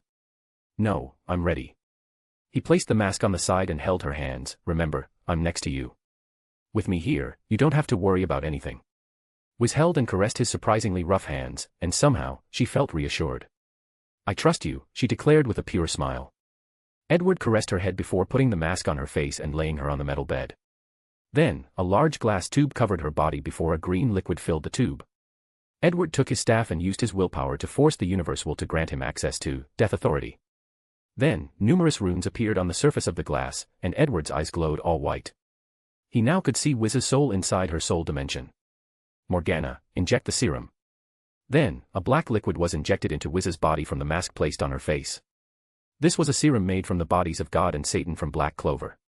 It would modify Wiz's life code to contain both the positive attribute of angels while also boosting her lich body and the negative side. So, for the next few minutes, he watched her shake incessantly during the transformation. Morgana monitored all her changes on an atomic level to ensure nothing went wrong. Once the conversion finished, he proceeded to the next step, the soul mutation. Wiz's soul, who typically looked like herself in her dimension, began to change. She shone brightly in two colors, dark and gold. Edward monitored her carefully during the process. Everything the dark spot overtook the gold one, he would use his staff to revert to the balanced state and the same for the gold area. He would also ensure that the mutual transformation of the two lights did not damage her soul or the dimension. The process lasted for a few hours before it ended. Then, the two lights fused with her soul's eyes, turning one side pure dark and the other pure gold. Success, thought Edward with relief. Then, he checked the soul space, the connection of the soul and the body, the bloodline, and many other things to ensure no problem. After not finding anything, he finally ended the surgery.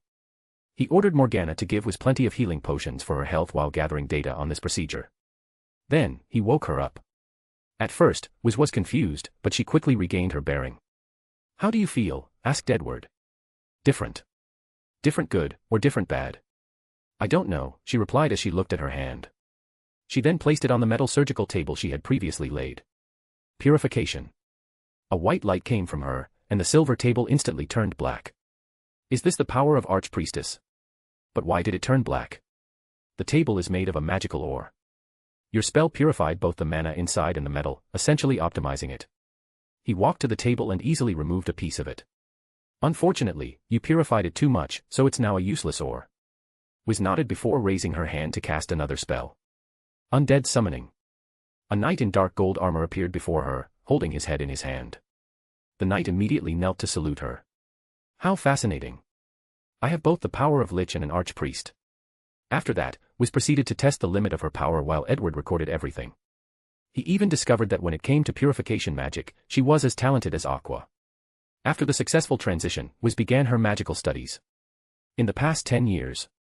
The group only gave her some basic knowledge about the Empire and magic in case things did not work out with Edward. Now that she was officially one of them, she had much to learn. As for Edward, he had to focus on Lily's research. Using it, he created an arcane spark on his soul dimension that looked like a dark gold crystal floating at the center of the dimension. Let's test this thing out, he muttered before using the world gate to teleport to a desolate star system. Sacred spell, star explosion. Thousands of runes appeared around him, and from them manifested an enormous sun. Then, it exploded, destroying the entire star system with it. Luckily, Edward teleported away in time. After all, although his attack reached Tier 8 star system level, he was still a Tier 7 star level and would not survive the explosion. The amount of my karma used is not as big as I expected. He then proceeded to use the same attack, but this time he used his negative karma to cast a sacred spell. The destructive power of negative karma is at least 20% higher. I'm guessing there is also a bonus for healing spells when using positive karma. Edward frowned as he could see the potential danger of the arcane spark. He did not doubt many people would not hesitate to commit heinous crimes to gather negative karma and increase their power. This will be a significant problem since it only requires Tier 4 country level to cast an arcane spark. It did not mean that arcanists could use sacred spells as easily as they desired since their souls would not be able to bear power a whole tier above them. Most people will only be capable of using 1 to 2 sacred spells before tiring out. Nevertheless, he had to restrict the arcane spark to prevent a sudden increase in crime in the Empire. Then, there is also the issue of faith. The arcana spark can convert faith into mana, allowing people to reach higher tiers quickly. So, he did not doubt that many people would want to leave the Empire to conquer planets and other places, subjugate these people and force them to worship these arcanists as gods to increase their tier.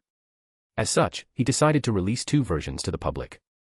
The first version only allowed people to use their karma for sacred spells. However, strict contacts will be signed to ensure these people will not actively commit crimes to increase their karma.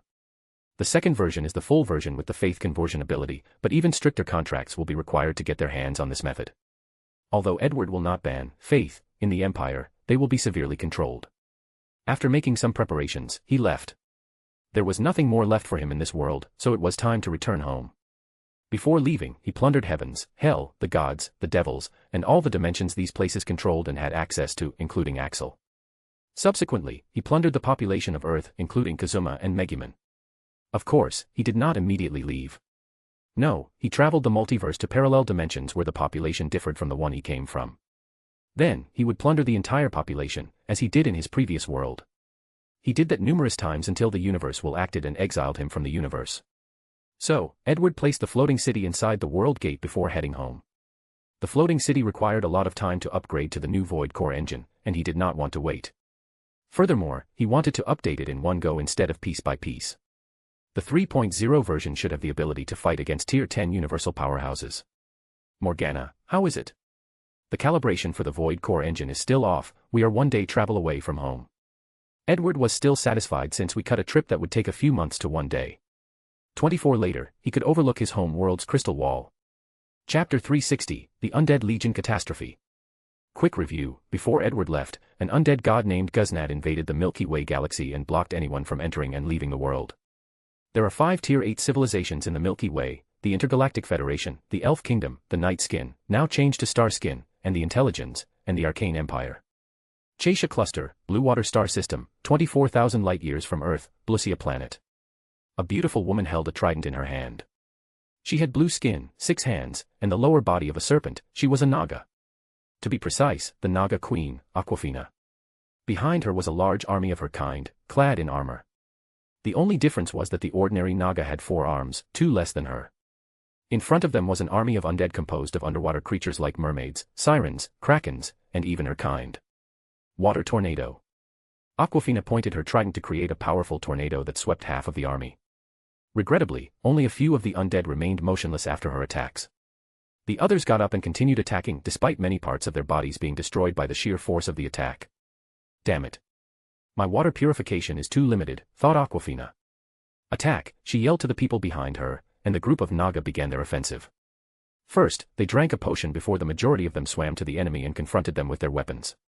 Every time a Naga killed an undead, their weapons would shine with a weird light, preventing the undead from rising again. It permanently killed them.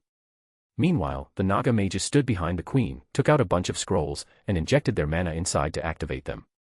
Numerous spells landed on the undead legion, instantly killing many of them.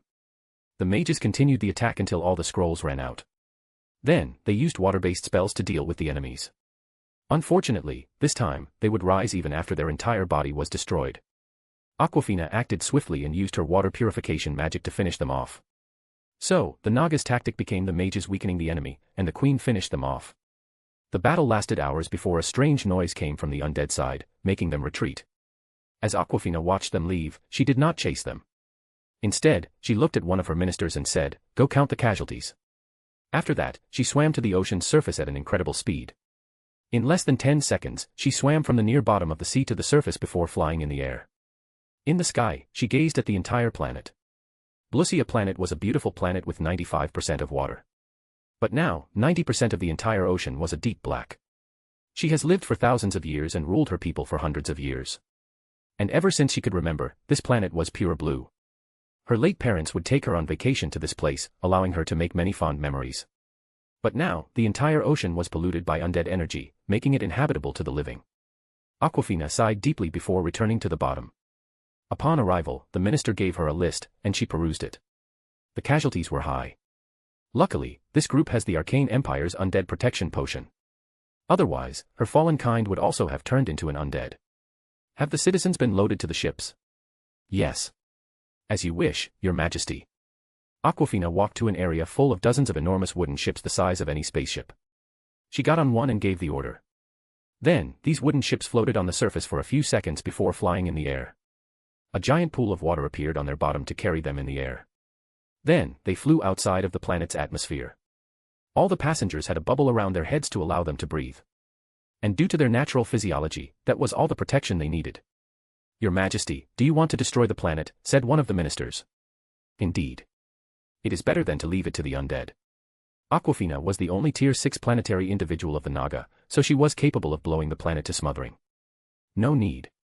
The ministers seemed to have thought of something, so a look of understanding and loss appeared on their faces. One of them opened his mouth to say something but closed it in the end. Awkwafina led her people to another planet in the star system. It was truly a beautiful sight to see such enormous wooden ships traveling in space at tremendous speed, carried by controlled ocean waves.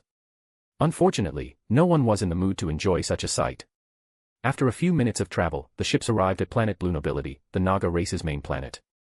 Blue Nobility was made up mostly of water with a continent in the middle. The Naga royal family modified the continent by placing a giant bubble full of water inside it, recreating the ocean. Only the royal family, the nobility, and wealthy Nagas could live on the continent. After arriving, Awkwafina headed to her throne room while her minister went to locate the surviving members under the sea. Awkwafina spent a few hours on the throne, alone with her thoughts. Then, an assembly took place with all the ministers that served her. "How is the situation?" she calmly asked. "Not good, Your Majesty. Blue Nobility is the last remaining planet of our star system, and our defense won't last long. Furthermore, we are running out of the Arcane Empire's purification scrolls or the undead protection potions. Do we have money to buy any more? Unfortunately, even with their wartime discount, we do not have enough money to sustain another large-scale invasion." The room became quiet, only the sound of light breathing echoing. "I guess we really have no choice," said Awkwafina with a sigh. "Your Majesty, please don't," said one of the ministers as he coiled his snake's lower body, which was a sign of bowing down, similar to kneeling or kowtowing.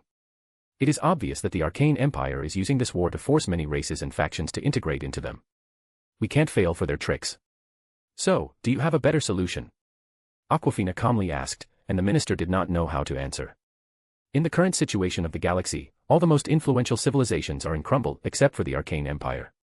If they don't accept their rule, the only thing left for the Naga is destruction at the hands of the Undead Legion. We can become a wandering civilization. As long as we survive long enough until forces outside of the galaxy intervene, we can maintain our race, said the minister.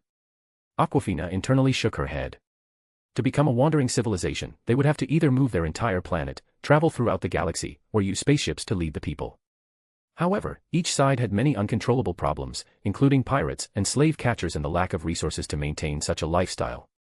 I have decided, we will surrender to the Arcane Empire. The minister who rejected clenched his teeth but did exit his coiling position as a form of protest. Awkwafina gave a slight nod to a person standing in the corner of the room. The other minister who saw this nod knew what it meant. This minister would not live past tonight. The queen did not want any uncontrollable factors affecting the Naga race's integration into the Arcane Empire. Someone walked over to hand Awkwafina a stone. After activating it, a holographic screen appeared as she logged into the universe web. During this catastrophe, most communication methods became ineffective, most likely the doing of the death god. However, the universe web was not affected, which gave many people hope that outside help would come. But after so long, nothing happened. Awkwafina contacted the Arcane Empire and contacted them with her notice of surrendering. Before sending the message, she hesitated. Her decision was not rash or out of nowhere. She did it because the Arcane Empire is a multiracial one. Even though the leader is a human, the Empire's laws are fair and equal to all species. The thing is that they are so fair that they have begun to integrate undead into their folds, which worries her. Her kind has suffered too much at the hands of the undead, and she did not know how to feel about this. I have no choice. Plus, the Empire's law is that anyone can be a ruler if they defeat the previous emperor. After re-strengthening her resolve, she sent the message. A few minutes later, a space fleet teleported outside of her blue nobility planet, and Awkwafina went to receive them. Chapter 361, Blue Water Star System. Awkwafina watched as a small pod flew from the fleet outside the planet. The pod landed in front of her castle, and not long afterward, a few people came out. The leading convoy was a mermaid with dark skin and red hair. 2 people followed behind her, one tall and one extremely short, similar to a child in height. Awkwafina recognized the tall one as a human, and the short one was a species called free elves. The 2 followers did not have any protection despite being underwater. She could tell that their magical robe provided them with an invisible protective shield so they could survive in this environment. Furthermore, these 3 were all Tier 6 Arcanists. Your Majesty, said Ariel. My name is Ariel Murtail, and these are my companions, Tong Yu and Cabby. There is no need for politeness. After all, after today, I no longer will be royalty. But currently, you are still of noble lineage, so respect is a must, replied Ariel. And although Awkwafina knew this was because of a diplomatic mission, she was in a much better mood for her decision. Do you want to enter for some tea? I believe this is a common custom of your empire. Normally, we would love to, but the current situation does not allow it. So, let's get to business. I understand. Tong Yu took out a long scroll and handed it to Ariel, who then gave it to Awkwafina. The infamous contract of surrender, said Awkwafina as she skimmed through it. Then, she condensed a quill with her mana to sign it. Your Majesty, should you be more careful, said one of the ministers. No need.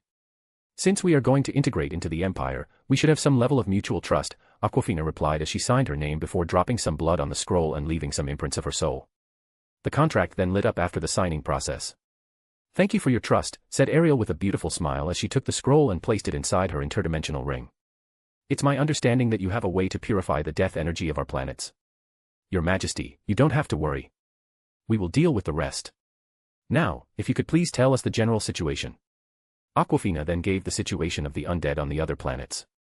Blue Water Star System has 4 habitable planets where the Nagas once lived and prospered.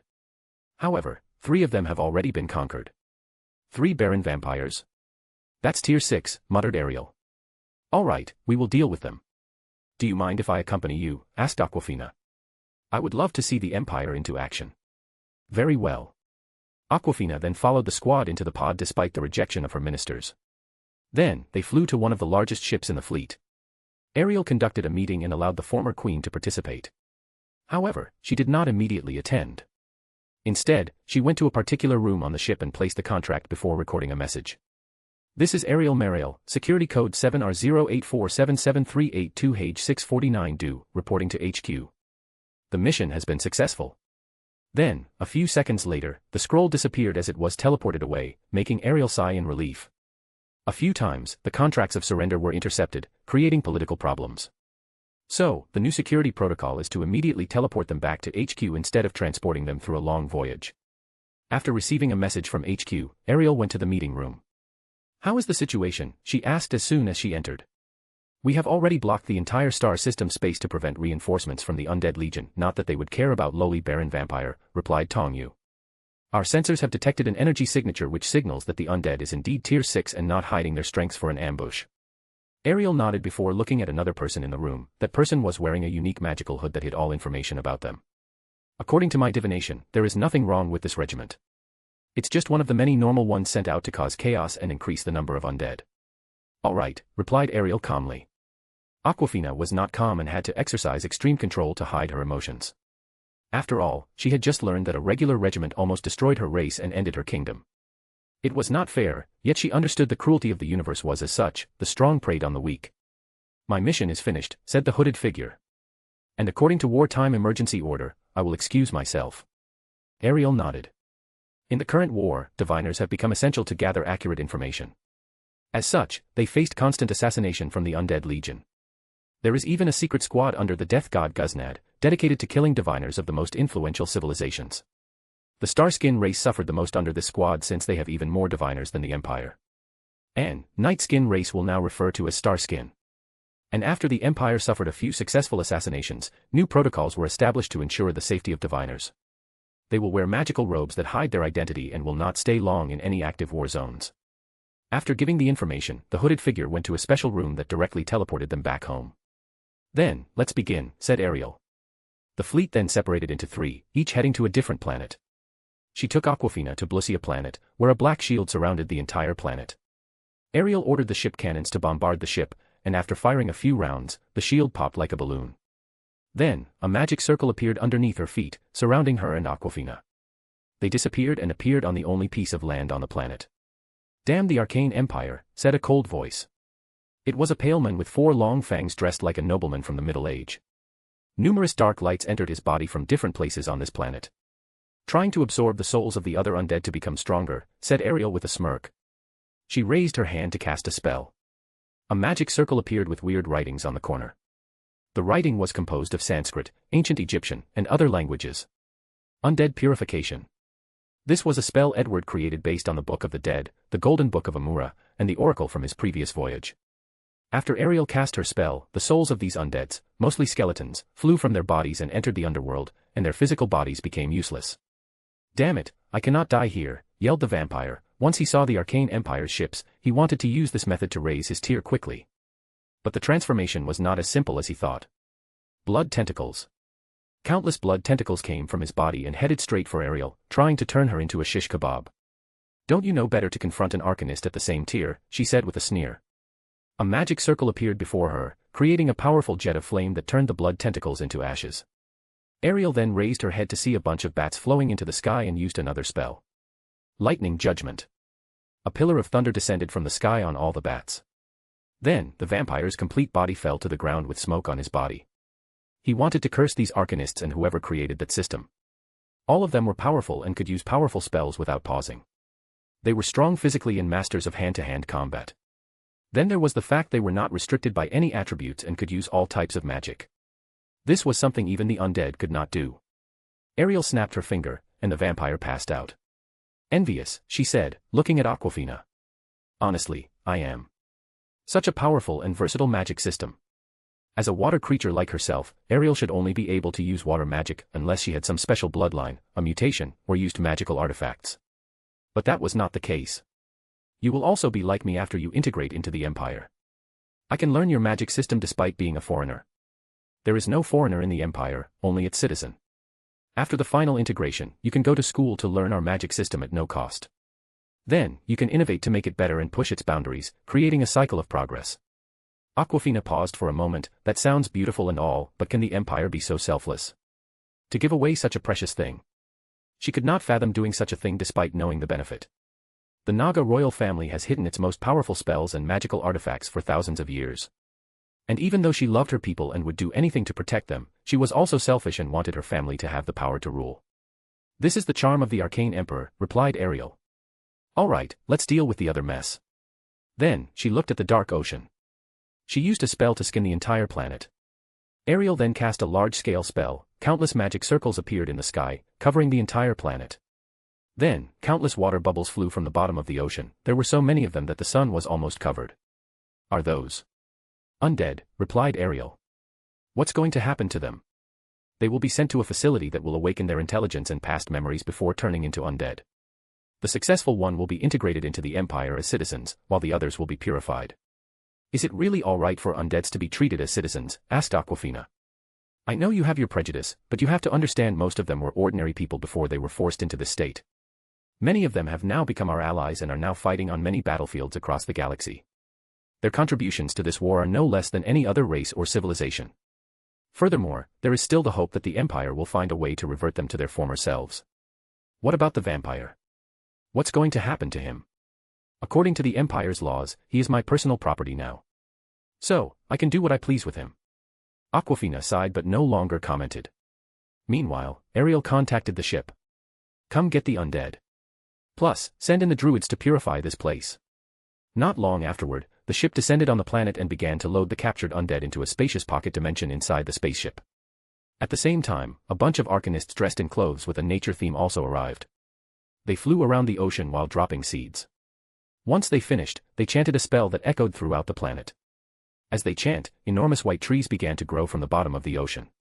Then, the tree rapidly turned dark, and they did so, and the ocean slowly returned to its blue color. A few hours later, the dark sea had returned to its original color, and Aquafina rushed to check. As she played with the water, she could no longer sense any death energy, and she did not need to protect herself when interacting with the water. It's really purified, she muttered. The process will be complete in another few days, but it is good enough for now, said one of the druids.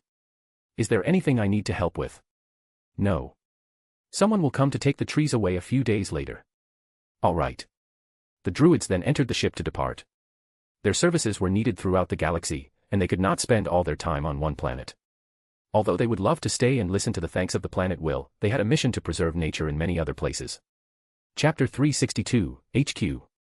Solar System, Pluto, HQ Headquarters. Oliver was in a room full of people with many screens in front of her. She was dressed in a typical general uniform with medals. However, she did not wear it appropriately, showing her neck. Strangely, she had a bunch of green veins that looked like worms under her beautiful skin. Commander, we received a notice of surrender from the Naga race in the Blue Water System. Send an envoy to accept their surrender. Make sure there is no problem, diplomatic-wise, and clean up the undead there, Olivier replied. After saying these words, she closed one of the dozens of screens to concentrate on something else. Each screen consisted of a live confrontation of the war, and she needed to pay close attention. Suddenly, one of her screens went dark. She immediately contacted the battalion responsible for that particular battlefield. Commander, we have lost Point Star System, so I ordered a retreat, said Captain Tanaka. I request reinforcement before trying again. Send me the casualty report, said Oliver calmly. She then reviewed the report. Captain Tanaka led a medium fleet of more than 100 ships, but half of them were destroyed by one of an undead squadron, killing countless soldiers and arcanists. There is no need for reinforcement. We will abandon Point Star System for now. Commander, as long as I have a few more ships, I guarantee to reverse the situation. I do not doubt your capability, Captain Tanaka. After all, the enemy had at least 3 times the number of ships, and your order of retreat was correct. However, Point Star System is not a priority at the current stage, so there is no point in losing more manpower to acquire it. I see, replied Tanaka while secretly clenching his hand. He knew with how competitive the military was currently, his defeat would derail his career. And without the opportunity to undo this shame, he also could not live with himself. After all, his men counted on him. Nevertheless, he obeyed his command. After closing the communication, Olivier focused on another screen that needed her attention. Commander, we have detected 2 first generals, said an officer. Olivier quickly checked the location. First general meant that a Tier 8 undead had appeared, so she needed to act soon. Leaf Tree Star System and Red Number Star System. We will send troops to Red Number Star System as soon as possible. What about Leaf Tree? That's the elf's territory. Let them deal with it, Oliver replied calmly. Red Number Star was very close to the Empire's border, less than 3,000 light-years from a star system recently conquered. As you wish, Commander. But, there is still a problem, we are short on Tier 7 Arcanists. Olivier did not waste time and pulled a screen with a list of civilian Tier 7 Arcanists. She looked through the screen while the information of all these people appeared in her mind. Then, she picked up someone and contacted him. Who the hell is disturbing my research, Your Majesty? Sorry for my rudeness, I was distracted, said a young man in his early 30s with brown hair. Oddly, he also had the same veins on his neck as Olivier, except his were not as prominent. It doesn't matter. John Carter, you've been officially recruited for a mission. Prepare to mobilize. Your Majesty, according to Wartime Mobilization Act, Section 134B, I would like to pay arcane points for compensation to be excused of my duty, replied John. I'm invoking Section 60 as this is a special circumstance. A look of displeasure appeared on John's face after hearing this. However, Olivier did not care. If you wish, you can head to the Mobilization Safety Department. Nevertheless, you have 5 minutes to head to the designated area and be deployed. Then, Olivier cut off the communication. John cursed out loud for a few seconds before thinking about his next step. He did not dare not obey a deployment order as he knew the consequences. He had seen the fate of some Tier 7 Arcanists who thought they were now too powerful for the Empire to control. He was just considering whether to go to the safety department. However, he did not think for too long before deciding he did not want to die. So, he exited his demiplane before operating to the nearest government warp portal. He showed his identification as a newly deployed soldier, allowing him to skip the line and also granting him access to teleport to the mobilization safety department. After the teleportation, he saw a middle-aged woman with a severe look waiting for him. "Are you John Carter?" she asked. "Yes," replied John with some timidity in his voice. He could sense numerous powerful weapons pointed at him now. And he knew if he did something out of line, he would be instantly obliterated. Then, she took a device that scanned John's body, mana signature, soul, fingerprints, and even DNA. "You're indeed you," she said in a monotone voice. "Sign this." A hologram appeared before he and John signed it. The latter did not say anything else as a magic circle appeared underneath the two, and they teleported to a room full of machines. "Lie down on the machine. This will hurt a little." John knew time was of the essence, so he did not attempt small chats. He laid on the metal bunch and a bunch of runes appeared around him. Then, he felt intense pain. He wanted to curse the woman for saying it would only hurt a little. A few seconds later, diamond with something inside appeared floating above his head. "Is that my soul?" "How beautiful," thought John. "This piece of your soul will be stored in a special location. In case of your untimely death, it will be used for your revival," said the latter as some golems walked into the room to take the diamond away. "I'm aware of this," replied John. The stern lady nodded her head before continuing. "You should also understand this method is not absolute. If you die by the death god's death authority, you have a 50% chance of permanent death." 50%? That seems a little high. "You should be glad you have a chance at all," replied the lady. "Only in the Empire where people could survive true death spell from a death god. Now, do you want other means of resurrection for assurance? What other method is there?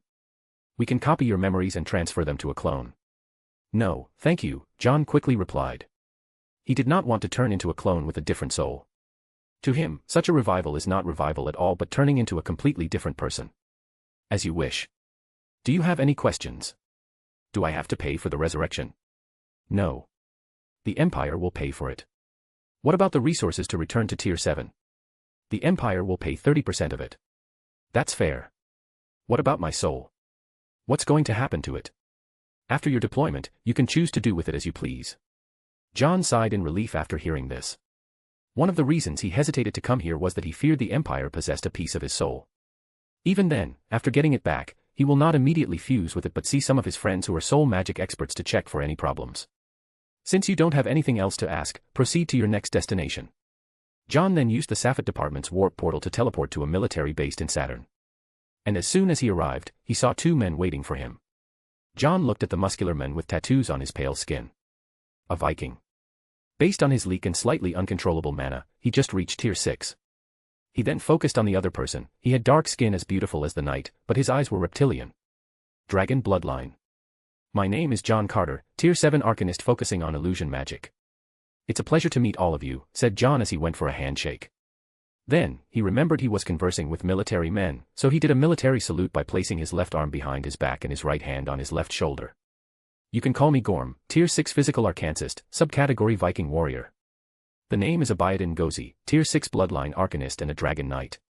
John was slightly surprised after hearing Abiadin's introduction. To have a draconian bloodline and be a Dragon Knight was a great accomplishment. The Vikings and the Dragon Knights are the Empire's most elite forces.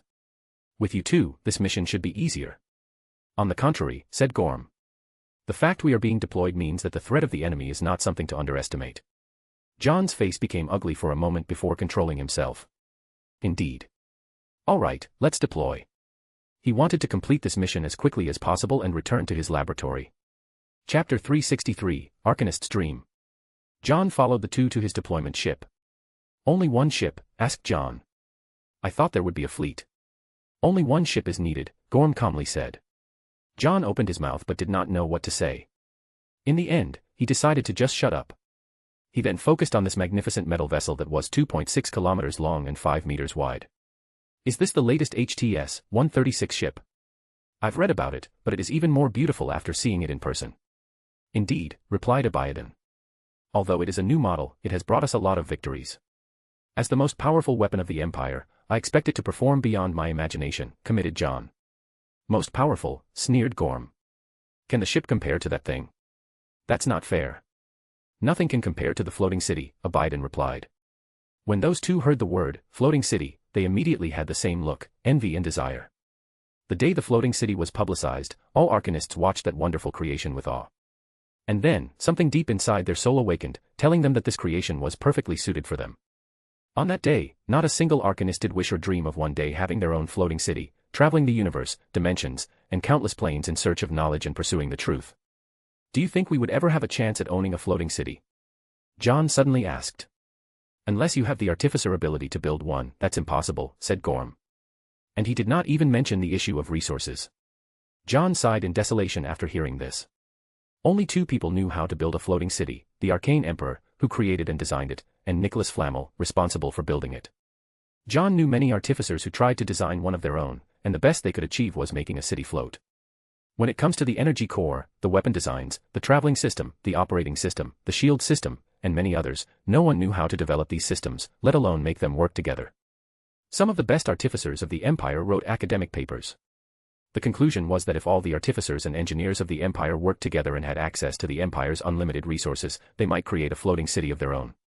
However, the final creation would only be a Tier 6 weapon, and most of its functions would only be a decoration with no useful purpose. And there was a 67% chance of failure. The paper brought a great shock to the world and much controversy.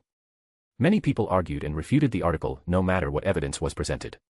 Many arcanists tried everything possible to discredit this paper, even though the majority were not artificers and knew nothing about the subject. The reason for such a visceral reaction was that these people refused to accept the Arcane Emperor's capability was this advance when compared to all the arcanists in the Empire. I disagree, said Abiadon. I think we will have a chance. What makes you say that? I think the Arcane Emperor will release the use of the floating city, but only after he has built a better one and found a way to restrict these power-hungry and law-breaking arcanists. You do have a point, replied Gorm with some excitement. I think you give the Arcane Emperor too much credit, he is not that generous. On the contrary, I think he is bold and confident enough to do so, replied Abiadon. John shook his head. Your argument is flawed. The floating city is the pinnacle of artificers, a divine creation in its own right. You think it can become better? Why not? After all, it is technically only a Tier 9 weapon, replied Abiadon. I think it is only a matter of time before the Emperor elevates it to Tier 10. John wanted to argue, but his logical thinking and analysis told him the other was correct. With the Emperor's record, it is not out of the ordinary to accomplish such a feat, and John believed the time for this might not be long. The Emperor has disappeared for 10 years. Although there is a clone that has appeared to appease the people, the powerful arcanists have some news and know the truth. And based on previous precedents, the Empire will undergo a period of rapid development and chances once the Emperor appears. All right, the ship is ready, said Gorm as he looked at a projection from his hand. The three then entered the ship and led John to a specific room. You can register here, said Gorm, and John went through the proper procedure and signed the correct documents and magical contracts. Then, he sensed powerful energy rushing through his veins. Is this the power of Tier 8? I feel like I can do anything. I feel invincible. Everyone has the same reaction. It will pass, commented Abiadon. Your mission is to fight and contain a Tier 8 lich. No problem, replied John with confidence. Things are not as simple as you think, added Abiadon. You're only Tier 7, so it will be a tremendous burden on your soul to control Tier 8 mana. The ship's artificial spirit will aid you, but your soul won't be able to bear it. Luckily, you have a talent for arcane sorcery, so you can control the mana directly to cast spells and do not need to channel it through your body. So, you should last longer than most Tier 7, but not long enough.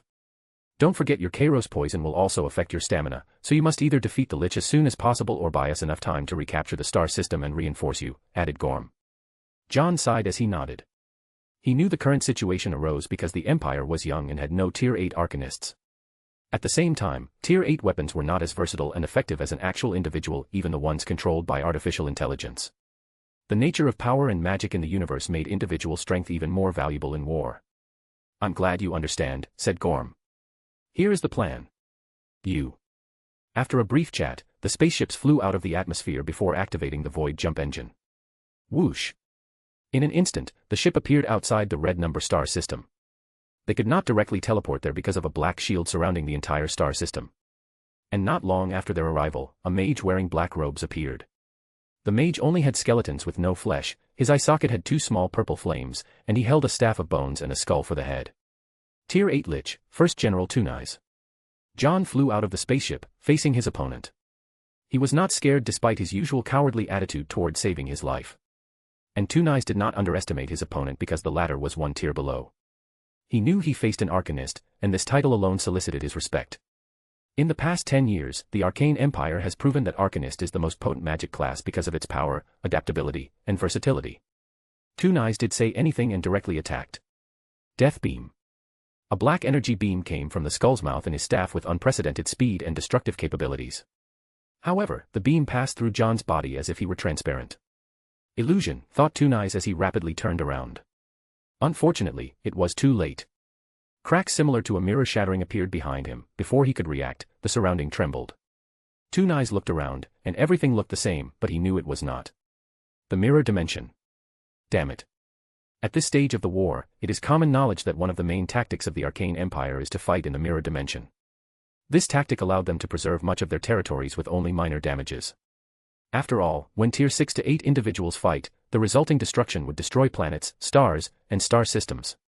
The Undead Legion has no qualms created mass destruction to create more death. Meanwhile, the other civilizations have to control their power to prevent casualties. The restraint and control have granted the Undead Legion the advantage in all confrontations against any civilization or race in the Milky Way except for the Arcane Empire. Two Eyes looked at his opponent with hatred, the purple flames fluttering. Chapter 364, Viking and Dragon Knights. Shoot the cannon, ordered Gorm. So, the crew quickly fulfilled his order.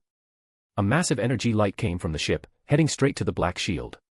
Cracks appeared on the shield, but it held on, confronting the energy beam for a few seconds before it broke. Finally, the ship could enter the red number star system.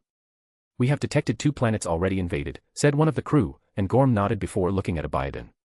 Are you going to be alright? There should be no problem, but hurry up just in case. No problem, said Gorm before teleporting outside the ship while holding an axe. Then, he turned into a beam of light rushing straight into the planet. Abaddon had a look of slight envy. Because of the Undead Legion catastrophe, light magic, the natural enemy of the undead, has become the most precious form of magic. Regrettably, only a few people with soul mutation in the Empire can use light magic. The relevant department has been trying to make light magic usable by most arcanists through arcane rune spells, but the results have only been subpar. As Gorm landed on the planet, there was no catastrophic shockwave. Instead, an enormous pillar of light began to spread in all directions, purifying all the undead in its path. However, after traveling a few hundred meters, another gray pillar of light appeared and stopped Gorm's attack. So, he looked in the direction of the attack with a look of disgust. He knew the gray pillar was a tactic the undead used as a countermeasure for purification. They sacrificed countless individuals with pure souls to create the pillar, which can also be used to give light purification resistance buffs to any legion. Gorm saw another human with gray skin leading this battalion, holding a magical artifact that was the source of the spell that blocked his attack. Tier 6 zombie, thought Gorm with slight excitement. As he looked at his opponent, a large magic circle appeared behind him, and a battalion of people teleported behind him. This battalion was composed of muscular men and women with tattoos all over their bodies. They also had different melee weapons, mostly axes and hammers. The Viking battalion. Another battle. Maybe I can finally reach Valhalla, said a beautiful woman with defined muscles. First Commander, you know Valhalla is not real. If you believe it is real, then it's real, she replied. Plus, who says that we cannot create Valhalla one day in the future? Enough with your nonsense. Let's fight, ordered Gorm, and she grinned. She raised her hammer above her head, and a small magic circle appeared on the handle. Boom. She smashed on the grounds, creating thousands of earth spikes that impaled and purified the undead army full of skeletons and dark knights. At the same time, Gorm rushed straight to the zombie. Bang. Gorm smashed his axe, but his opponent responded by punching him instead. The shockwave of these two's clashes sends all the undead away. Ha ha ha, finally, a worthy challenger. I've had enough of these mages who disdain fighting head-on like real men, roared Gorm as lightning suddenly emanated from his body, exponentially increasing his speed. He smashed the head of the zombie, but the latter moved his head to the side, resulting in the axe hitting the axe, leaving a gushing wound. However, the zombie did not care about such a wound, he but head Gorm instead, sinking in his skull. The Viking warrior did not care about such an injury as well as he naturally healed. He began to spin around with his axe, creating a small tornado that left thousands of cut wounds on the zombie. The zombie ignored his wound and made a crushing motion with his hand. Dark magic, crushing heart. Gorm spewed mouthfuls of blood as more leaked from his nose and ears. However, a small golden light appeared on his chest to regenerate the destroyed heart. Then, he began exchanging blow to blow with the zombie. Meanwhile, Abaddon began to act. He walked to his squad, where the majority of them wore knight armor and held long swords. Ready. Yes, Captain. Begin. All the squad members took out a headphone and put them on. Then, a voice straight from heaven entered their hearing, nourishing their souls and bodies. These muscular men, full of bloodlust, had an intoxicated look as they closed their eyes, enjoying themselves to the fullest. 30 seconds later, they finished. Miss Aishwarya's voice is angelic. I wish I could marry her, said one of the soldiers. Aishwarya Kapoor is literally the biggest star of the Milky Way galaxy, a Tier 7 arcanist, and you think you can marry her, commented another. I can dream, can't I? Don't listen to him. We live in an era where nothing is impossible. Pursue her, and maybe you will have a chance. Stop wasting time. Let's deploy, said Abiodun, who also listened to the 30-second song. Although he, too, was fascinated by that voice, he had to control himself in front of his men. After listening to it, all the squad members felt their strength, spirit, and mana drastically increase. Aishwarya's songs had buff abilities for anyone who listened. So, the Empire recorded them in unique magical artifacts to use in the military. A latch opened from the spaceship, and Abiodun flew out. And as soon he entered the vacuum of space, an enormous dragon with 2 wings and 4 legs appeared underneath him. Abiodun sat on the dragon's neck like a car seat. And as soon as he did, it was as if he and the dragon were one entity. The same applied to his squad. They had dragons to rise since their arcane class was Dragon Knights. Technically speaking, these men should be Dragon Riders, and Dragon Knights should be Arcane Knights with dragon bloodlines. However, the two groups have been fighting for control over that name for many years, and the Dragon Riders currently have the advantage, so they kept the name. As the group of Dragon Knights floated in the void, Abiodun used a spell for his voice to echo in space. I know you're here. Come out. Then, a woman with dark clothes appeared. She had long and disheveled hair that floated in the air. She had no feet underneath her cloak, an extremely thin face, and razor-sharp teeth. Tier 7 Banshee, thought Abiodun. How do you know I was waiting for you? Isn't your usual tactic to send a second general with a first general? You guys seem never to evolve, said Abiodun with a sneer. Not necessarily, replied the Banshee as the space next to her cracked open, and a phantom-like figure appeared next to her. Damn it, a Tier 7 ghost. Abiodun knew his mission was to use number advantage to stall the Tier 7 second general until Gorm came to support him.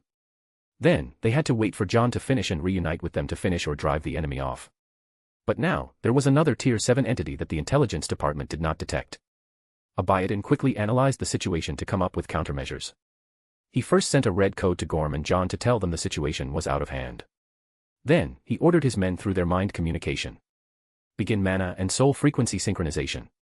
Despite the dire situation, these men were elite trained through the harshest method. So, they had no fears and quickly executed their orders. They controlled their mana and soul frequencies and wavelengths to perfectly match, allowing them to enter a stage of perfect fusion with their comrade. Adding to that, their already fusion with their dragons, this fusion was on another level. After the fusion, Abiodun felt he was perfectly synchronized with his men, having access to their mana and even soul power. They felt like a hive mind. Then, he used a spell perfect suited for this occasion. Expecto Patronus. The squad of 108 men and dragons turned into an enormous silver-white and transparent dragon before rushing toward the enemy. In recent years, it has been proven that the Expecto Patronus charm has excellent power against the undead and could purify many like ghosts, wraiths, and banshees. With this spell, Abiodun knew he could do maximum damage to his opponent, making them weary of attacking or coming close. At the same time, their translucent state granted them defensive abilities against many spells. The perfect spell to buy time, he thought. Chapter 365, Borders. John took out his long staff to confront his enemy. He tapped into the void, and thousands of clones appeared around him, and he controlled them to attack the Lich. All the clones raised their staff to cast a spell. At the same time, the Lich reacted. Dark magic, blood suction. Hundreds of the clones suddenly dispersed into motes of lights. Illusions, thoughts the Lich as he marveled. He could not tell the difference. And before he could further analyze the situation, one of the clone spells hit him, activating his passive defensive measure to create a shield to protect him. So, some illusions can use spells, but some cannot. The situation was tricky as it would be a disadvantage to him if he had to constantly worry about which of his opponent's spells were mere illusions and which ones were real. So, the Lich decided to defeat his opponent as rapidly as possible. Based on the information received from headquarters, the weakness of these arcanists that use technology to fight tiers above them is their souls. It is challenging for them to control vast mana without their souls reaching the same tier. Dark magic, Hell Flame.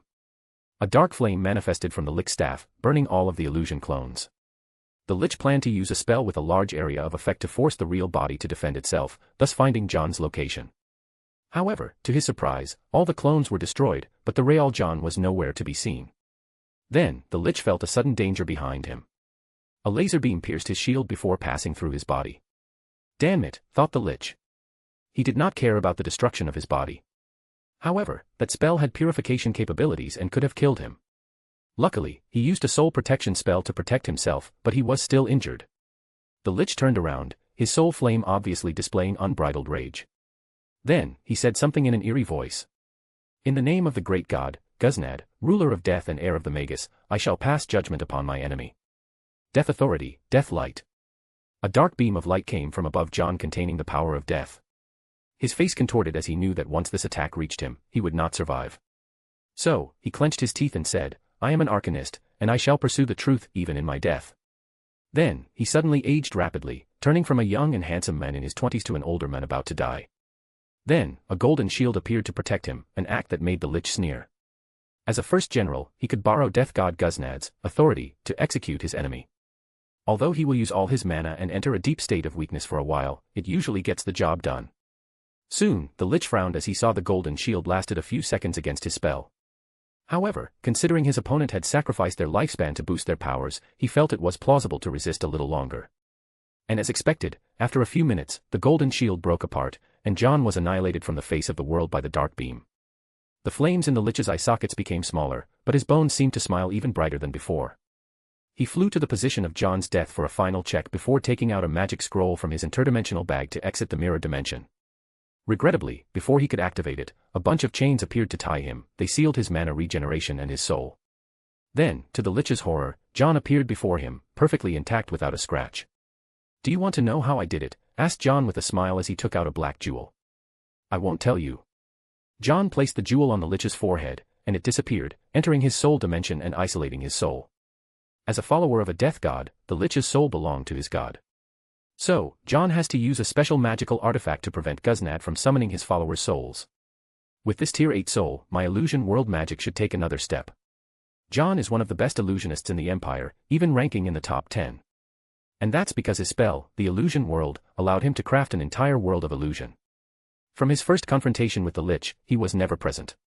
He created his illusion world, similar to the concept of a domain. Inside that domain or space, he can create illusions within illusions. He can also influence people's emotions, which was one of the reasons that the Lich quickly became so enraged, deciding to destroy his opponent with one powerful attack that drained most of his mana. So, from the very beginning, he never came close to the Lich. And when the latter used that powerful spell, he had teleported countless distances away to ensure not to get hit. According to the law, the Lich was not his war trophy, and he could use it as he pleased. So, John placed the body away before exiting the mirror dimension. The first thing he did was remove an orb from his soul dimension as it put significant pressure on his soul, hence his mind or spirit.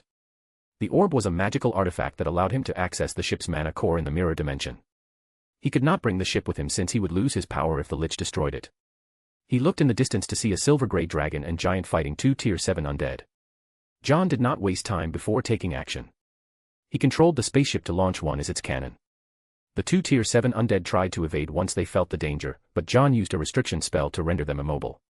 And after the cannon almost killed them, he captured the 2. Immediately afterward, he felt intense pain in his body. Then, the veins in his neck began to spread to his neck. John held his head, screaming.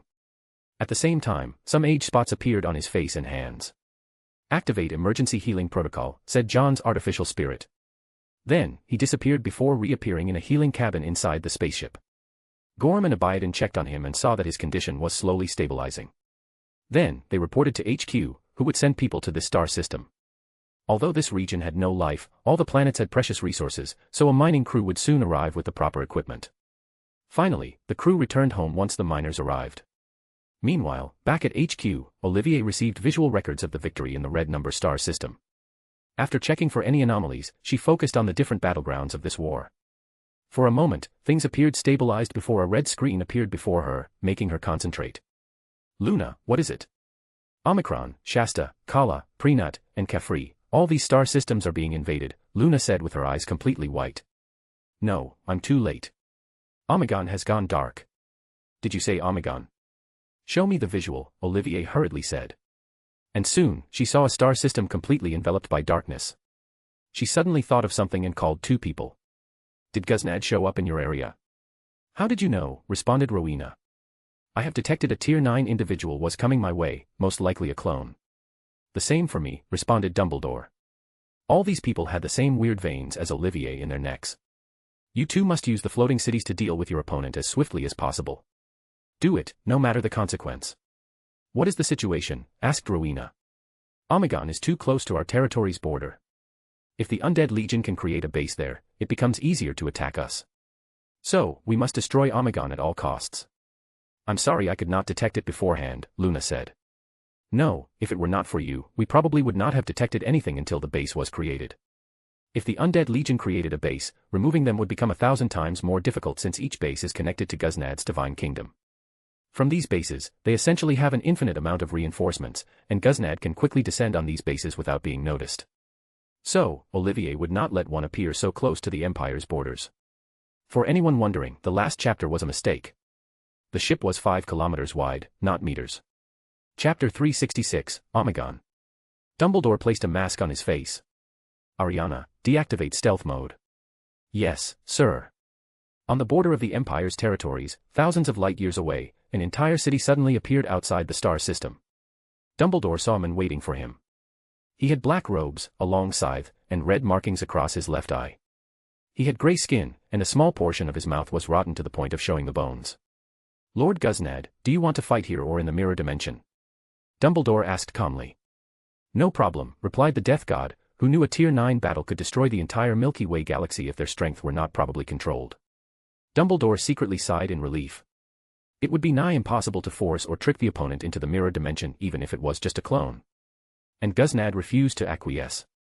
Dumbledore would have to report to the Empire, forcing them to activate the Grand Arcane Shield, which linked all the mana and ley lines of all the star systems in the Empire's territory to enact a shield that covered countless star systems.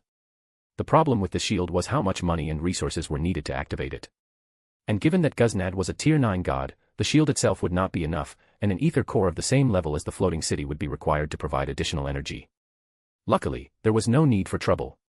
A portal appeared between these two, and Dumbledore followed through with the floating city. And as soon as he entered the mirror dimension, he did not waste time. He accessed the mana from the ether core / Philosopher's Stone to boost his strength. Let's go, Fox. An enormous phoenix flew from the city, spreading its dozens of kilometers long wings. Guznad was not surprised by this true phoenix as this was not the first time he confronted his opponent. Ariana, remove all the limits of the floating city. Bombard our enemy with all the cannons except for the void one. After giving the order, Dumbledore began his own attack. He felt the slight burden of the mana overflowing through his body. He had previously controlled the floating city when he was Tier 6. And now, it was easier to do at Tier 7, it placed less burden on his body and soul. Dumbledore used countless elemental spells to destroy Guznad. On top of that, the floating city bombarded him non-stop. However, the latter only evaded or defended, never going on the offensive. Undead Legion. Guznad waved his scythe, and millions of undead materialized before him. He then ordered them to rush toward the floating city's shield in suicide attacks. They did the same to Fox. Fox's flames and the floating city's shield instantly killed and purified the undead. However, there was no end to the number of them. No matter how many were killed, Guznad would make more. Dumbledore rushed as he knew his opponent was buying time. Ariana, send the golem legions. Then, an army made of all types of golems, soil golems, rock golems, and metal golems.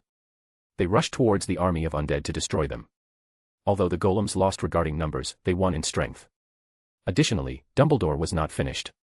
His attacks destroyed many planets, stars, and solar systems. So, he used transfiguration magic to transform the debris into more soldiers to block. With Guznad's legion occupied, Dumbledore acted more aggressively. He took out a potion to drink before using a spell he created himself. Arcane rune spell, the Phoenix's last song. Fox turned into a phoenix the size of a galaxy before rushing to Guznad to burn him into ashes.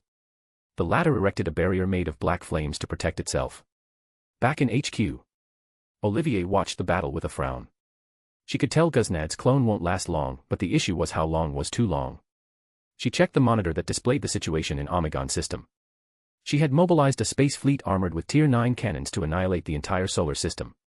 However, despite the constant bombardment, the protective shield of Omegon remained intact. Guznad is way more powerful Tier 9 god that we gave him credit for. Tier 9 galaxy level had a wide gap. A person who could destroy one galaxy with one attack is Tier 9, but so is a person who could destroy 1 million galaxies with one attack. And the universe had trillions of galaxies. Should I use the void cannon? That was the only solution to deal with the death shield on Omegon. However, she and the others have long decided not to use the void cannon in this war. The main reason for that is news leaks. Because of the universe web, a lot of information that the Empire wanted to keep a secret has already leaked, meaning the Tier 10 gods in the central region has already noticed their existence. If it were not for Guznad blocking the entire Milky Way galaxy somehow, the situation would have been worse. Olivier decided not to be hasty. It has not reached the point where the void cannon is needed. She looked at the screen where Rowena faced another clone of Guznad. Her situation was similar to Dumbledore's, as the enemy simply wanted to buy time. She looked at her opponent and sneered. Raven, prepare to enter Dimension Alpha V. Yes, Master, replied the artificial spirit. Oliver, activate the Grand Arcane Shield, even for a moment. All right, she replied despite not knowing Rowena's plans. As for the massive loss of money, it can be recuperated. Rowena controlled the floating city to open a spacetime channel out of the mirror dimension and fly out. Guznad followed, despite the possibility this may be a trap. However, he did not have a choice since he did not want the floating city to reach the Omegon star system. And after learning that from his main body, the Empire activated their Grand Arcane Shield, he knew this was the correct choice. So, he used his death authority to mess with the spacetime channel and prevent teleportation. Gotcha, thought Rowena. She used the spacetime disturbance created by Guznad's intervening to teleport the two of them to Dimension Alpha V. When it comes to manipulating spacetime, Rowena was confident that only Edward was above her. And when it comes to certain aspects, even he could not compare to her. Guznad soon found himself in a dark gray place. He looked around, wondering what the opponent's plan was. But before seeing the surroundings properly, he began dissipating as if he had never existed. Where is this? He asked Rowena floating above the floating city, underneath the void shield. Of course, she did not respond. Dimension Alpha V was an empty and owner dimension the Empire discovered. And she used it for her experiment by modifying it and filling it with void energy. The floating city can survive here, but not Guznad. After Guznad completely dissipated, Rowena suddenly did not feel good as the veins on her neck began to spread. So, she teleported to the intensive care unit. Before falling asleep, she ordered. Raven, enter autopilot mode. Your mission is to go to Omegon and conduct an exterminatus order. Yes, Master. Raven controlled the floating city to teleport to Omegon and immediately began to bombard the shield. After a few attacks, cracks appeared on the shield, but it would slowly heal. It would take the city a few minutes to break it. Luckily, Dumbledore's floating city appeared to aid. It took a few minutes to break the shield with the other present. Then, Omegon's star system was annihilated with one shot, not leaving a single piece of matter or energy from the entire star system. Afterward, the floating city purified the death energy remaining from the process of the undead building a base. Chapter 367, Guznad. The center of the Milky Way, the Ika star system, on a barren planet with only an all-black temple. A lich walked deep inside the temple until he reached a room clouded in darkness. At the center was a throne made of bones where a man sat with his eyes closed. The lich knelt with one knee. My reverend god, our plan failed. I know, replied Guznad as he opened his eyes. He sensed the death of his clones. And for one of them, he did not even know how the latter perished. My god, do you want to personally take action, just like during the fall of darkness? If I could, I would have already done so, replied Guznad casually. Has the situation gotten worse? Asked the lich. Yes. More Tier 10 gods have appeared and are now trying to enter this galaxy forcefully. The isolation plate will not be as effective if I don't use my power. The isolation plate is a precious magical artifact created by the Magus race. It's only due to its power that Guznad could isolate the entire Milky Way. However, once the Tier 10 gods began to attack its defense, he needed to personally attend to using to prevent them from succeeding. Even then, Guznad knew that it was not his power that could block so many almighty gods. This galaxy is the place of origin of the Magus race and kept some of their powers even after their disappearance. The isolation plate used the power left as a power source. Additionally, Guznad felt that some unknown force was also helping him, and he concluded it might have been Chronai. Otherwise, with his Tier 9 strength, he would not be able to last for so long. Is there anything else you need? The lich hesitated for a moment before continuing. My god, we have lost too many of our troops in this battle. It has reached the point of affecting our planar war. Wouldn't it be better to conquer the Sagittarius plane before invading this galaxy? By then, you would be a Tier 10 god, making things easier. There is no need. Continue our invasion, and pay attention to the Arcane Empire. They definitely have what I want. After saying this, Guznad motioned for the lich to leave. He was not stupid. Although it appeared he was making a foolish move, he knew it was not. From the Magus race inheritance he acquired, he learned of the ancient gods and how they were not restricted by faith. So, he was determined to walk the same path as the ancient gods. And if he becomes a tier 10 god with faith, he would lose this opportunity. After so many years of searching, I can guess the Arcane Empire has the ancient gods' divine sparks. This is the only way to explain their rapid development. Furthermore, the natives of their home planet, Earth, have a very thin Magus bloodline. Guznad knew his path of power was guaranteed as long as he conquered and destroyed the Arcane Empire. With the divine sparks, his path toward tier 10 will have no problem. And by studying the Magus bloodline and using the Arcane Empire's magical abilities, he has the opportunity to become the first tier 11 god of the universe. I just need a little more time. As long as I have the opportunity to leave the isolating plate unattended, I will rapidly destroy all the resistance to my legion. Guznad closed his eyes as he prepared for the future. Vita star system, verdant planet. There was a beautiful elf with a golden crown made in the shape of leaves, clad in a long white and elegant dress. She looked at a towering tree, her eyes full of sadness. She raised her beautiful hands to caress the tree. She remembered how vibrant it once was, full of life and beauty. But now, it was lifeless, with no leaves, as if it was the beginning of autumn. The elf heard walking steps coming from behind, but she did not respond. Soon afterward, a man as handsome as her, also wearing a crown, stood next to her.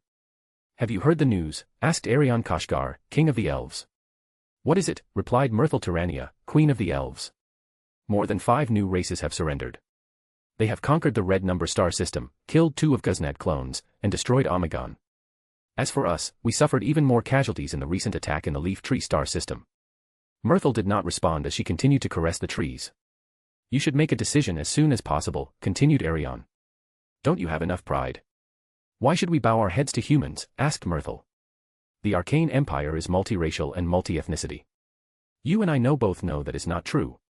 A human created it, a human is their leader, and humans are the dominant species.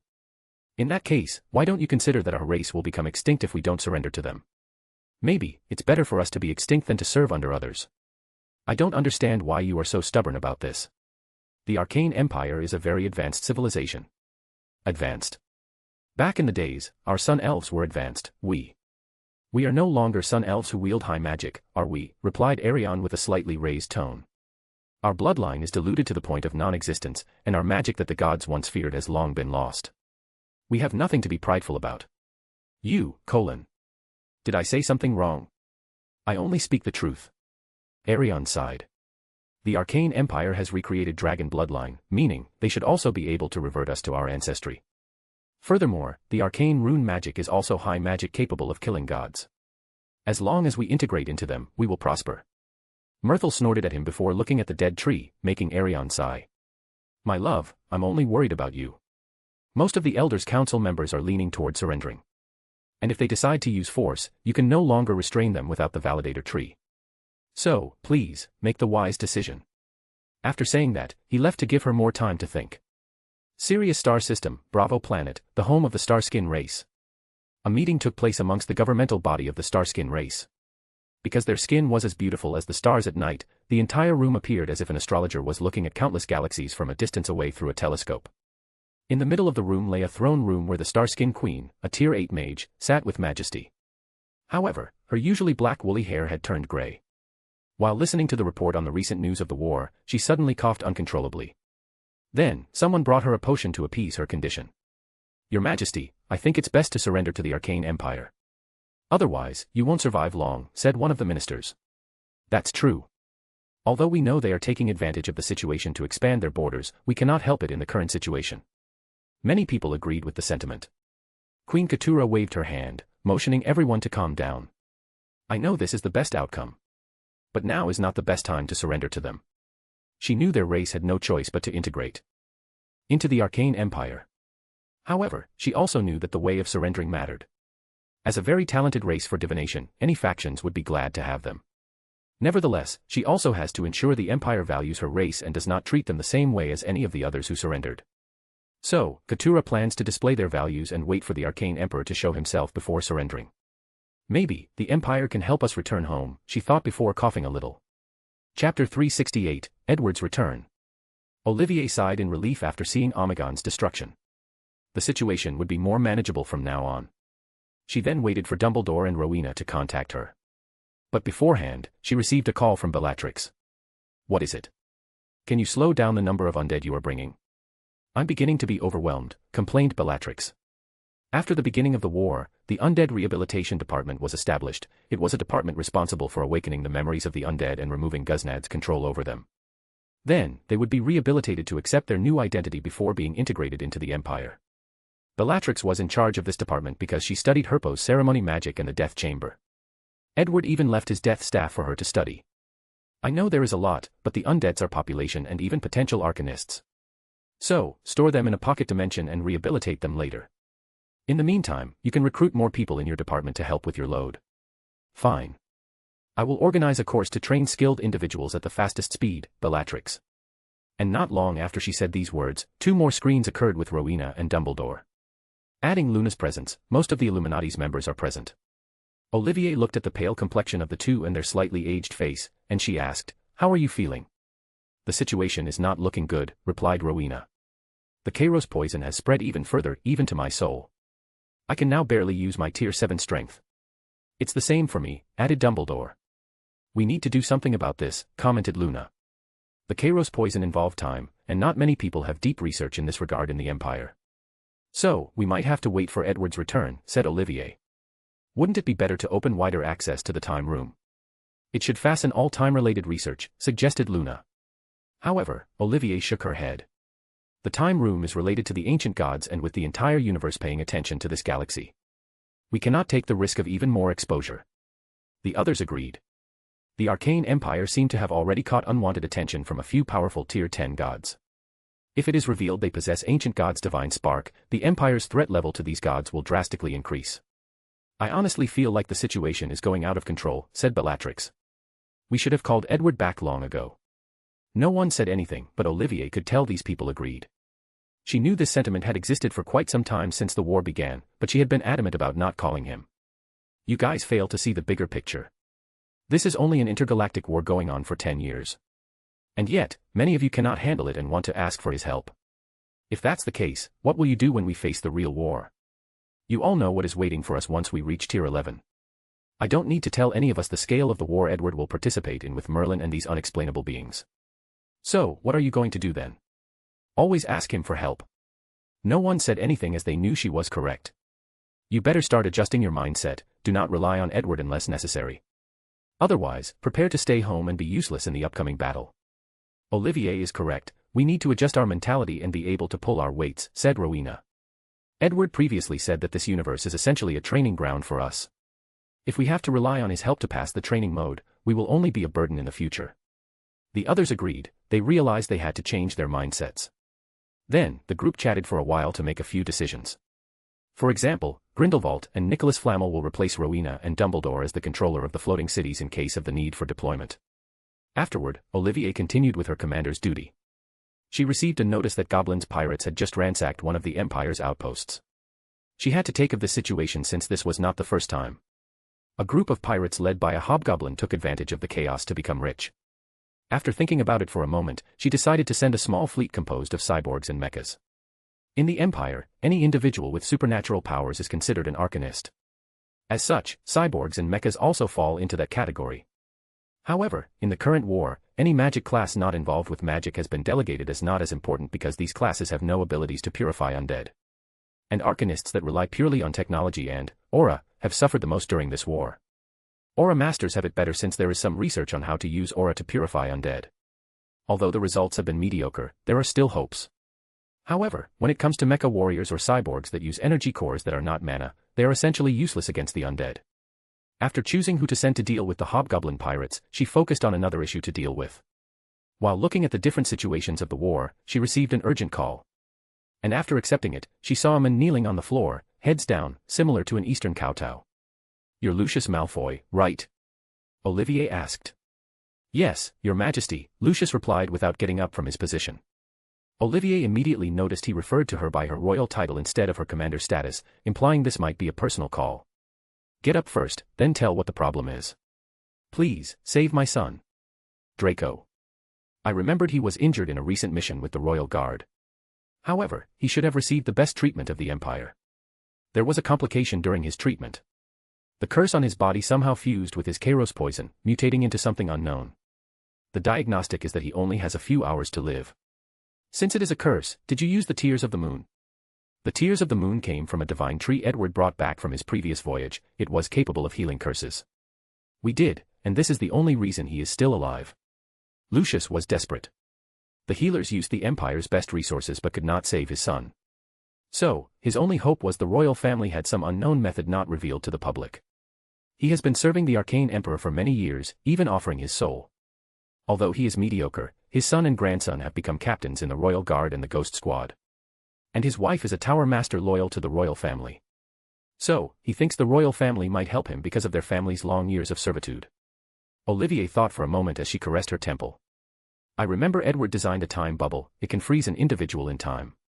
You could try this method to stop him in time until a cure is found for the curse.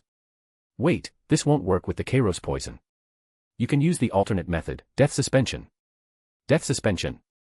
You can think of it as cryogenically freezing someone but using the power of death. I will have Bellatrix personally oversee your son's case to ensure success. Thank you, Your Majesty. There is no need to thank me. The royal family will not abandon the people who have remained loyal and served us for so many years. After appeasing Lucius, Olivier directly contacted Bellatrix to use the Death Staff to help Malfoy. She understood that these families with tremendous power and influence were one of the ways the royal family maintained their control of the empire. As such, she cannot abandon them when they need help. After dealing with the Malfoys, Olivier returned to her duty of overseeing the war. A few hours later, she suddenly sensed something deep in her soul.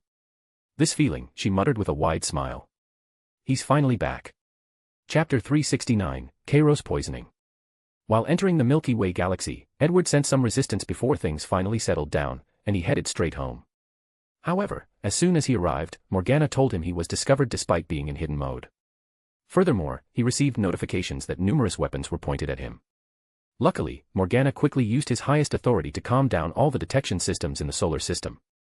Something must have happened for everyone to be on such high alert, he muttered before heading straight to his castle.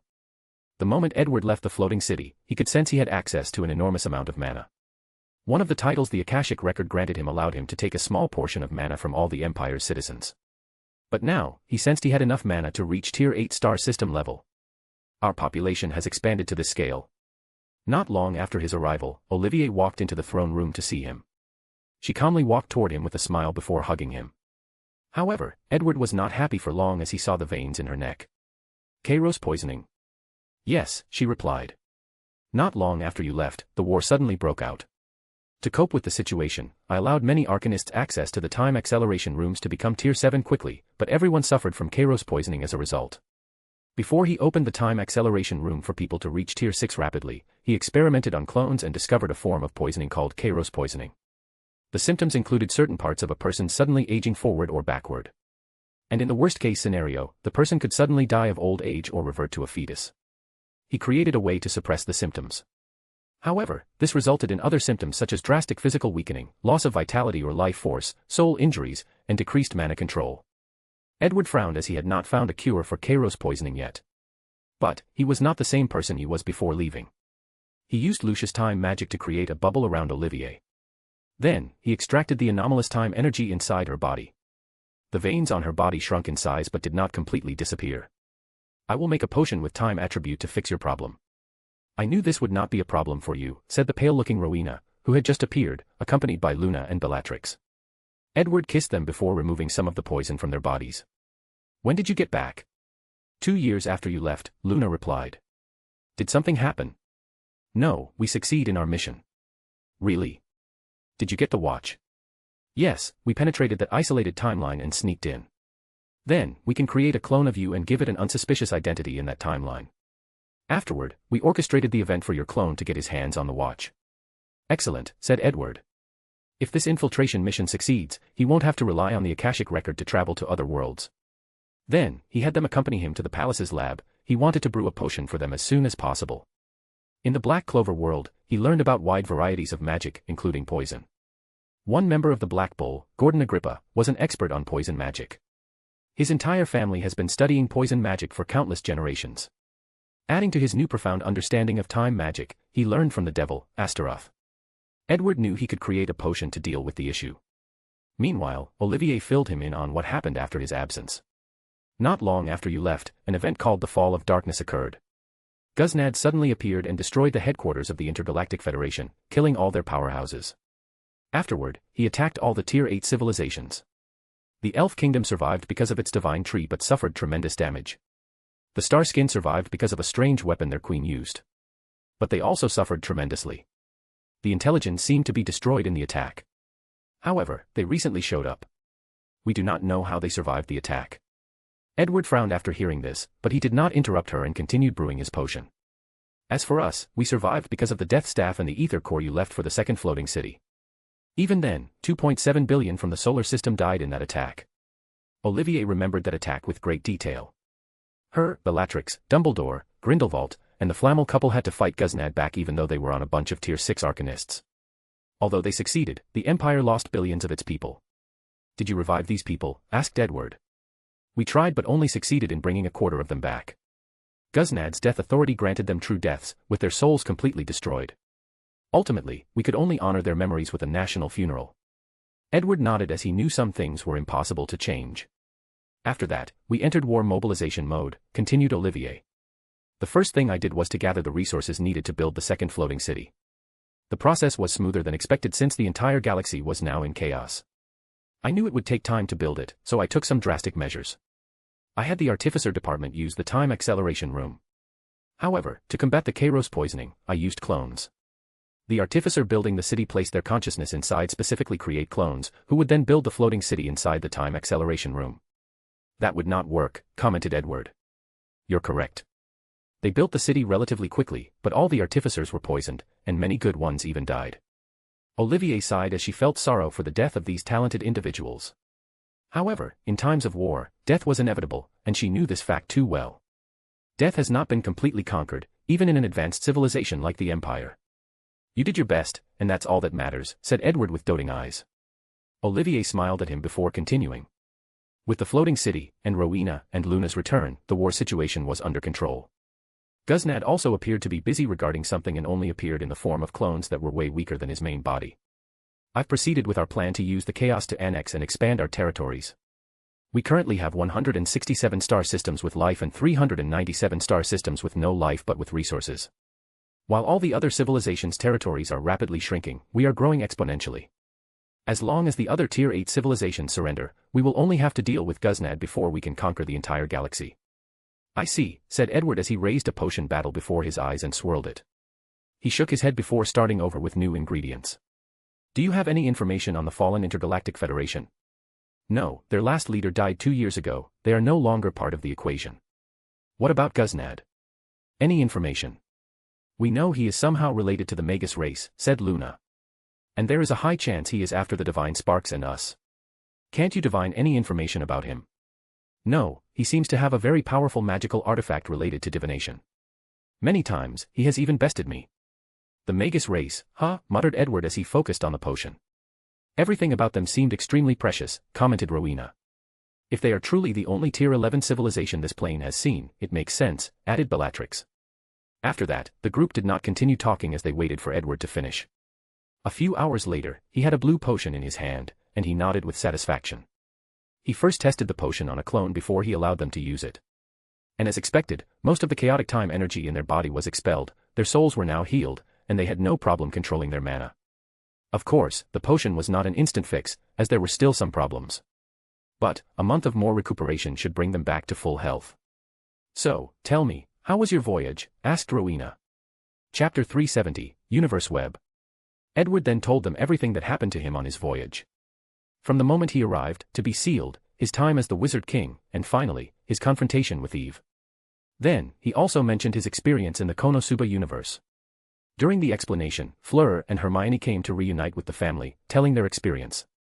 Edward then introduced Wiz to the family. The others did not say anything about someone new coming into the family.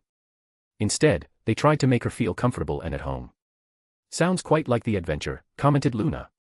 Next time, I won't miss the opportunity. We now have 3 floating cities and should be able to build a few more. So, everyone can go whenever they please, said Edward. You cannot just change everything as you did after the last voyage, said Olivier. Is something wrong? Do you remember the death cult? Asked Luna. Herpo's pawns, he said with a frown. I thought I dealt with them already. You did, but a new one under Guznad's control has infiltrated our borders, said Luna. They first started to lure the citizens with the promise of immortality. However, their tactics failed with the elixir of immortality more available because of the war. So, they switched to luring people with power. Many people have become traitors because Guznad promises them to become divine mercenaries. As long as these people do things for Guznad, such as giving it information, they would receive divine blessings that increase the power of their soul, increase their mana, and even acquire knowledge. The divine energy of gods is versatile, allowing them to achieve all these things. Is the situation worse? Asked Edward with a frown. The Ghost Squad, Diviner, and Intelligence Department have rendered the situation manageable. However, it is impossible to hide such a large change from Guznad's grasp. So, a cleanup is in order. If possible, yes, said Luna. But that's not the main problem, added Olivier. Ever since the war began, the universe web has become an important tool to send information. As you can guess, our information has been leaked to the outside world, said Edward before caressing his temple. Yes. So, if you don't want more of our secrets to be known to the Tier 10 gods of the central region, you have to deal with the issue. Edward did not say anything else. He's been trying to decipher the universe web for decades with no success. He did not even have a starting point he could use, meaning he was utterly clueless. Everyone quieted down and waited for him to think. Let's cheat, said Edward. Excuse me, asked Rowena. We don't know anything about the universe web, and it would take too long to research it, so let's cheat to get the answer. You mean the Akashic record? Edward nodded and no longer hesitated. He used his connection to the record and asked the price for information on the universe web. Fuck, he screamed, losing control. Watch your tongue, grunted Rowena. However, Edward ignored her and showed her the price for the information. The word fuck almost escaped her mouth, she only controlled herself out of pure unwillingness to make the same mistake he had just corrected him on. Edward then showed everyone the price, even Wiz. However, she was confused about the meaning behind the information. Although Edward had her undergo learning training to be up to date on the ongoings of the Empire, certain information was not present in her learning module.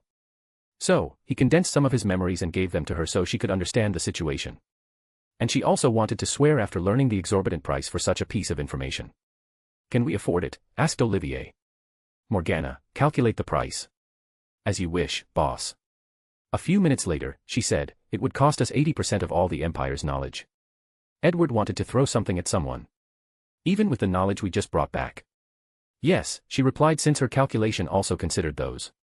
Edward sighed and pondered for a moment. A few seconds later, he said, let's do it. Are you sure?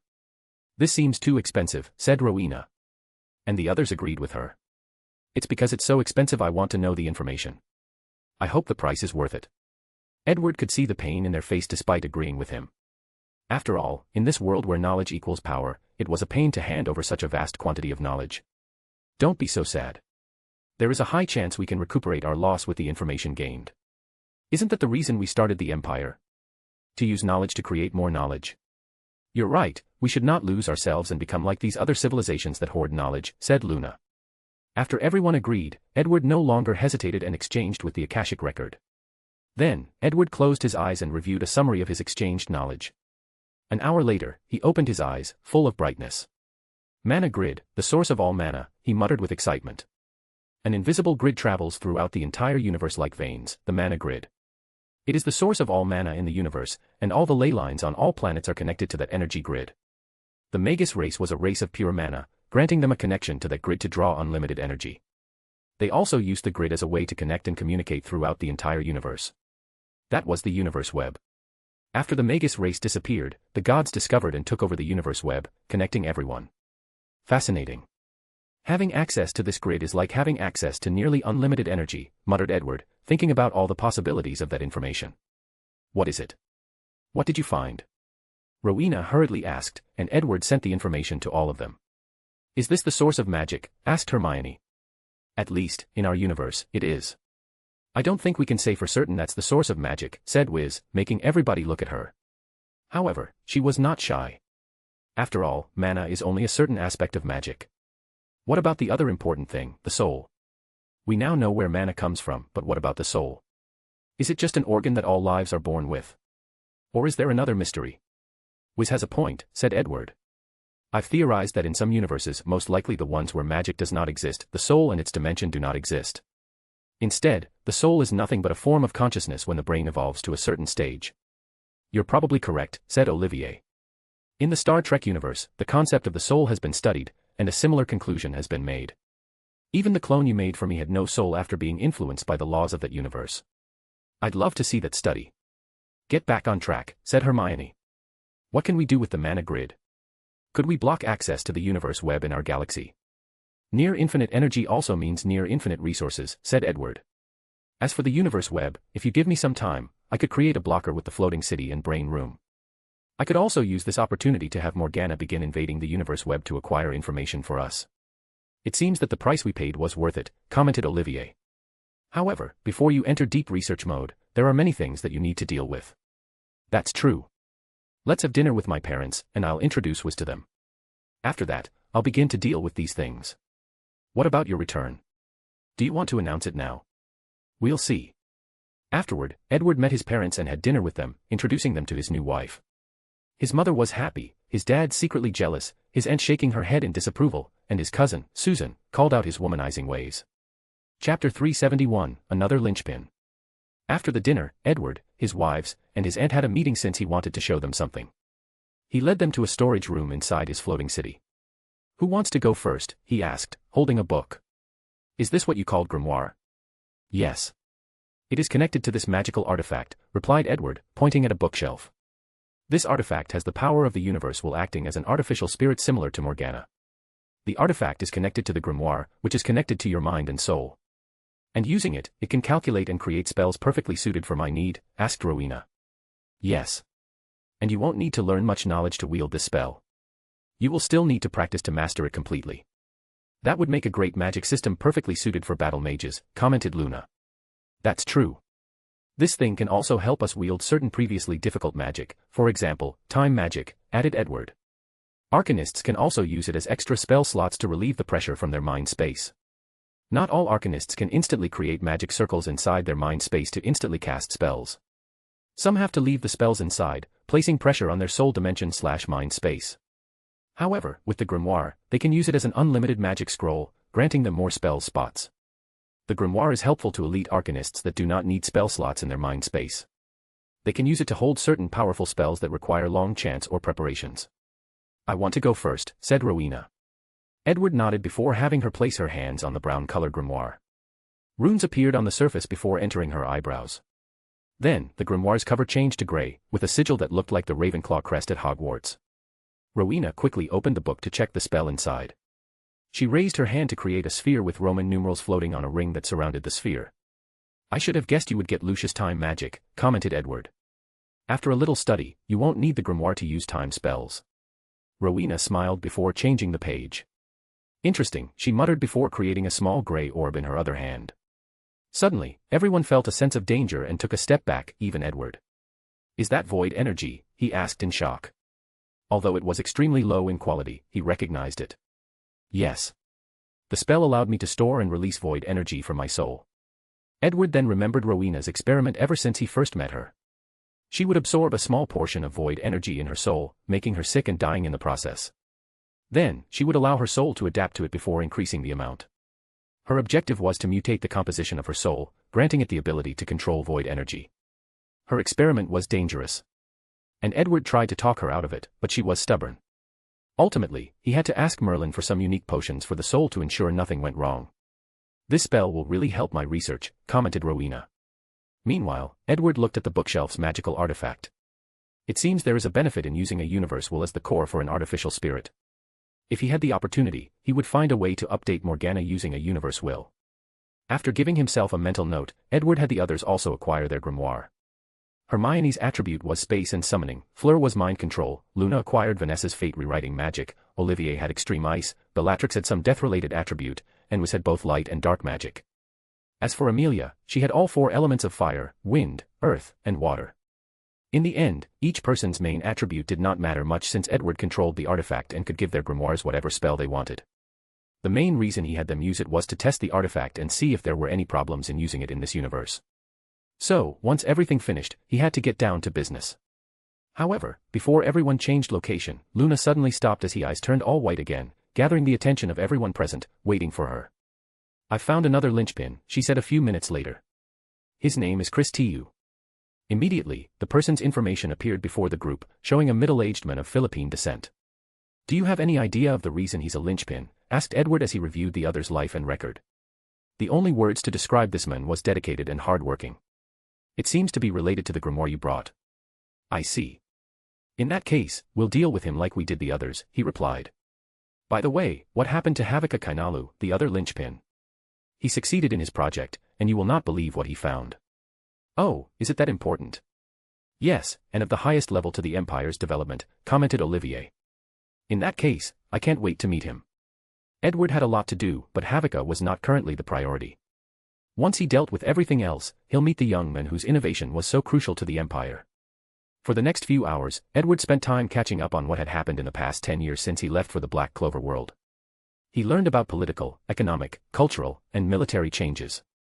"As you can see, we have done a great job so far integrating so many cultures, races, and ethnicity into the Empire. Nevertheless, there is still some problem with racism and prejudice that needs to be taken care of." Edward nodded as he looked at the date. All schools in the Empire, scattered in different star systems, have to learn about other cultures, languages, history, and customs. And all citizens also have a mandatory online class to learn the same thing, and failure to do so will result in trouble with the law. Although it has become a nightmare for citizens to learn so many things, in a society with memory magic, it is not as much of an issue as one would think. "Some races do not want to interact with outside forces," commented Amelia. "I've decided to let them live an isolated life in their home planets, under the Empire's protection, as long as they provide certain resources. Some races do not want outside influences to intervene in their way of life." And so, based on the individual case, Amelia decided which to accept their request and which to ignore. "Anything specifically I need to deal with?" "Yes. With the expansion of our borders, there has been an increase in representatives in the council. And most of these new representatives are determined to ask for nobility titles. I've shut them down before, but they were insistent. So, I've sent the Ghost Squad to visit them. At first, they backed down. But a few years later, they returned even more aggressive than before. According to a recent investigation, there might be a team of Tier 7 Arcanists supporting them secretly. And this group might have a tie to the new death cult." "Nobility title, huh?" he muttered as he looked at the bill proposition. These new representatives were once nobles that treated ordinary people worse than dogs. They held all the wealth and magical knowledge, preventing people at the bottom from rising. Once the catastrophe began, they quickly surrendered to the Empire, but they were not happy that they no longer had any privileges. A few even wanted to make magic less accessible to the public, returning things to how things were on their controlled planets. Now that they've used the Empire's resources to become more powerful and acquire wealth and immortality, they want to change things to the old ways. "I'm going to update the floating city. Once I'm done, Luna can use its power to divine all the people connected to these people. Then, we will deal with them in one fell swoop." After that, Edward discussed many problems the Empire was facing. There was a rise in the crime rate because of the sudden increase in population and the lack of manpower due to the war. Many people protested the constant expansion of the borders. These people did not like the Empire's colonialist nature. Planet Earth's mana level had reached a record high, and the process of mana revival ended. Many people born with magical talents appeared in the Empire. At the same time, many animals evolved into magical beasts. The Atlanteans had to surrender after the war started. Olivier did not want them to become a destabilizing factor, so she ordered their conquest. The Martians suffered a catastrophe that almost wiped out their species. There were many things to deal with, and he suffered through the process. And once he finished, Olivier told him, "There is someone you need to see and decide how to deal with." Immediately, Edward sensed something was wrong as everyone present had a serious look on their faces. Chapter 372, Fellow Traveler. 2 years before Edward's arrival, Britain Region, Night Valor Magic University. A young arcanist appeared to be sleeping on a pile of books inside a library. He had an ordinary black magic robe, and from the mana emanated from his body, the young lad was only a Tier 1 arcanist. In the current era, libraries should have become obsolete since all citizens can access knowledge or books directly from the web. However, libraries have a special meaning to people in a society that worships knowledge. As such, there are even more of them across the Empire's territories, and many people spent their relaxing time in the library. This young arcanist was one of the students who enjoyed studying in the library instead of using Skynet and virtual reality. The young lad suddenly woke up from the pile of books, dropping many on the floor. Luckily, he was in an isolated booth. He had a look of confusion as he looked at his surroundings. "Arg," he grunted as he held his head in terrible pain for a few minutes. Then, the confusion in his eyes was gone, replaced by shock and excitement. "I'm not dead," he muttered. "Better yet, I've been reincarnated in a world of sword and magic." The young lad rapidly calmed down as he analyzed the memories inside his mind. My name is Charles Wentworth from a distant planet. My parents died in a recent catastrophe, and I'm a weak arcanist studying in a third-rate magic university. Charles took a moment to review the memory of the body he habited. He was once a commoner on a distant planet, trying every day to survive. Then, an undead legion invaded his planet, killing his family and friends. Luckily, the Arcane Empire arrived in time to conquer the planet and deal with the disaster. Charles thought life would return to how it was, but his fate changed when he was detected to have above-average magical talents. Then, he went through an intense course study where he had to learn 7 years of knowledge in just a year. After he finished, he took a test to determine what magic university he could attend. Unfortunately, after a year of intense study, he could not participate in the best school in the Empire, Bones Advanced Magic School. However, Charles was not discouraged since most of his peers could only attend schools on offshore planets of the Empire. And only he and a few could attend schools on the central planet, Earth. After coming to the Night Valor Magic University, Charles understood how competitive schools were in the central planet, even a third-grade one. So, he spent most of his time in the library studying until Charles Smith took over his body. It's a shame that my current self only has above-average magical talent. However, as long as I work hard enough, I should be able to become a powerful arcanist. Charles remembered his previous course. He once saw a recording of Tier 7 using one spell to destroy an entire star that was millions of times the size of Earth. And he knew this was far from the limit of the magic.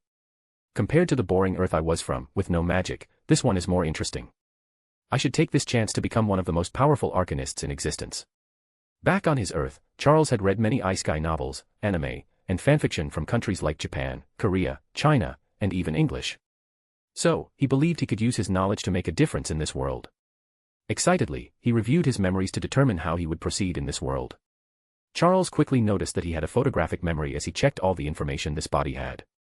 The process took more than half an hour before Charles opened his eyes, his body trembling all over. It took him a while before he could calm down. In his review, he quickly figured out this was a very advanced world where magic had developed to the extreme. As such, his idea from back on Earth might be useless. However, this was not what scared him. He was trembling because he learned this was the Harry Potter universe. Charles wanted to check whether he thought wrong. So, he used the watch on his wrist to access the web and search for Hogwarts School of Witchcraft and Wizardry. And as expected, he saw it was one of the best schools for young arcanists before university or advanced school. Charles searched the name Harry Potter and learned the latter was the Auror Governor-General, responsible for all the Aurors of planet Earth. He then searched Hermione and learned she was one of the Empress of the Empire. As for Ron Weasley, his result was that he was a newly promoted general in the Space Marine. What is going on? What is going on? Thought Charles repeatedly as he wanted to know the cause of all the changes. From what he knew, the Harry Potter universe was a weak one. There should not be people powerful enough capable of destroying stars. At first, Charles thought he had traveled to some parallel timelines where the power level of the Harry Potter universe was simply monstrous. But after a brief search, he knew the reason for the anomaly. Edward Bones, the Arcane Emperor. Charles remembered reading the book. Edward Bones was only mentioned in a few sentences, and the only thing known about him was he died young during the First Wizard War. His parents were members of the Order of Phoenix and died during that war. But now, he was alive and changed the world beyond recognition. Charles stared at a holographic picture of Edward as he read about the latter's experience. It was simply a legendary tale. He often felt he was reading a high fantasy novel of a Gary Stu character as he read through the main's accomplishments. Extreme talent, extreme intelligence and ingenuity, legendary accomplishments, and a large harem including original book characters. This Edward is totally someone who has reincarnated like me, thought Charles, his face full of jealousy. Somehow, he felt this arcane emperor was living the life he should have had. If he had the chance, he would create a harem with Hermione and Fleur. Charles shook his head to focus as he needed to know what to do. No matter what, he had to hide his identity because he did not know his fate. The emperor might be happy to meet someone from the same place as him. Or, the latter might find him a threat or nuisance and eradicate him. He was only a weak Tier 1 arcanist, while the Emperor was Tier 7 at the very least, if not more. There appeared to be a significant disparity between their natural talent. Charles had a late start, and he did not have nearly as many resources as the Emperor. And since he did not want someone else to dictate his life. Should I flee the Empire? Charles shook his head to quickly eliminate this option. The entire galaxy was in the midst of an undead invasion. With his meager strength, he could never survive alone in this cruel universe. He probably could not even afford to buy a personal spaceship for a long time. My only option is to lay low and try everything possible to become powerful while not garnering any suspicions. Luckily, Charles Wentworth has a clean background. After making a decision, Charles looked at the pile of books before. Knowledge was the only for him to survive and prosper in this strange world. I'm a transmigrator, so where is my golden finger or cheat-like ability? Charles muttered. Then, he seemed to sense something and closed his eyes. A few seconds later, he opened them with great joy. He knew his future in this world was guaranteed. Chapter 373, 24-Hour Callback. Charles was excited as he knew he had a cheat-like ability called 24-Hour Callback that allowed him to acquire vivid information from 24 hours from the future. So, he quickly took one of the books he had just finished reading labeled, The Difference Between Fire Elements and Oxygen-Generated Fire. After hours of studying, he barely comprehended 20% of the book because it involved the connection between magic and science. With the new Charles taking over this body, his comprehension could be quantified at 40% since the new Charles had more knowledge regarding science, while the old one came from a distant planet where he had never heard of science before. Charles then activated his ability with great excitement. In an instant, 24 hours of knowledge appeared in his mind. It was like he spent every single hour of the next 24 hours reading and studying the book. He had no trouble processing the knowledge after resting for a few seconds. My understanding of this book can be quantified to 70% now, he thought excitedly before using his power again. Then, after 48 hours of ongoing study, Charles mastered the book's content in just a few minutes. I have a future in this terrible world, he thought, feeling as if his future was not as dark as he imagined. With elation, he took another book and used his power. And it worked, but soon afterward, Charles felt dizzy and almost passed out. He then received information inside his mind that he had overused his spiritual/soul strength and would only be able to use his ability after recuperating. Then, Charles suddenly had an idea if he could use his mana as a price instead of his ability. And to his surprise, it worked. With his Tier 1 mana, he could use his ability another 5 times to master a few more books. Then, he became weak and difficult even to stand.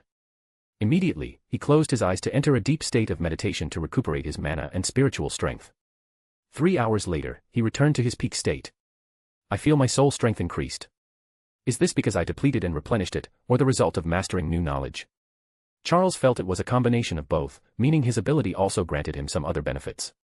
With excitement, Charles then continued his study. He spent the next 2 weeks in the library, using his cheat-like ability to master 80% of the first-year course. He became semi-renowned as the kid who never left the library. Luckily for him, the school-granted robe had cleaning enchantments, so he did not have to worry about hygiene. He only stopped after feeling an intense hunger after not eating for a week. His mana and aura could no longer sustain him without food. So, he left, heading for the cafeteria. While heading there, Charles was excited while deep in thought. I should meet the soul requirement to reach Tier 2. I only have to spend some time absorbing mana. If only I had money to buy potions, I could probably reach the required mana in 2 days. Charles did not mind his lack of resources. The university has mana-dense room for students to use to gather mana at a faster rate. Additionally, the top 100 students received many funds and resources that can help them in their magical journey. If it were before, Charles would never dare think about these funds. But with his ability, it was only a matter of time before he reached the top of the university and even qualified to transfer to the Bones Advanced School of Magic. Furthermore, he could send in ideas to acquire arcane merit. As a person from Earth, he has many things to draw inspiration from. Even if the Arcane Emperor is from the same place as him, Charles does not believe he has thought of all the ideas. So, with skippy steps, he went to the cafeteria and used his ID to log in before having a hearty meal. Although the previous Charles had food back in his dorm, he preferred the food cooked by a person instead of a robot. And the new Charles followed the old habit. After his meal, Charles decided to have some sleep before going back to study. Most of his classes were online, and he could attend them when needed. Charles followed his memory to head to his dorm. All the students had single dorms with at least 2 rooms. With Extension Curse, space was not an issue. In front of his door, he placed his hand on a pad, and he heard a mechanical voice. Scanning, fingerprints identified, mana and aura unidentified, soul fluctuation unidentified. According to the university rules, this anomaly will be reported to campus police. Please wait for their arrival. Charles instantly became scared as he feared that he might have been discovered. His first instinct was to run away, but he calmed down as he knew this was the stupidest decision. The anomaly could be an error in the system. And running away would only make things worse. Plus, he did not think he could run far. And he was right, not even 2 minutes passed, and 2 men with campus police uniforms came before Charles. He could see they were weary as one had a gun and the other staff. The one with the staff was a middle-aged man with slightly gray hair in his temple. My name is Officer Kevin Pretzels. What seems to be the issue? There seems to be a problem with the lock in my room, replied Charles, trying to be as composed as possible. Errors are possible when it comes to products like this. So, come with me to the office and have a proper scan. If your identity has no issue, you will receive an apology from the university and compensation. Charles opened his mouth to ask what would happen if his identity did not match, but he did not dare. He also knew it was impossible to run as he could sense both these officers were Tier 4 arcanists. Ultimately, he had no choice but to follow them along. Kevin brought him to a room full of machines and conducted some tests, which he did not have access to the result. Kevin stood next to a young man dressed in a suit in a room full of floating holographic screens. So, what's the result? His mana, aura, and soul's fluctuations and frequencies displayed anomalies above the standard deviation, especially compared to his previously registered data. But this could mean a sudden mutation, where someone took over his body. Yes, Director. Our equipment is not sophisticated enough to determine. That's fine. Call the intelligence department and report him. Isn't that a little too rushed? He could be an innocent student. Or, he could be a spy sent to infiltrate the Empire. We are in a time of war, so we cannot take these things lightly. As soon as he finished these words, the young man looked at the door as a slightly plump woman walked in the room with a man holding binders behind her. Dean Palin, what do I owe this visit? Asked the young director. I've heard you caught a student with some issue with his identity. That's correct. There is no need to make a big deal out of this. It's probably a mistake of the machines. So, just register his new data so he can attend school properly. No, he is an anomaly and must be reported. You must not understand. No, I understand, said the young director calmly. You do not want the university to have a spy infiltration scandal. But your actions can endanger the Empire and its citizen. After saying that, the director contacted the intelligence department, while Palin left fuming in anger. Not even a minute after the report, 2 agents appeared, 1 woman and 1 man. The man was Middle Eastern and had a mean face with scars, while the woman was a beautiful woman with brown skin. Where is the suspect? Asked Agent Amir directly. After they led him to Charles, Amir immediately placed mana-sealing cuffs on his hand, treating him like a prisoner. This is just protocol, said Agent Naya. As long as we clear your name, you will get your freedom and be compensated. Charles was intelligent enough to understand these 2 people had a good cop and bad cop dynamic. Nevertheless, he still felt reassured by her words. Meanwhile, Agent Amir placed some glasses on Charles's face, completely removing his senses. When he regained his sight, he found himself in a chair. Sitting opposite his table was Agent Amir. I have a few questions for you. Answer them honestly. If someone has a better name for the ability, I'm up to suggestions since I don't like the one I used. Chapter 374, Unscapable Net. Calm down, calm down, calm down, and think logically, Charles repeated in his mind. He looked around at his surroundings, and everything appeared like a routine police interrogation. The only anomaly was that the female agent was no longer present. In the short time I lost consciousness, many things could happen. For example, they could have searched my soul or given me Verita serum. If not, there might be magical items that could detect lies. So, I need to use my words carefully. You have infringed on my rights, said Charles, going on the offensive. Oh, how is that? Asked Agent Amir. You gave me Verita serum. According to the Empire's laws, this is illegal. All the Empire's citizens must take political science classes to understand the Empire's laws and regulations. And any individuals who want to vote for any positions, including the council elders, have to pass a test to show they have a certain understanding of politics and government bodies. And the previous Charles also had to take the course. Because of the Wartime Mobilization Act, these rights can be removed to any individual suspected of being spies, as long as sufficient evidence is proven. And what evidence do you have? Just because my soul has some mutation. Some mutation? Asked Agent Amir with a sneer. Tell me, how is above mediocre Tier 1 Arcanist can resist the power of Verita serum that could work on a Tier 6 Arcanist? Charles's heart skipped a beat, but he did his best to resist changes in his facial expression. As I said, a mutation. I'm probably one of the Awakeners that appeared due to the recent resurgence of mana. The mutation of Awakeners is not as drastic as yours. Plus, one thing they have in common is primordial runes inside their soul dimension. Where is yours? Damn it, thought Charles. He told himself repeatedly to calm down.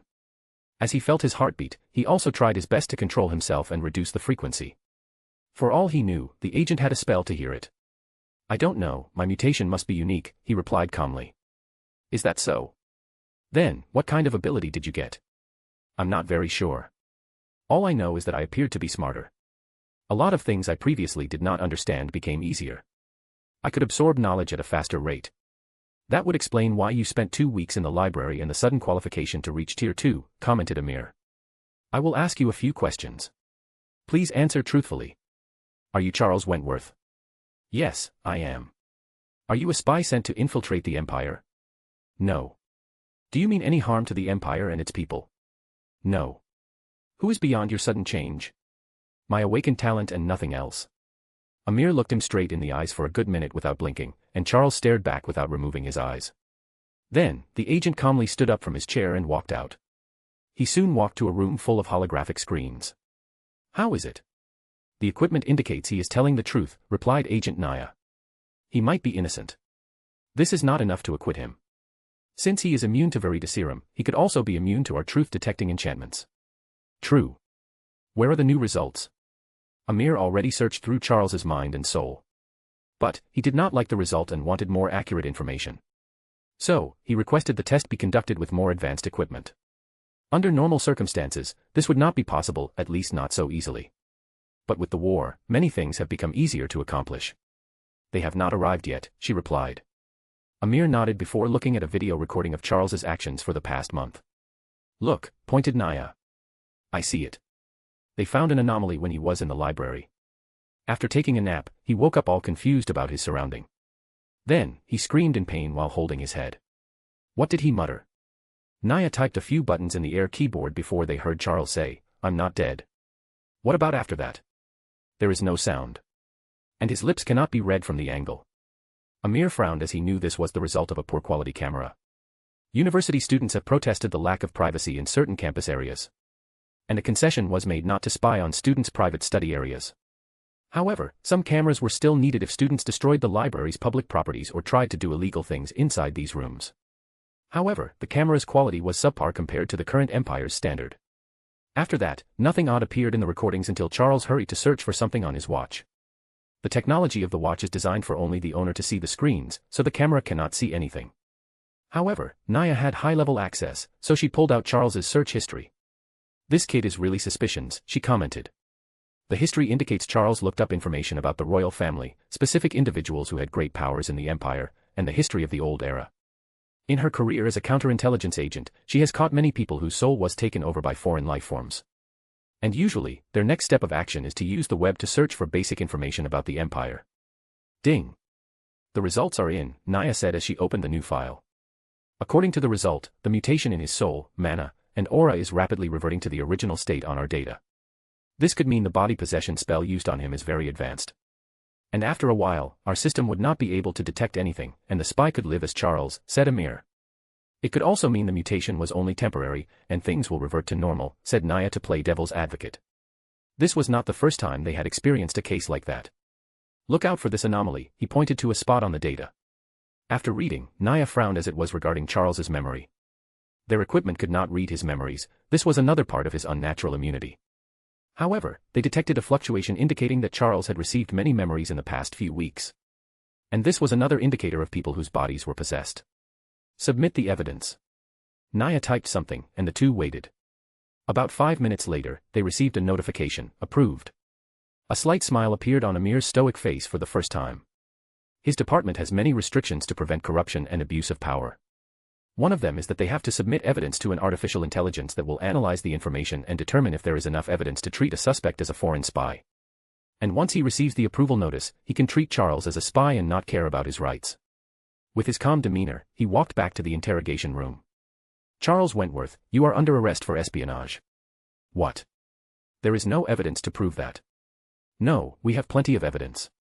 No, I recommend you cooperate to get a more lenient sentence. If not. Charles gritted his teeth, his eyes almost burning in flame. If not. You will get a taste of the torture chambers. I will get the information one way or the other. Charles opened his mouth and closed it, he then repeated the process 3 times before closing them for good. This is not good. I need a way to get out of this situation. His mind worked rapidly as he thought of a feasible way to escape the situation. My ability. Maybe it can send me back 24 hours into the past. This was a far-fetched idea, but he wanted to try since this might be his last chance at survival. So, Charles closed his eyes, an act that put Amir on guard. Charles suddenly felt like everything was spinning as if he was in a washing machine. After what felt like an eternity, everything stopped, and he slowly opened his eyes. He found himself in the library just finishing his last book. He did not react but calmly looked at the time on his watch. It worked, he thought. I'm back to before I was suspected as a spy. Chapter 375, Time Lord. Charles sat at his desk, thinking about his next course of action. There were too many places in the Empire that required mana or soul identification, including the library he was in. As such, if he left, he could not return. He could go to the cafeteria and some buildings, but most classes also required identification. Labs and even soul linking in a virtual reality cabin for his classes also needed identification. If he left the university, he would also be restricted. Public transport did not require such strict identification, but that was before the war. Charles did not have a private vehicle since he was saving, and there was no need for it. As for buying one now, that would also require proper identification. He could not leave the planet since most passenger spaceships were strictly controlled.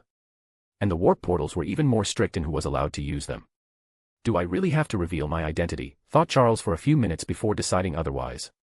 He went on to pick up many books on the soul. His best option was to find a way to hide the mutation in his soul. He spent the next 2 hours reading the book since he had to wait for his ability to cool down before he could use it again. Once it was time, Charles activated it and increased his mastery of the content.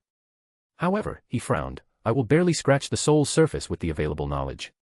He knew it would be impossible to hide his mutation unless he became an expert on the soul. He clenched his hands because of the frustration. Charles then took a deep breath to calm down, knowing his every action could lead to imprisonment. My best bet is to find a way to leave the Empire's territory. Although surviving in the current chaos is dangerous, it's better than being discovered. With my talent, as long as I have enough time. Knowledge is vital to any magic class. And typically, it would be difficult for Charles to get his hands on it. After all, he knew how the nobles controlled knowledge on the planet he was from. However, in the chaotic situation of the galaxy, it was easier to acquire knowledge through crooked ways. I need to get access to the black market. Charles did not know whether a black market existed. However, there was no perfect utopia. The Empire had to have its dark side, its shadow. Maybe he could find a way to leave the planet from the black market. Before leaving, I need to study as much as possible. Charles wanted to take advantage of the situation and absorbed all the knowledge in the library possible. He was even prepared to ask some students from Bigupils from the Chinese region. Bigupil was a product of alchemy loved by many low-level arcanists that still required food to function. Mainly Tier 4 and below, since Tier 5 and above arcanists did not need to eat as their mana could sustain them. One pill could prevent 2 weeks without food. Although spending over a month in the library would bring him some attention, Charles decided to take the risk. He only needed to play his cards correctly and stop at an opportune moment before leaving the school. As for his destination, it was the low-tech area. He would hide there before searching for the black market. Having made a plan, Charles sighed in relief before beginning his study. Regrettably, something suddenly changed. The library's room suddenly became darker, and the environment resembled mirrors. Charles's face changed as he remembered seeing something similar. It was from the Doctor Strange movie he watched back on Earth. The mirror dimension. Charles did not have time to think as he saw 6 individuals standing before him. They had black magic robes with a clock symbol. Furthermore, the person in the lead was a weird alien creature similar to E.T. Oddly, Charles felt the creature was familiar but could not currently remember where he saw it. Charles Wentworth, asked the creature. That's me. Can I know who you are and what's your purpose? Kidnapping a citizen of the Empire is a severe crime, replied Charles with a slightly trembling tone, as if he was scared. We are the Time Auror, protectors of the Empire's timeline, replied the creature from the Novad race. You are under arrest under the suspicions of tampering with time. Damn it, cursed Charles. Has this man even taken preventive measures against time travelers? He could not accept that he could not escape even by using his ability to travel back in time. I think you have the wrong person. I have nothing to do with time magic. No, how could a weak arcanist like myself have anything to do with time magic? You don't have to deny it, replied the Novad. Our equipment has already detected you. Plus, I can see the spatial temporal aura emanating from your body. Now, whether you accomplish this feat with your power or use a magical treasure, we will decide this after your capture. All the other Aurors took a battle position with their staff ready. Revert time, revert time, revert time, screamed Charles inside his mind. Unfortunately, his cheat ability could not work consecutively, and he needed a lot of time to recharge. Ultimately, the Time Aurors took Charles to a unique prison that could prevent him from using his time powers. The moment Charles entered the cell, he could sense his ability could not work even on books. So, he had to wait a few minutes before someone took him to another room full of machines and hooked him to them. What are you doing to me? Asked Charles. Then, an old arcanist with white hair came to talk to him. We are just reading the remnant time energy from your body to see the events that occurred before you returned to this period. You can do that? Asked Charles, scared and worried. Of course, the older man replied with a smile. I love receiving people like you. What do you mean? Changing past events should not be possible. If someone goes back in time to change events, they would only create a parallel universe where things have changed. After that person returned to their timeline, nothing would have changed. You understand? I do. The newly created timeline is where things have changed, Charles replied. Exactly. But some unique time magic allows people to change the past without creating a new timeline. They can rewrite reality with their actions. We call these people Time Lords, and you are one of them. Since the creation of the Time Aura Department, we have captured 12 Time Lords, and you're the 13th. Charles opened his mouth, shocked beyond words. For the first time, he felt the profound horror and background of this empire that has not existed for 100 years. And he felt jealous of the arcane emperor's achievements. He also felt regretful he was born in this place as he had no chance to survive, let alone rise. Everything is ready, said someone from the back, and the old man nodded to Charles before leaving. Then, the machines worked for a few minutes before showing Charles's life before he traveled back in time. Everything looked normal until the library accident where he first transmigrated. Unlike the intelligence department, the Time Auras could perfectly hear what Charles muttered after he first reincarnated. I'm not dead. Better yet, I've been reincarnated in a world of sword and magic.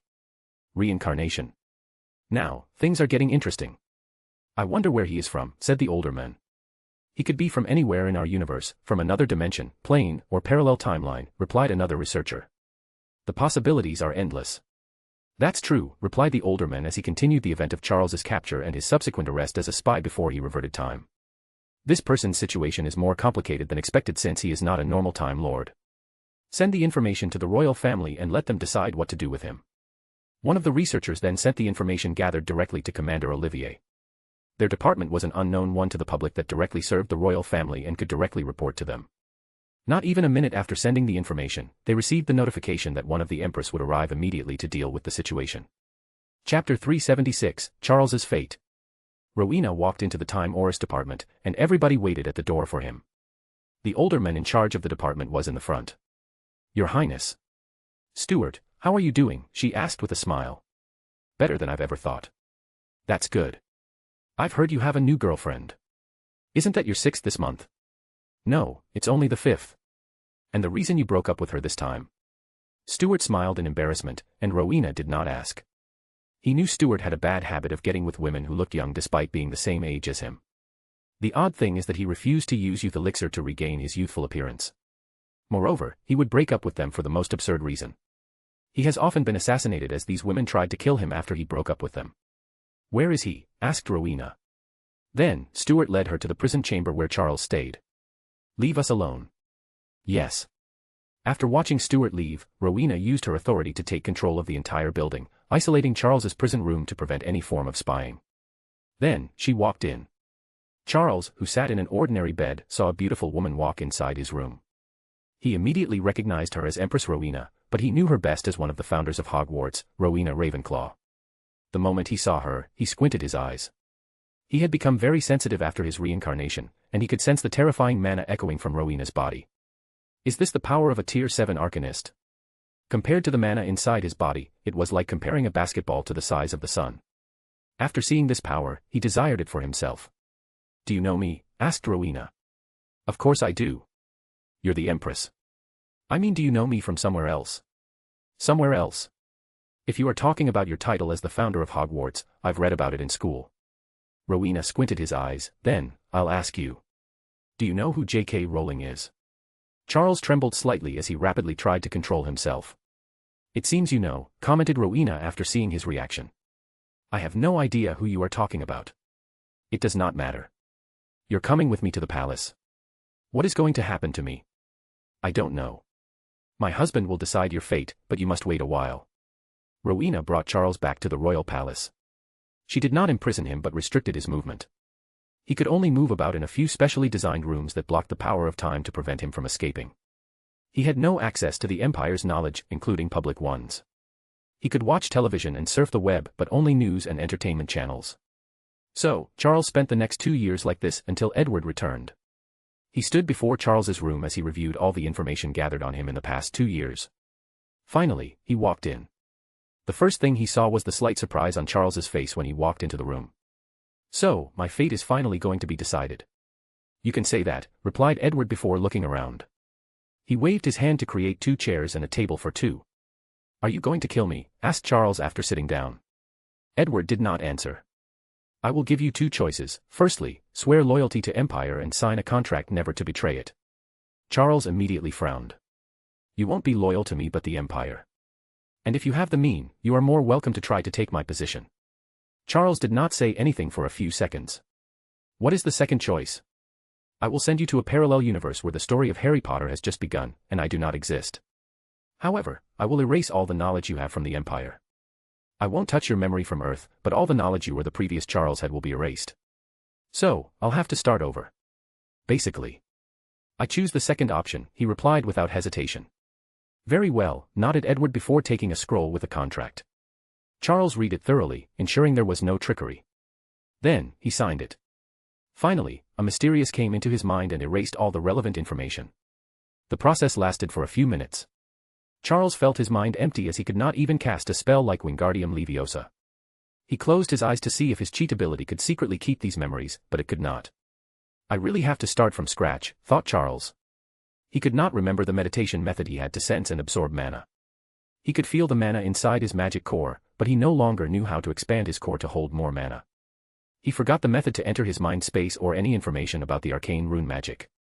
He also sensed that some key ideas were gone from his mind, and he knew just these ideas were valuable, and the Arcane Emperor did not even want him to think about them and try to replicate them. At this moment, Charles realized how much work he had waiting for him. He was lucky the contract did not take the previously gained spiritual power, so he could still reach Tier 2. However, he had to find ways to absorb or increase his mana. He was not a bloodline wizard, so his body did not make mana of its own. Charles took a deep breath. If he can do it, I can too. Are you ready? Why yes. Can I ask you a question? Sure, but I won't necessarily answer. It's not important information. I just want to know how strong Voldemort was. In the First Wizard War, he was only Tier 1. But, by the second, he was a pseudo-Tier 2. So weak. Edward smiled. Anything else? Could you send me to a particular period? Sure. Thank you. I will repay the favor. Send me at the same time as the Marauders. Fine. Edward pointed his hand, and a portal appeared. Charles hesitated for a moment before entering, and the portal closed after him. You just let him go so easily? Asked Fleur, who teleported into the room with the others. People from primordial Earth have either god complexes or protagonist syndrome after reincarnation. It's impossible to control their ambitions, and it's not worth all the time and effort. In that case, wouldn't it be better to kill him? He might become a problem for the Empire, said Bellatrix. If it were before, I would have eliminated him, said Edward. However, as I said, I suspect Merlin was injured. If the situation of the war is so dire, Charles might develop to one day become useful. It's good you're looking far into the future. But we should have someone look after him, added Olivier. I've already sent someone to keep watch on his progress. I wonder what he's going to do, asked Hermione. It's not hard to guess. He will try to copy me and create an empire of his own. He wants to create something better than me, said Edward calmly. Indeed, he seems envious of you, replied Hermione. How much do you think he will accomplish? His personal power can reach Tier 6 if he does something extreme. The empire he created will be stuck at Tier 3 if you don't count nuclear bombs classified at Tier 5. Tier 6. Aren't you giving him too much credit, said Rowena. Without the knowledge from other worlds, he cannot create a perfect system like you did. You forgot the divine sparks that are in the Minister of Magic. If he creates ceremony magic using them, he could sacrifice all life and ley lines on the planet to reach Tier 6. I've overlooked them. The first problem he will have to deal with is expanding his magic core, added Hermione. I did years of research and only succeeded because of your arcane rune magic. I don't know how long he will take. No, the first problem will be to increase his mana, said Fleur. He has to create ways to absorb it from the ley lines or invent a potion. If he is smart, he will probably try to transfer magic or wizard's bloodline on him, granting his body the ability to produce mana on its own. If he wants to create the empire, he also has to create a way for non-wizard individuals with magical talents to condense a core. Luckily for him, he has his core as a perfect example to study, said Hermione. You're too kind. You should have broken his core and have him really start from scratch. Don't be stingy. Let the kid have some breathing room. I just thought of something, said the quiet Luna. Would he take some of us into his harem? He will definitely do so, said Fleur with gritted teeth. And since he went to the Marauders era, he will probably add Lily, Bellatrix, and Narcissa. Luckily, I'm safe, added Rowena with a gloating voice. Are you? The Time Turner exists. And as long as he gets his hand on Flamel's elixir of immortality, he could go back in time to anywhere he pleased without worrying about rapid aging. No, I'm still safe. He has to first create a youth elixir. Plus, if he uses such a low-level method of time traveling as the Time Turner, he won't ever make it back so far to my time. Damn it, you're right. I suddenly regret not killing him, Edward added. Chapter 377, Havika's Discovery. Edward spent time with his family for the next few days without announcing his return. He also watched the development of the war from the shadow. Then, 3 days later, he summoned Havika Kainalu to the palace for his era-defining invention. Havika was no longer a young teenager. 15 years ago, he was a Tier 0 arcanist with mediocre ability. Although his family was proud of him because he was the only one with magical powers, Havika was under a lot of pressure since he knew the level of his talent. Every day he dreamt of being extraordinary and making his family proud. But, he was limited by his ability. Then, everything changed after a teacher encouraged him to enter a rune mathematics competition. Although he was initially hesitant, after the teacher insisted, he thought there was nothing to lose. And to his surprise, he discovered his talent in the field by winning the competition. Then, everything changed so fast that to this day, Havika felt it was a dream. He was placed in a course to graduate early. The government granted him a dragon potion to elevate his magical talent. He was granted high-level access to information for all his research programs. Havika then used rune mathematics to make many groundbreaking discoveries that allowed arcanists to have a fundamental understanding of the universe. Additionally, his formula allowed people who were not magically gifted for spells but excellent at mathematics to reach the level of casting instant spells. Instead of using things like talents, imagination, and feeling, some arcanists could now use pure mathematics to cast their spells using the arcane rune system, elevating their power and status in the Empire. With these formulas, Havika acquired one of the highest statuses any arcanist could receive in the Empire. He became a Tower Master. With his newfound power and wealth, Havika bought Dragon Potion for his family, allowing them to walk the magical path. And he even reached Tier 5, about to enter Tier 6. Then, he focused on his most significant discovery. Havika stood before a tall golden door. He took a deep breath to calm down before taking a step forward, which made the door open automatically. As he walked inside the palace, he saw two people waiting for him, and he recognized them as the Arcane Emperor and the Empress, Delacour and Granger. Your Highness, he bowed with the proper etiquettes. Havika was slightly surprised as the Emperor barely showed up in the past few years. Although there has been some national address, it is common knowledge amongst the powerful arcanists that the person who spoke was most likely a clone. The real Emperor had disappeared to some unknown dimension as he did before. However, after seeing the person before him, Havika felt he was the real deal. There is no need for formalities, said Edward as he walked next to him and patted his shoulder. The last time I saw you, you were only 16. Your Majesty, you know me before. There is no point in hiding from you.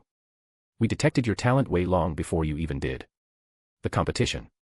That's right. Our divination department detected you would change the world, so we ensured your potential was developed properly. Thank you for taking care of me, Havika replied with gratitude. All right, show me your discovery. From now on, treat me as a pursuer of the truth like you, not an emperor. Yes, Havika replied before activating his watch, showing a 3D holographic image. Using rune mathematics, I've created a model of the universe. I've perfectly calculated its scale, mass, volume, density, etc. However, this is the least interesting thing about my model. I have considered all dimensions, large and small, that make the universe, alone with parallel timelines. As you can see, with this model, we can calculate the location of all dimensions and parallel universes. Havika was excited as he explained his model. He was not exaggerating as his model allowed the Empire to discover all dimensions and navigate through the infinite parallel universes. But that's the end. After expanding the model's scope, I've discovered other planes of existence.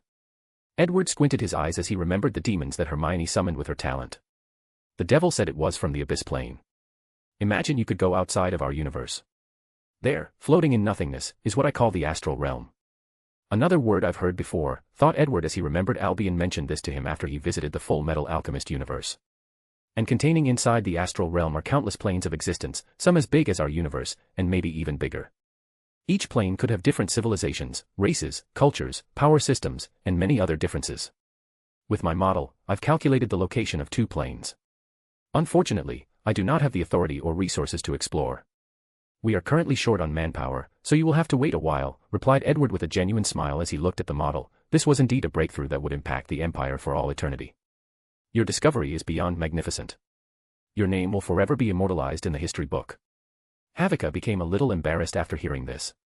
The other empresses said the same, but I think they are exaggerating. They are not, replied Hermione. Forget your discovery's long-lasting impact, think about the short-term ones. After this catastrophe, the Empire will most likely have complete control of the Milky Way galaxy. At the same time, the Tier 10 gods in the universe now have eyes on us, so we will have to isolate ourselves as a form of protection. The resources of the Milky Way are not enough for us to continue rapidly developing. And now, we can explore other planes to fix this problem. I've never thought about that, muttered Havika. The people in his circle have long predicted the Empire would conquer the galaxy after this catastrophe. However, no one thought the consequence would be isolation to protect the Empire from other powerful entities. And isolation usually leads to depletion of resources, especially with the speed the Empire was developing. Once again, we would like to thank you for your discovery, said Edward. It is my honor. After that, Edward spent the next hour asking him about his model before dismissing Havika. What do you think? Asked Rowena, who teleported to the room once the family was alone. Amazing. How many planes did we discover? There are 2 more besides the one Havika discovered. We used the Witch Lord you brought back from your previous voyage to divine the position of the Abyss Plane. Then, your apprentice, Chloe, used her connection to the dream dimension she discovered to find the location of the Nightmare Plane. Is there a connection? Asked Edward with a frown. Yes. She theorized that some beings are trying to invade our place using the dream dimension. As expected, said Edward as he caressed his temple. Let me guess, there is something important about our plane. Correct again. Our plane was once called the Magus Plane, but now, it is referred to as the Cosmic Faith Plane. And it is the only plane with a multiverse, the only plane individuals can reach Tier 11. That would explain many things, replied Edward. There were a few things he could not figure out. Tier 10 gods needed the faith of an entire universe to reach such a level. Yet, no one has conquered the universe, but there are countless Tier 10 gods. So, where did they come from? The answer is that they conquered other planes to reach Tier 10. This information also means there is a vast difference between Tier 10 gods. For example, the ones who conquered 10 planes and gathered faith is way more powerful than the ones who only conquered one. Another mystery that Edward solved was why Chronai tolerated the faith god despite showing dislike for them. It was not simply because she could not actively interfere and deal with them. They protected the plane from invaders trying to reach Tier 11. Edward could imagine how many hungry Tier 10 entities could not wait to enter the Cosmic Faith Plane. Where did you get this information? We got it from the rubbles of the Intergalactic Federation. We even learned that the Starskin race is from another plane. Interesting, he replied before looking at Hermione. If your ability allows you to summon living creatures from other planes, we might use it to find these planes. I've thought the same. Edward nodded his head before looking at the model. This thing is more valuable than Havika could imagine. Then, he began to expand on it even more. He added the source wall, which surrounded the entire astral realm. Then, he expanded the formula to go beyond the astral universe and go into the void. He used the location of the 3 worlds he traveled to and added them to the model. The final version was the astral universe, which contained many planes, including the one Harry Potter took place, the Abyss Plane, and others. The Cosmic Faith Plane contained many dimensions, small spaces inside the larger universe, along with parallel universes where every choice someone made created an entire universe. Beyond the astral universe was the Omniverse, where all the anime, movies, games, etc., he saw on primordial Earth were real and separate universes with their own laws and regulations. Edward sighed deeply once he finished. With this model, I could calculate the coordinate of other universes and have not to rely on the Akashic record for coordinates. Chapter 378, True Name. Fascinating, said Rowena, and Edward finally remembered there were people around him. He looked at his surroundings and could feel a lot of time had passed. How long have you been writing? It's been 2 weeks. That long. How is the war situation? Everything is under control, replied Rowena as she looked at the new model Edward had created. She also studied rune mathematics so she could follow along. That's good, Edward replied with relief. Then, he also focused on the model. What do you think? With this optimized version, it should be easier to map out all the planes in the astral realm. However, that will take a long time. Not to mention eventually calculating the coordinate of other universes. I know that. So, I'll leave the rest to Morgana. Do you want to give Havika the new updated model? No. The secret of the Omniverse can only remain in our family, at least for now. As you wish, she replied before continuing to look at the formula. A few minutes later, she said, there are some deviations on this part. Where? When considering how void energy operates, you can optimize your equation to be like this. Rowena wrote many runes on the air. Is this the result of your research? Yes. Edward nodded before correcting and adding the optimization she showed him. This might help me enhance the floating city, Edward commented as he looked at the final formula. Furthermore, this model of the omniverse has a long way to go before we can accurately calculate any coordinates. Buy more coordinates from the Akashic record and use them to complete the map. Star with the weak worlds that do not cost much. That's a good idea. Better yet, we will use the clone that will infiltrate the Lord God space to gather world coordinate. You're just being cheap. After the previous expense, I cannot help myself. Rowan shook her head before leaving. They were in rotation to check on him, and it was her turn. Now that he was no longer in deep focus mode, she left to continue her research. Meanwhile, Edward also has other things to do. His return was still a secret, and he had a lot of work to do. His recent calculation was separate from his already busy schedule. So, the first time he did was to check on Draco Malfoy, who was poisoned with a strange time curse. He checked on him in the death coffin he designed to place someone in a death suspension state to prolong aging or death. Draco was hit with a somewhat unique curse that had the power to adapt and evolve. And after being hit, it fused with the Kairos poison in his body to evolve into a time-related curse. Edward found the curse somewhat interesting, so he removed it from Draco's body and had Magicula absorb it. "Why, Your Majesty," muttered Draco after waking up. "You will need some time before you can completely recuperate. Thank you for saving my life." "Don't mention it," Edward replied calmly. "My return needs to remain a secret for a while, so be discreet with your words." "Yes, Your Majesty." Edward then left before calling Lucius and Narcissa to come to see their son. Back in the palace, he entered a deep state of mediation. Ever since he returned home, he could feel something brewing inside his soul dimension. And he knew it was his true name since Merlin told him about this. And during his distraction creating the model, the process finally ended. Edward Tabaoth Reikreeves Hanchdegenelder Beyondil Darkik Bones. Is that my true name? Thought Edward as information regarding true names appeared in his mind. They were usually that long, if not longer. And true names served many purposes. After acquiring a true name, his name, in general, hold power. As long as someone speaks his regular name with the purpose of reaching out to him, he could sense even across dimensions or planes. Edward closed his eyes as he could now sense all the worlds he had previously traveled to since many people were talking about him. Although he could not reach or interact with these people since he was not powerful enough, he could still sense them. Moreover, Edward could also sense that his title as the Arcane Emperor began to hold a certain weight, certain power. Is this what people meant by God's name cannot be spoken in vain? As he concentrated, he could sense anyone below Tier 7 who mentioned his name. He could listen to their conversation if he so wished, even ignoring some of the enchantments in the places they were in. However, it was not all enchantments, but some of them. "Let's test the other abilities," he muttered before summoning a short and stinky green creature in his room. It was a goblin. The creature looked at Edward with desire while making some inaudible noise. With a look, he restrained the before saying, "With my true name, I bless you and grant you the name Rakshar." A white light flashed on the goblin's body, and he grew to 2.5 meters. "It evolved into a goblin warrior," commented Edward. "Master," said the creature as it knelt on one. "His intelligence evolved from a 6-year child to an average human. His soul or mind has no spell affecting him, yet he has an instinctive desire to serve me. Moreover, my main and spiritual strength have drastically decreased to evolve a single goblin. The payoff is not worth it." Edward pondered as he observed the goblin warrior. It seems that the more intelligent a creature, the more noble or powerful their bloodline, the less effect this ability has. It's an excellent way to raise followers. "Do you have any magical ability?" "Yes." "Display it." "As you wish, master." The goblin warrior concentrated before rushing forward, leaving a shadow behind. His leg can gather mana in the surroundings to strengthen his muscles, allowing him to dash forward with great speed. Not bad. This ability was mediocre, but it was considered not bad for their race because goblins usually have 0 magical abilities. Edward sent this goblin to the army to train before doing more tests on his ability to grant creatures names and evolve them. As he theorized, this ability had little to no effect on humans or creatures like dragons. However, it was very effective for lesser intelligent creatures with weak bloodlines.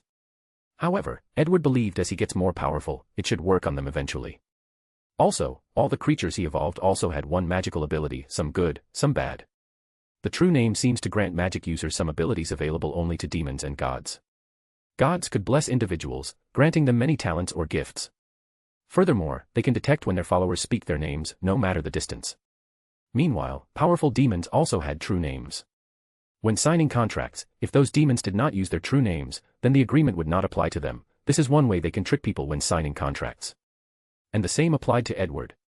Without using his true name, the contract's restraint on him was drastically reduced. Although not utterly useless like demons, it was to the point where he could withstand the backlash of most contracts that did not have his true name. Another ability was that if someone knew a demon's true name, they could control them.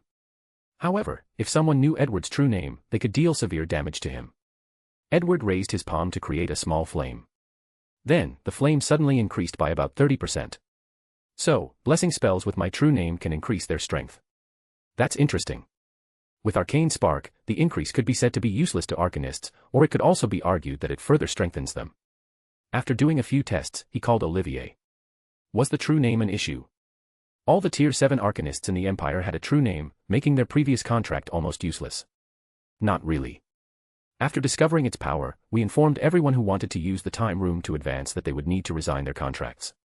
Most agree after they realized they might need our help to deal with the Kairos poison. Some had to be threatened, and the uncooperative ones were dealt with. Furthermore, we will also pass a law that all future Tier 7 arcanists must do the same. Edward nodded. Resigning the contract will not reveal these individuals' true names. There will only be a mark that indicates the person used their true names to sign the contract. He chatted with Olivier for a while before continuing with his work. Chapter 379, Soul Limit. Edward's next task was to deal with the universe web. He had to find a way to block the entire galaxy's access to the web, preventing further information from getting to the Tier 10 gods. Edward pondered deeply as he looked at the knowledge he had acquired about the mana grid. It will take too much time to design the blocker from scratch, so let's try something else. He pulled out information about Charles Wentworth. During his incarceration, the group secretly monitored his soul dimension to gather more data on his ability. I could recreate some version of it, muttered Edward after analyzing the data. He closed his eyes as he used Astaroth's time magic. He sent his mind into the future to bring back knowledge on building the universe web blocker. After a few minutes of trying, Edward frowned as he felt a powerful resistance. As expected, it is harder to use time magic in my universe. Then, he continued his exploration. He felt he was navigating a river composed purely of time. However, many things in the river prevented his investigation. Furthermore, he could not see, sense or detect these obstructions, making navigation difficult. Simultaneously, he had to use a great deal of his mana and spiritual strength for every second he stayed in the river. Luckily for him, after more than an hour, he sensed his destination and left the river. At that exact moment, Edward felt countless unknown knowledge transmitted to him from a distance and a familiar source. Success, Edward muttered when he opened his eyes. He reviewed the blueprint in his mind that showed how to build this blocker. That resistance. Is that the world's natural way to prevent people from messing with time? If that's true, then Time Lord's magic is more special than I thought. Based on the information the Time Auras have gathered, Time Lords can forcibly change a timeline through time travel, which makes the time magic they use special or unique in some ways. I'll research that later, he thought before focusing on the task at hand. After digesting everything, Edward quickly concluded he needed an increase in tier to ensure nothing went wrong for this project. Furthermore, with the current war situation, it was in his best interest to reach tier 8 as soon as possible to prevent the unexpected. So, without hesitation, he went to work. He teleported to a room where a 5-meter skeleton lay in the middle of a formation. Looking at Herpo's appearance, he sighed before getting into action. In the past few years, the Empire has done a great deal of research on divine energy, reaching the point of almost draining Herpo of all his energy. With those research as a basis and the research on godhood from the Konosuba universe, Edward finished the last step in draining him dry. Then, he removed Herpo's soul from his body and operated on it. He removed all his memories and emotions before doing a primary purification of the soul and correctly storing it. He planned to use it later as it had many uses, such as creating a tier 8 golem. Furthermore, Edward preserved Herpo's divine flame and altar for further study. Finally, he drained the death god's blood, heart, brain, muscles, and bones since they were valuable resources. Herpo the Foul, now Herpo the god of death, was no longer in the mortal world. Edward took one last look at the departed dark wizard and sighed out loud before leaving. He proceeded to purify the divine energy even more before creating a soul increase potions. Holding a potion with golden liquid, Edward did a few more tests before drinking everything. He closed his eyes as he sensed the strength of his soul rapidly increase. The feeling was intoxicating that he almost moaned. The process only lasted 2 hours before ending, and Edward felt the world was brighter than before. His mind was faster than before, surpassing even some quantum computers if he focused intensely enough. Regardless of how great the sensation was, he did not dwell on it since things were not finished. He proceeded to drink a second vial of the potion. However, his target was not his soul but his body. Due to the versatility of divine energy, he only needed to tweak the potion a little to ensure it worked. With this new version, Edward could feel his aura drastically increase as it traveled throughout his body, tempering and elevating it to a higher level. The process was excruciating and lasted for 5 hours. Then, without wasting time, Edward activated the Pathfinder title ability he received from the Akashic Record, allowing him to take a small percentage of mana from all the people who used his arcane system. With the current size of the Empire, spreading to dozens, if not hundreds, of star systems, countless arcanists used his system. So, Edward felt a rush of pure mana entering his magic core. He acted swiftly by controlling these mana to enter his soul dimension and store them inside. And in just 1 hour, Edward not only entered Tier 8 star systems level but also became one that could destroy at least 30 star systems with one spell. He opened his eyes from the meditation state, feeling the power coursing through his veins. With a snap of his finger, he could annihilate the entire solar system, and this power was intoxicated. However, Edward quickly regained his bearings since he knew how weak he was compared to beings like Merlin and Solomon. And knowing of the war waiting for him, he knew it was not time to be complacent with a mere Tier 8 advancement. So, after regaining his mind, he focused on the new ability he developed called Apostle. He can bless 6 individuals, allowing them to reach the same level of strength as him with enough resources. It did not matter what race these individuals were from or whether they had magical talents. These 6 people would become his apostles, his loyal followers. The downside to this ability was the apostles had their life bonded to Edward. They would die as long as Edward wished it or something happened to him. On the upside, if any apostles died, Edward could revive them as long as he was alive and had the resources. Is this the ability arcanists will awaken after reaching Tier 8? It's not a bad one. Edward was relatively satisfied with having 6 powerful, loyal, and undying followers. With this ability, he suddenly remembered his Shikigami, Hokuto. So, he ordered Morgana to allow it to bathe in divine energy to help him transform. The Eastern Dragon could significantly boost his strength if used appropriately. Finally, Edward did a few tests on his strength, and he discovered an anomaly in his soul. He opened a document that contained a recent magical discovery of the Empire. After reading it, he closed his eyes to sense his soul. What's going on? The increase of my spiritual power through knowledge is so small that it's an anomaly. Boss, I can answer your doubt, suddenly said the little elf, Morgana. You know. Yes, you've reached your soul limit. What do you mean? Morgana showed him some new data before explaining. A few years ago, the Empire discovered humans had soul limit, which determined the highest level of tier they can naturally reach. It is Tier 6 for humans, and most people cannot even reach the limit of their souls. Your arcane rune system is well made, pushing the limit to Tier 7. But from Tier 8 and above, it will not work. Edward frowned as he scanned through the study. I see. My soul is special, so my limit is Tier 8, but it is 7 for the others. Also, Rowena had a mutation, so her limit is also Tier 8. That makes sense. The specialty of his soul was due to his reincarnation, while she had to undergo years of intense pain and suffering before achieving a successful mutation. Is there a solution? The royal family has done some private study with clones and discovered the soul limit can be pushed to Tier 8 with enough divine energy. But the current data indicate that reaching Tier 9 might require another method. It even theorized that divine energy from higher tier god might not be helpful. This could explain why faith has become so popular in our plane, said Edward while caressing his temple. You're correct. Preliminary findings have indicated that faith is another solution to this problem. Edward did not like faith, nor did he plan to use it on himself. So, he needed an alternative solution. Chapter 380, The Blocker, I. On the top of my head, I can think of 2 worlds where I can rapidly gather knowledge about the soul. The Marvel Cinematic Universe with the Soul Stone and Bleach's spiritual pressure system. Either of these 2 worlds would be helpful, so Edward decided that one of them would be his next voyage. However, this was not the time to deal with this problem since he had an important task to accomplish. He waved his hand to display a holographic blueprint of the floating city. He opened the designs of the 3.0 versions that he had already designed. With the new knowledge I have, I should probably add more things to this version. Edward needed the power of the floating city to build the universe web blocker. However, the current level of the floating city might not be enough and needs an upgrade. This will take a little time, so let's try the previous method, Edward muttered before closing his eyes, entering the river of time again to connect to a future version of himself. Unfortunately, the resistance he encountered this time around was even more. Edward did not easily give up, so he persisted, pushing his spell to the limit. However, his cosmic awareness activated, and he felt great danger. Acting on instinct, he immediately stopped and exited the river. Where did the danger comes from? Are there some time creatures hunting for people messing with the flow of time?